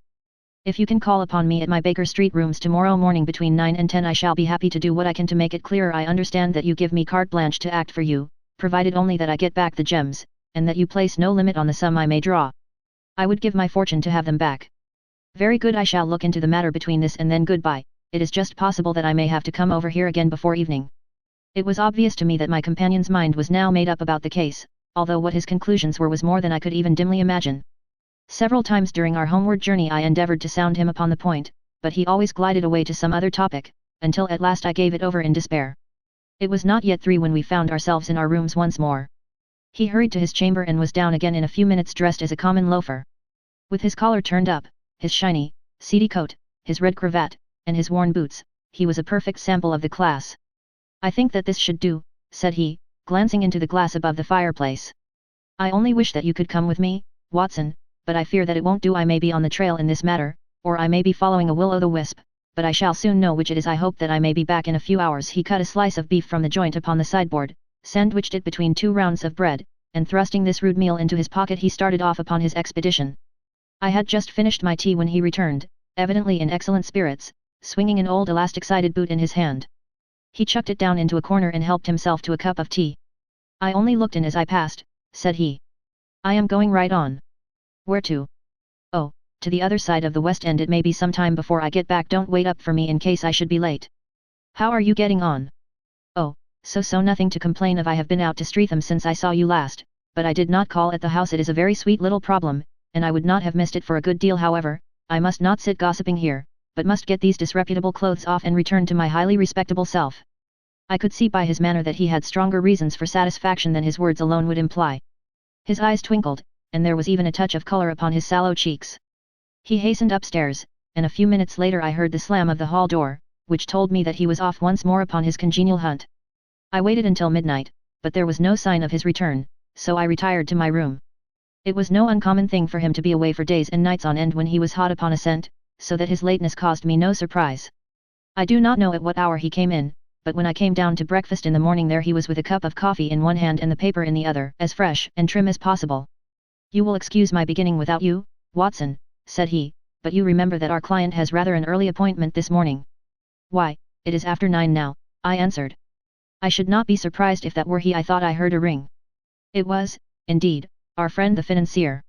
I was shocked by the change which had come over him, for his face, which was naturally of a broad and massive mould, was now pinched and fallen in, while his hair seemed to me at least a shade whiter.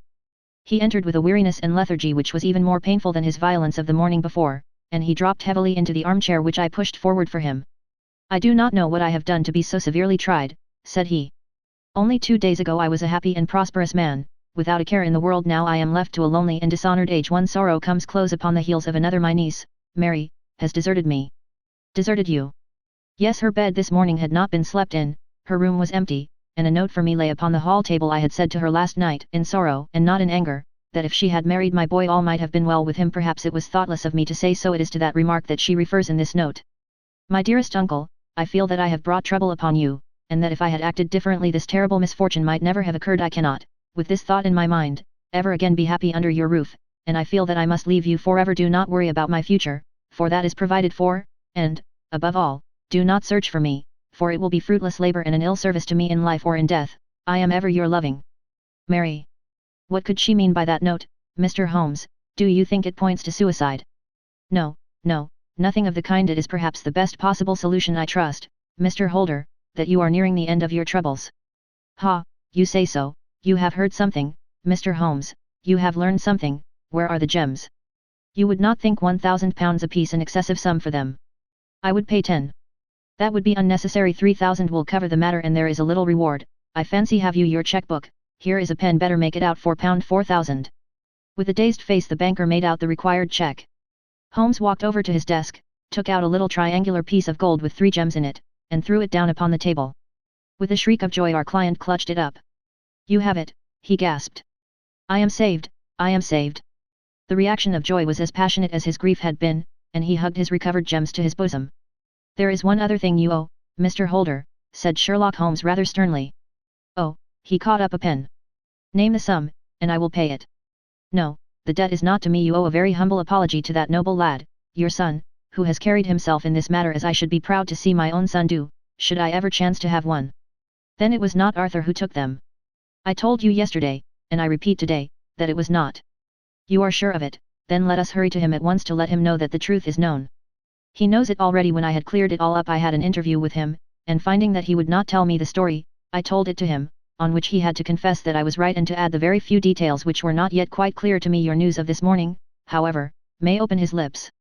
For heaven's sake, tell me, then, what is this extraordinary mystery?" "I will do so, and I will show you the steps by which I reached it. And let me say to you, first, that which it is hardest for me to say and for you to hear, there has been an understanding between Sir George Benwell and your niece Mary. They have now fled together." "My Mary? Impossible."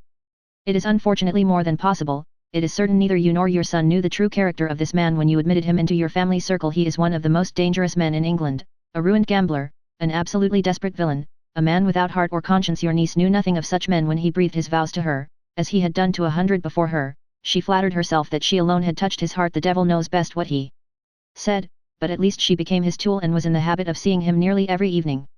"I cannot, and I will not, believe it," cried the banker with an ashen face. "I will tell you, then, what occurred in your house last night. Your niece, when you had, as she thought, gone to your room, slipped down and talked to her lover through the window which leads into the stable lane. His footmarks had pressed right through the snow, so long had he stood there. She told him of the coronet. His wicked lust for gold kindled at the news, and he bent her to his will. I have no doubt that she loved you, but there are women in whom the love of a lover extinguishes all other loves, and I think that she must have been one. She had hardly listened to his instructions when she saw you coming downstairs, on which she closed the window rapidly and told you about one of the servants' escapade with her wooden-legged lover, which was all perfectly true. Your boy, Arthur, went to bed after his interview with you, but he slept badly on account of his uneasiness about his club debts. In the middle of the night he heard a soft tread pass his door, so he rose and, looking out, was surprised to see his cousin walking very stealthily along the passage until she disappeared into your dressing room. Petrified with astonishment, the lad slipped on some clothes and waited there in the dark to see what would come of this strange affair. Presently she emerged from the room again, and in the light of the passage lamp your son saw that she carried the precious coronet in her hands. She passed down the stairs, and he, thrilling with horror, ran along and slipped behind the curtain near your door, whence he could see what passed in the hall beneath. He saw her stealthily open the window, hand out the coronet to someone in the gloom, and then closing it once more hurry back to her room, passing quite close to where he stood hid behind the curtain. As long as she was on the scene he could not take any action without a horrible exposure of the woman whom he loved, but the instant that she was gone he realized how crushing a misfortune this would be for you, and how all important it was to set it right. He rushed down, just as he was, in his bare feet, opened the window, sprang out into the snow, and ran down the lane, where he could see a dark figure in the moonlight. Sir George Benwell tried to get away, but Arthur caught him, and there was a struggle between them, your lad tugging at one side of the coronet, and his opponent at the other. In the scuffle, your son struck Sir George and cut him over the eye. Then something suddenly snapped, and your son, finding that he had the coronet in his hands, rushed back, closed the window, ascended to your room, and had just observed that the coronet had been twisted in the struggle and was endeavouring to straighten it when you appeared upon the scene. Is it possible? Gasped the banker. You then roused his anger by calling him names at a moment when he felt that he had deserved your warmest thanks. He could not explain the true state of affairs without betraying one who certainly deserved little enough consideration at his hands. He took the more chivalrous view, however, and preserved her secret. And that was why she shrieked and fainted when she saw the coronet, cried Mr. Holder.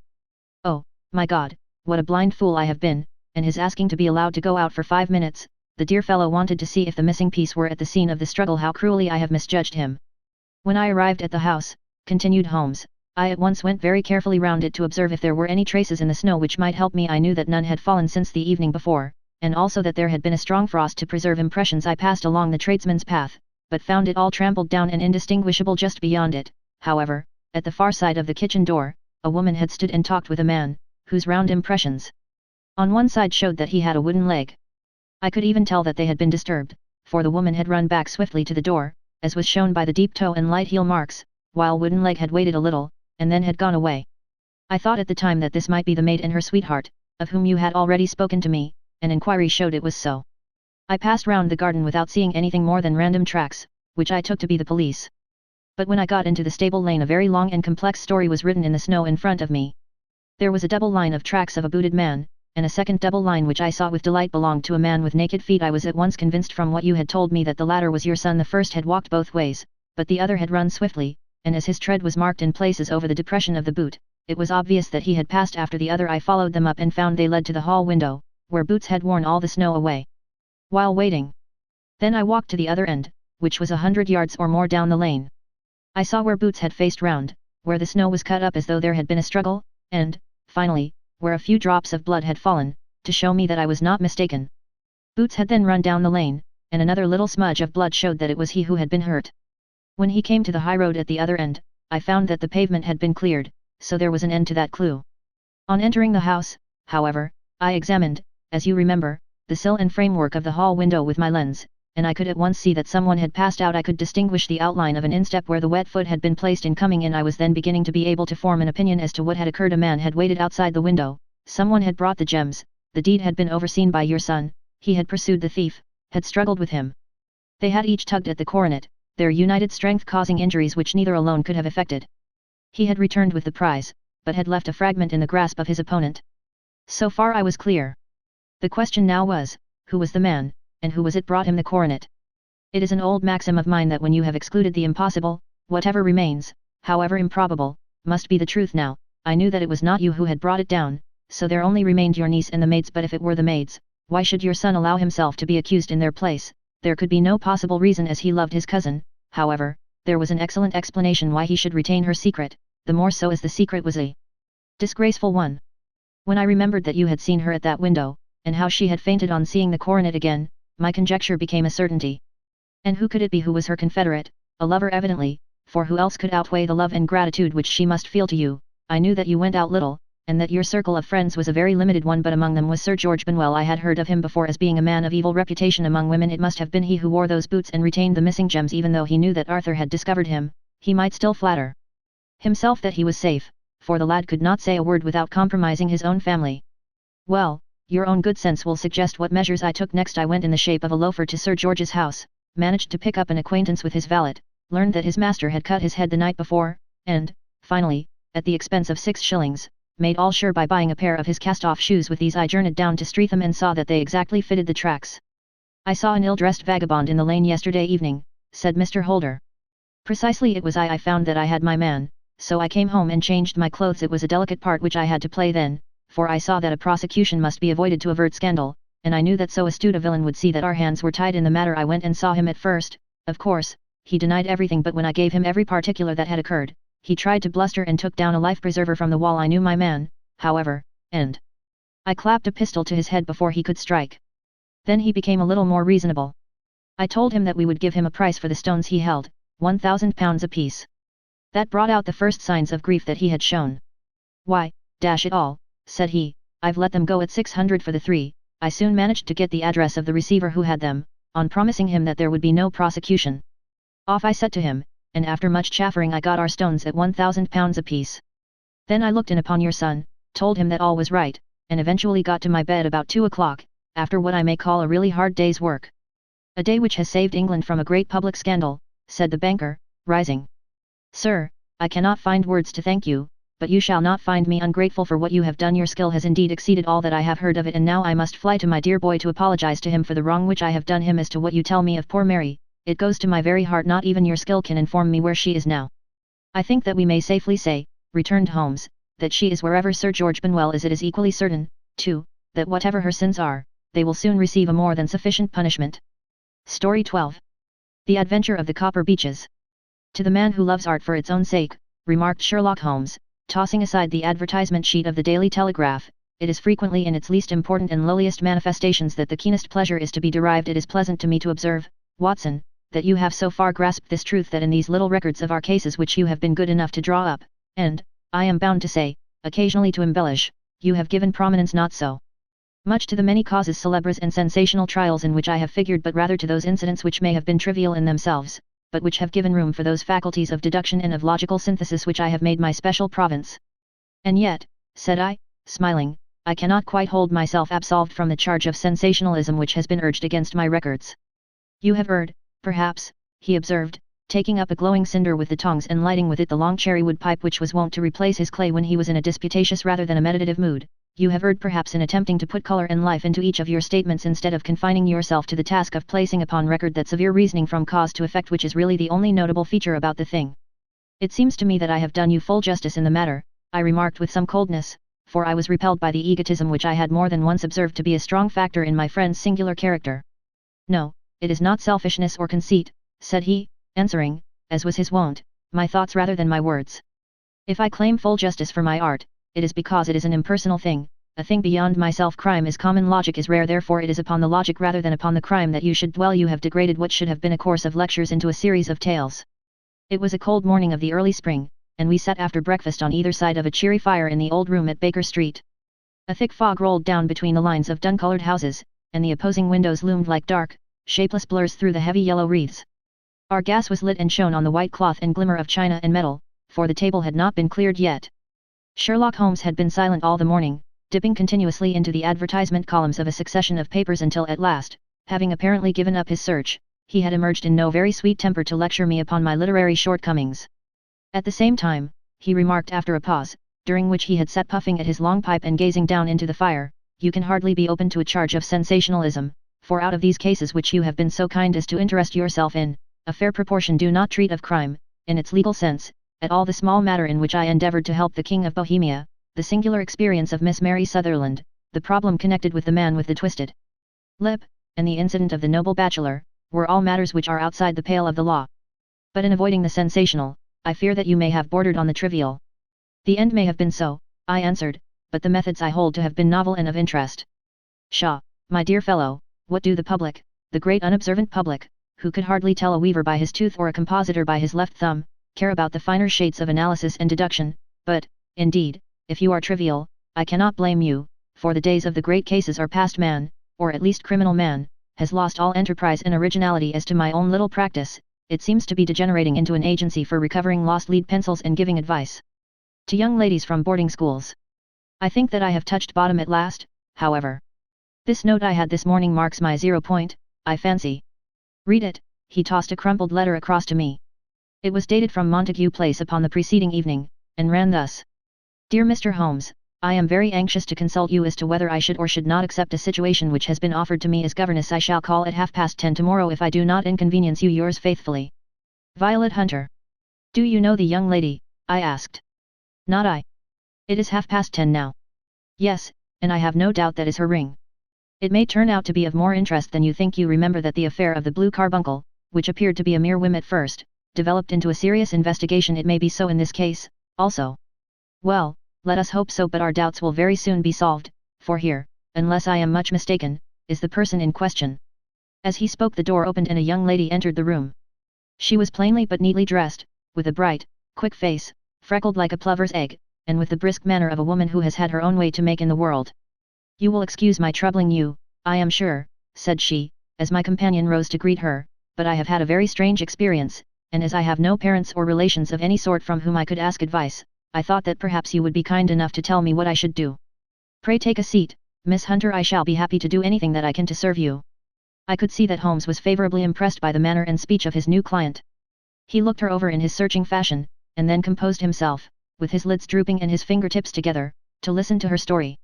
I have been a governess for 5 years, said she, in the family of Colonel Spence Munro, but 2 months ago the Colonel received an appointment at Halifax, in Nova Scotia, and took his children over to America with him, so that I found myself without a situation. I advertised, and I answered advertisements, but without success. At last the little money which I had saved began to run short, and I was at my wits' end as to what I should do.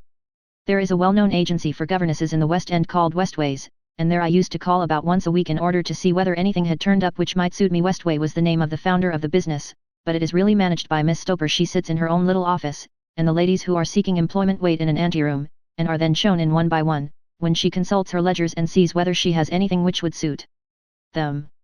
Well, when I called last week I was shown into the little office as usual, but I found that Miss Stoper was not alone. A prodigiously stout man with a very smiling face and a great heavy chin which rolled down in fold upon fold over his throat sat at her elbow with a pair of glasses on his nose, looking very earnestly at the ladies who entered. As I came in he gave quite a jump in his chair and turned quickly to Miss Stoper.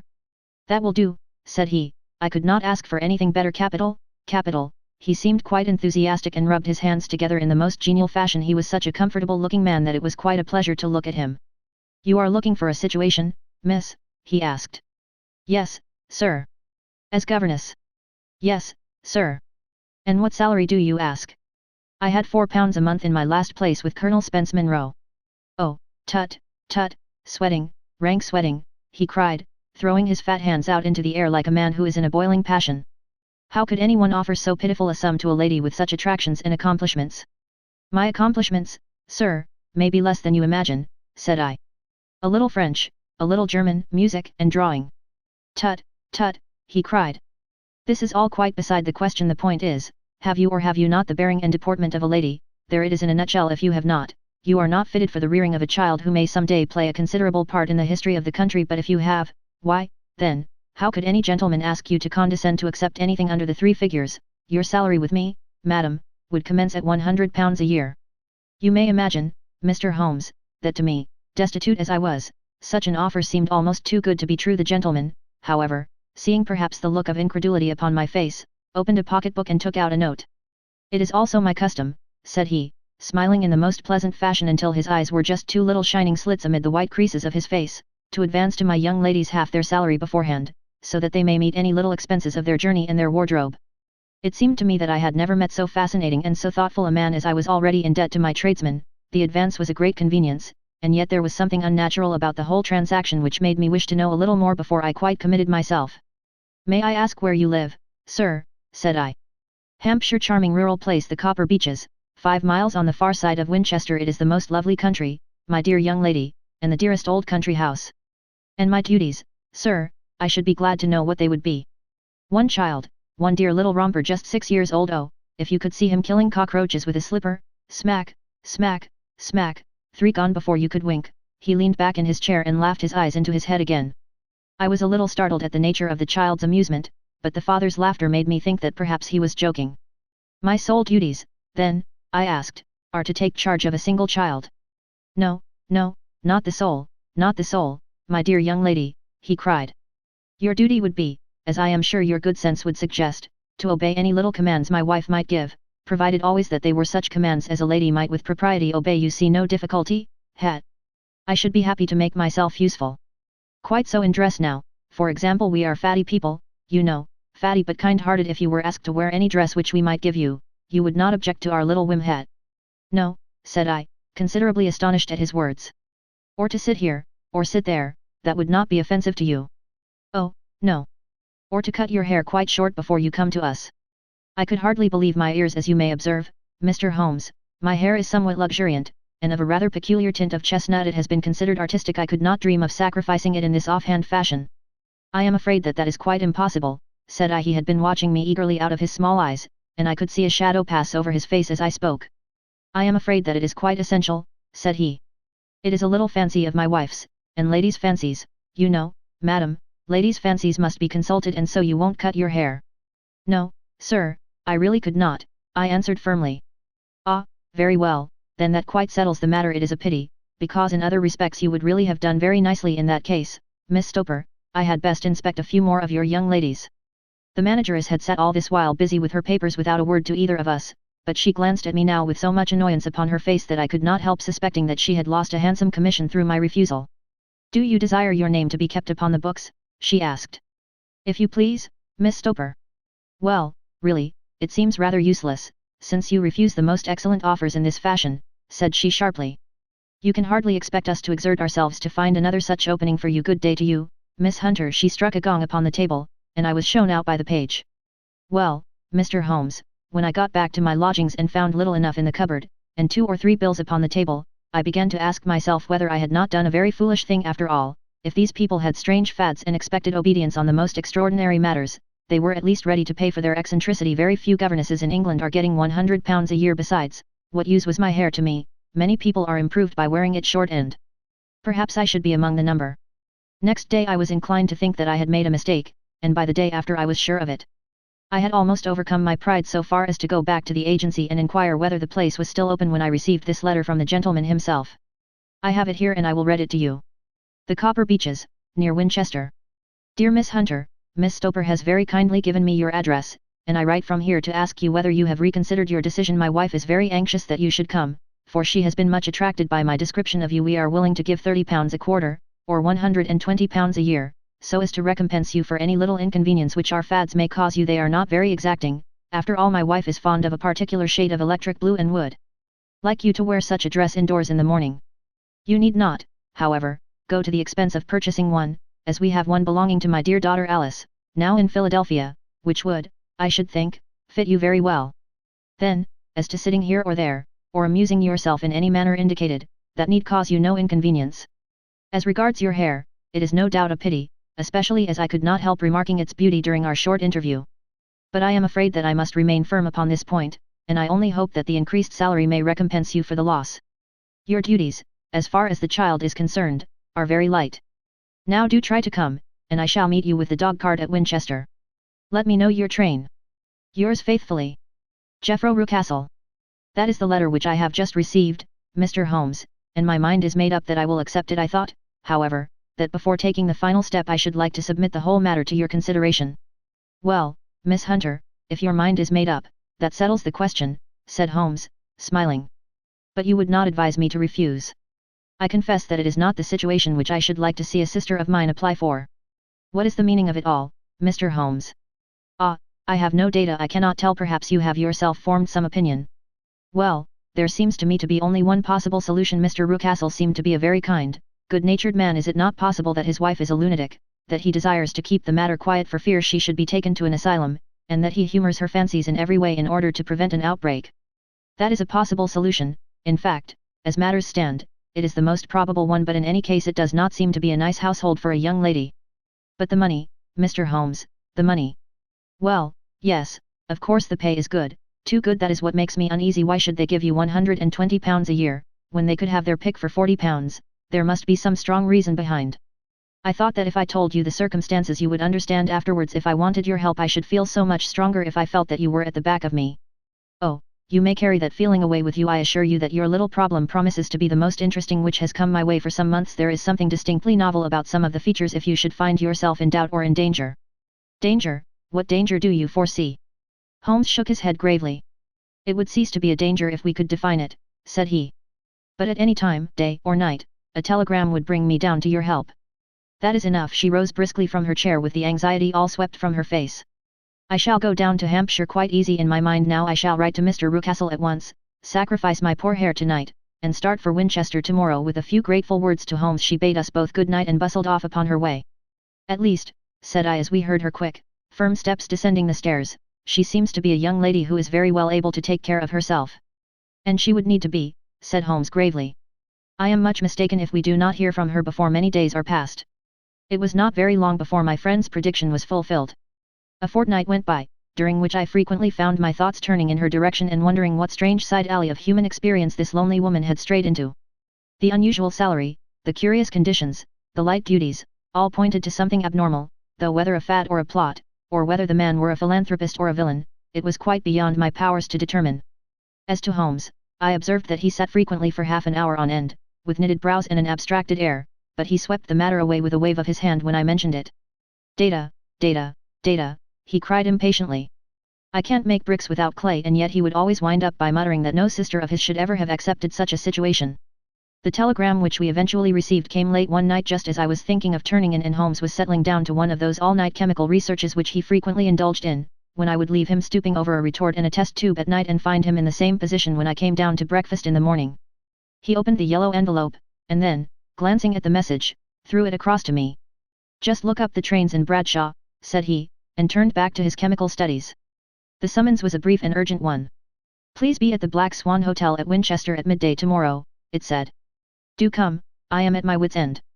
Hunter. Will you come with me? Asked Holmes, glancing up. I should wish to. Just look it up, then. There is a train at 9:30, said I, glancing over my Bradshaw. It is due at Winchester at 11:30. That will do very nicely. Then perhaps I had better postpone my analysis of the acetones, as we may need to be at our best in the morning. By 11 o'clock the next day we were well upon our way to the old English capital. Holmes had been buried in the morning papers all the way down, but after we had passed the Hampshire border he threw them down and began to admire the scenery.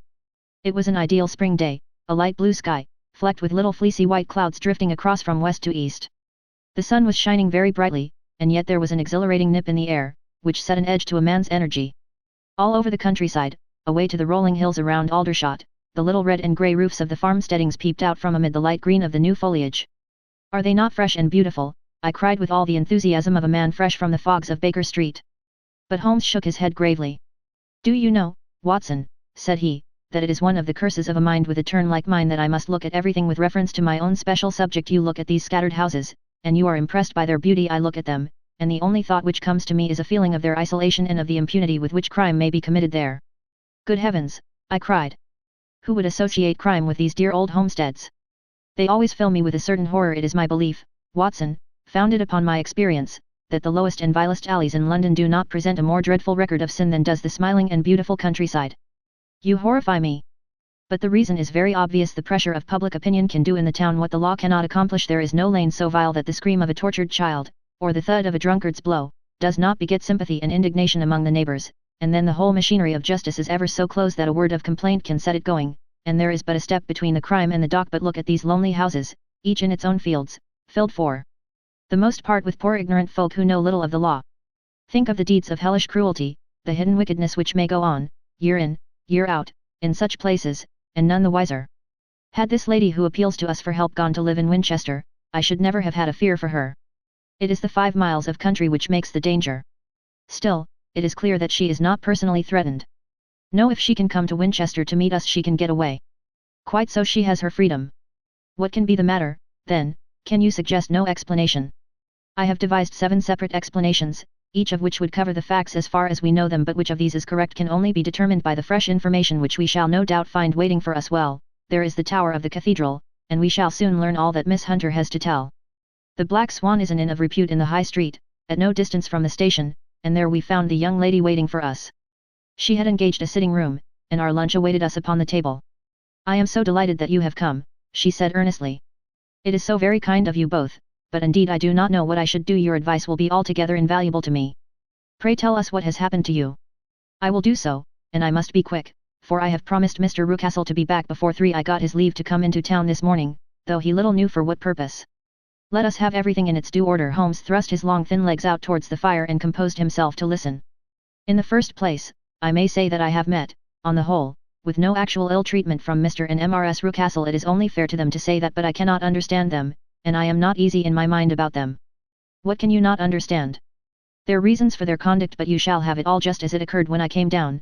Mr. Rucastle met me here and drove me in his dog cart to the Copper Beeches. It is, as he said, beautifully situated, but it is not beautiful in itself, for it is a large square block of a house, whitewashed, but all stained and streaked with damp and bad weather. There are grounds round it, woods on 3 sides, and on the 4th a field which slopes down to the Southampton High Road, which curves past about 100 yards from the front door. This ground in front belongs to the house, but the woods all round are part of Lord Southerton's preserves. A clump of copper beeches immediately in front of the hall door has given its name to the place.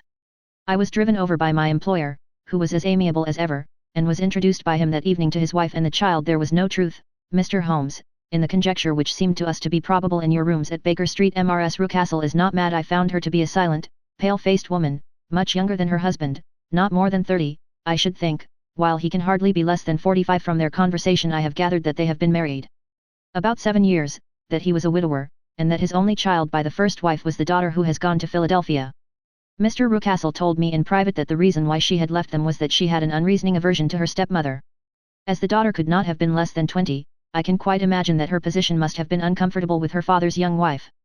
Mrs. Rucastle seemed to me to be colourless in mind as well as in feature. She impressed me neither favourably nor the reverse. She was a nonentity. It was easy to see that she was passionately devoted both to her husband and to her little son. Her light grey eyes wandered continually from one to the other, noting every little want and forestalling it if possible. He was kind to her also in his bluff, boisterous fashion, and on the whole they seemed to be a happy couple. And yet she had some secret sorrow, this woman.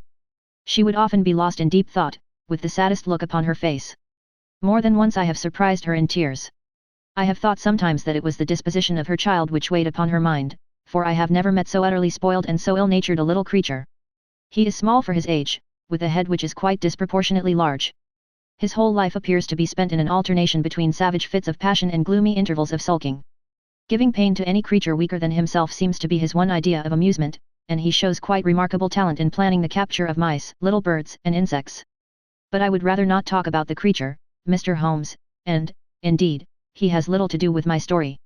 I am glad of all details, remarked my friend, whether they seem to you to be relevant or not. I shall try not to miss anything of importance. The one unpleasant thing about the house, which struck me at once, was the appearance and conduct of the servants. There are only 2, a man and his wife. Toller, for that is his name, is a rough, uncouth man, with grizzled hair and whiskers, and a perpetual smell of drink. Twice since I have been with them he has been quite drunk, and yet Mr. Rucastle seemed to take no notice of it. His wife is a very tall and strong woman with a sour face, as silent as Mrs. Rucastle and much less amiable. They are a most unpleasant couple, but fortunately I spend most of my time in the nursery and my own room, which are next to each other in one corner of the building. For 2 days after my arrival at the Copper Beeches my life was very quiet. On the 3rd, Mrs. Rucastle came down just after breakfast and whispered something to her husband. "Oh, yes," said he, turning to me, "we are very much obliged to you, Miss Hunter, for falling in with our whims so far as to cut your hair. I assure you that it has not detracted in the tiniest iota from your appearance. We shall now see how the electric blue dress will become you. You will find it laid out upon the bed in your room, and if you would be so good as to put it on we should both be extremely obliged." The dress which I found waiting for me was of a peculiar shade of blue. It was of excellent material, a sort of beige, but it bore unmistakable signs of having been worn before. It could not have been a better fit if I had been measured for it. Both Mr. and Mrs. Rucastle expressed a delight at the look of it, which seemed quite exaggerated in its vehemence. They were waiting for me in the drawing room, which is a very large room, stretching along the entire front of the house, with 3 long windows reaching down to the floor. A chair had been placed close to the central window, with its back turned towards it. In this I was asked to sit, and then Mr. Rucastle, walking up and down on the other side of the room, began to tell me a series of the funniest stories that I have ever listened to. You cannot imagine how comical he was, and I laughed until I was quite weary. Mrs. Rucastle, however, who has evidently no sense of humour, never so much as smiled, but sat with her hands in her lap, and a sad, anxious look upon her face.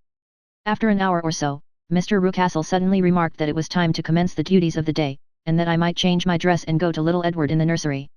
2 days later this same performance was gone through under exactly similar circumstances. Again I changed my dress, again I sat in the window, and again I laughed very heartily at the funny stories of which my employer had an immense repertoire, and which he told inimitably. Then he handed me a yellow-backed novel, and moving my chair a little sideways, that my own shadow might not fall upon the page, he begged me to read aloud to him. I read for about 10 minutes, beginning in the heart of a chapter, and then suddenly, in the middle of a sentence, he ordered me to cease and to change my dress.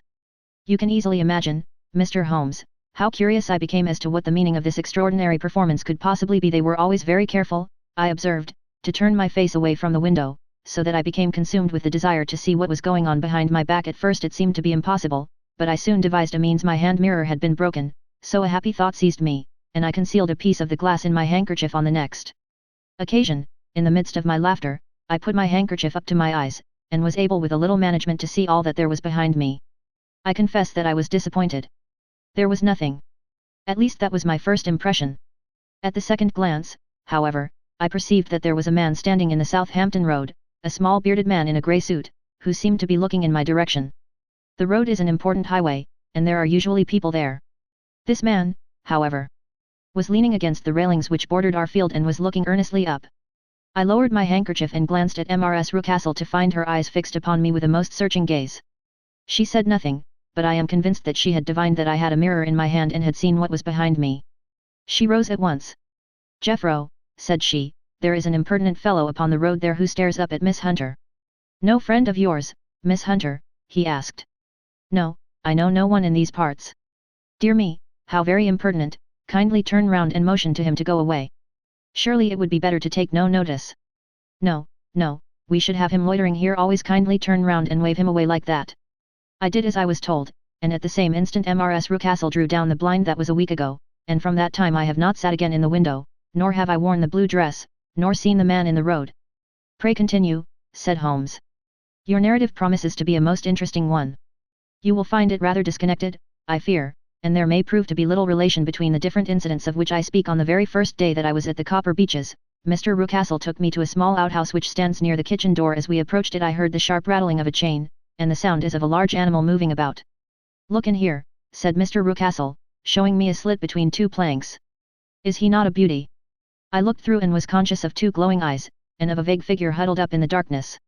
"Don't be frightened," said my employer, laughing at the start which I had given. "It's only Carlo, my mastiff. I call him mine, but really old Toller, my groom, is the only man who can do anything with him. We feed him once a day, and not too much then, so that he is always as keen as mustard. Toller lets him loose every night, and God help the trespasser whom he lays his fangs upon. For goodness sake don't you ever on any pretext set your foot over the threshold at night, for it's as much as your life is worth." The warning was no idle one, for 2 nights later I happened to look out of my bedroom window about 2 o'clock in the morning. It was a beautiful moonlight night, and the lawn in front of the house was silvered over and almost as bright as day. I was standing, wrapped in the peaceful beauty of the scene, when I was aware that something was moving under the shadow of the Copper Beeches. As it emerged into the moonshine I saw what it was. It was a giant dog, as large as a calf, tawny tinted, with hanging jowl, black muzzle, and huge projecting bones.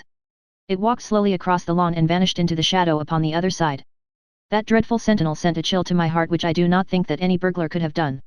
And now I have a very strange experience to tell you. I had, as you know, cut off my hair in London, and I had placed it in a great coil at the bottom of my trunk. One evening, after the child was in bed, I began to amuse myself by examining the furniture of my room and by rearranging my own little things. There was an old chest of drawers in the room, the 2 upper ones empty and open, the lower one locked. I had filled the first 2 with my linen, and as I had still much to pack away I was naturally annoyed at not having the use of the 3rd drawer. It struck me that it might have been fastened by a mere oversight, so I took out my bunch of keys and tried to open it. The very first key fitted to perfection, and I drew the drawer open. There was only one thing in it, but I am sure that you would never guess what it was. It was my coil of hair. I took it up and examined it. It was of the same peculiar tint, and the same thickness, but then the impossibility of the thing obtruded itself upon me. How could my hair have been locked in the drawer? With trembling hands I undid my trunk, turned out the contents, and drew from the bottom my own hair. I laid the 2 tresses together, and I assure you that they were identical. Was it not extraordinary? Puzzle as I would, I could make nothing at all of what it meant. I returned the strange hair to the drawer, and I said nothing of the matter to the Rucastles, as I felt that I had put myself in the wrong by opening a drawer which they had locked. I am naturally observant, as you may have remarked, Mr. Holmes, and I soon had a pretty good plan of the whole house in my head. There was one wing, however, which appeared not to be inhabited at all. A door which faced that which led into the quarters of the Tollers opened into this suite, but it was invariably locked. One day, however, as I ascended the stair, I met Mr. Rucastle coming out through this door, his keys in his hand, and a look on his face which made him a very different person to the round, jovial man to whom I was accustomed. His cheeks were red, his brow was all crinkled with anger, and the veins stood out at his temples with passion. He locked the door and hurried past me without a word or a look. This aroused my curiosity, so when I went out for a walk in the grounds with my charge, I strolled round to the side from which I could see the windows of this part of the house. There were 4 of them in a row, 3 of which were simply dirty, while the 4th was shuttered up. They were evidently all deserted. As I strolled up and down, glancing at them occasionally, Mr. Rucastle came out to me, looking as merry and jovial as ever. "Ah," said he, "you must not think me rude if I passed you without a word, my dear young lady. I was preoccupied with business matters." I assured him that I was not offended. "By the way," said I, "you seem to have quite a suite of spare rooms up there, and one of them has the shutters up." He looked surprised and, as it seemed to me, a little startled at my remark. "Photography is one of my hobbies," said he. "I have made my dark room up there, but, dear me, what an observant young lady we have come upon. Who would have believed it? Who would have ever believed it?" He spoke in a jesting tone, but there was no jest in his eyes as he looked at me. I read suspicion there and annoyance, but no jest. "Well, Mr. Holmes, from the moment that I understood that there was something about that suite of rooms which I was not to know, I was all on fire to go over them. It was not mere curiosity, though I have my share of that. It was more a feeling of duty, a feeling that some good might come from my penetrating to this place. They talk of woman's instinct, perhaps it was woman's instinct which gave me that feeling. At any rate, it was there, and I was keenly on the lookout for any chance to pass the forbidden door. It was only yesterday that the chance came. I may tell you that, besides Mr. Rucastle, both Toller and his wife find something to do in these deserted rooms, and I once saw him carrying a large black linen bag with him through the door. Recently he has been drinking hard, and yesterday evening he was very drunk, and when I came upstairs there was the key in the door. I have no doubt at all that he had left it there. Mr. and Mrs. Rucastle were both downstairs, and the child was with them, so that I had an admirable opportunity. I turned the key gently in the lock, opened the door, and slipped through. There was a little passage in front of me, unpapered and uncarpeted, which turned at a right angle at the farther end. Round this corner were 3 doors in a line, the first and third of which were open. They each led into an empty room, dusty and cheerless, with 2 windows in the one and one in the other, so thick with dirt that the evening light glimmered dimly through them. The center door was closed, and across the outside of it had been fastened one of the broad bars of an iron bed, padlocked at one end to a ring in the wall, and fastened at the other with stout cord. The door itself was locked as well, and the key was not there. This barricaded door corresponded clearly with the shuttered window outside, and yet I could see by the glimmer from beneath it that the room was not in darkness. Evidently there was a skylight which let in light from above. As I stood in the passage gazing at the sinister door and wondering what secret it might veil, I suddenly heard the sound of steps within the room and saw a shadow pass backward and forward against the little slit of dim light which shone out from under the door. A mad, unreasoning terror rose up in me at the sight, Mr. Holmes. My overstrung nerves failed me suddenly, and I turned and ran as though some dreadful hand were behind me clutching at the skirt of my dress. I rushed down the passage, through the door, and straight into the arms of Mr. Rucastle, who was waiting outside. "So," said he, smiling, "it was you." Then I thought that it must be when I saw the door open. "Oh, I am so frightened," I panted. My dear young lady, you cannot think how caressing and soothing his manner was, and what has frightened you, my dear young lady." But his voice was just a little too coaxing. He overdid it. I was keenly on my guard against him. "I was foolish enough to go into the empty wing," I answered.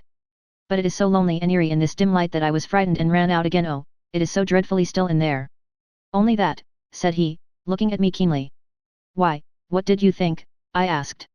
"Why do you think that I locked this door?" "I am sure that I do not know. It is to keep people out who have no business there. Do you see?" He was still smiling in the most amiable manner. "I am sure if I had known." "Well, then, you know now, and if you ever put your foot over that threshold again," here in an instant the smile hardened into a grin of rage, and he glared down at me with the face of a demon, "I'll throw you to the mastiff." I was so terrified that I do not know what I did. I suppose that I must have rushed past him into my room. I remember nothing until I found myself lying on my bed trembling all over. Then I thought of you, Mr. Holmes. I could not live there longer without some advice. I was frightened of the house, of the man, of the woman, of the servants, even of the child. They were all horrible to me. If I could only bring you down all would be well. Of course I might have fled from the house, but my curiosity was almost as strong as my fears. My mind was soon made up. I would send you a wire. I put on my hat and cloak, went down to the office, which is about half a mile from the house, and then returned, feeling very much easier. A horrible doubt came into my mind as I approached the door lest the dog might be loose, but I remembered that Toller had drunk himself into a state of insensibility that evening, and I knew that he was the only one in the household who had any influence with the savage creature, or who would venture to set him free. I slipped in safety and lay awake half the night in my joy at the thought of seeing you. I had no difficulty in getting leave to come into Winchester this morning, but I must be back before 3 o'clock, for Mr. and Mrs. Rucastle are going on a visit, and will be away all the evening, so that I must look after the child. Now I have told you all my adventures, Mr. Holmes, and I should be very glad if you could tell me what it all means, and, above all, what I should do." Holmes and I had listened spellbound to this extraordinary story. My friend rose now and paced up and down the room, his hands in his pockets, and an expression of the most profound gravity upon his face. "Is Toller still drunk?" he asked. "Yes, I heard his wife tell Mrs. Rucastle that she could do nothing with him." "That is well, and the Rucastles go out tonight?" "Yes." "Is there a cellar with a good strong lock?" "Yes, the wine cellar." "You seem to me to have acted all through this matter like a very brave and sensible girl, Miss Hunter. Do you think that you could perform one more feat? I should not ask it of you if I did not think you a quite exceptional woman." "I will try. What is it?" "We shall be at the Copper Beeches by 7 o'clock, my friend and I. The Rucastles will be gone by that time, and Toller will, we hope, be incapable. There only remains Mrs. Toller, who might give the alarm if you could send her into the cellar on some errand, and then turn the key upon her. You would facilitate matters immensely." "I will do it." "Excellent. We shall then look thoroughly into the affair. Of course there is only one feasible explanation. You have been brought there to personate someone, and the real person is imprisoned in this chamber. That is obvious. As to who this prisoner is, I have no doubt that it is the daughter, Miss Alice Rucastle, if I remember right, who was said to have gone to America. You were chosen, doubtless, as resembling her in height, figure, and the color of your hair. Hers had been cut off, very possibly in some illness through which she has passed, and so, of course, yours had to be sacrificed also. By a curious chance you came upon her tresses. The man in the road was undoubtedly some friend of hers, possibly her fiancé, and no doubt, as you wore the girl's dress and were so like her, he was convinced from your laughter, whenever he saw you, and afterwards from your gesture, that Miss Rucastle was perfectly happy, and that she no longer desired his attentions. The dog is let loose at night to prevent him from endeavoring to communicate with her. So much is fairly clear. The most serious point in the case is the disposition of the child." "What on earth has that to do with it?" I ejaculated. "My dear Watson, you as a medical man are continually gaining light as to the tendencies of a child by the study of the parents. Don't you see that the converse is equally valid? I have frequently gained my first real insight into the character of parents by studying their children. This child's disposition is abnormally cruel, merely for cruelty's sake, and whether he derives this from his smiling father, as I should suspect, or from his mother, it bodes evil for the poor girl who is in their power." "I am sure that you are right, Mr. Holmes," cried our client.